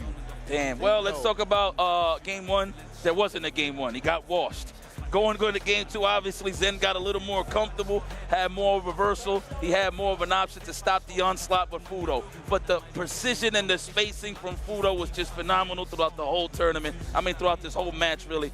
I mean, what can you say about Fudo? This man is just ready for everything. And again, to highlight, he's very familiar with this matchup. Man, Fudo is the definition of consistency, bro. It has been for years and years at this point. I even remember the time back when he had like a lot of second place finishes, which is godlike. Of course, he had first places as well, but he's always up there in that top two. Fudo is definitely somebody who I feel like when it comes to going up against these legends, experience does matter. As much as we are seeing the young guys cook up, the Crimates and all of them, if I had to say, I would still have to say I think that there's an edge to have an experience over the new young mindset. Man. I don't know where you stand on that. Do you think that the young guys are starting to overtake things, or the OGs is still right now got the edge? Nah, I mean, I feel like it's down the middle a little bit. Obviously, you got your household names when it comes to the Young Bucks. I mean, who do you consider a Young Buck now? Blas. I'm going to say Blas. I'm going to even add Noah. And is it fair to add Noah in that when he's been playing for so long? I mean, I guess tournament result-wise, it's Young. Yeah. Do we look? Tachikawa 2-0 to Higuchi. Damn, he got in on the guile. Tachikawa's here? Who's not here? Let's highlight that. Who's not here? Tachikawa was the only Japanese, if I'm not mistaken, I think he was the only Japanese player here at Blink Respawn, because that's before we had the point system and everything like that. So our man's came back. The competition's even stiffer, and he here still cooking up. No, you're right on that. You're right on that. Remember, he had that loss, and he was like devastated in the chair and everything when he yes. lost to somebody. Oh, whoa, Psycho got a prime opportunity to do. I can't even say unthinkable. Psycho, I see what you're trying to do. Psycho, nice. All of a sudden, you come to the Dominican Republic and you grow your hair out like that. Nah. First off, he gets the pass. He is from New York City originally. He gets the pass. Oh, that's almost like honorary. No, he's from New York. I know I'm saying, but that's like honorary Dominican. Like, and there's a lot of Dominicans in New York, right? He could fake the funk. He could be Ak. He could be Ak. He could be Dominican. It's a possibility. Did you say Ak? Yeah. Oh, is that like the Habibi? That mean like Akiwe and all that? Yeah, Habibi. Okay, the Habibis. Yeah, that's my guys. It's my brothers. Come on. Let's go. But it's going to be awesome. Psycho, one of the young. Speaking of Young Bucks, right? I mean, he's been in the game for a minute, for sure. On the Street Fighter 5 side of things, he had a phenomenal Nikali. And this is also good 8 squad versus FlyQuest, the rematch. FlyQuest, this is the rematch. Yeah, a little bit, you know what I'm saying? Obviously, we're on a different team, but when it comes to a team tournament, yes, he represented that FlyQuest for now. Of course, shout out to Victrix Pro, Psycho representing. But right now, the pressure on Gachi-kun's side looking too strong from that Rashido. Yeah, this is going to be a match at tip for tat. Psycho's just salivating for that one knockdown. Let's be real here. You know, Gachi-kun, that's the beautiful part about neutral. You know what's beautiful neutral? Staying on your feet the whole time. Don't get knocked down. Obviously, it's going to happen. That's why you have a life bar, right? But at the end of the day, don't get knocked down. Psycho been a strong player for years, of course, but I do believe he's made a breakthrough to the next level. 100%. This like this year, maybe last. Yeah, I would say this year even. I think he's made a breakthrough to the next level. Him and Shine as well. His teammate, former teammate. Yep. Big damage. Okay, there's the pressure. Do it. And he gets the buff. Absolutely. Finish the job. Wow, for the reset. Oh, this guy is greedy. Wow. Job. Yo, listen. When somebody has a level 2, you gotta finish the job. And he gets to level 3. What a way to rob him in broad daylight. That was a 2-11 in progress on the side of Gachi-kun. That's crazy. Why? That was guaranteed. But in the end of the day, when it comes to that corner pressure, yes, you are incentivized to go hard and pressure your opponent. But one wrong move and the tide changes fast. The damage is very high in the game, especially when he has critical art. Bro, when the chips are down in a 2 out of 3, my boy, spend that cash. Yes, I agree. Spend it. I understand. Try to save it. He tried to save the meter. Yeah, man. I mean, I see that a lot. I get it, though. The mentality and the moment in time, you're like, I need this just to finish the job. Put that fear of God in him that if I hit him, it's going to hurt. But, man, you got to survive first. You got to trust yourself. Right. Trust yourself. You don't need the meter. Don't need the meter. Who needs meter? Not me. Oh, look for that counter hit. Okay, size him up. Come on, Psycho. You see now to me. I'm liking this neutral. Get off of me. Okay. Do it now. Don't play with your food. Yes. There you go. Could have done that last time, but hey, it is what it is. It's a valuable lesson. Sometimes you make those mistakes, you're like, I noted. Gotcha. At Capcom Cup, at the Street Fighter League World Championship, either Psycho or Shine did beat Gachi-kun in the same matchup. So there is a somewhat of a blueprint, even though, of course, Gachi-kun and Good 8 Squad ended up taking it home. I rocks with that. Noted. That's true. Gachi-kun, 3 sponsors over there. That man, you know you nasty when you got 3 sponsors that you know your name. Oh, yeah, damn. He got 3. So that's Good 8 Squad, Red Bull, and I don't even know what's the other one, but it holds him down, him and his kids. Okay, come here. Kimberly, of course, can snowball, but it will not happen today, at least not right there in that round. Just like that, Gachi-kun is on match point. Psycho back against the wall. We need to see the adjustments. Yo, I swear, everybody's playing like they're in a rush, kid. Everybody got places to go right now. Obviously the right way on the winner side. They're trying to go to Capcom Cup. Facts. Big damage, big starters. That is a fierce starter. All right, lead to the dynamite. Oh, not even. You're going to take that damage and go ahead and get the power up. Get that buff. Do you like that super? Yes. I like the level 3 there, too. It's a reminder that felonies still exist. Okay. Let's go. That's what I like to see. Perfect. Perfect. That's Psycho, a.k.a. I'm senile. Oh, you talk. Oh, okay. Like I that? see what you are. I'm senile right now. That man crazy, B. Now, See that? You about to see now. Yeah. What they talking about? All first verse. All first verse. Ooh, I like that. Okay, and we see this pressure right now. But just like that, Gachikun is out of the corner. That cross-up was disgusting. That was deep. That was Steph Curry range. All right, let me get a throw, please. No, looking for the. I thought that's what he was looking for early on. Could have got to throw big damage, but it's okay. Oh, caught him walking back. Psycho with the sniper. And that's crazy that the low forward is plus. That's nasty. That's so annoying to deal with. Yes. So annoying to deal with. That's the thing that Gachikun is trying to avoid. He's not trying to be jailed by Kimberly. Psycho. I'm telling you, this is Psycho in his evolved form. He's at a new level. This is absolutely, again, been extremely strong, but he's the definition of world class. I wouldn't feel extremely comfortable betting on anyone against Psycho right now. Get off of me. Not going to switch sides, but at least he got some time to think. Oh, that's plus? Really? And he delayed the jabs, just in case he DP'd the size up. Set him up. Dynamites, no, nothing, not yet. The pure stuff. You got to guess on the wake. Oh. Wow. Look, I think that's matchup knowledge. Out of range, too, yep. Oh. Wow. Tie this up, had to spend that cash, rightfully so. That's the second time that, remember when he got robbed, it was that drive rush overhead, if I'm not mistaken. And then right there, he did it again. Don't be surprised if it ends up being a low to take him out next time. Oh, yeah, Gachikun got places to go. This man did level 2 at the beginning. He said, I want you in the corner now. No, I sniped out the jump back with the tornado, of course. That is Rashid we're talking about. That might be a Planeteer. He got the corner pressure now. Oh, that's huge. Oh, he thought he was going to tech. He tried to walk back to bait the throw. Oh, wow. Ooh, check up for that. Yeah, he stole it. He stole turns right there. Oh, yup. No, he recovered in time. The meaty jab, really? Oh, he dropped it. Oh, but he's dead. He still got the level 1, and he has drive gauge just to add a little bit more seasoning to this combo. Level 1 for the finish. Is it enough, survey says? Yes, indeed. Yes, indeed, ladies and gentlemen. And just like that, Gachikun, of course, a Capcom Cup champion, Street Fighter League world champion, representing Good 8 Squad, Red Bull, and the like. I like that attitude, Gachikun. That's another day in the office. The little head shake. Listen, that's when you know you're nice. When you do a little, you gotta, when you smoke, when you win, and you still shake your head like you a little bit, like, yeah, I ain't play as good as I could have. That's a subtle taunt. Like if you beat me, you don't shake your head, you won. You better be happy.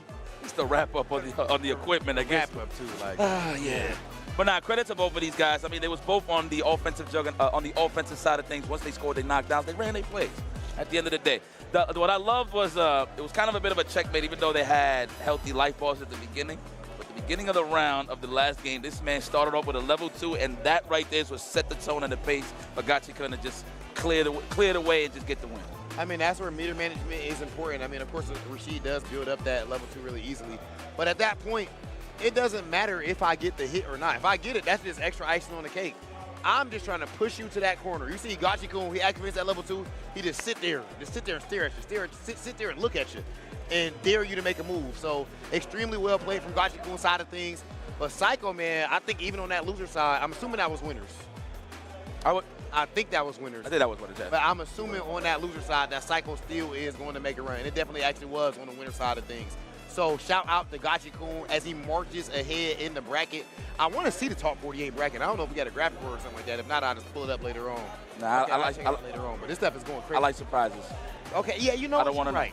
I don't want to know, man. At the end of the day, look, when you see some name brand names, you already know there's a possibility they're going to make it far. What I'm looking for is the new guys, you know? You're right. Guys that you don't know. You're right. With the weird names, you know, them online names. Yeah. Like Johnny, I don't know, like Johnny Pencil Pusher 516, like some random. DCQ lost to if production can let me know who DCQ lost to, I just want to make sure we can give him some love on stream because the DR crowd was going crazy for it. It was actually Luke. He actually beat him with the loop. Absolutely godlike. But I'll tell you what, right now when it comes to Street Fighter 6, so many people are actually dead serious, locked in. You know what I mean? Like to the point where some people that you might not know their name, they are actually putting in maybe 8 hours, 10 hours a day, locked in day to day because now they see that there's so many career opportunities in it. So I think we're going to continue to see new faces end up at the top, just like we just saw with Not Pedro recently.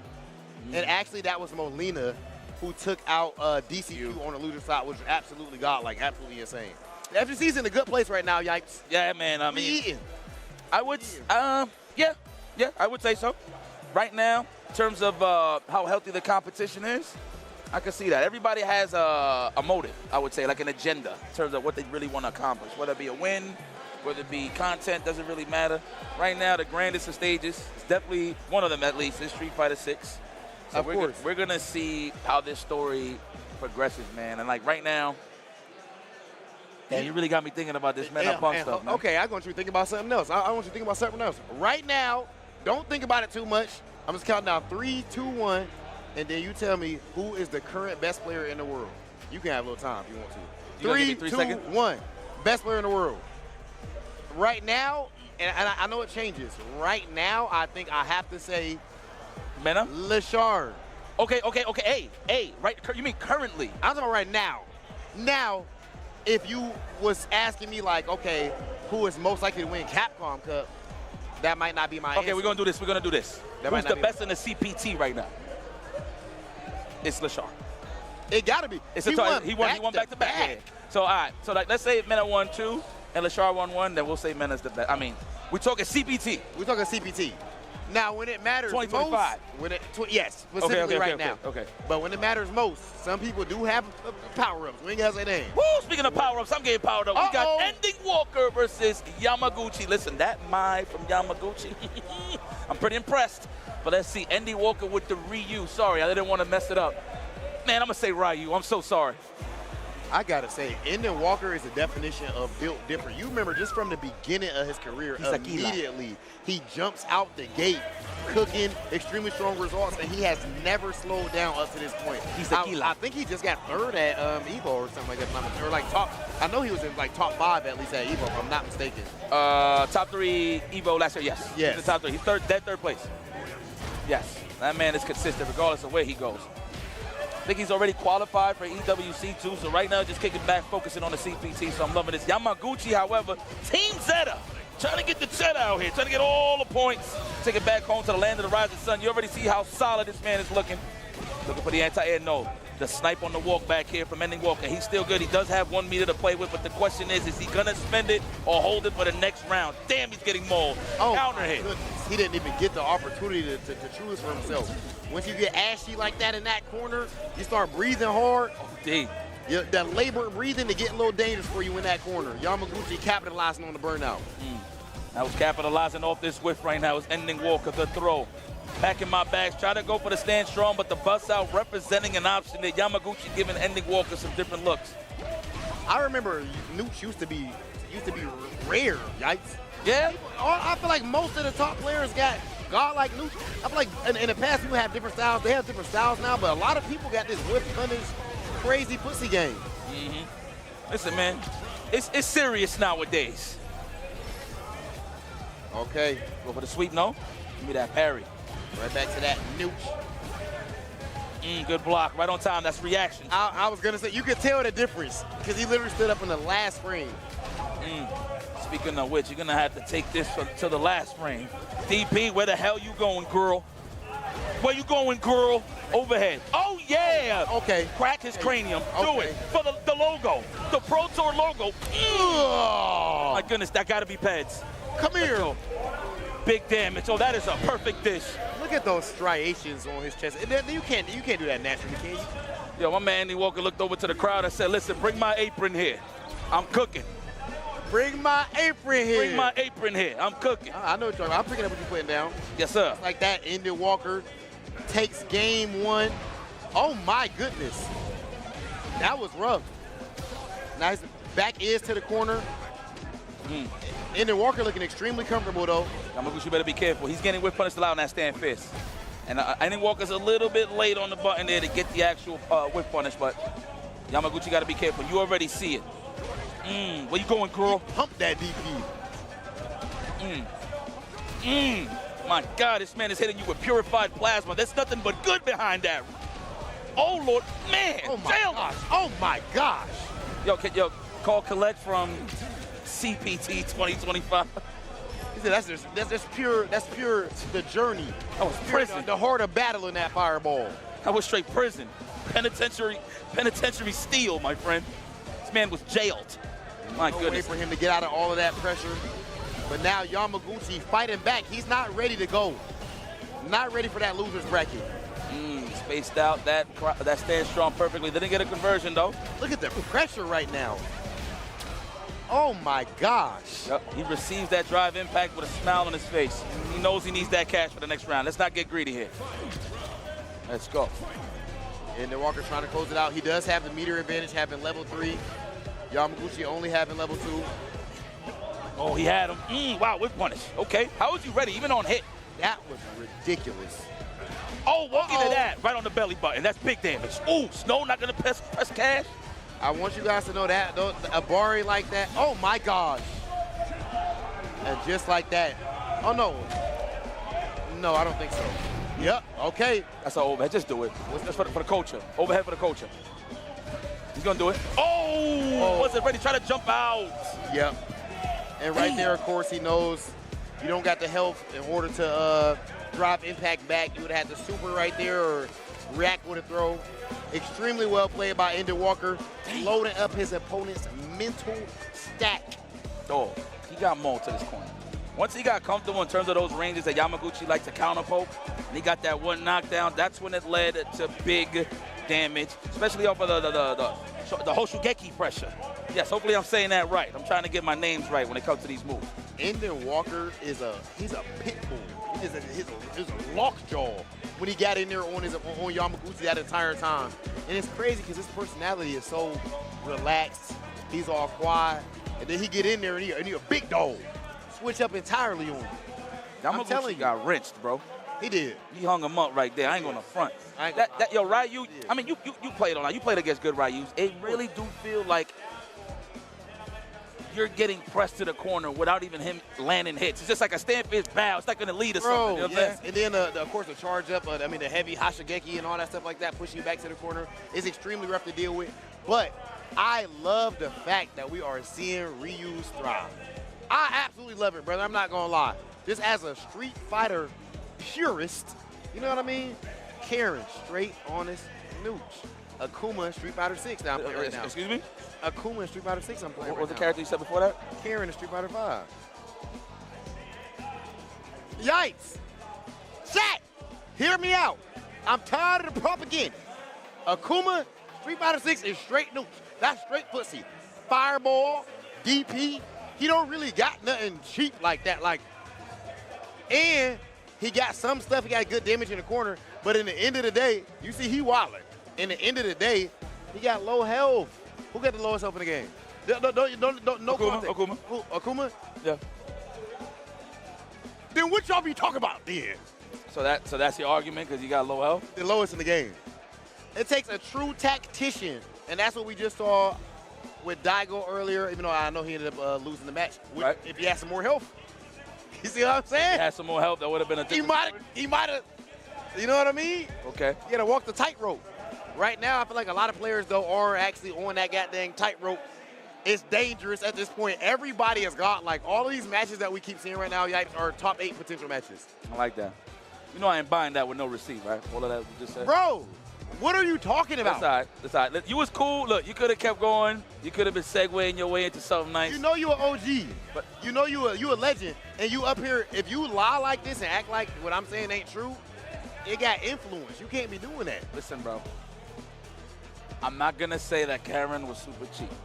Thank you. You had a hard 2 seasons where that throw loop was something else. You had a crouch draw, and you corner carried my boy. All right. That standing medium, I could go on. Okay, we heard enough of your propaganda. Let's go. But now we have Sahada going head-to-head with Momochi. Sahada is actually the newest member of the Good 8 squad. We saw him compete in a showdown yesterday. Fire. Definitely carried his weight. Do you know that Momochi actually has my favorite match in Street Fighter history? Which one? I guess who? Momochi Daigo, Ken vs. Evil Ryu, Stunfest. Stunfest, the combo? Yes. Yeah. That Stunfest match is my favorite match in Street Fighter history, bro. Logan was like, this is Shin Daigo. This is Shin Daigo. And my he man. comes on top. He comes out on top of the fixture. Yeah. No, but let me give you a little lore. Did you know, CPT fact, Sahada? Okay. That man is a top 3 Fortnite player in Asia. And that man said, hey, I'm going to take, in Asia? I swear to God. And mind you, he probably seen Ryu as one of the costumes and say, hey, you know what? I want to try this game out. This Street Fighter thing. And here he is on Team Good 8. And he's already this good. Yes. I did not know that. That's crazy. Sahada, he said, man, no build, I'm in here. See, I played no build and build my whole life, man. This is nothing. This game looks slow to me. That's probably what Sahada's thinking. Yeah, that's crazy. Like, people that come from other games coming into Street Fighter 6, it might look slower to them. It might look faster. Because the actions per minute. Yes, exactly. So they might see things slower than other things. The actions per minute, I would say, in a fighting game or a Street Fighter, are high in the sense of mentally. No, absolutely. That's why the mental stack. That's why the mental stack is such a thing. So here's the thing: if this was a game where, let's say theoretically, defense didn't exist, right? Yes. Then we could break it down to as, action for mental. We can actually see it, whatever the case may be, right? And maybe you could slow it down. Whatever. It's just gonna end up into an actions, right? But the fact that you have to defend is what gets you the wheels turning every single time, where you have to make an executive decision to survive. So, and obviously, what makes strong nukes? Not getting knocked down. Yep. You don't want your back to the corner or on that ground. And right now, Sahada is taking that advice right now. He's literally trying to push Momochi back, but he wakes up with the jab. Get up off me, young blood. You new here. Ooh. I've been here. Ooh, Hakeem. I got the Catino Mobley. Oh, my God. I was going to go down the whole roster. Juggles is crazy. Catino Mobley is a fool. That's a fool right Ooh, there. him and Steve Francis. What? They don't know, man. Oh, you got it? Let me see. What we got? I have a dream. No, it's a nightmare. Turn it to a nightmare. It's all right. Play for times like this, the ground like this. That's okay. Now I hear that pitched voice in my head now. We back to that nuke. Watch the ankles from back there. That's crazy. You see how he just walked up under, used that walk speed? Casually. That's a vet move. I'm going to just walk up under, so I'm not going to punish you. I'm just going to side switch, put you in that corner. That looked like a jab. I understand. He staggered a little bit, too. He said, wait, then grab. Let's go, Ed. Momochi. I mean, that game right there was consistent. It was convincing, I should say. Both rounds were convincing. Sahada did not look bad, but both rounds definitely were convincing right there. He said, let's go, man. Run it. I think Sahada told me he's like 21 or something like that. No. Young blood. That's the best. That's the best time to really start your. For sure. Your. Let me see. What's the word I'm looking for? Your climb. Yep. Right.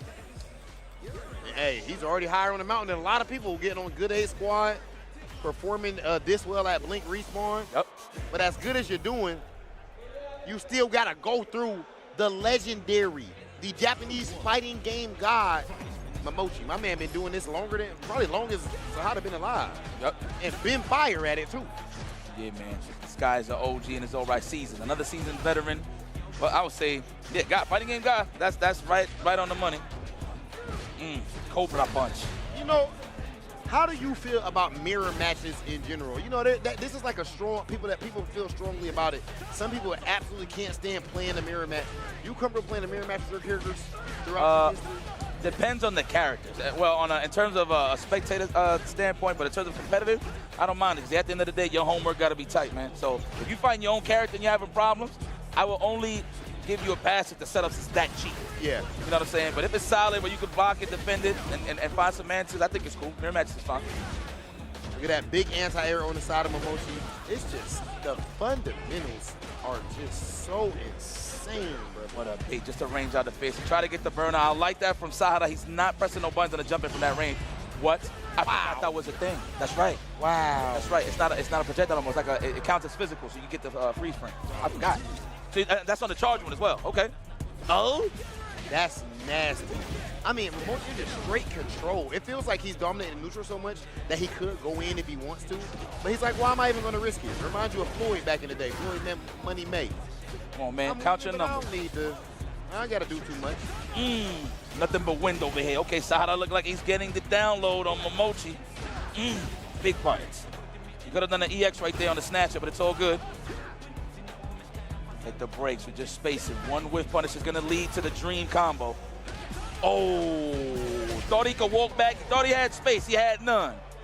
Speaking of walk back, Sahara had Momochi in the corner and started just walking back and letting him out the corner. Generally speaking, people would think, oh, you should never do that. But he decided he can win a neutral game, and it's not even worth me fighting you in the corner and you potentially jumping out or back throwing me. And he was able to get it done. Uh-oh, here we go. We're going to Houston. Let's go. Misspaced. Misspaced, unfortunate, but you get some damage. It's all right. I respect when they go for it. The challenge. Let me show you how to do it. And he had it ranged out on the crouch and short, so he's going to have that good angle for this. Oh, my God. Oh, there it is. Yep. Oh, my God. All the way to the corner. He had a little more there. He messed it up, but you know what? Hey, he squeezed the juice out of the orange. That's what he needed. Sahara, you know, it's looking dry for you right now. Sahara Desert. In the end of the day, he did play well. I did think it was interesting the fact that Momochi, his juggles were way better. Like, I feel like both, was it 2 times or 3 times? I feel like at least 2 times Sahara wasn't able to get what he was actually going for and stuff like that. But of course, he's newer to the world of Street Fighter 6, but he's already playing this strong. But you can see that even at the highest level, there still are levels. Yeah, I like that. Break that down. You know what I mean? I mean, here, look, top 48. That's especially in this building, pretty strong feat. You know what I mean? And mind you, that was in the winner's side, I believe. So he's still in the mix. You're gonna have to deal with Sahara up in the loser side. So good luck to everybody that's in the loser side of things. Yeah, It's gonna be tough. man. Okay, and that was winner's side. And I need to make sure production knows to let me know when it is a loser's match on stream. When it's a loser's match on stream, because I got to commentate that differently. Because somebody got to go home. You know what I'm saying? The stakes entirely different. You're going to be a little more lighthearted or a little cold-hearted? Cold. Come on, man. That's crazy. You got to see the best of the best. You got to see the best of the best. That's he said cold. like a little kid. I with it, though. I ain't gonna lie to you, ladies and gentlemen. It is what it is. We are here at Blink Respawn. Again, make sure y'all aren't pulling up to these offline events, bro. And at the end of the day, yes, online is super dope. Now we got good net code and all that type of stuff. Please make sure y'all hitting the goddamn locals and make sure y'all hitting these goddamn majors because there is nothing like it whatsoever. The FGC family vibe, I feel like you mainly feel it offline. Yeah. Yeah. You know what I mean? You feel that heavily in here right now. Blink Respawn, this crowd absolutely insane. 10 out of 10. They be hype on the first day like it's grand finals. Listen, man, video games is a cool spectator sport, man. I'm going to be very honest with you. Look, back in the day when we used to play video games, it could be an adventure, fighting game. Who was watching? Your cousins, your mom, or your dad when they was bored or something like that. You know what I'm saying? Like, man, this looks interesting. They might be whack as hell, but hey, they interested. They find something like, wow, who is this character that's just jumping all over the place? Man, can I relate to him? Let me watch them. I'm getting deep into this. But speaking of interesting and whack as hell, I'm interested in knowing do you think, like, you know, if it was you versus me, Street Fighter 6. I'll wash you. What you saying, brother? I know he was getting out. I'll just cut it to the tape. I ain't even. You will wash you. I will wash you. In what? You about to say? In what? You about to say? 100%. You sound crazy right now. I believe I can wash you. Make that big Hollywood like that is wow. I believe I can wash you. Hung dry, yes. Hold up, whoa, brother. Hold on. You play Farrakuma, right? You got too much dip on your chip. You got a lot of dip on your chip right now, yikes. I love potato chips. You wildin'. I love potato chips. Yeah, Akuma is you're lucky. You're lucky we got our next match. Production trying to save you. We have. Can I say that? What's up, baby? I will kill you. I will kill. Yeah, did you see how he just like ice grilled John Takeuchi? Yeah, look how he looking at him. It's like you think you're better than me? Look at him. Oh, look at it. Yeah. Them braids fresh. Oh yeah, he clean. Damn. And of course, John Takeuchi. Of course, John Takeuchi been godlike for quite some time at this point. And did somebody in chat say that I'm not gonna beat an Evo champion? I've already beat Evo champions. Listen, I've already beat Evo champions. Oh. Chat did not say they never see me play anything. You sound crazy. Y'all trying to make me mad. Throw this mic right now. You can't go against the protagonist, Rob. That's crazy. You're looking like the villain today. That's crazy. Y'all out of y'all mind. That's it. I will kill you. Now look at this. I'm going to break down this Akuma play for you. So holla. The demon flip. You see what I'm saying? All of this, the palm, all of this. Fair. Foot C space, straight new. Look what he got to deal with. Rob, you dead ass? That's crazy, son. Go for the overhead right now. Good block. Yo, hold on, though. Okay. Can he take out John? I'm liking the fireball game, but okay.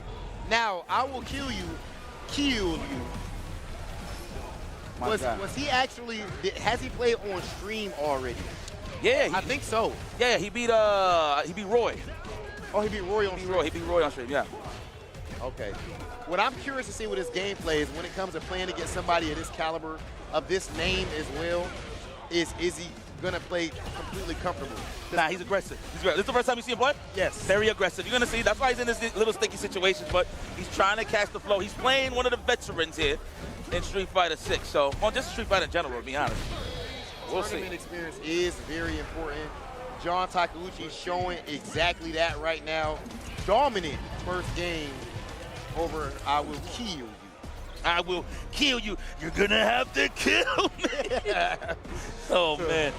I love the name. The name matches the wit. I'm telling you. You're going to see. But then John ain't even letting them play. It's looking like a one-player game. You think it's a two-player game. It should be. There we go. Spend 10 cash just to get out of there. Trying to get the technical at the back roundhouse. Yeah, he tried to catch that back. That would have been crazy. Yeah, you know, you play Akuma. You know how good it is. That's where you get that big damage. You taking, I hit you at back roundhouse. Come here. Oof, that's a beautiful edit. Wow, you got something off of that? Figure you ain't laying on time for the conversion. Sheesh. Wow, the trade. Trade in places. Nice. We'll take that trade any day. And that puts John Takeuchi at match point. Let's go kill you. My man went for the sweep right there. Oh, he made it the top 48. Okay. There you go. I like the corner. I like that. That's more just to keep more cash on your side. Kill you. That's right. You ain't going out like that. You win some and you lose some. But you live to see another day. Come on. You need to win to see. You didn't live to see another round right now. Great jump out of the corner. Man, John is so sneaky. He tried to fake the back throw for the counter hit. He ain't giving him nothing. Okay. There's a toss. I wasn't sure if he's gonna wait to use that. He's gonna wait to use the level 2. Actually, might end up hitting him with the level 3. Just finish it off. He can get the right hit. Good for that counter. The reactions, and here's the level 2 you was looking for. No, not even. Oh no. Now he gets it. Now he does it. No. Oh. Oh, I'm about to say. Okay. Damn. Respect. On my own accord, he got a level 3 react to something. He might do a mixer or a slide. Wow. We see Rashid players finish matches with that so often. Just slide under the fireball. I think in that moment, your subconscious does not think about the slide, and you default to throwing that fireball out there. It's something, you know what it is, that you're so much in survival mode of him mauling you tend to forget that he has options to go into fireballs. And all you want to do is just get your footing, right? That's why you're throwing fireballs, stuff like that, just to have some time to think. But the fact that John was ready on the first go seeing a fireball into the slide was kind of scary. Yeah, that's not. Oh, you're right. On the first go. Not even like he did that. Yeah, exactly. Sometimes you got to fill it out, then go for a slide, depending on the case. But he sized them up. He had the blueprint for that young lad. But credit to I Will Kill You. You got to say it like that. Don't go, I'll kill you. No, that's crazy. I will kill you. And I want to point out what you bringing that up right there, Yikes. Like, even though I cook you, you make great points. Because the fact that he saved that for the... How you looking at me? Come on, you know you want to laugh. The fact that... What the fuck? The fact that he saved that for the end, that's a tactic that's extremely important sometimes. Sometimes you could punish your opponent for something, but you consciously like, you know what? I'm going to win without even doing this, and I'm going to wait until the end and then finally cash in on it. And we saw that right there from John Takeuchi. Phenomenal play and absolutely controlled. Yeah, John gave me anxiety. I'm like, yo, pop that level 2 already. He wanted it for blocks and just for the guaranteed burnout. But. That said, ladies and gentlemen, we need to make sure you are checking out World Warrior. The World Warrior season is going on.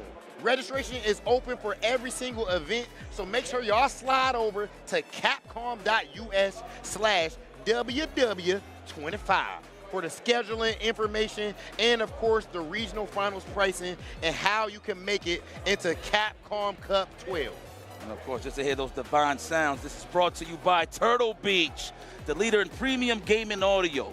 Raise your rank with the award-winning stealth wireless headset lineup, delivering immersive sound, crystal clear communication, and all-day comfort. That is important. I will say that. The quality is whatever in terms of hearing, you know what I mean? People that are true gamers, they're not really tripping on the sound, but the comfortability, yes. Those long hours of gaming, you get that red ear. You know what I'm talking about, where it kind of hurts. Oh, for Stuff sure. like that, yeah. So definitely comfort is a key thing, and you'll catch that right here with these wonderful Turtle headsets. And ladies and gentlemen, make sure that you are comfortable at home. Do not go anywhere because you have the best of the best duking it out right here at Blink Respawn. See you soon.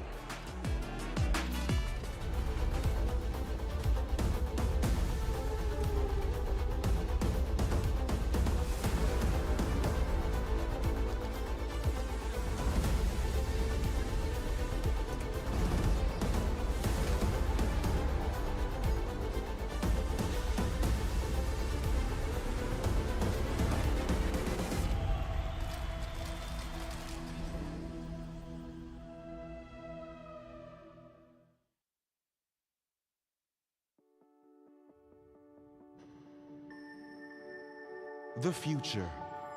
It isn't just a dream. It's a promise. One we're turning into reality. With our third generation of Luna filament and advanced generative AI, we're reshaping the line between dreams and reality. We create life for our future. Delphi Corporation.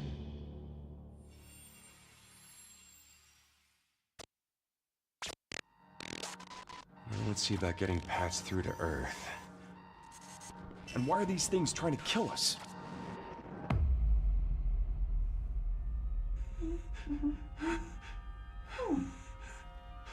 There you are. All better. You patched me up?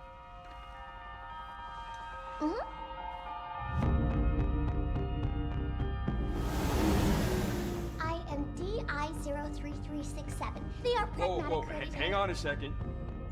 Don't you have a name or something? I'm good. Get behind me! I think I can help.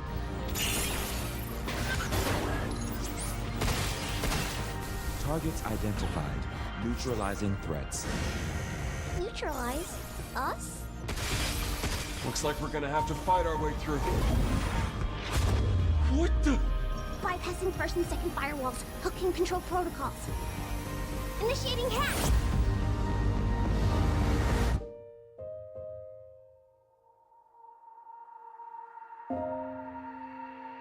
Hey, D.I. I said I am Okay. Look, how about we call you Diana? Diana?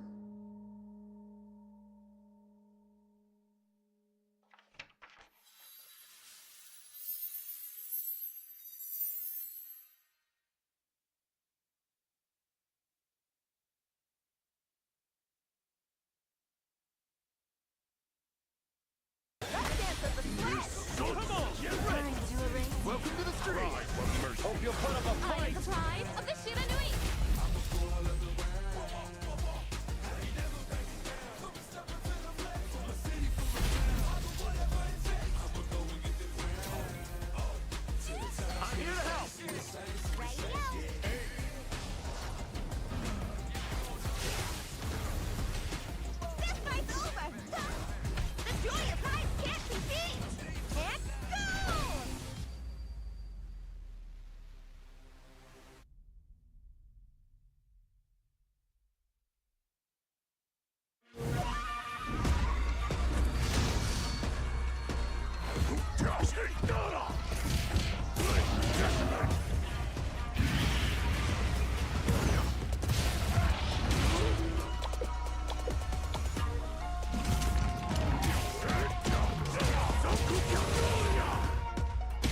show to you.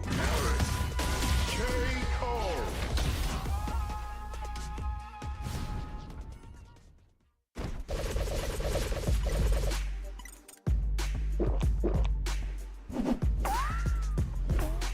Red Bull gives you wings.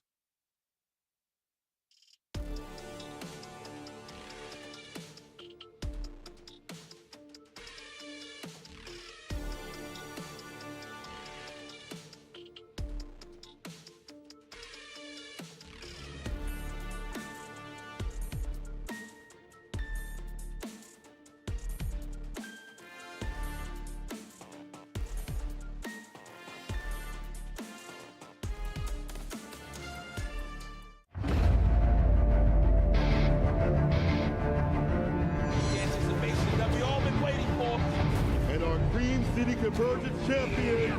And he gets the freak, the freaking cream. What a long road that was ahead of him. Welcome to the Capcom Cup. Oh, and there it is. Punk gets his retribution. Wake up, OD!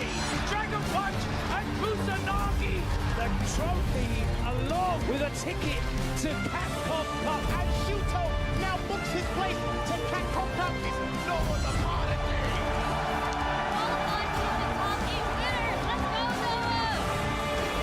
The win punishment, baby. On the agenda, Angry Bird. Show him the door because, kids, you're in grand finals.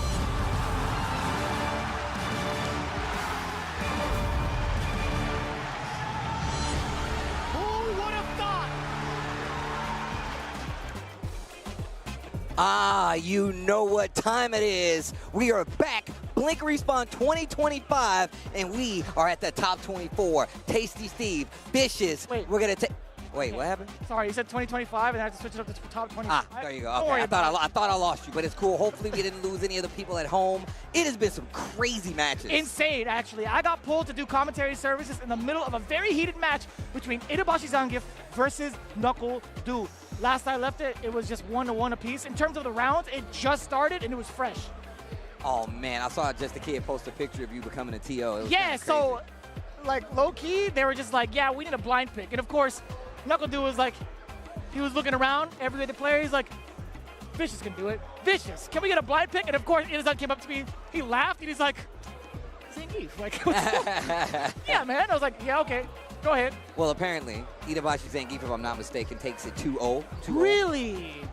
Interesting. Well, he did kind of tease the Marisa, and he laughed. He's like, no, button check. And then went back to Zangief. Oh, dude, the mind games. That's dirty. We were also talking about how his fight stick is definitely just a Tony Hawk stage, but miniaturized. It is, right? It is. It really is. Tell me I'm wrong. Look at it. If you guys ever see it on stream, tell me I'm wrong. I think I just retweeted that picture that Just a Kid took of you, and his stick is in the background. I'm So telling you. I think it is okay.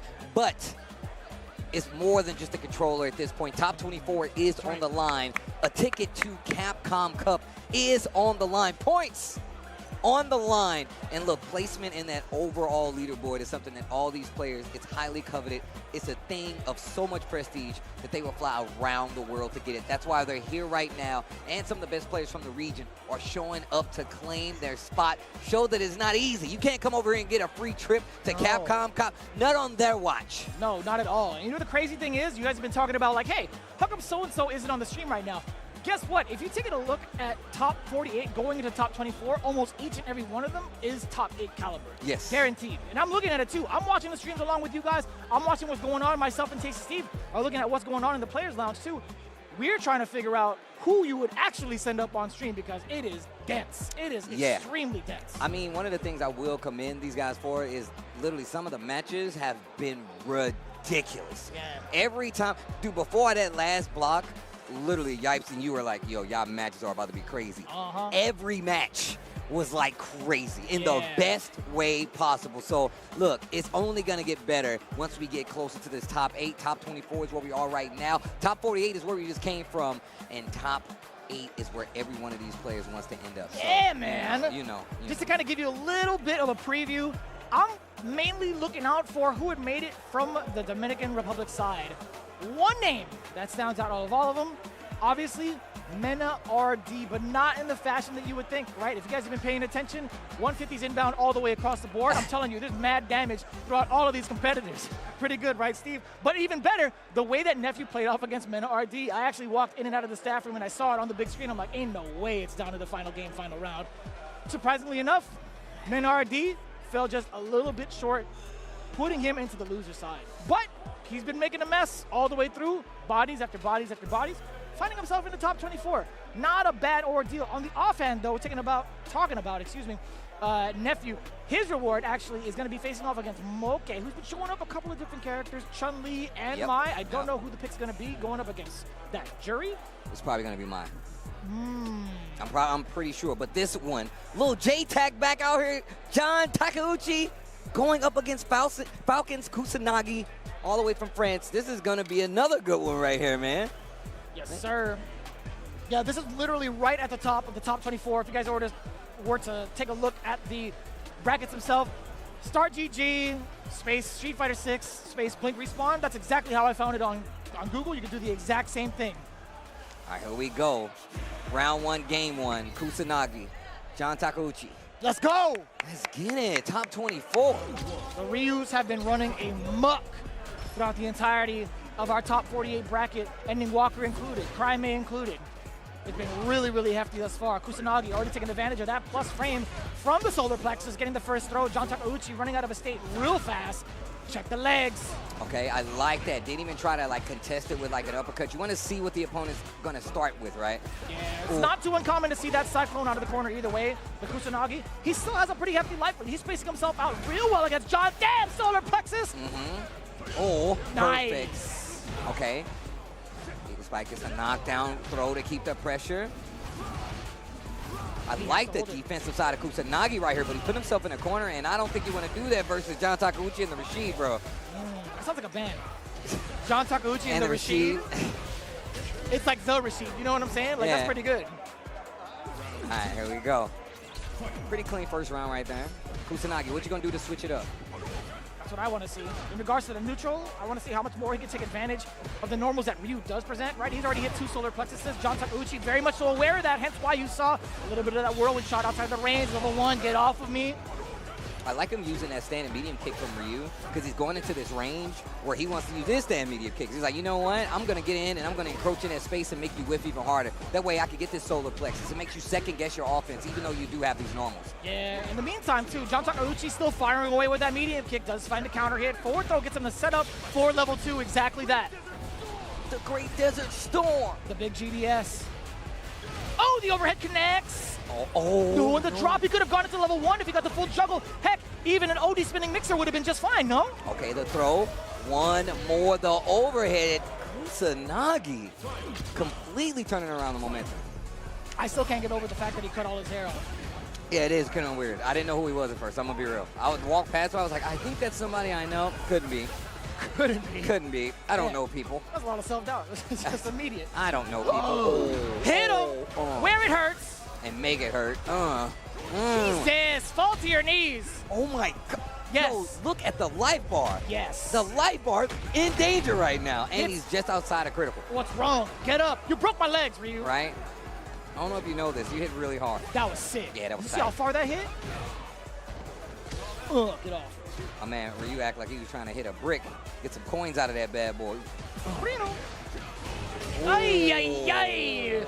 Just enough damage off of the OD uppercut. You know, that's very uncommon, right? Doing OD uppercut as a combo ender just to solidify the rest of that damage. I'm glad you said that. Yeah, no, for real. You really don't typically see that. That's super rare. Like in a combo to get the kill, solo, maybe. Combo, pretty rare. I wonder if that actually, if it genuinely does the most damage. Like, what if you do, OD Tatsu? You know what I'm saying? I mean... Because that's a classic. I'm not sure which one, combo-wise, with scaling would do more depending on the combo, but... Fair. I would assume OD Shoryuken. That's just me. Okay. I'll definitely keep that in mind. I genuinely want to know as well. John Takeuchi down at the deficit 1 game, trying to check. Yeah, just enough plus frames to get himself at least that throw. You saw a counter hit. Kusanagi, a little weary of the fireballs a little bit more now. John Takeuchi switching it up with another solar plexus. How many times has this guy gotten a hit off of that? It's so good to do at this range. The first game, he was actually starting with the stand and medium kicks. And then he started doing even more solar plexus punch. John Takeuchi is not challenging as much in this range. And if he does, he's exposing him to something like wake up uppercut. And Hashogeki. Yeah, even more so, like, still within that range if you want to try to press a button. Fierce kind of outranges him, but his medium kick usage is starting to get a lot cleaner, Steve. And I like this. I like this confidence from John. He's starting to understand that spacing a little more. Kusanagi was kind of baiting him into, like, whipping a lot. And then he's like, you know what? I need to stop being so reactive and just wait for him to whip so I can get the punish. So here we go. Little J-tack once again. Oh. And light kick, creating that space, enough for the crouching medium punch to catch whatever normal John tried to throw out there. Hashogeki. And went right back to the solar plex. As soon as he gets to that range, he's like, nah. Right there! Every time. He's like, nah, I'm not going to let you play here because he knows he's going to have to guess. And John Takeuchi is in trouble right now. Did you see him lob it off the backboard and dunk it? That was sick. Onto your knees, stand jab for the juggle. That was cool. Solar plexus, got to hold that. Ooh, a little bit of a walk-up too with the back fierce. That's a lot of damage to the drive gauge. Oh, no ump check here. He's barely 25. Right? That dude is young. I said little J-tack. That means he's young. Uppercut? Yes. Oh. Oos. He's not 25. He's probably 30, actually. He's probably about 30. Got a young guy face. What's wrong? Get up. You literally just crushed my sternum. I can't breathe. What a Oh, no. Oh, no. Not like this. Oh, you're actually burnt out, too. You might be... Oh, it's not what he wanted either. John Takeuchi could have actually made the rebuttal. There were 0 bars. From the side of Kusanagi, it could have been mad damage. It could have been set up. It could have been the splat. And Kusanagi, with the pop-off, feeling good about himself, looks right to the camera like, that was the one. I know, bro. Yeah, look at J-tack, I know. That guy's definitely a problem. But even more so, take a look back at the replay right now. John Takeuchi was looking so good in that first game. One of the things I will give Kusanagi, he never switched up his game plan. He always stayed with stand medium kicks, stand light kick, solar plexus. And the minute that John Takeuchi tried to swing back, the fact is you weren't going to have the opportunity to because you're in block stun, and 2, it gave him the space. And that right there was ridiculous because this entire series is just like a scramble, and as a player, it's really hard sometimes to kind of recover from that because it really is. You're so on the ropes. You know? Yeah, there was so many instances where we could see an alternate universe, right? There's so many things that you could do once you have Ryu locked up. There's no, well, here's what I'm thinking about. Rashid could get a couple of frame traps, not enough health to kind of like spare that. So I think maybe one splat could have possibly done enough damage for like one more mix-up because Ryu would have, what, maybe some bars and you would force the error, perhaps. But it is rather difficult, to be quite honest. Damn, it is bumping and jumping. Yeah, I was about to say, bro, it's mad loud. That's crazy. They definitely told us. They was like, yo, be careful. It's about to get really loud. And they were not joking. It got dark in here. The mood lighting is setting. I'm not going to lie to you. Midway through my sentence, I'm like, what am I talking about? I couldn't even hear my thoughts. I'm dead serious. I'm like, wait, finish this thought, Jeremy. You got to do it now. You better do it now. But long story short, even if John Takeuchi went through with the combo that he wanted after the level 2, let's say he did like an eagle spike, got a knockdown, etc., I still don't think the wall splat would have been enough. Yeah, I don't think so either, no, honestly. I'm going to go right there with you. I don't think it would have been enough, but still, that's part of the scramble. You got to, in those situations, you know both are like kind of fishing for a hit, and they're looking for those big mistakes. That's why scrambles are so scary because you literally, I feel like that's when you get your most dropped inputs, unless you're used to being in that scenario a lot, which you don't want to be. You don't want to be down to a scramble and depending on a game, especially to keep you alive in a tournament. So. Yeah. Well, that's just the way it goes. Kusanagi moving on into top 8 territory from the winner's side. John Takeuchi, his reward, I do believe, is to face off the winner against, we'll see actually, like there's Psycho and Blas, there's Jen and Kings Vega. We'll see, man. I actually got to see Kings Vega for the first time. I didn't recognize him until today, actually. So really cool to see him out and about in general. But we still got so many more to go through. I think we might be hopping into the next winner's side match, if I'm not mistaken, which should be Nephew and Moke, which is what we kind of asked earlier, whether or not it's going to be the Chun-Li or if it's going to be the Mai. You opted for Chun-Li, right? No, I think Mai. You think Mai? Oh, sorry, okay. But that's just me, though. What do I know? I'm just a talker, okay? Not a tournament viable player, all right? I'm just talking. Don't talk to yourself like that. I think you could do some damage. It's for the people at home, you know what I'm saying? They're like, oh, that's deep. I'm like, yo, I mean, look, if you really want to say that, I will give you the ground to say that. But even more so, I'm looking at this based off of the matchup. I think that Mai does a better job at kind of controlling what Jury's going to do on the screen. I would agree with that. Chun-Li definitely has the buttons, but you're putting yourself at risk getting into that range. Mai can do it effortlessly. She can be like, yo, I'm a fan, and I'm going to see how you're going to react to it. So I'm curious, and I could be wrong, But Oh, I want to say, like, I do agree with that, but he would have to score the knockdown to get, like, the enhanced fan, because I don't think Nephew would even give him that range to throw that out. Unless Moke could find a route that gets into level 1 consistently, which he has been doing throughout the entirety of his runs, then maybe we could talk a little bit more about that viable, the fireball viability. Yeah. But overall, I think Chun-Li's fireball could do a little bit more in comparison because of the presence itself. It's a true fireball. It does dissipate after a while, but on top of the range normals and her walk speed, I think she'll be a little bit more of a deterrent towards what Nephew wants to do on offense. Well, let's find out. You said your piece, I said my piece. We don't have to agree because they're going to do it on the screen. Oh, I'm gonna throw up. Don't do that. They can't even see us on camera. Why are you even doing that to me, man? That's just abuse. I don't know if you know this. Oh, actually, hold on. Let me hold my thought. Yeah, hold the thought. Bro, it is crazy loud in here. It is crazy loud right now. In the best way possible, bringing out players. I got to take off the hat. I got to take off the outer layer. Yeah, I'm about It is to say, hot. it's hot. It's hot levels of people in here right now. I like your haircut, man. Slick. Sees another bald person and just... Keep it down, Steve. Hey, what are you guys doing, man? You didn't even knock on the door. Y'all didn't even knock on the door before you entered, chat. Y'all should feel ashamed of yourselves, all right? That's just rude. You're always welcome where I am, Chad, so that's okay. I trusted you, Steve. You were supposed to guard the door for a little bit. I said, yo, watch me. I got to change. You know what? Back to the gameplay. Y'all crazy. I like how they switched it. Y'all switched it after I'm done? You guys are weirdos, Yo, that's man. crazy. I know who you guys are in production. I know where you're Wow, in production. I'm writing a letter to Mr. Capcom right now. You guys are crazy. We're close with that guy. He's going to answer, okay? Yeah, man. That's wild. Moke coming up. Let's see what character we get, actually. I low-key feel violated, yo. So I got to be careful, bro. Oh, so it's my fault? I'm just saying, that's That's got to stay ready. You know what's funny? So you don't have to get ready. Saying what you said right there doesn't disapprove my point. Or doesn't disprove my point. All right, I mean... It's just funny. It's like, you should have been ready, bro. I was like, what? Look, that's why I jumped right over it. Playing Mario on commentary as well? Exactly, bro. Care what you say. What about my point? No, just kidding. That's rude. You don't do that on commentary, all right, guys? You don't do that on commentary. One of my left. We're definitely going to be doing that on commentary.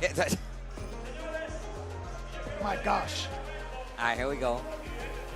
Moke, deep in thoughts. I love the way my man's like, right into the camera. He's looking right into it. He's looking like he's at a confessional right now. He's like, I truly want to beat this guy. He's trying to take Jack's position as, like, Stairmaster. They're doing it again. They didn't even knock on the door. Who is that? See, now, hey. Oh, now you're upset. No, because hey. I know you hear me. Don't look around. I'm talking to you, okay? All right. It's last time, okay? All right. What am I supposed to do after that? Yeah, get him. Like, okay. Get him. What am I supposed to do, dog? Y'all crazy. All right, chat. And they keep switching. I swear. Chat, listen, it's not our fault. I promise you. I promise you we're not trying to intentionally hold the match. That's not on us. We're not like, hey, Moke, we have a couple of jokes to take. Exactly. No. What is this, guys? What is wrong with you guys? Really? Really? That could have been something else, man. What do you mean? That's wild. I looked over there like all Kiki in there. Look, we got him. Got his ass. Jury versus Chun-Li is the pick. Nephew versus Moke. Let's see. Well, it looks like I was wrong. All right, here we go. The jump light gets the cross up, and he gets the combo on the follow-up. Oh. Already in full control. Nephew applying a lot of the pressure off a medium punch. Not allowed to press a button because of the fact that she is plus, but Moke still finding a way out of the corner. This is kind of tough. Hake afterwards, back medium. Could be forward either way. Okay, spinning bird kick is the knockdown. Baited. Damn, and he gets the dry rush forward punish counter. Hake. Level. Ella damage, level 1. Let that bubble burst. Kikyo Show. Wait, how did she say it? Kikyo Show. Kiko Show. Kiko. Not Yes. Kikyo. Kiko Show. Kiko Show. Yes. Ooh, that was countered. That was sick. Okay. Scramble, the dive kick. Okay, saves Jury. Another one. Pick him. Target Ends combo. on level 1. Yes, sir. Big damage right there. Ugh. Too far to get a continuation. Yeah, crouching medium punch definitely would not have worked out. Yeah, I like that block on the overhead too. Nephew just backing away. He's chilling for a bit. Waiting for the fireball. Eee, still within range. I like that. Gets the knockdown. Wake up back throw from Moke. Did you see how far that was? That was really far. Uh-oh. Nephew has an opportunity to tie up the round count. The perfect parry. Let me get a little more recovery. Let me recover faster so I can get the point. I think that was Moke's fault, right? He should have been well aware that Nephew was ready for that fire angle. But also, I like the recovery. Mentally, Moke still able to challenge Nephew on that drive rush. No mental stack developing just yet. All right, gets the back throw, position change. Oh, pressure after the drive rush. Moke contesting though. Pretty important jab, right? Oh, an even better interruption. Into the level 3. Gonna get the life lead, and the thing is, Nephew spins it all. Moke still has a level 3 in stock, one in the chamber. Ooh. Overhead blocked. Drive rush immediately. Nephew in pursuit. Low forward, does connect. Gonna back away. Yes, he is. Keeps it safe. No stuff on the table, and Nephew getting the first game. Let's see if he sticks to the Chun-Li. Let's see. That face makes me think like he's thinking about it, right? That makes me think that maybe he's actually gonna go right into the Chun. I don't know about the my pick. I mean, hey, obviously he doesn't either. He's like, you know what? Nah, Steve, shut up, bro. Nah, I didn't like that. I think more of it like he understands that Nephew knows what Mai can do because he's also exercised that character, even at Capcom Cup. Yes, that's facts. That's facts. No, I say that only because like he didn't do bad in the matchup. It was just more about, you know, the better player at the time, and Nephew taking advantage. Perfect parries, cashing out with the level 1s, getting the life lead. Like, he's playing the match well. That's fair. Fair assessment. No perfect parry on the fireball this time. Nephew, he's the one kind of backing away just a bit. Up until that point, what an interruption. Moke, that risk. I feel like that was crazy because Nephew definitely was successfully baiting them for quite some time, so he's still committed to it. You gotta leave that thought there so they don't get too comfortable just jumping in. Drive rush to continue the combo. Look at that drive bar on the side of Moke though. A little bit of a drop too. I think he could have built a little bit more gauge to himself, a little bit more of a damage build.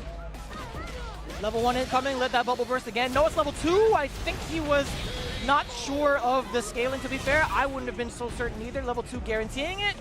That's fine by my book. Okay. Moke getting his first round of game 2.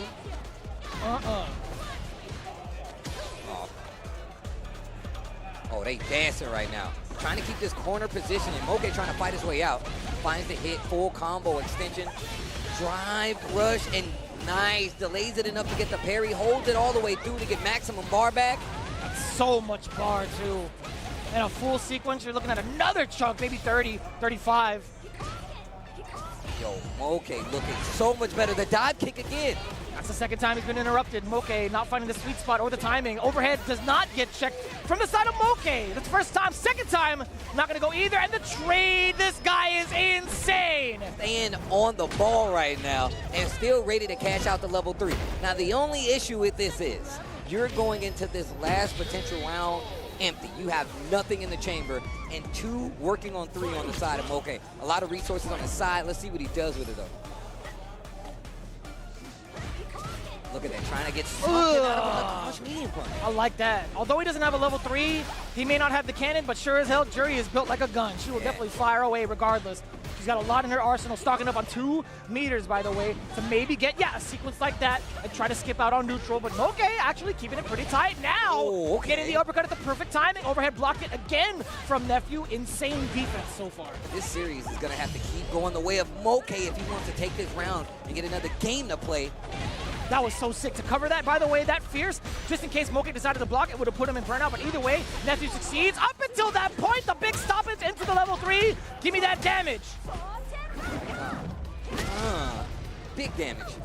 Okay, the overhead. He is 100% on blocking these overheads, I believe.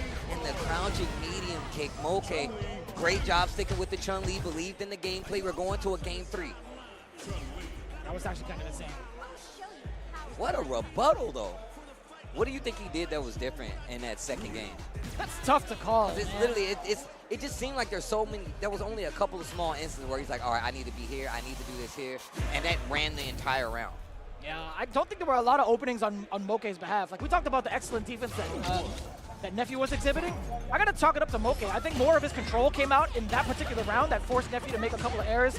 digging on a couple of bits of damage to lead him into those final moments for the damage, or for the burst of combo. Actually getting the reversal wake up, the anti-air as well. That like that 100%. That whole control sequence. That whole thing. You're right. You're right. Once you said control, that's what it triggered my memory. I'm like, actually, his anti-airs were, it was just 1 of 3 better. It wasn't even like 100% better. It was 1 of 3, and it still changed the momentum. And wow, the awareness. How? World class, a little bit of a step forward, getting that forward throw. That was such a spacing trap, and it was so beautifully executed. We have not seen him go that far away to initiate a crouching medium punch meaty like that. That was actually pretty impressive. Oh, the perfect parry once again. Okay, fishing for a heavy, but trying to get Nephew to swing. But he does find the sweep.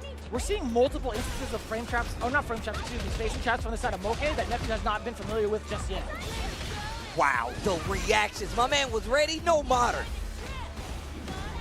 He got a hitbox though. Also true. We'll take that. Overhead blocked yet again, but it's fine. Moke forcing Nephew to sit still afterwards. Burnout. Not gonna work this time. Moke ready for it, and this is a level 3 to close it out.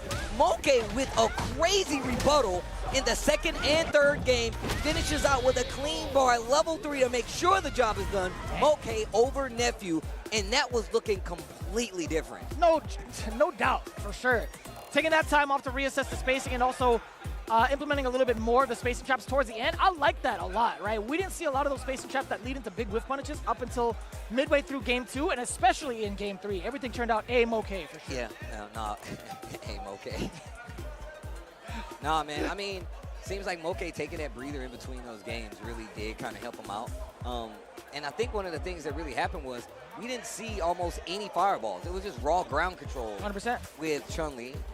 Even just the read on when to stop that combo while the projectile was coming in from Jury, even with the stock. The fact that he knew to do that, that's crazy. Yeah, that was actually kind of wild that he went for a sweep there. I was looking at how badly negative it was. I was thinking, like, I'm so used to like -8 or whatever something showed up.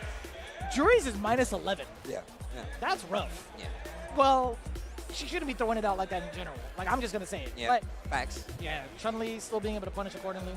Pretty damn good.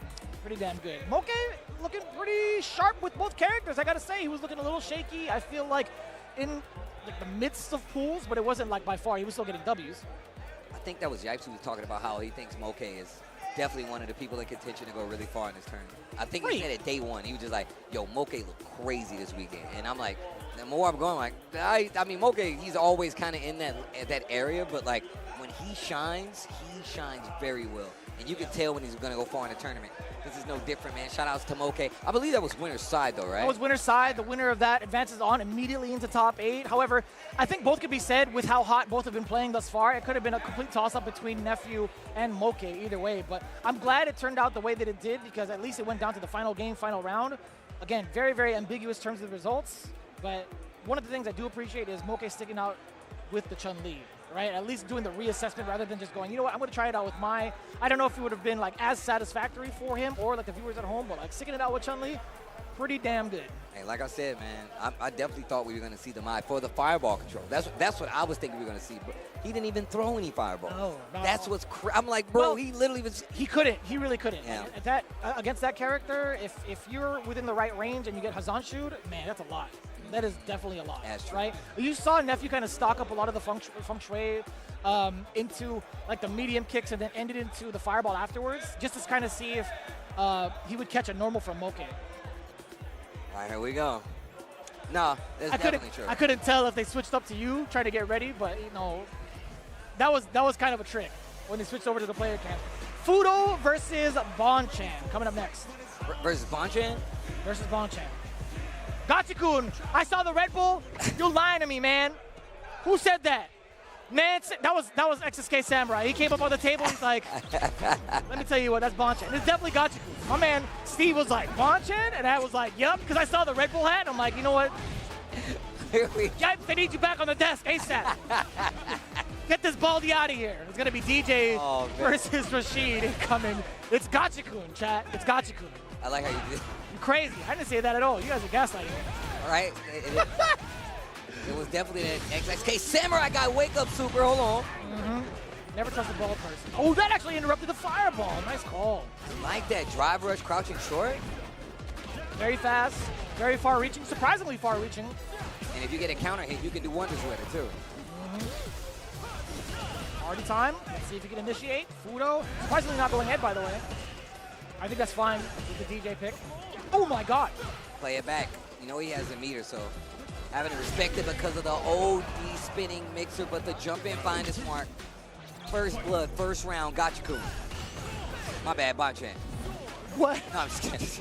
Huh? Little side note, I can't wait for Bonchan to play Sagat. Oh, bruh. Actually, I never thought about that till you just said it. Oh, my God. It's going to be wild. Him and Zaffarino? Oh, my God. Actually, you know what? Oh, that's crazy. All right. You just definitely, I got to ask him about this now. Yes. Ooh. The roundhouse mid-air, really nothing much about it. Damn, you're actually within range to stop that? The heel? Jackknife maximum, OD. Ooh. What an interrupt, and ready with the conversion. Oh, and the sun delayed from the walk back. Fudo still finding the right space to press buttons. Forward throw. Set up nothing. Bang. And the forward throw again. Fudo. Nice work. A little bit of a slash coming out on the side of Fudo, creating that space to probably temper the fireball. And that is so fast and so far-reaching, man. I'm still not used to DJ's drive rush. Yeah, it really throws, even still, it just throws me off. I literally was just fighting the DJ before I left, and I was like, why does the drive rush work like that? Uh-oh, hold it. Move intact, Isar intact, excuse me.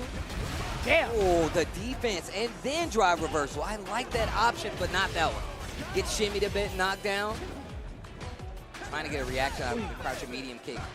Damn, he walked all the way up before that medium hit. The delay! Oh. That was a micro shimmy. A micro shimmy with a crouch. Oh, okay. The travel size shimmy, you can put it in your carry-on? Yeah, I'm pretty sure it's TSA approved. Okay. Last I checked on the website, at least. Your shimmy has to be at least a couple of milliliters. Takes like 100. If you could bring your cologne on board, you could definitely bring a mini shimmy. %. That's the rule. It's like a mini shampoo, mini shimmy. Exactly that. Ooh. That was really good. Goes to the OD. So about to get the knockdown. Gachikun wakes up with a button. He's been doing that. He's making the right call with it. If he's not deterred by any sort of meaties, like why not keep going, right? With the heel. Okay. Whirlwind knows he's close to the corner. Gonna have to hold it. Oh my God. They dancing a little bit. Oof. That was a punish counter. It could have been a little bit bigger than that. Double dash.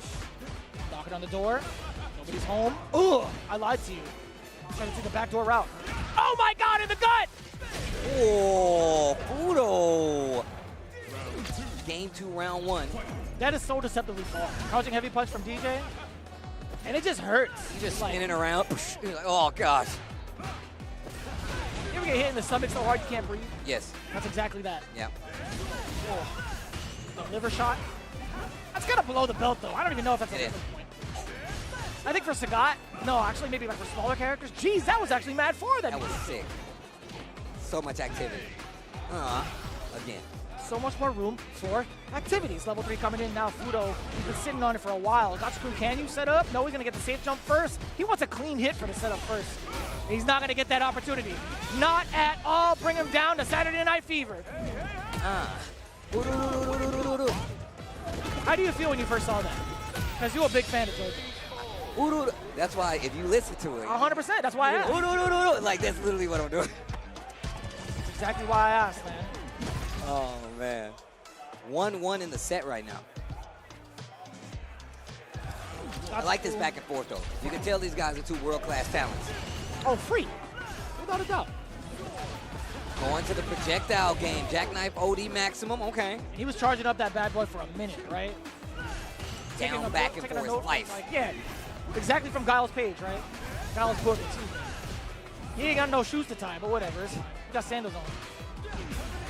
Ooh. Uh-oh. Uh-oh. Tell me about it. Is he in danger? He's in danger. Playing hack and just walks under the knee drop. What an exchange! And we get to get the trade combo off of the standing medium punch. Gachikun charging up that fireball. Oh, that was so scary. And he blocked that. Yeah, I don't know how. I do not know how he just blocked that. It looked mad ambiguous. Oh, then he's still grounded. Hold that. Good block on the walk back, yo. He walked forward first. Oh, that was plus enough. Gachikun making the right call with the neutral jump of all things. Goes fast, set it up. Level 2, you already know it. The Biggie Sar. Can I kick it? No, he's not going to do it just yet. No way. Nope. Into the throw. Gachikun looking a lot better. Set point. A lot of meter being built up off of that punish counter throw as well. I like the optimal stuff to kind of get that rest of the round. Punish counter to get himself to level 1, but more importantly, look at the projectile. You're going to get hit by it raw. He just dashed up just to get that. That was so sick. Get off of him. Oh, you... Close enough. Down and out. Okay, give me another. Level 2, excuse me. Pushing him out of the range, and he also shimmies him again. He brought 2 just in case he lost the first one at TSA. Gachikun getting it over Fudo 2-1. That was a really back and forth kind of match, the way that they were playing. I wonder what's really being said between like some of the Japanese players, like in between. Like Fudo could have been like, I'll tech that. You never know, right? Came in and said, I wish I was on good 8 squad doing SFL. Please. No, I mean, they won, Yeah. right? It was like, hey, how come you didn't pick me up? Right. No, I don't know. Reject's a fine organization, that is for damn sure. But I wonder really what happened in that last instance against Fudo, just taking those last 2 big projectiles to the grill, right? The first one led to a giant combo from nearly 3/4 of the screen. The second one, just letting them rock for a full block string. That's kind of rough to just hold, man. It really is. It really is. And then the big gamble right here, trying to take a turn, thinking that it was going to overextend, going for the super. It's not going to work. And little throw. Yeah, trying to go for the throw. You reach, I teach. A lot of teaching being told, actually, for into the loser's bracket. The way that Gachikun's been playing, yeah, his Rashid is looking so clean. In comparison, I mean, like, he's been that way since the exhibition last night, but it's just much more prominent now. Man, Who got you? Hold on. Who got you? DCQ? We're getting the live updates. Live updates right now. Steve is doing the journalism work right now as we speak. Yo, well played. I want to take a picture with you later, all right? Before you leave. You leaving right now? Or you not coming back? That's crazy. No, he's coming back tomorrow. I'll see you tomorrow.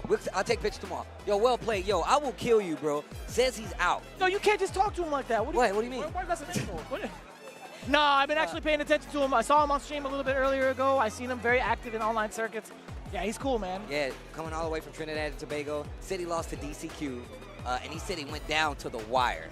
And that's how crazy of a match it was. It was, yeah. But just watching him play this entire time, I'm just a fan, man. And they introduced me to him, like, yo, this kid from Trinidad and Tobago, he's like one of our best players, if not the best player. I mean, see how far he made it in the Super Stack tournament? I wouldn't doubt that statement at all. Yes. 100% my man is nice with it. And excuse me, that was very rude. I'm He's a fan the mayor of the FGC. He does what he wants. He shakes hands, kisses babies, bro. whatever, I man. love talking to the new players, especially when they come from regions that I'm not familiar with. Genuinely, is he like new? Because I feel like he's like a young kid. He's young for sure. But this is my first time seeing him. Okay. So this is my first time seeing him play the whole 9. So I'm just saying I am now a fan, and I definitely want to see what he does further down the line when it comes to, more competitive Street Fighter. I mean, he was out here playing, bro.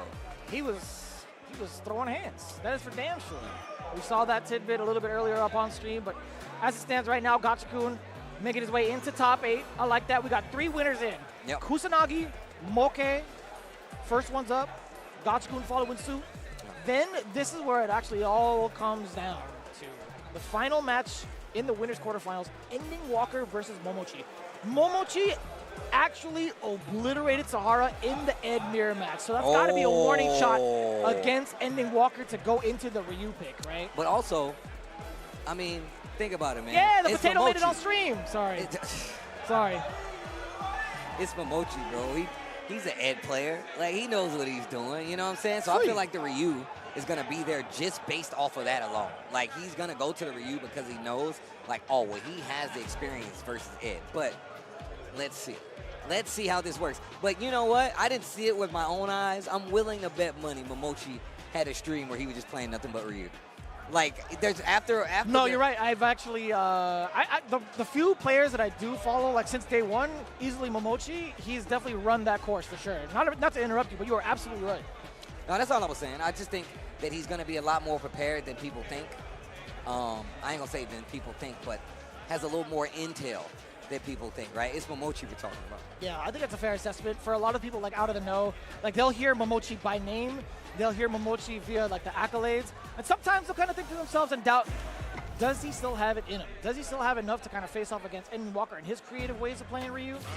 The honest answer is, we're gonna find out. Game 1 between Momochi and Ending Walker. Yeah, you like that outfit, huh? And the fact that he went to the Ryu like you were talking about. Oh, okay. Okay. My man's carrying a tattered gi, bro. I'm just saying, bro. He's ahead of the curve, man. Kendrick Lamar was wearing his sweater like that.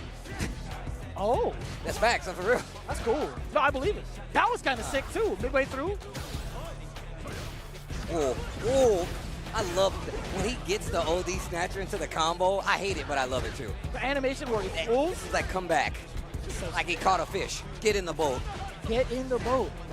150's inbound. Momochi. Right now, trying to pursue. Oh.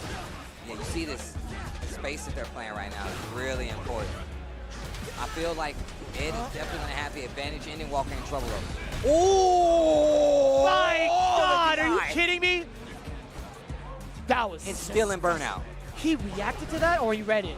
He dashed up and did it. That's crazy. No, wait!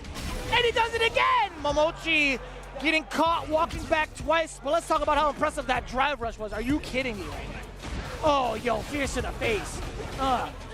Okay. I love that combo, by the way, where he ends with a Superman punch. Gets the spike down. It's OD. Oh, the interrupt. The dream? Nah, I mean, maybe. Oh, he gets a lot of damage still either way. Jesus. Oh. It hurts so mad. So much. I was going to say so bad and so much at the same time. I was going to say it hurts so mad. What an idiot. That was my fault. I mean, talk for a little? It makes sense. It makes sense. It hurts so mad. It shouldn't. It doesn't. Oh. Thanks, Steve. Back to you guys. Double dash up. Ooh. Yo, he walked up for miles.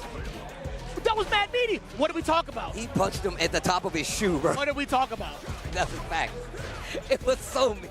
Oh, it was disgusting. The combo, oh my God. You're not going to charge for extra protein? No, it's not going to work. Ain't no way, sir. Ending Walker covering his tracks with a couple of those lights. Momochi, signs of desperation. And sticking to the Ed on top of it. Oh. Ooh. Crouching? Again. Oh, I would have got hit. He socked him in the face, bro. Empty jump low. Perfect parry, back throw, jeez. He was just shy of that range. Momochi punishing in full accord. Forward throw again, in control yet again. Help me. Oh, perfect parry, hold on. Okay, okay. He yelled out rookie too, in the middle of Hasho. Hasho rookie. That's crazy. Number 2 on deck from Momochi. I love how scarcely he's using Hashogeki at this range. Momochi's like, is he gonna do it now? You know, he's like playing with it. Yeah. He is reacting if off the cancel normal though. A lot of the players have been starting to do that to kind of prep themselves for Hashogeki. Damn! Oof. What a time to press that crouching medium punch. He walked up. And ready with the confirm your ending walker. Ending all of the walks possible. What? The last walk. Into the level 3 clever girl. I love the fact that you can hear the shoes squeak no matter what stage you're on. No matter what, bro. That's how you know those are good boxing shoes, bro. You be on concrete, you still gonna hurt it. Even if you're on dirt, yeah, you still hear the That's serious. Lily stage, you hear the like it's so strange. In a good way. Uh-oh. Oh, yeah, I love how he just sparingly uses it, especially at this range where you're like, oh, he's going to do a fireball. He's like, Hashogeki. The plexus of solar. The whole thing? Damn, this is kind of a dance-off. Yes, sir. No jumping allowed. Momochi just needs one more touch, and he does so with a flick of the wrist. Cooking up Ending Walker in that game. Yo. Okay. Let's see what he does to switch it up this time around. Goes right back in. Doesn't need to think about it too much, apparently. Oh. Knocking to the door, backing away. Momochi's been creating that space. That's not too bad of a punish counter in benefit of Ending Walker. I mean, the defense still is looking real good on the side, though. So, Wake Up Buttons gets the knockdown. Wild. Wild. Damn, that was a punish counter and a half. A little bit of a delay. Standing medium punch. Forward roundhouse into the Tatsu. Bang. Crouch short, trying to get something after the drive rush. Man, those disjointed hits from like Ed's normals are just terrible, bro. So hard to whip punish. I think that's fine for Ending Walker. Yeah. Generally, yeah, it's pretty tough to manage sometimes if you're not ready for it. What a stop, man. You thought you could distract Ending Walker with some sort of projectile on the way over? No, sir. I like that Momochi is still keen on trying to like keep himself grounded while Ending Walker is moving on in with Hashogeki, right? That standing search was definitely a warning shot against Ending Walker. Okay, gets a little bit of the target knockdown with the combo. Okay, spin that. Bounce. Yep. We got a regular dream, no CPAP. Oh boy, still gonna be fine. The roundhouse, not what Ending Walker wanted at all. It was gonna be his turn for sure, but maybe he thought Ending Walker was gonna, Momochi was gonna move back, perhaps? Uh-oh. Let's see it.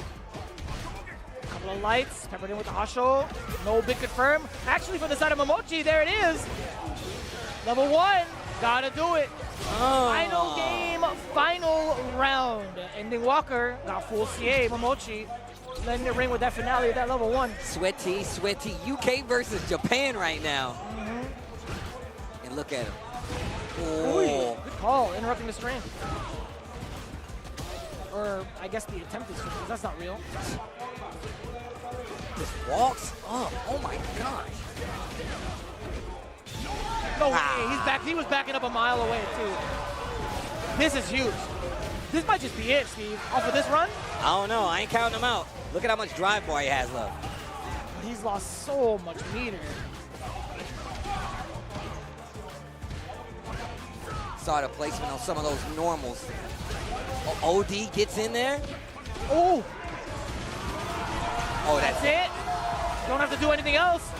Put him to sleep. Night, night. Superman punch to end the dream, at least for Ending Walker's run in the winner's side. Man. Yeah, I was about to say, the fact that Momochi was like, I will sit here and wait. I'm not going to give you anything. He literally was like, nope, I'm going to down back. I'm just going to wait. And the minute the Ending Walker overextended, he rushed in, got clipped, and that was going to be the end of the day. Man, look, first off, I just love seeing Ending Walker play. Like, yeah, I agree.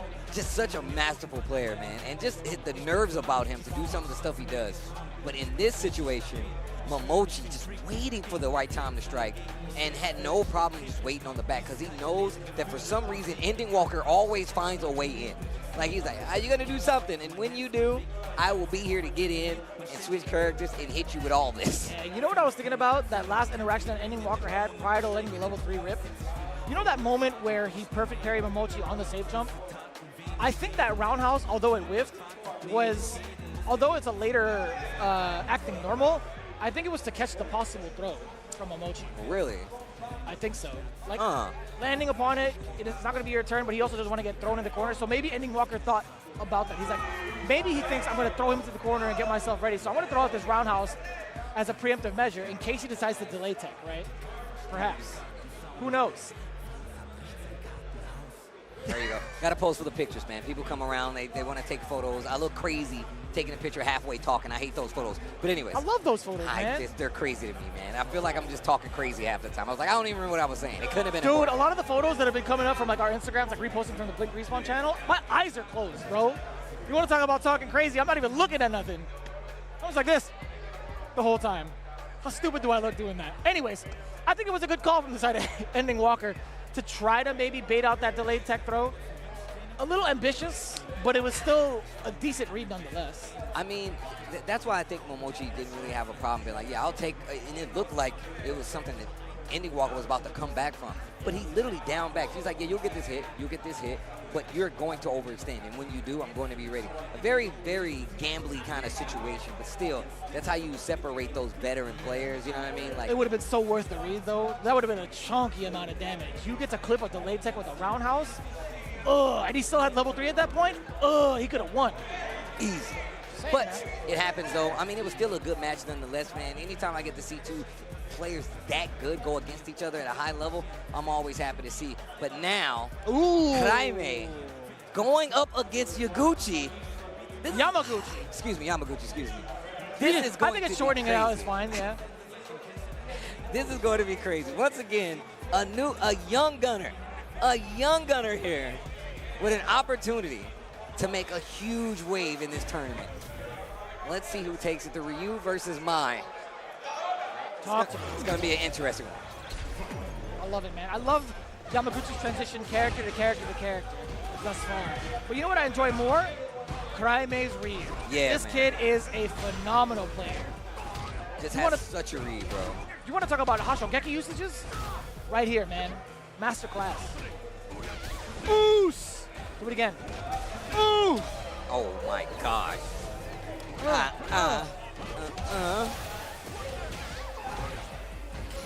Okay, takes the jump. Oh, okay. Had to, right? Yeah, because he don't want to get the kill. I don't know if level 1, if you had a chance to juggle into level 1 in a space where to kill. Back throw isn't up, though. I love when Ryu does the back throw animation-wise because he looks over to see where his opponent lands as he turns around. That's actually kind of sick. A true martial artist. This is my chance. Do it again. Button. This was really his chance. That single throw and a bunch of Seidas afterwards, man. The one grab that he needed. That was just a trade. You get so much mileage out of that trade. Anything that leads into like the booty bump, it gets him so far. Uppercut, you know it. Okay, gets a throw. Can't do it. Oh my gosh. Punish counter on the throw. What's he gonna do with it? Holds the parry. Sick. Beautifully done from Kraime. That drive reversal level 2 to get through. That's what you have to look for if you're fighting a Mai, bro. And you got projectiles, you got to be really careful. That level 2 can come out anywhere. Reinforces the screen for sure. And that wasn't even enhanced. Oh no, you know what's enhanced? That overhead off of the drive rush, getting plus frames afterwards. Nice punish counter too, still being cognizant of Kraime's spacing. This is so huge because of the fact that he could gut momentum, but he doesn't pursue afterwards. Oh wow. Like, take this Dingin Hadouken, hold my fan. It was like, man, if you don't get this. Get this fan out of here, man. Cheers, fan! It says. Oh. This stage is still kind of sick. I really like this stage. Oh! I held it a little bit too long. Oh, that's huge. Level 1. Get it, no mic. Stand fierce. Chipping away at that bar. Jesus H, dude. What do you do about this? Send help. Her bone's got to be broken by now. Oh, you ran into the buffer. Kraime making you pay for it. Eat this sandwich. Bang!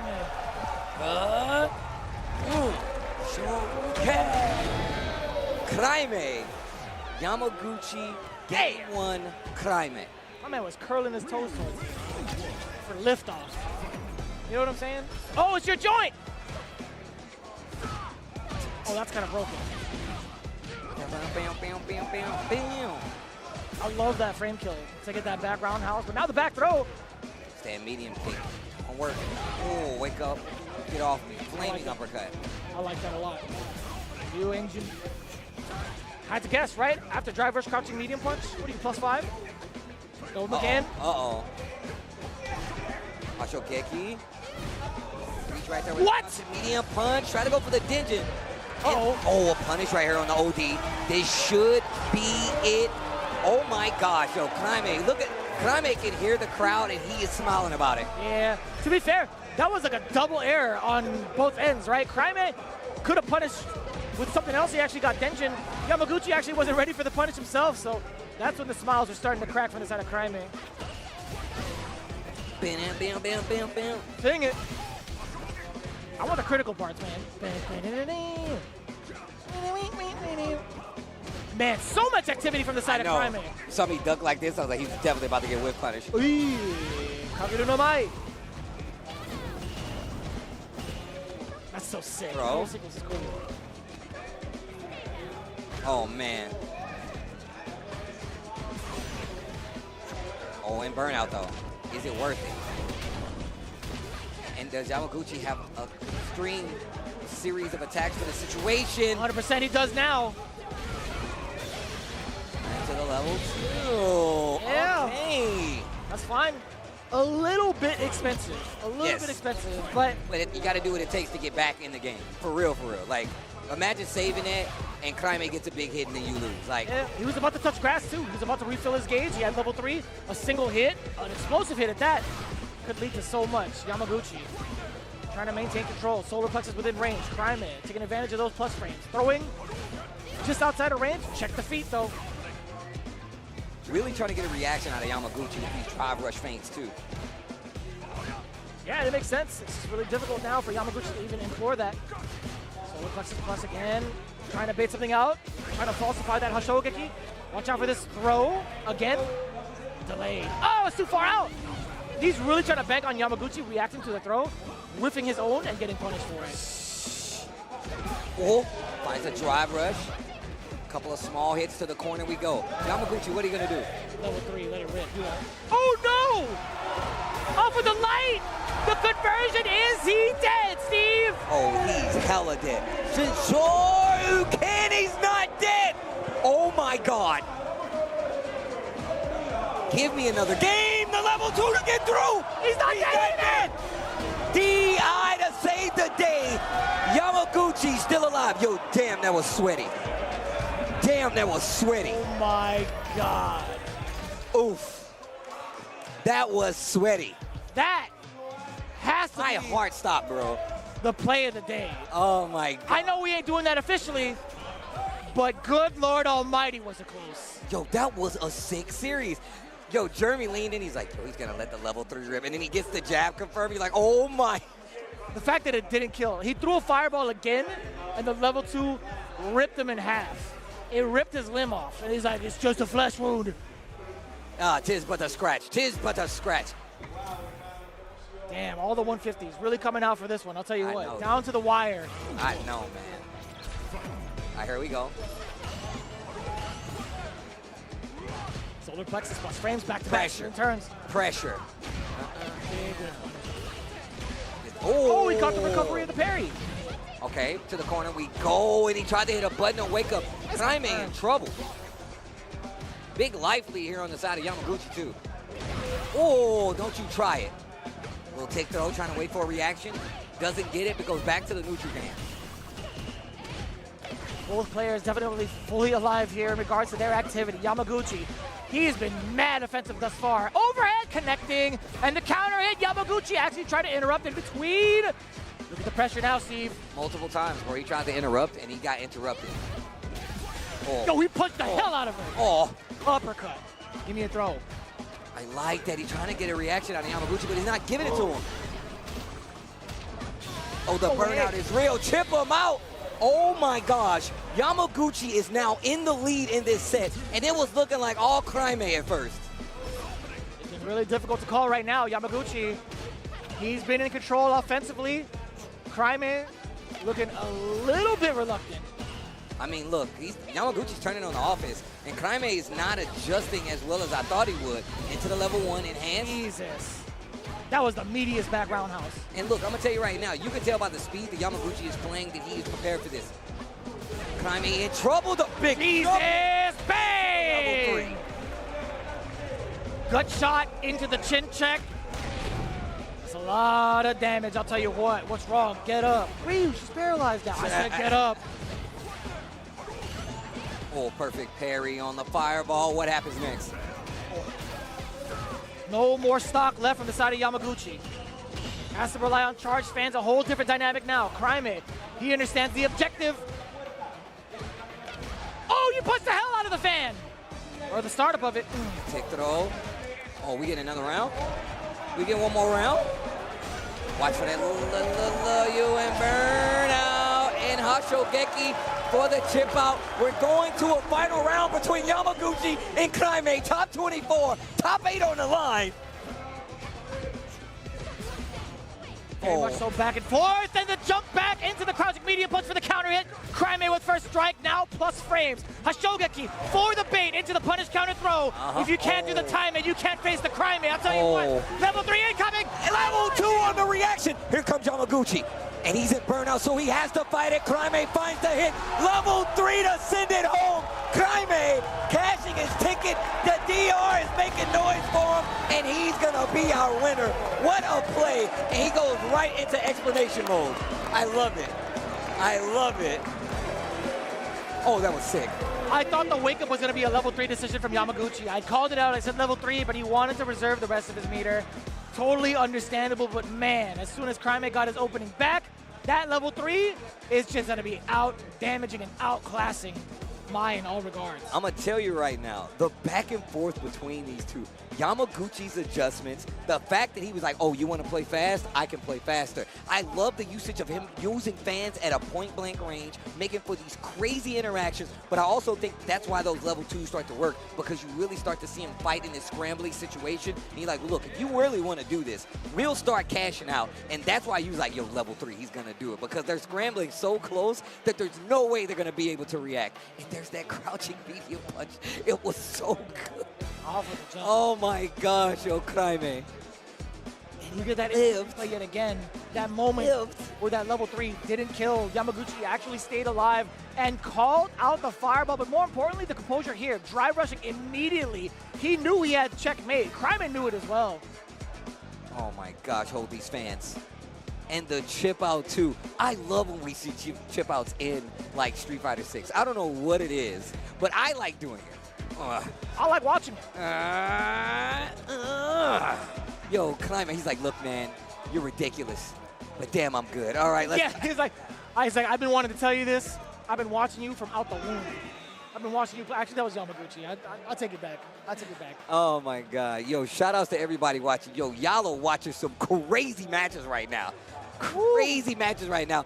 And look, if you need to know why we call these guys Warriors, all you got to do is know about the World Warrior program. That's right, the World Warrior season continues, and registration is open for all events. Head on over to capcom.usa/WW25 for schedule and more information, including the region finals, prizing, and how to earn the coveted Capcom Cup 12 invitation, where you can be seated among champions to be a millionaire. And you guys are feeling all the energy live here at Blink Respawn. Guess what? If you guys are tuning in from around the world, possibly from the European region, you guys can get yourself ready for UFA coming up real soon. The Ultimate Fighting Arena is going to be happening the weekend of September 12th through the 14th in Paris. You guys do not want to miss it. And France seems like a really good time to visit. I'll tell you what, sign up now to compete and win your invitation to Capcom Cup 12 in Japan. Again, that's going to be happening, at least the registration is going to be closing up August 31st. And of course, look, we got some amazing sponsors here. One of those sponsors, Victrix, brought to you by Victrix, creators of the award-winning Pro BFG controller, the Pro KO leverless, and the Pro FS Arcade Fight Stick, all designed for gamers who put victory above everything. And these guys got you covered on all boom formats. Whether, yeah, I know. I was looking for yours just in case. I didn't think you were going to get ready to chuck it onto the table, man. So first off, look, if you want to go classic arcade style, they do have these bad boys where you can get your very own in assorted colors as well as characters from your favorite games. And then, of course, you have the leverless, which is, like I said before, man, this dude, Sajam, has become a leverless influencer. I actually want to give this bad boy a try because you can actually select where you want to put certain buttons. I'm not going to do any of that because I just like it regular. I want to add more buttons to it just to throw people off. Just to throw people off? Just yeah, man. That's actually not a bad idea. I hit fake buttons. I'm one of them. I know you do. Why are you looking at me like I don't know that? Look at them.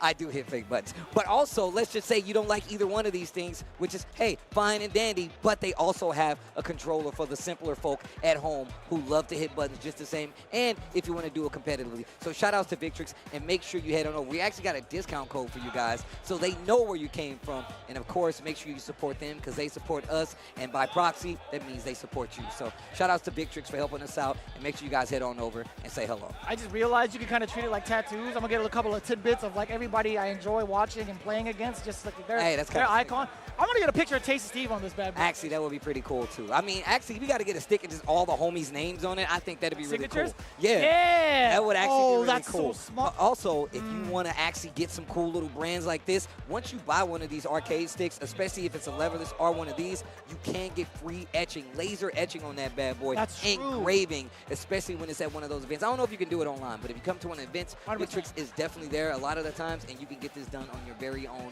Victrix arcade stick, whether it's a leverless or a regular. So shout outs to these guys again. You already know what it is. They've been supporting the CPT, which you guys have been tuning into all day. And guess what? We're going to reward you with even more Street Fighter 6 action coming your way from Blink Respawn right after this break.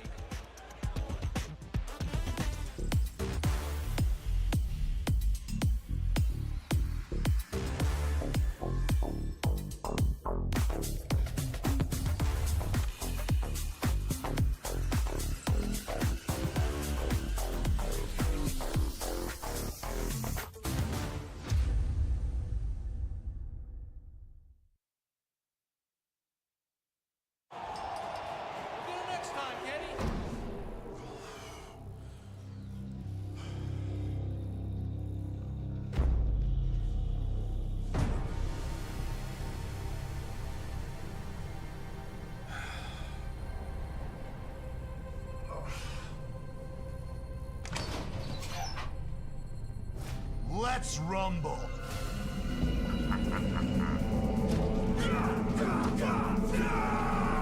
Alex.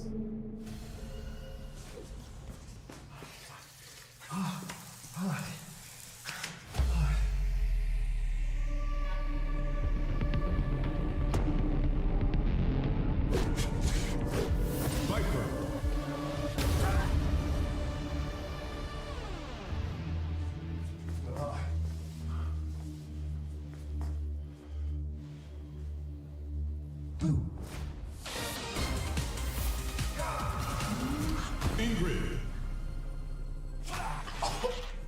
Oh.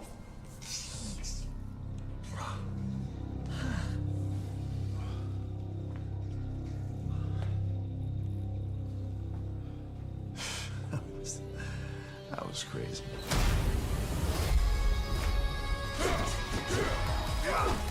Sagat. Street Fighter 6.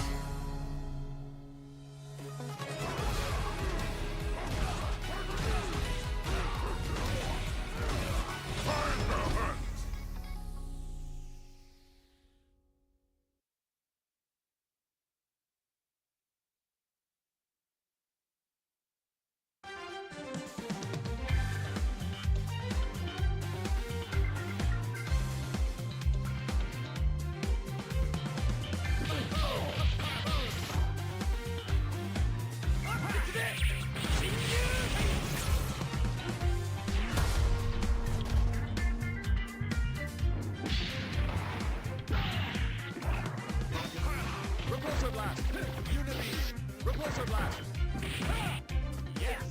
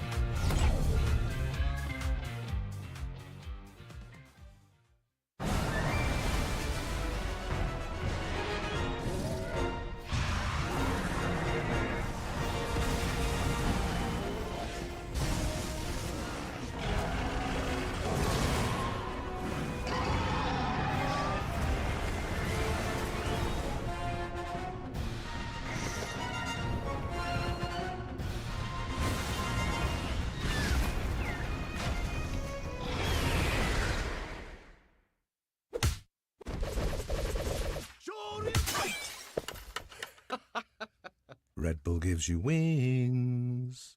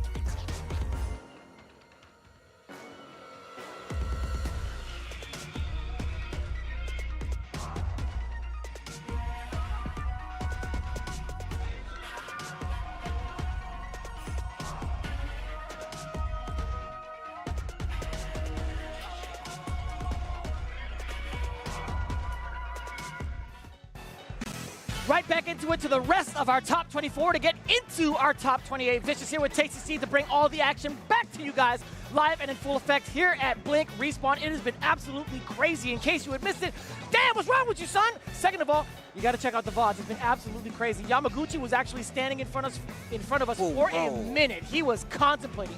He was looking up at the ceiling trying to solve some sort of mathematical equation in his head. He was like, yo, what did I do wrong? It was crazy. He took his glasses off. He did the like. And then he looked up. He's like. And he looked up and he was like, why?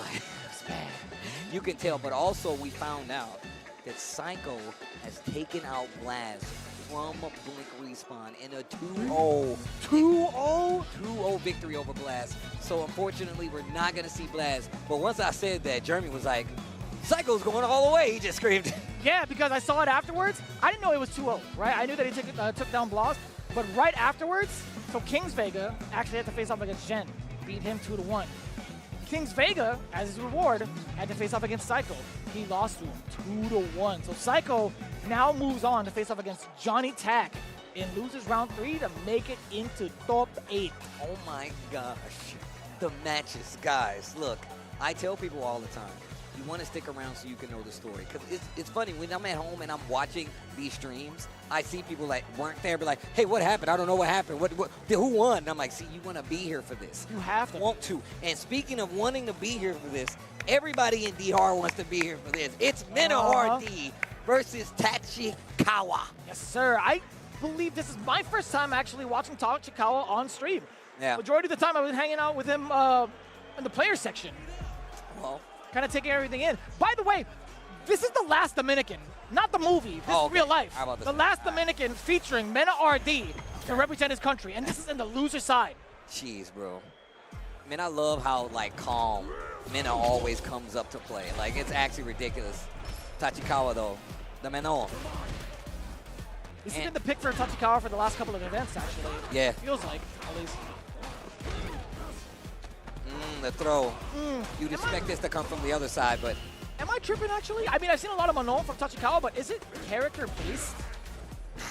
I'm not sure, in all honesty, because I've only seen him Manon like one time. But I felt like the time before I saw that, like he was playing a different character. I just can't recall which one, you know? That's fair. Yeah, I've seen him a bunch, or at least this choice a bunch over at Street Fighter League Japan.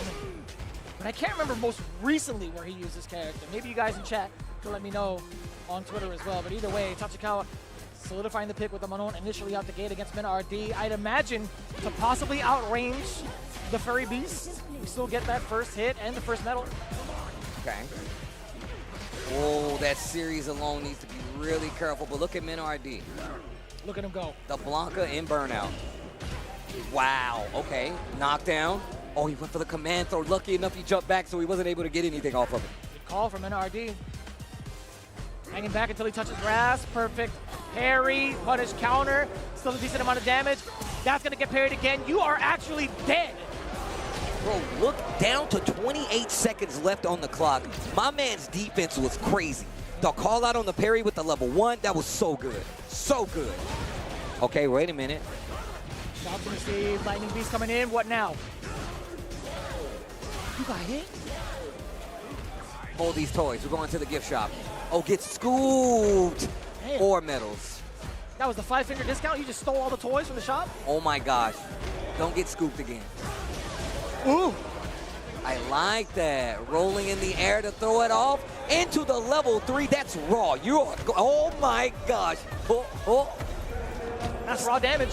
Oh, he's hella dead. I told you, bro. Bro, have you seen my man's face? I wish we had a camera right here. My man looked around like he just witnessed a crime. He was like, that killed? What? It might as well have felt like a crime, to be honest with you. You did that against Mena RD? My man covered his mouth. He was like, what in the world is that? Oh, this song is a banger. Let's go. It is pretty good. It is pretty good. That's a great stop, too. Again, the buttons that Manon has is so great with dealing with drive rushes, at least from our perspective. I wouldn't even say only drive rush. Like, a lot of her normals move her forward. So dealing with stuff like a late start headbutt from Honda, a late start ball, a light ball, that'll actually interrupt it, and it's pretty good. And since he's moving forward, trying to get into that range, he's actually putting himself in a lot of trouble trying to swing Mena RD towards Tachikawa. And he still got 3 medals, and now he's got 4 heading into the final round. Man, he's trying to go full Kurt Angle. Olympic gold medalist Manon. With a broken freaking neck, won a gold medal. Oh my God, punish? No, not in time. What a fake out, son. Yo, Tachikawa. Actually, and I think last time I saw Tachikawa play, he was playing Modern. I could be wrong. Yeah, he definitely used Modern a bunch, right? Oh, that was okay, Mena, we got to do something. Oh, the defense by Tachikawa, but now you're in burnout. But he's got 5 medals. You cannot get scooped. And that's fine if he does get hit with the burnout, or sorry, with the drive impact, right? He gets back grabbed instead. Oh what my God. Drive reversal. Little buddy. Defense again intact. Tachikawa, a little bit of chip damage. You got to do the DI soon, right? Not going to be able to. Fully intact with that drive meter. Tachikawa waiting ever so patiently, willing to... Whoa. Okay. Important reaction from NRD. And I like that he didn't take the damage. He took the setup. That way he knows that next interaction could kill. Only got the throw, though. What are you going to do with it? Mena needs this round. And that's 5 medals, bruh. That's 5. Drive reversal. I love it. Both in burnout and caught the back jump. Tachikawa. A single hit, actually, from both ends. If Tachikawa can find a way into critical art, he could kill Mena RD. Just needs a couple more interactions, maybe chip, right? And look at the drive bar. It's going to recover back first to Tachikawa, so he makes first blood. And now he's going in. Oh, the reset. He lucky held up back. And you are hella dead. Mena RD is going home. Oh, my gosh. Tachikawa with the pop-off. Oh, my. Steve. Oh, my. I don't know if you heard this. Somebody in the crowd just yelled as if they lost a relative. They went, no! I did not hear it. I did not. I don't know if you heard it. Somebody literally yelled out. I did not hear it. Bro, can we talk about, first off, my man's rocking Manon in Classic, and I feel like, look, being able to keep track of a character like Blanca with a character like Manon is not easy.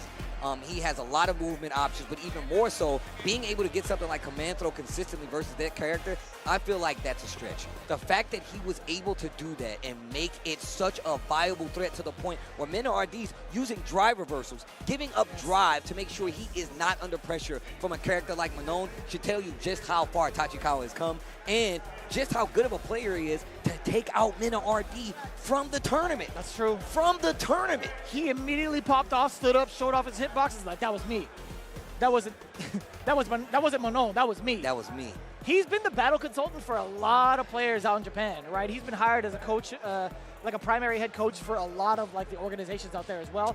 I'm not surprised he's figured out how to dissect specifically the way that Blanca plays, but more importantly, how Mena RD wants to play in such short notice with a character like that. I think it goes towards his benefit more so to play in that manner with Manon in comparison to Mena RD, who's been playing Blanca throughout the entire weekend, right? Like, I think there's little known data as to how Tachikawa wants to play I was about to say, yeah, that's absolutely facts. And I'm not sure how much mindset he had going in thinking that Tachikawa was going to play Manon is another thing. Did he know he's going to play like a Manon? Because even if so, still being prepared for it and just the setup, I mean, just how prepared Tachikawa was to deal with it. I mean, the setups, the combos, the feint with the spin, like tough. You really saw a lot of personality in that Manon coming from Tachikawa. So, I mean, unfortunately, Mina RD is out of the tournament. I'm sure somebody's going to come back into the chat and be like, hey, what happened to Mina? I know this was going to happen, but, you know. What's crazy is he had to do the walk, and he still had to do, like, the pictures after pictures after pictures after pictures. That is, he's a good man. Better than most, I'll tell you what. He took a picture with every single person here. On the walk, he walked right by in front of us, and he was still taking pictures because he is the champ. With a smile on his face, too. With a smile on his face. And everything, man. Yo, the people's champ. Mina, he's still taking pictures right now. Look at him. It's a crowd around him taking pictures, man. Yeah. That dude, Mina, is a class act, bro. That dude is ridiculous. But we go on. The show goes on. Crimate versus Sahara. Chile going up against Japan. Wait, that's Chile, right? That's Chile, yeah. All right. I thought I was straight crazy for a second. All right. Oh. Yeah, this is a matchup that we haven't really seen from the side of Crimate, right? He's been playing, I don't know if he's been playing Ken on stream. I haven't checked it out personally, but I know for sure he used it against G-Roy off stream. I think we just saw him not too long ago and he wasn't using Ken. So, no, this is my first time seeing him play Ken today, and a perfect from Sahara to take it. Damn. I mean, we might not even see the Ken for much longer after that performance. Sahara was just all over it in regards to the spacing, in regards to the full routes. I like that kill rush out of the way. That is beautiful. I love seeing that. You know, that's one of the things we saw from Sahara last time. He would drive rush if he has to, just to make sure you does not get hit by a crossover, just to get him out of certain situations. I like the fact that he tried to Superman punch the fireball. That was sick. Oh, to the corner we go. Counter hit, stand jab. That was actually insane. He doesn't have it yet, but he's still going to learn. Okay. I thought he did have these. All right, I'm my mistake. It might have been just like one of those offshoot moments, right? Every player has their kind of day sometimes. But you know what? It's still working out against Crimate. A little bit off on that one in terms of the movement. Crimate looking just about dead. The dash not getting checked. Sahara using a very quick button. Good call out. Forcing the character select. Off at a deficit already going into the Ryu. This is kind of difficult. Ain't no way. And instantly, my man said before it even waits, character select. I thought he was going to settle on Honda because he went to Honda first. I saw that too. Excuse me? I saw that too.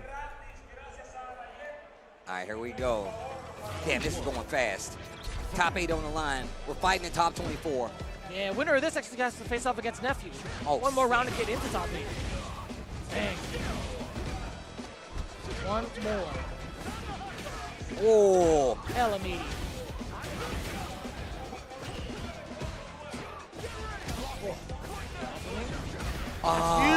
Drive rush tech. I love it. Oh, damn, that was great uppercut. Do it again. Last one. Excellent tech from Crimate. Staying alive. The sweep does connect. Perfect parry. That's all she wrote. Punish counter. Not going to be safe. Man, Sahara be ready on the defense. He be talking too, Steve. Oh, yeah? He be talking under his breath. He's like, come on now. What are you doing? Come on now. Ooh, that was cool. A great bait. Against any attempt at the parry, it makes a lot of sense. Damn, out of the range. Punish counter. Gosh. Excellent showing for Sahara. Crimate now in full burnout. Not going to spend the meter. Actually, he's going to be jumping out of the corner. Only to get hit with no dream, actually. Back throw. Oh, now you want to do it. Oh, the fast one. You get a guaranteed chip sequence, no? Oh, and he delayed it. You saw the counter hit. Perfect 2-0 destruction against Crimate after the way that Crimate eliminated Yamaguchi. That was easily one of the biggest matches we had all weekend, only for Sahara to shut down the momentum immediately. And he gave him the look back as he walked off the screen, or the stage, excuse me. He looked back, what do you think I am? Hit him with his own win pose? I don't know if you know this, but I'm top 3 in Asia, baby. Right? Oh, you don't know? Now you know. And you know what's crazy? I felt that would have lasted a lot longer had we went to the Ryu from the start, but he tried to go for the Ken instead. Sahara looked like that wasn't even a blip on his radar. It didn't even register to him. He's like, I don't know what character this is, but they're dead. Did you see, like, as he took off the headset, he's like, I guess that was Crimate. I heard about it, but I guess that was it. That was quite the charisma on Sahara. I'll be dead serious. He destroyed the hell out of him. And that was quick. That was quick. That might have been the fastest match of the weekend. 100%, I think so. Like, I was like still gasping for air. Like, I was like, and it was over. I'm glad we didn't get sidetracked with any sort of story or like gibberish, because that would have been like. Yeah, that would have been over. That would have been over. Well, that was a match. That was a match. I mean, I guess that means we got time for one more. I mean, we got time for plenty more, right? Just to kind of let you guys know, Sahara eliminating Crimate in probably world record fashion, no offense. He has to face off against Nef. That is going to be a whole different story. Then followed suit, John Takeuchi versus Psycho. We still have Monsieur Crimson versus Tachikawa, and DCQ versus Itabashi. I'd imagine those two should be coming up next. Well, like I said, guys, a lot of electric matches left. These guys are trying to get the top 8. This is top 24. But man, and look, we've already been RD out of the tournament. A lot of CN out of the tournament. So many people out of the tournament. And it's still a super stacked tournament. Like, there is nobody breathing easy in this event because that's how heavy this tournament is. Look, Capcom Cup 12 is on the line. And that's why you know these guys mean business. Came from all around the world to get that spot. And somebody's going to get it. Just one ticket, though. Just one. Almost all of these matches on stream, at least from the loser side, have been 2-0. By the way, a little bit of an update. I did skip over talking about Mr. Crimson versus Tachikawa. Mr. Crimson actually eliminated Mago 2-0. Itabashi Zangief eliminates Daigo Umehara 2-1. Sweaty. Oh, it's getting sweaty, bro. Extra perspiration. Man. You can smell it, huh? I don't want to smell it. I just want to see it. I want to see the game. I don't want to smell. No smell-o-vision here. No smell-o-vision. Maybe no. No. I'm okay. Definitely no. Not for me. Everybody else can have it. I'm okay. I get enough of the offline smell. It's okay. Well, I don't even know where to go from here. Games. Honestly, I really don't even know where to go from here. That was 2-0. Yeah, that was 2-0. I mean, like, we didn't even have time to really like analyze it either. That was straight bus ass. See, the thing is that like, and this is no shot to anybody. When you come to the situation where like Climate and them really became a blip on everybody's radar very, very quick, right? But you know that he went into that with some knowledge of who he's about to play. I wonder how much information he had against his opponent. I don't think there's much, right? And even if you know that they play Ed, he plays a pretty unconventional Ed. He plays a pretty unconventional Ed. It's very spacey, staggers quite a bit. Like, he takes advantage of it. And I think that by itself is one of the reasons he excelled in that matchup. He's playing so unconventional that it throws off how you fight the character at a normal pace. So. I think if I were to have like a summation of it, I think he's much more of an aggressive Ed in comparison like to Fudo and Momochi right out the gate, right? I think Momochi and Fudo take a lot more time to kind of figure out how the opponent wants to play. But Sahara's pretty offensive out the gate. And I kind of like that because most of the time Eds that set the pace are hard to control, in my opinion. No, right? it really The amount is. of space that he controls. Once he secures that knockdown, he doesn't even have to apply pressure up close, right? He can do a couple of block strings if need be, into a flicker, back on up. He could actually interrupt his own flicker in between the string to do a kill rush back and bait you into doing something stupid. Well, here we go. Itabashi Zangief going up against DCQ. Because you know that it's my time. Oh, my man Itabashi about to call me over again. He's like, can I get a... I need a blind pick. Can I get a blind pick, please? What do I look like? Nah. You guys are devious. Y'all are devious. I had the label on that one, boy. What are you doing? Y'all crazy. I'm thirsty, all right? I ain't got no more water. What do you want me to do? You notice, you didn't notice, but I definitely was taking my sips offside to the side because I didn't want him to do this. I had a No way. No way. We getting the Marisa? That's your girl. Oh, let's go. That's the mommy your of girl. muscles? Mm-hmm. Mommy muscle herself? I want back muscles like her one day. I'll tell you One day. I definitely think about her when I'm in the gym. I'm like, I need to get as strong as her. Crouch a medium punch. Ooh. Okay. Takes the full screen. Makes you want to fight through the obstacle course and just instantly dashes up. I want you to know I hate this matchup. I honestly hate this matchup. And I remember talking to Big Bird about this and just, you know, fighting zoners with this character when he was playing her a lot more actively. And he really was talking about how it wasn't that bad because you really just need to get in one time. Do you think this is the moment? Nah. That's fair. That's a fair assessment. With so much room behind him, I think making the bet to tech that throw is pretty important. Yes. Oh, that's game. Now, in your mind, although I think from a lot of people's perspectives, you don't like playing this matchup. I don't think Marisa has a good time in general in this matchup. Do you think this is something that would maybe... Make you switch? Is that what you're about to say? Possibly. Maybe solicit to the Zangief switch? I mean, the thing is, I feel like if Marisa does get to play her game in this matchup, a good knockdown, you put him under pressure, and you have to keep it, a lot better. The thing is, though, amnesia, still got to deal with departure anytime he knocks you down. Sure. I think Zangief could kind of enforce his will the same kind of way, almost the same kind of way. At least with her, you have Scootum, you have armor, right? Like, you have something that you can legit put there. Oh, no, you got it. You got it. the same way, right? This is actually kind of tough. The defense is there, though. Very risk-averse, actually ducking almost everything. Up until that point, he tried to steal his way through. This is actually even worse. Itabashi, what are you going to do about it? I mean, look, as a Marisa player, I can tell you, this is winnable. Not anymore. As he gets perfected? Not anymore. Not anymore, though. I mean, once the round is over, it's not winnable. You know, I'm just saying the life deficit. Man, DCQ is like, yo, this is business. Easy cake. Do you switch, though? I would love to see him overcome this obstacle. I don't. I want to see Zangief, I'll be honest with you. You talking about the armor? I like Zangief. There we go. Let's go. I have faith, Itabashi. I like that you have faith. Okay. I don't know how else to say it, Steve. I tried to put it to you kindly. Big damage, cash out, gets the counter hit. That was cool. I like the DCQ, which is like, you know what, I'll take the defensive side. I'm not going to try to swing. I'm not going to try to anti-air you. I'll just block. Oh. Drive rush Gladius just in case it's, oh, this is big damage. Back. Ooh, but he dropped it, Steve. Punch him in the face, though. Oh.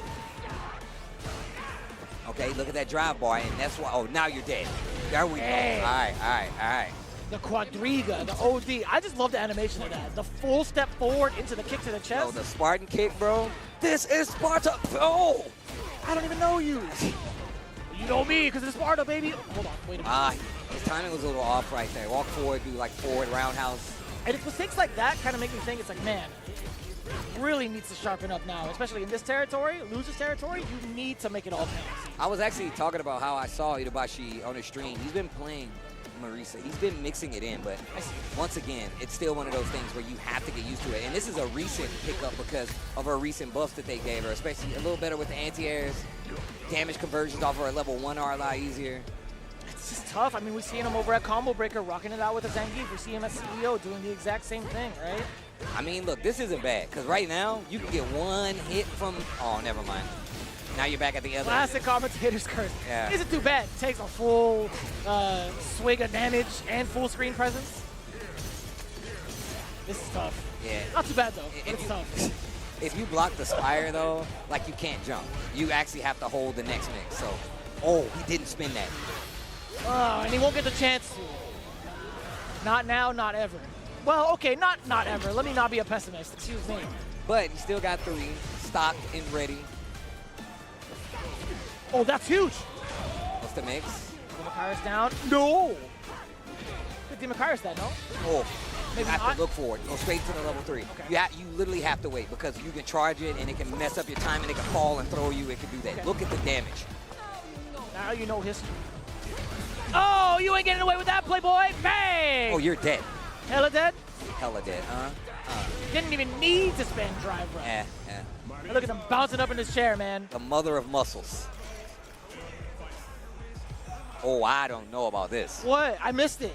He's going. Oh, it's Bison. I see it right here. Bruh. Now, this is going to be interesting. Because Bisons, they like to go ham with the ground pressure. Get ready for the Scootum. I was definitely trying to bait production, and it failed. Failed miserably. Damn it. They've been playing a lot of Street Fighter because of you mostly. What? I mean, the production guys, they've been playing a lot of Street Fighter, bro. I mean, one of them has. Yeah. Oh, okay. I'm not going to say who. Okay. I'll let you guys fight amongst yourselves on that one.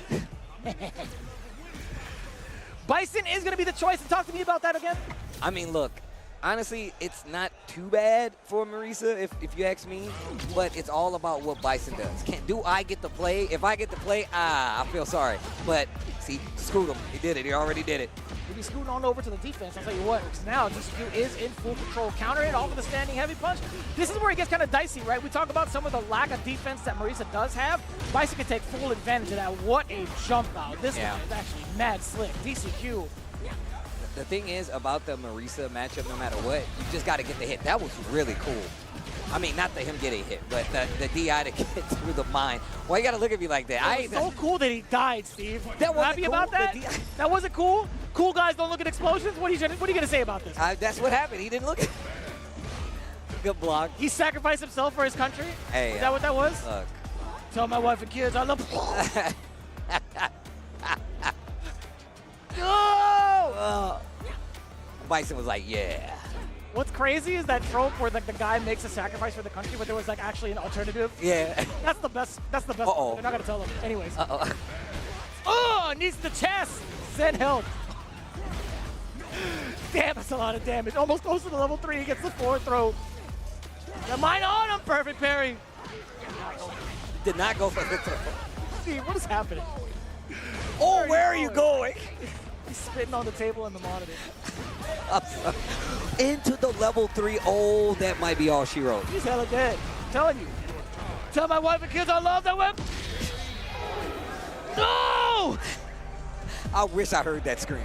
I wish I heard that scream. Oh, when Mena got eliminated? Yes. Dude, that's universal. That is universal. Oh, man. And look, first off, I want Itabashi to know he definitely went up in the Steve ranks because he ran the Marisa. I know that counts for nothing on the CPT. It counts for something. It counts for nothing in the CPT, but I want you to know as a fan, you've made my heart grow a little bigger. I really appreciate that. And just, I mean, he did have some good instances here where, I mean, look at that life bar situation. I mean, he did push for the switch to M. Bison. This matchup still, like I said before, you get knocked down, it's more about calling out the wake-up options. Try to sneak in an overhead, and my man DCQ was ready for it. Big damage because it's raw level 3, and it does end here for Itabashi Zangief, at least on the winner's side. Yeah, that's quite the pitch, though. I'll tell you what, man. Like, you kind of like amping up Marisa. I feel like with that kind of tone and attitude, you could sell ice to somebody in Antarctica. I'm just saying, Did I really have you believing that was good? Like I'm just saying. It's tough. You know, as a Marisa player through and through, it's tough, all right? Sure. That's why I said go to Zangief. Yeah. No, I mean, look, I don't play Geef, so I can't talk about the dynamic of fighting a JP, even though I know it's crazy difficult. I feel like it's harder than fighting him with Marisa. Like, but that's just me, though. That's just me. From my eyes, from looking on, that's what it feels like. You have the floor, Senator. You can talk all you want. I'll tell you what. Well, look, I like playing Marisa. I don't care about the matchup, and that's why I can't play in tournaments. I mean, it's not the only reason, but, you know. I'm crying a little bit, actually. he was losing it earlier. He was actually dying. I was actually dying. If they, look, I'm going to tell you. He held down the mute button. He put the microphone all the way up, and he just like, he was just spitting on the table. I kid you not, he was spitting so much on the table and on the screen. Things get, look, it gets pretty crazy here, okay? All right? Oh, man. In a good way possible, but not as crazy as sticking it out with Marisa. Moving forward, DCQ has to face off against Funo for his reward. Itabashi, I'm right there with you, bro. That's what you get for making me TO. Mr. Crimson actually has to face off against Tachikawa in losers round 2. Oh my gosh, hopefully we get that match. My man is over here in awe. What's up, man? I saw the matchup too, man. I thought Mena was gonna go through with it. I like how Jeremy's having a full conversation with this kid about Street Fighter. He's like, yo, I thought he was gonna switch. He's like, what? No, he was asking me. He's like, where's Mena? I'm like, listen, man, I don't want to be the one to break it to you, man. You gonna tell this dude that Santa Claus isn't real? No, not ever. No, I just said it's not in season. It's not in season right now. Santa Claus is not going to show up in the middle of, what month is it? July, Steve. You don't even know that, bro. He at his house. I know that. He's on vacation. Why would he show up on vacation? Maybe he wanted to play at Blink Respawn. What if he entered the tournament? Nah, he's banned, bro. How you gonna say it's banned, Santa Claus? Yeah, man. He's under NDA. He's granting wishes to all the people that want characters in the Season 3. I mean, yo, push on in, bro. I don't know what that means. Push on in the game. Oh, okay. Put him in there, bro. Oh. Give me old man, not old man Sean, but adult Sean. But here we go. Monsieur Crimson versus Tachikawa and the Manon. I wouldn't mind Sean in the game, though. There we go. We need more of this. So you will sign my Sean in Street Fighter 6 petition? I'd be down for that. All right, okay. I genuinely would be down for that. Oof. Make him as busted as he was in Second Impact. Now we're talking. Tachikawa already at 3. Oh, you're about to hit a lot more than that, Playboy. 4. Almost dead. What is happening, Steve? I have no idea. What is actually happening? I don't know why he's doing DI. Somebody must have donated to his stream and was like, yo, $5, do this DI real quick. Right? I bet you won't do 3 DIs in a row. Bro, he's got 5 of those. Do it again. Oh, no. I told you. I literally was like, I already He's knew. going to spend the rest of his bar for OD. Watch. Damn it. I mean, that's first game. We'll take it. Level 3. We don't hear the... I thought for some reason I thought the song would come on even outside of like critical. No, you know, in level when you hit the level 3s, it goes underwater mode, so it makes it a little lower. Yeah. I think you're lying to me. No, I'm not joking. I swear to God. She does not sing her song in level 3. Oh no, she don't. Oh, no. I thought it was only in CA. It is in CA. That was just regular level. I know, that's why I was saying. Okay. Yeah, that's why I was like confused. I'm like, wait a minute, but no, he didn't even get touched once. I thought you said the music from the game. Oh no. My bad. My bad. I definitely said song. I should be more specific. Damn, son! Tachikawa has been running over Mr. Crimson. Done it again! Who done it? Tachikawa did. Yo, I'm gonna tell you right now, I love seeing people do good with characters like this because they're like, man, I don't know if this character's viable. And then you see players come out and they do the craziest stuff. And sometimes it's just hard reads to get the results, but still. Brother, the movement, opting not to pursue on offense after the decisions that Mr. Crimson has been making on defense. Pretty smart, thinking 2 steps ahead. Ooh, great anti-air. Yoga legend. He open palms that. That's crazy. Uh-oh. Open palm this. Wake up. Oh, hit him. The anti-air. Oh, my. Chip. Oh, that was a lot. You hold this fire. Blade. No way.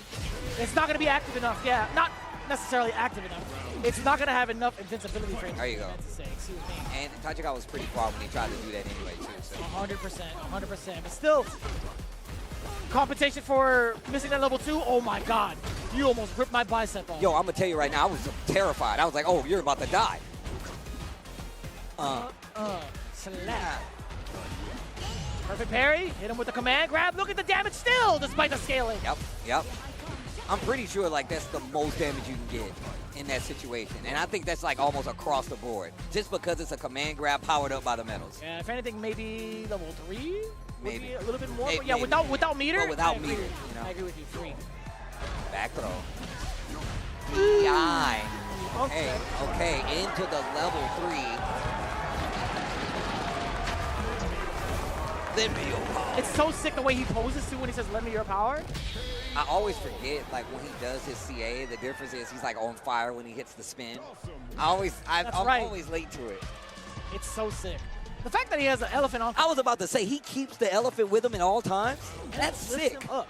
He doesn't even need to do that. He could teleport on top of the elephant. He's like, no, you must lift me. That's his homie, though. I'm pretty sure the elephant likes doing it. I would agree with you. I definitely... Yeah, as much as I would laugh at that, I think that's true. Oh, damn. What's sweet, brother? Whoa, yo, Mr. Crimson kind of going off right now. The activity. Yeah. Bang. That flame. I like that, backing up, giving Tachikawa a little space to hang himself this time. And dash behind the fireball. He's still committed to the throw and goes for a command throw. Mr. Crimson is on set point versus Tachikawa. This is looking so much better for Tachikawa at the beginning, but now it seems like it's kind of spiraling out of control. Up until this point, dash up into the command grab, metal level 3, unk check for sure. And remember how I was talking about, oh my God. Talk to me, Steve. The way that he's playing this character is crazy. Okay, into level 3. I like this. And he needed to, look. That was smart. That was super smart. But right to the level 3, really close to burning out. It's so sick. And his head is on fire. Yep. He puts it out by spinning. He's using actual science and physics. He's like a Boy Scout. Huh? Fires. Okay. I was so confused. That was clean up after themselves. I'm not a Boy Scout. That's why I was genuinely like, huh? And that's your problem. Level 5. Oh no. Even bigger problems now. Tachikawa finding himself in burnout. Temporarily a problem. He still has Mr. Crimson in the corner. Up until this point. Level 3. Oh, and that is raw.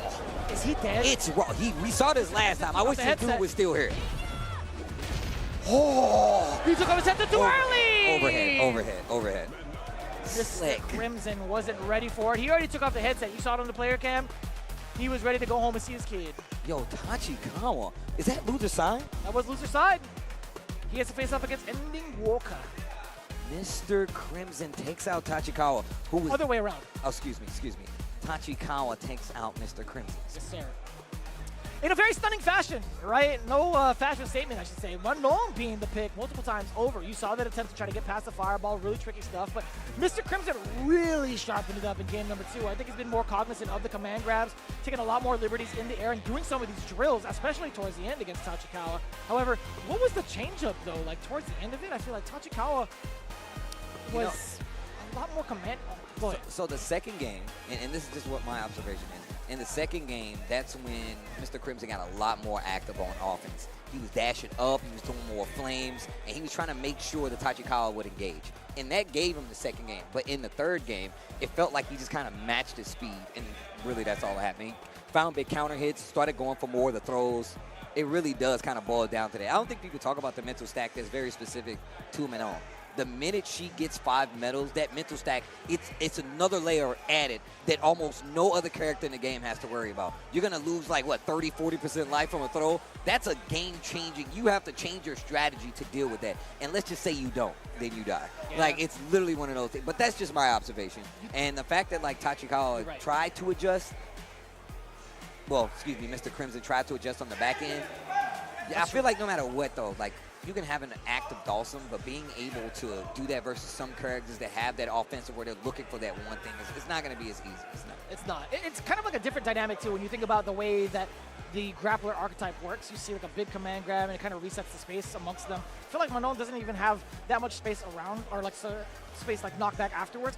But even so, I think her normals are just so far-reaching and good for like poking out of that space just in case. That makes it that much more of a threat. Like that's why she's granted the brawler archetype more so, because she's actually pretty capable with some of the raw hits that she gets into conversions into command grab, by the way. And that's why I brought up the fact that like she has those normals that move her forward versus Blanca, but even still, just in that range, that becomes deceptive because you're like, well, you got 5, 3, or 4 medals.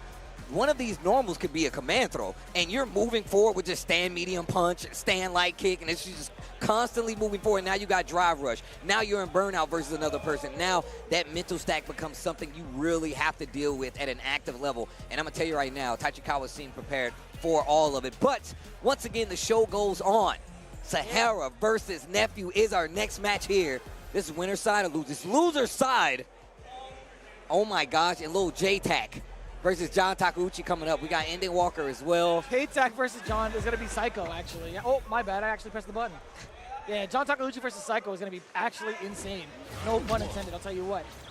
Nephew versus Sahara, up on your screen right now. Jury immediately getting the check against the drive rush. We talked about how aggressive Sahara likes to be. Yeah, no, I mean, look, this is when he's a very unconditional, like, Ed player. Like, he literally plays it like not other Ed players go. Like, my man's going in. Like, what for? Working out so far. Oy, not going to get the full bait against the throw. We do get the back throw, though, as a punish counter from Nephew in full control, at least for the time being. Does secure the burnout. Nice. Ready for the jump in with the anti-air. Sahara in burnout. That wasn't even a full fireball, by the way. Nephew baited the hell out of Sahara. That one is, though. Oh, okay. Okay. Trying to pump the brakes a little bit. Nephew's been checking you thus far. Oh my God! Oof. We love that. We love with punishes like that. Right? Makes me make noises like oof. Me too. Damn! It's just the hard knockdown that she gets off of that, right? Just like animation-wise. Great blocking the overhead. Little scramble up close mid-screen. Lots of parries on the side of Sahara at this range. Oh. And you can see he's standing in this range where he can like whiff punish, but also you're in the danger zone of Jury with that stand heavy. Accomplishing that mission again with that burnout, and I agree with you too. Oh, snap. He's been so ready to do level 3s against opponents who try to drive rush at him with no merit.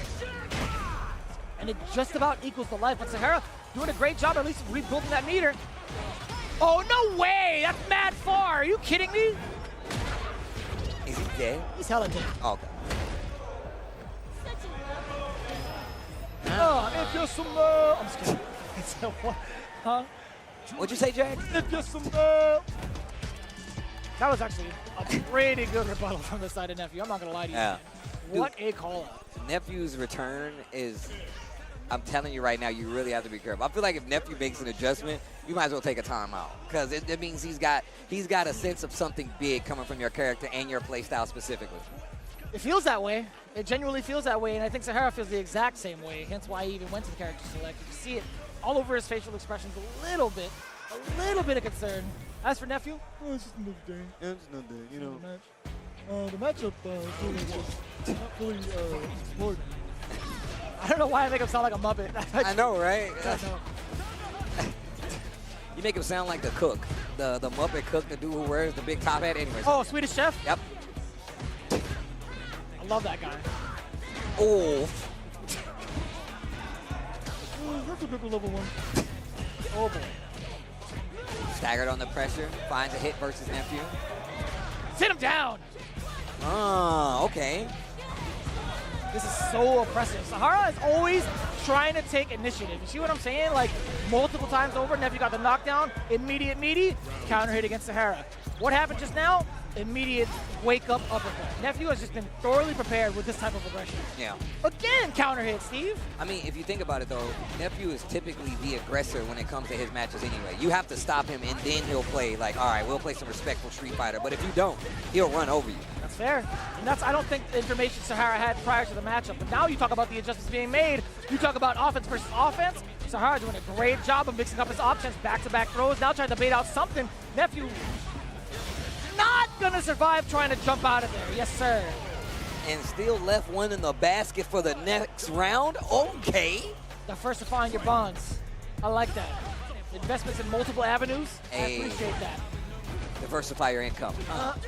Make that money. Do it again. Oh, wow, the check. Oh, a little bit 2+. Defensive back throw from the side of Sahara. I don't know what he was trying to swing at, Steve. I mean, Nephew's been doing a lot of buttons at that range. Oh, so maybe preemptive trade? I could get down with that. Ah, maybe the fears, perhaps. Makes a lot of sense. Oh, I love when they're like back and forth, kind of jockeying for position. Like, yo, who's gonna get into whiff punish range first? Yeah. And it looks like it's gonna be Sahara, but the whiff punish goes by way of Nephew. He gets a throw. Oh no, level 3 to close it out. Sahara is out of there, and Nephew stays alive here at Blink Respawn 2025. But Sahara had quite the run the entire tournament, and damn is he good. A very unconventional Ed player, but it has taken him so far when you look at just his tournament results overall.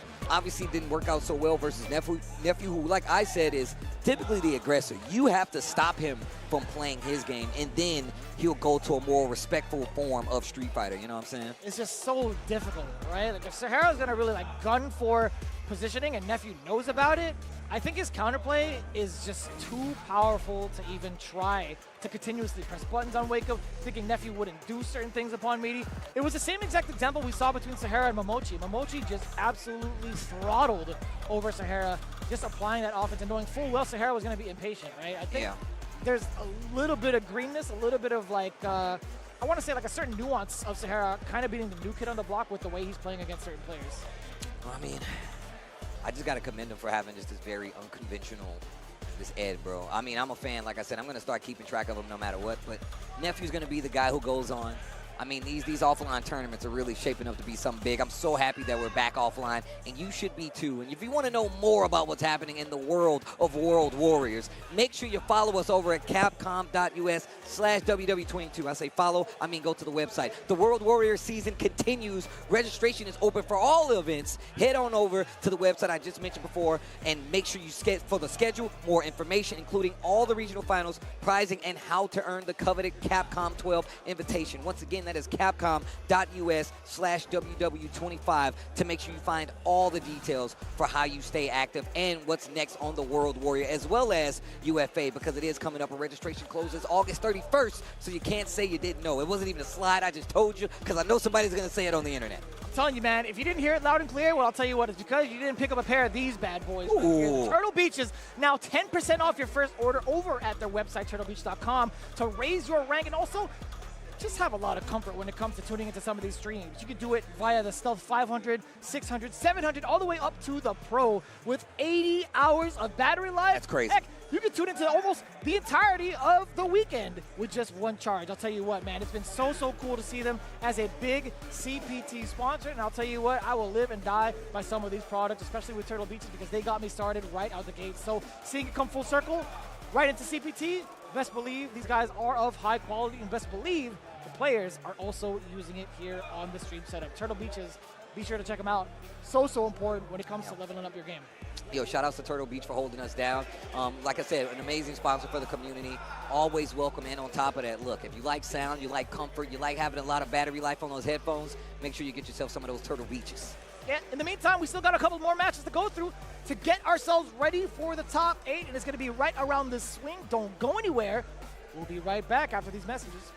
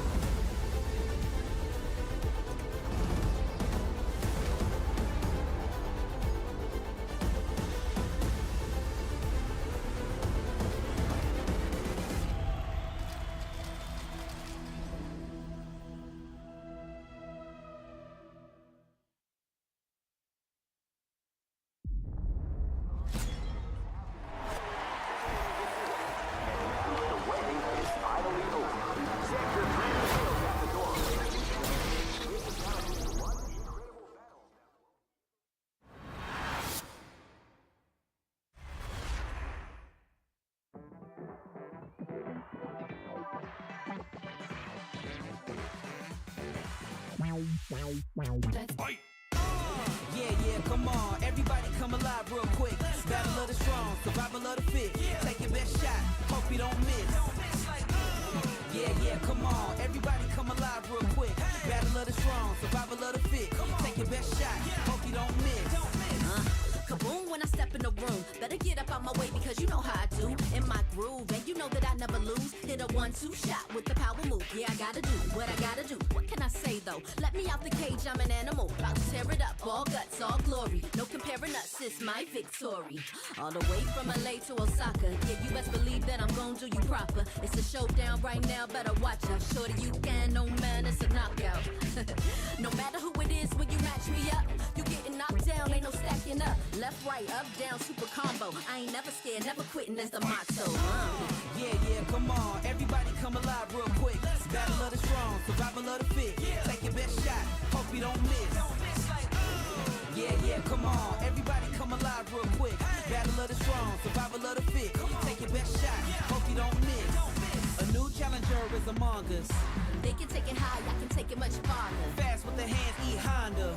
Defend my legacy with strength and honor. Sonic boom for the non-believers. I'm the greatest ever. I'm the fire breather. Call me Dow Scene. Nowhere I can't reach it. It's a showdown. This is my arena.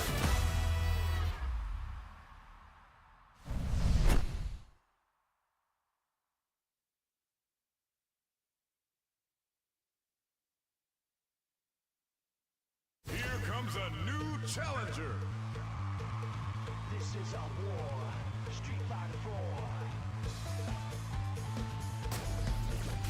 いい戦いになりそうだ。動きが悪いぞ。仕方ない。やるか。来いよ。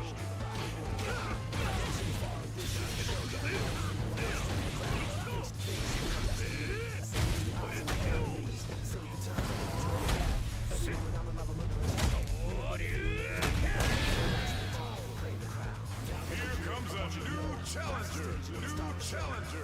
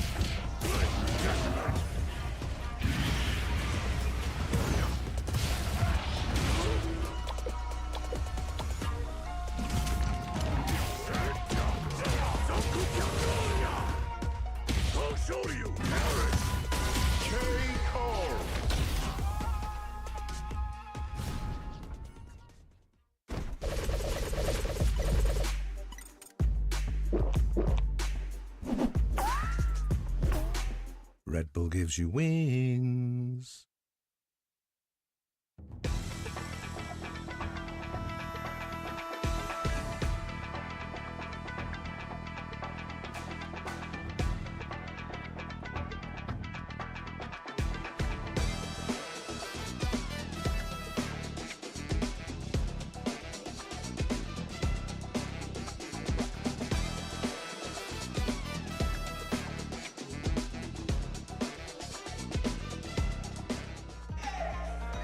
The quest for top 8 here at Blink Respawn continues. We're at the top 24, are fighting our way through it. It's Tasty Steve, Vicious, holding it down. You showed me a clip during the break. I just want to say I'm sorry, Vicious. You know I only do that because I love you, all right? They have no idea what you're talking about. They don't, but I want to make sure that it's on record that I apologize. With that being said, yo, Oil King, the legend, I'm going to dap him.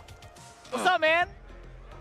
Love seeing you around. My man is over asking us for a Red Bull. It's locked. It's locked. We tried to get some earlier. They won't let us. Yo, Red Bull, tell them to give us a key. I'm be trying to get in here, okay? Sorry. I'm trying to advertise Red Bull, and they're telling me no, okay? That's one of the Red Bull players tried to get one right now.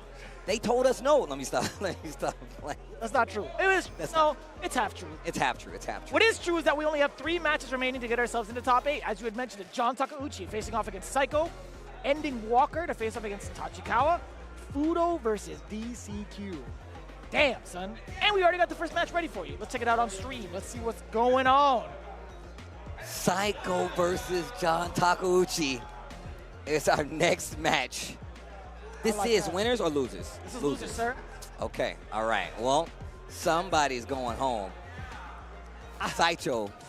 Fisco, if you will. Close enough. Close enough. I used to spell that wrong all the time, I'll tell you what. Same. I thought there was like an H in there. I'm being serious. I mean, there is an H in there, technically. It was somewhere hidden. Don't worry about it. I didn't do so good in school. Oh, okay. That's all right. That's all right. I'm lying. Psycho versus John Takeuchi. Game number 1. It is going to be the Rashid pick going into, into Kimberly. He's been doing a phenomenal job of mixing everybody's breakfast, lunch, and dinner. I'll tell you what. I mean, look, I just call back to Street Fighter League, bro. When, like, he was like, yo, Psycho, yo, the Fruit Loops? It's so sick. Yo, follow your nose? Wherever it goes. And it's party time. He gets 1 can for reserve. A perfect party time. That's pretty cool, man. I love seeing Psycho's progression thus far with this character. I don't think John Takeuchi will be ready for this type of mix. I mean, every time I see Psycho play, he literally is playing better than the last time I seen him. And that is not an exaggeration. Bruh. The utilization of his meter, so he knows how to get the carry. He did drive rush forward, crouching short to extend the combo. Ridiculous. This guy is so, on the overhead, snatch him up. Ridiculous, bro. Bruh, double perfect. He's playing out of his mind. Give me that vagabond, baby. Press play. Yo, the double perfect? 2 peas in a pod, the perfect? That's crazy. But that's crazy that you actually said that because you are a disliker of peas. Yeah, me and peas don't get along. Game 2 gets over it. Good. I bet you won't get another one. Triple P? He might. Nah. He might. Nah. He might. Nah. Steve. Nah, he's not. Even. Nah, it's okay. Takeuchi's gonna get in there. When? Right now. Excuse me, Steve. Right now. I would like to know. Right now. I would like to know when, Steve. Hello. I was trying to make it go the other way. 3 perfects right now versus John Takeuchi Psycho. Chat, there's no way we're going to talk about that match, man. There was just so much. All right, John Takeuchi finally on the board. Now we get to talk. Or so we thought. Oh, tries to bait something out of John Takeuchi. Psycho's offense is crazy. Oh, nice one. Who put us on the mic? Completely unintentional, by the way. I don't know about all that. I swear. I don't believe you. There you go. Walk out of there. Like that. Use the walk speed to get out of danger. Pick up here, John Takeuchi. Enough, though. Does get the sweep. Max distance, by the way. Excellent choice. Psycho on the prowl. You saw the flash of the parry. One more touch, and he's dead. Overhead does get successfully blocked. But one more touch, and it's the jump back snap. A roundhouse right into the top of the dome. John Takeuchi, good call out against Okay. Psycho's overcommitment, or at least overextension, I should say. I mean, that series is looking crazy. Speaking of overextension, drive rush in to get the first hit into the raw level 3 that is going to hit Psycho. Gotta question some of these decisions, but it's working. The level 3 works out, baits out the spinning mixer. OD, not dead, but the situation is looking pretty dire for John Takeuchi. We already said this is loser's side. That was actually the meatiest crouching heavy punch. One more throw, perhaps, knocking on the door. Excellent tech from John Takeuchi. He knew he would have died. Punish counter on the slide. Has to use it. He was in burnout. He's gonna get a little more time back, but it also puts Psycho in burnout, and that's CA. I love the... I love when he does the triple stop. Oh no! Pick up. Not dead. Level 1 is there.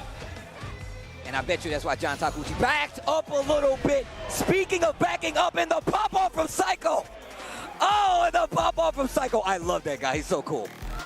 Yo, Psycho. Oh. He's gone. He's out of there. He's off the stage, popping off with the rest of the players on the side. He booked it immediately. Double perfect in the first game. How do you highlight that? Production, how are you highlighting the double perfect? That's crazy. You don't even have enough time to highlight that, right? Like, you have to put the whole round. Oh my gosh. And a triple perfect at that, by the way. That's crazy. You thought it wouldn't happen. I had did. nothing but faith. Look, I'm a big believer in Psycho. I'm just saying, I believe in John Takeuchi as well to get a hit. And look, I'm going to be real. If we're talking about these perfects, they don't mean anything. They actually don't. It just means, look, rounds happen like that sometimes. You don't get a hit. It just so happens that it's versus John Takeuchi. You know, it's not easy. It's not easy. But it is easy to get one of those. Yeah, I bet. Yeah, whatever you say, boss. So next match. That was some bus ass, man. Oh, that was the best I've seen Psycho play against a lot of the players here, genuinely. In a spot that leads him into top 8, he's got to be feeling like a god right now. I mean, look, you can only go up from here. You're still on loser's side, but you still got games to play. There's still some killers in the tournament that you got to make your way through if you want to claim one of these spots, especially if you want to be on your way to this Capcom Cup spot. So keep fighting, man. The show goes on. Who do we have coming? What we got? Ending Walker versus Tachikawa. I gotta say, as a side note, man, I love seeing the progression of Psycho, right? Like, his reintroduction back in the Street Fighter League, I feel like really set it off for everything else going forward in terms of, like, weekly events. Now, mind you, he has a direct training partner with Punk. He does have that window of opportunity. However, it's not just what you do with that opportunity, it's what you do with it afterwards, right? Because Punk's not gonna always be there to help him out, right? No, that's facts. He's put in the work, right? He had to be good enough to even get to that point. It's always interesting because, like you said, I bring up Street Fighter League and we were talking about it, but like that was, like you said, his re-intro and how well he did in SFL it's like amazing because I'm telling you right now, outside looking in, you know, regular stream watchers who don't know, they would sell Psycho short. And I'm telling you, every time I've seen him, he's always significantly better than the last time I've seen him play. Yeah. And even in this instance, from SFL to now, or just CEO to now, he's always playing at a high level. And like you said, having Punk as a training partner, definitely a part of it. But it does not change the fact that he is doing the work, like you said. Yeah, I think there's a lot to kind of talk about there, like in terms of the merit of being able to recreate your style or recreate yourself, right? Most people, when they kind of plateau, they plateau hard, and they can't find that way to break that barrier. But Psycho's the perfect example of that, right? I feel like low-key, when it came towards the end of 5, beginning of Street Fighter 6, he didn't even know where he was at competitively. Yeah. I don't even know if he wanted to continue pursuing it. But again, reinventing himself, finding a way to make Kimberly work in this fashion, in this economy? I was about to say, yes. Pretty damn impressive, man. We move on. Ending Walker, Tachikawa, next match. UK versus Japan. Ryu versus Manon. Tachikawa has been making some amazing plays with the Manon. But even more so, Ending Walker always has a high slate for himself. And if he can make this your last walk, I guarantee you he will. Speaking of, The timing on that medium punch to recover just in case the drive reversal came out, that is chef's kiss. Genuinely, that was so good. Ending Walker with a very clean start. Cleaner perfect parry, excuse me. That's 2 of them. Damn. And once again, I like seeing this. This is exactly what I was talking about. The way he's playing this character, keeping everybody on their toes. Ooh. Confidently using backdashes, reset into the command throw. Are you kidding? Oh my God, and there's another P right there. Bruh. I'm tilted by watching Tachikawa play this character. I don't know what I'm doing. I'm like, what realm am I going to change up? Like you're stressing out. I am, bro, because I fight this character a lot, and I just be getting beat up. My God. Another one. 150 inbound. Here we go. Bro. More than 150. Damn, son! How many perfects are we going to get in losers, son? What you mean? Bring it to him. Bro, that slam looks crazy. But she's like, ugh. Damn, that sailor was popping off her mono. I love France. Right? It's my favorite supermodel. I didn't know she could slam people like this. Oh, she's about to continue doing so. Tachikawa's been in complete control since we saw him go in from the loser side, which is kind of wild to say. Yo, a loser's turnaround is probably one of my favorite ones. Bro, I love the option. And look, if I play Minone, I do the same. If I get a parry, I'm going for the medal. I want you to know. Yeah, no, I get it. Everybody loves a good comeback story. Rocky, Sea Biscuits. Yeah. Just kidding, I'm totally kidding. I'm not going to finish on that one. Ending Walker managing to finish off that round. Pretty good stuff. You're so stupid. Oh, the Shoryuken! You're so stupid. Oh my God. Back throw. This has been pretty scary and intimidating from the side of Ending Walker, at least right now, controlling the pace. Yep, we love that bait out. A little bit too far out for that throw. Oh, oh my. Oh. Okay. Oh no. Oh no. I don't even like being up around and she gets 4. I'm like, this is stupid. You see what I'm saying? I really don't. I'm getting PTSD from this, bro. This is what's happening. Yeah, this is it right here, right? Yes. The amount of damage you're getting. Surely it's not going to be one to get the game, but still securing the round. Pretty important with 4 medals to your back. Not that, I lied. Oh, yeah. Moves her forward. The normals move her forward. I'm telling you, bro. Ooh. Forward. The roundhouse moves up. The stand medium punch moves up. It's everything. Forward into the uppercut. Ooh, we like that trade-off at least. Temporarily we did. Punish counter now. Ending Walker, back-to-back throws. Solar plexus. We did it. He did, and Tachikawa knew it. He heard your whispers.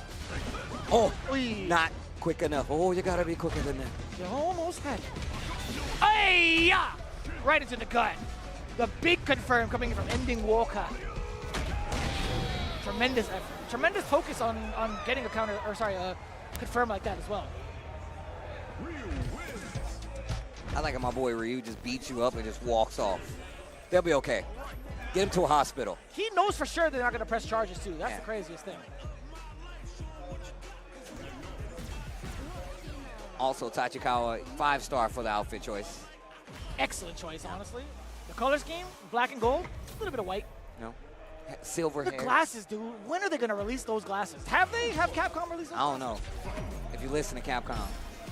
Give me the alt glasses for sure. In the black and gold, best believe I'll wear those on stream. Oh my. That's the thing about command throw characters, bro. You commit to a jump back. Sometimes you do not get a punish even though you made the correct read. It just gets you out of danger. I love the fact that it knocks you up too for the cartridge medium punch target combo. I love that change. Instead of like forcing it, makes you actually get damage for punishing correctly. Ah. Also, you got to be careful throwing fireballs versus Minone. She could definitely spin through those bad boys. And I feel like that's why Tachikawa was playing this range. But I also feel like that's why Ending Walker is using Solar Plexus Punch. Not going to be it. Roundhouse with a big punish counter. This might be a good amount of damage to secure yourself. Damn, the burnout. Uh-oh. Oh! I'm dead. He put his hands on his head. What was that? Oh, he talking to himself. Oh, he was clip that, please. I want to see what happened on the replay. I do not know if there was a counter hit. I do not know if he opted for movement. I genuinely do not. Fighting back with the poke towards the tail end. What was that? Oh, now it's all crumbling, right? Oh, wow. Okay. Spends a bit of that drive to get 4 stocks on the medals, and now you got 5. You cannot take another command throw. Call it out. Let me get another round, though. Let me get another round. I don't know if he wants to do that, Steve. Ooh. Ending Walker does. Nice and easy. Oh, thank God. Oh, thank God. He had to do that. He had to do that. Because I don't think he could have, the regular combo would have killed. I think that's fair. Yeah, because he did too many stand shorts. Jabs. So That even is if fair. him doing the uppercut and he was burned out so he couldn't do OD, that would not have killed. And it doesn't it doesn't combo into heavy punch DP. So Yeah, that is an excellent call out. He could have used maybe level 1, but I wouldn't really want to risk it if it didn't kill. So it makes a lot of sense. I agree with you. Oh no! he burned my man out with Hurricane kick and keep the damage. Ugh. Was it worth it? Can he work it? Unless Tachikawa puts his thing down, flips it, and level 3s him. You're flipping. You're flipping. Oh, I keep looking for an uppercut. I ducked in real life to get the uppercut. And that is gonna do it. Tachikawa eliminates Ending Walker from Blink Respawn 2025. And we've been seeing this level 3 a lot. And it's the last time Ryu is gonna see it. Ending Walker goes home. What did we talk about before we even got here? What did we talk about this morning when we saw Ending Walker and Problem X waiting for their Ubers? We were talking about their pools, bro. What was the one thing Ending Walker was looking forward to? Facing off against Tachikawa. He did say that. Looking for a different result Yep. to face off against him. He didn't get what he was looking for all this time. He definitely said that. Start of the day. I kid you not. That is real. We saw Problem X and Ending Walker before we left, and that was definitely the conversation we were having. Oh man. The Well, way you got that what it you came wanted. More or less. You got half of what you wanted. This is the monkey's paw, right? Like I want to fight Tachikawa again. Yeah. But And that right there, that's what you was talking about. what was that? I'm not sure. He didn't block low? What happened? Maybe he was walking up for an OD uppercut or something like that. He was 100% walking back. Yeah. That's what I want to know, man. That is a rough shot. Tachikawa just proven himself the superior player with Manon. Back-to-back big matches for him, right? Men RD, Monsieur, back-to-back. Men RD, Monsieur Crimson, and now Ending Walker under the belt, the championship belt for Tachikawa, at least on the loser side. He's got to be MVP of losers. Jeez, Tachikawa with the Manon? Yeah, man. The Manon. And like just to go back to what I was talking about, I love seeing players. We were talking about Kimberly. Now we're talking about Manon. I mean, shout outs to Shine as well. They Love talk Shine. about that SFL machine of 3 Kimberlys and how well they all played, even though differently did not get them the dub. But the fact of the matter is that like that's the variety of characters that you see. They don't have as many Kimberlys over there to play, so it was a strategy, right? Yeah. But also just the fact that Psycho was a part of that team. And he played a very unconventional character with Kimberly all the way through SFL. Same thing for Manon. We don't see many consecutive Manons out there that will commit to it, especially in the face of some of these matchups that you're like, there's no way Manon's going to do well versus. The way Tachikawa applies his offense with this character is amazing. And I love that we have players like Idom who will stick with this character, even though he feels a certain way about it, but also making the character work is probably one of my favorite things in fighting games. I've never been a tier enthusiast. I've always played characters because I thought they were cool. So the fact that you're like, oh, I want to play this character, and then you make it win, like, you get so many kudos from me. And any player out there that does that, just know you always have a fan in Tasty Steve. I'm definitely one of those guys. Go up. It really feels like the underdog story. It right? is. It always is. Yeah. People are like, yo, bro, you can't. Yo, Kimberly, bro, she sucks. I was like, I don't think she sucks. What do you know? I'm like, I'm just saying I don't think she sucks. And then you see people come and play this character at a level where they're calling out everything that the other person wants to do and blatant answers to everything that a lot of these other people said they had problems with. And then you shift over to a character like Manon, who's like, oh man, she doesn't have enough. She needs this, she needs more medals. And it's like, you see somebody like Tachikawa come up and he's like, he's forcing the mix up the way you're intended to play the game. Yes. He goes for parry into medal, which is one of the things I saw the character and I was like, yo, if this character ever gets parry, that means she's always getting 5 medals. Yeah. And then you literally can't get thrown. No, like, I agree. That's crazy. Like, I'm just glad that players like Tachikawa and Yes. Psycho exist to explore those options with characters that have not gotten the shine. Facts. Not the player, but like the spotlight. Oh, okay. All right, I thought you were. All right, never. Close enough. My man just walks in on a horse. I literally was about to say that. I was like, you brought it to the fight? Like the horse is going to be pumping him up from the sideline? Possibly. And the horse is singing the song too. Right. Well, I'm tired of playing sideline. Yeah, sure. Pissed. Who put a horse on the comms? The hell? Whoa. Shut up. The hell? They're just walking away. Back roundhouse, double back roundhouse. Again, taking a lot of liberties with his normal. Special normal, excuse me. It's a knockdown, drive rush up. Just a little bit out of range. There's so much control now for the side of Fudo. Not with just like the control of like having the life lead, but more so the limbs. The limbs of destruction. Just enough damage. I know. Man. Okay, great close out here. Fudo. How do you do this as like DCQ, right? He had an initial opener, but Fudo not gonna give him that chance again. Just the mid-range is so dominant. I mean, the thing is that Fudo he's a tech monster too. Like, he's one of those guys, he always has something for the matchup. I would love to know, like, what specifically he feels about this matchup with Ed, and would he ever switch? Because we know he still has the DJ, but he's pretty confident in the Ed, and it seems to be working out. He got it all too. That's first game.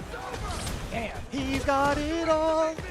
There's so much damage off of that too. That entire sequence visually looks mad sick. Yes. Double flicker. The way he like yanks the chain, or the psycho energy, whatever you want to call it, man. It just looks so cool. But damn, that was quick. Immediate work from the side of Fudo. My man's trying to go eat. We know he loves to eat. Can we confirm our sources on that? Yeah, I saw him go eat he did a whole food tour with Sajam, remember? Oh yeah, true. He went to Pink's Hot Dogs.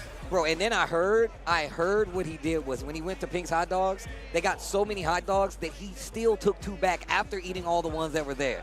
That dude, Fudo, loves it. I need to shake this guy's hand. They said he took 1 back. They was like, yo, we got to finish all this now. He's like, don't worry. I'm going to finish this and I'm going to get more. I'm like, yo, you are a must. I need to hang out with this guy. You do. No, you don't. You don't need to hang out with this Why? guy. You don't. Bro, you know how many hot wing places I could take him to? Actually, that's That'd right. be You bomb. do know some really good food spots. Bro, I'm telling you, man. All right, here we go. Game 2. SoCal is not just Korean barbecue, I promise you. It's really not.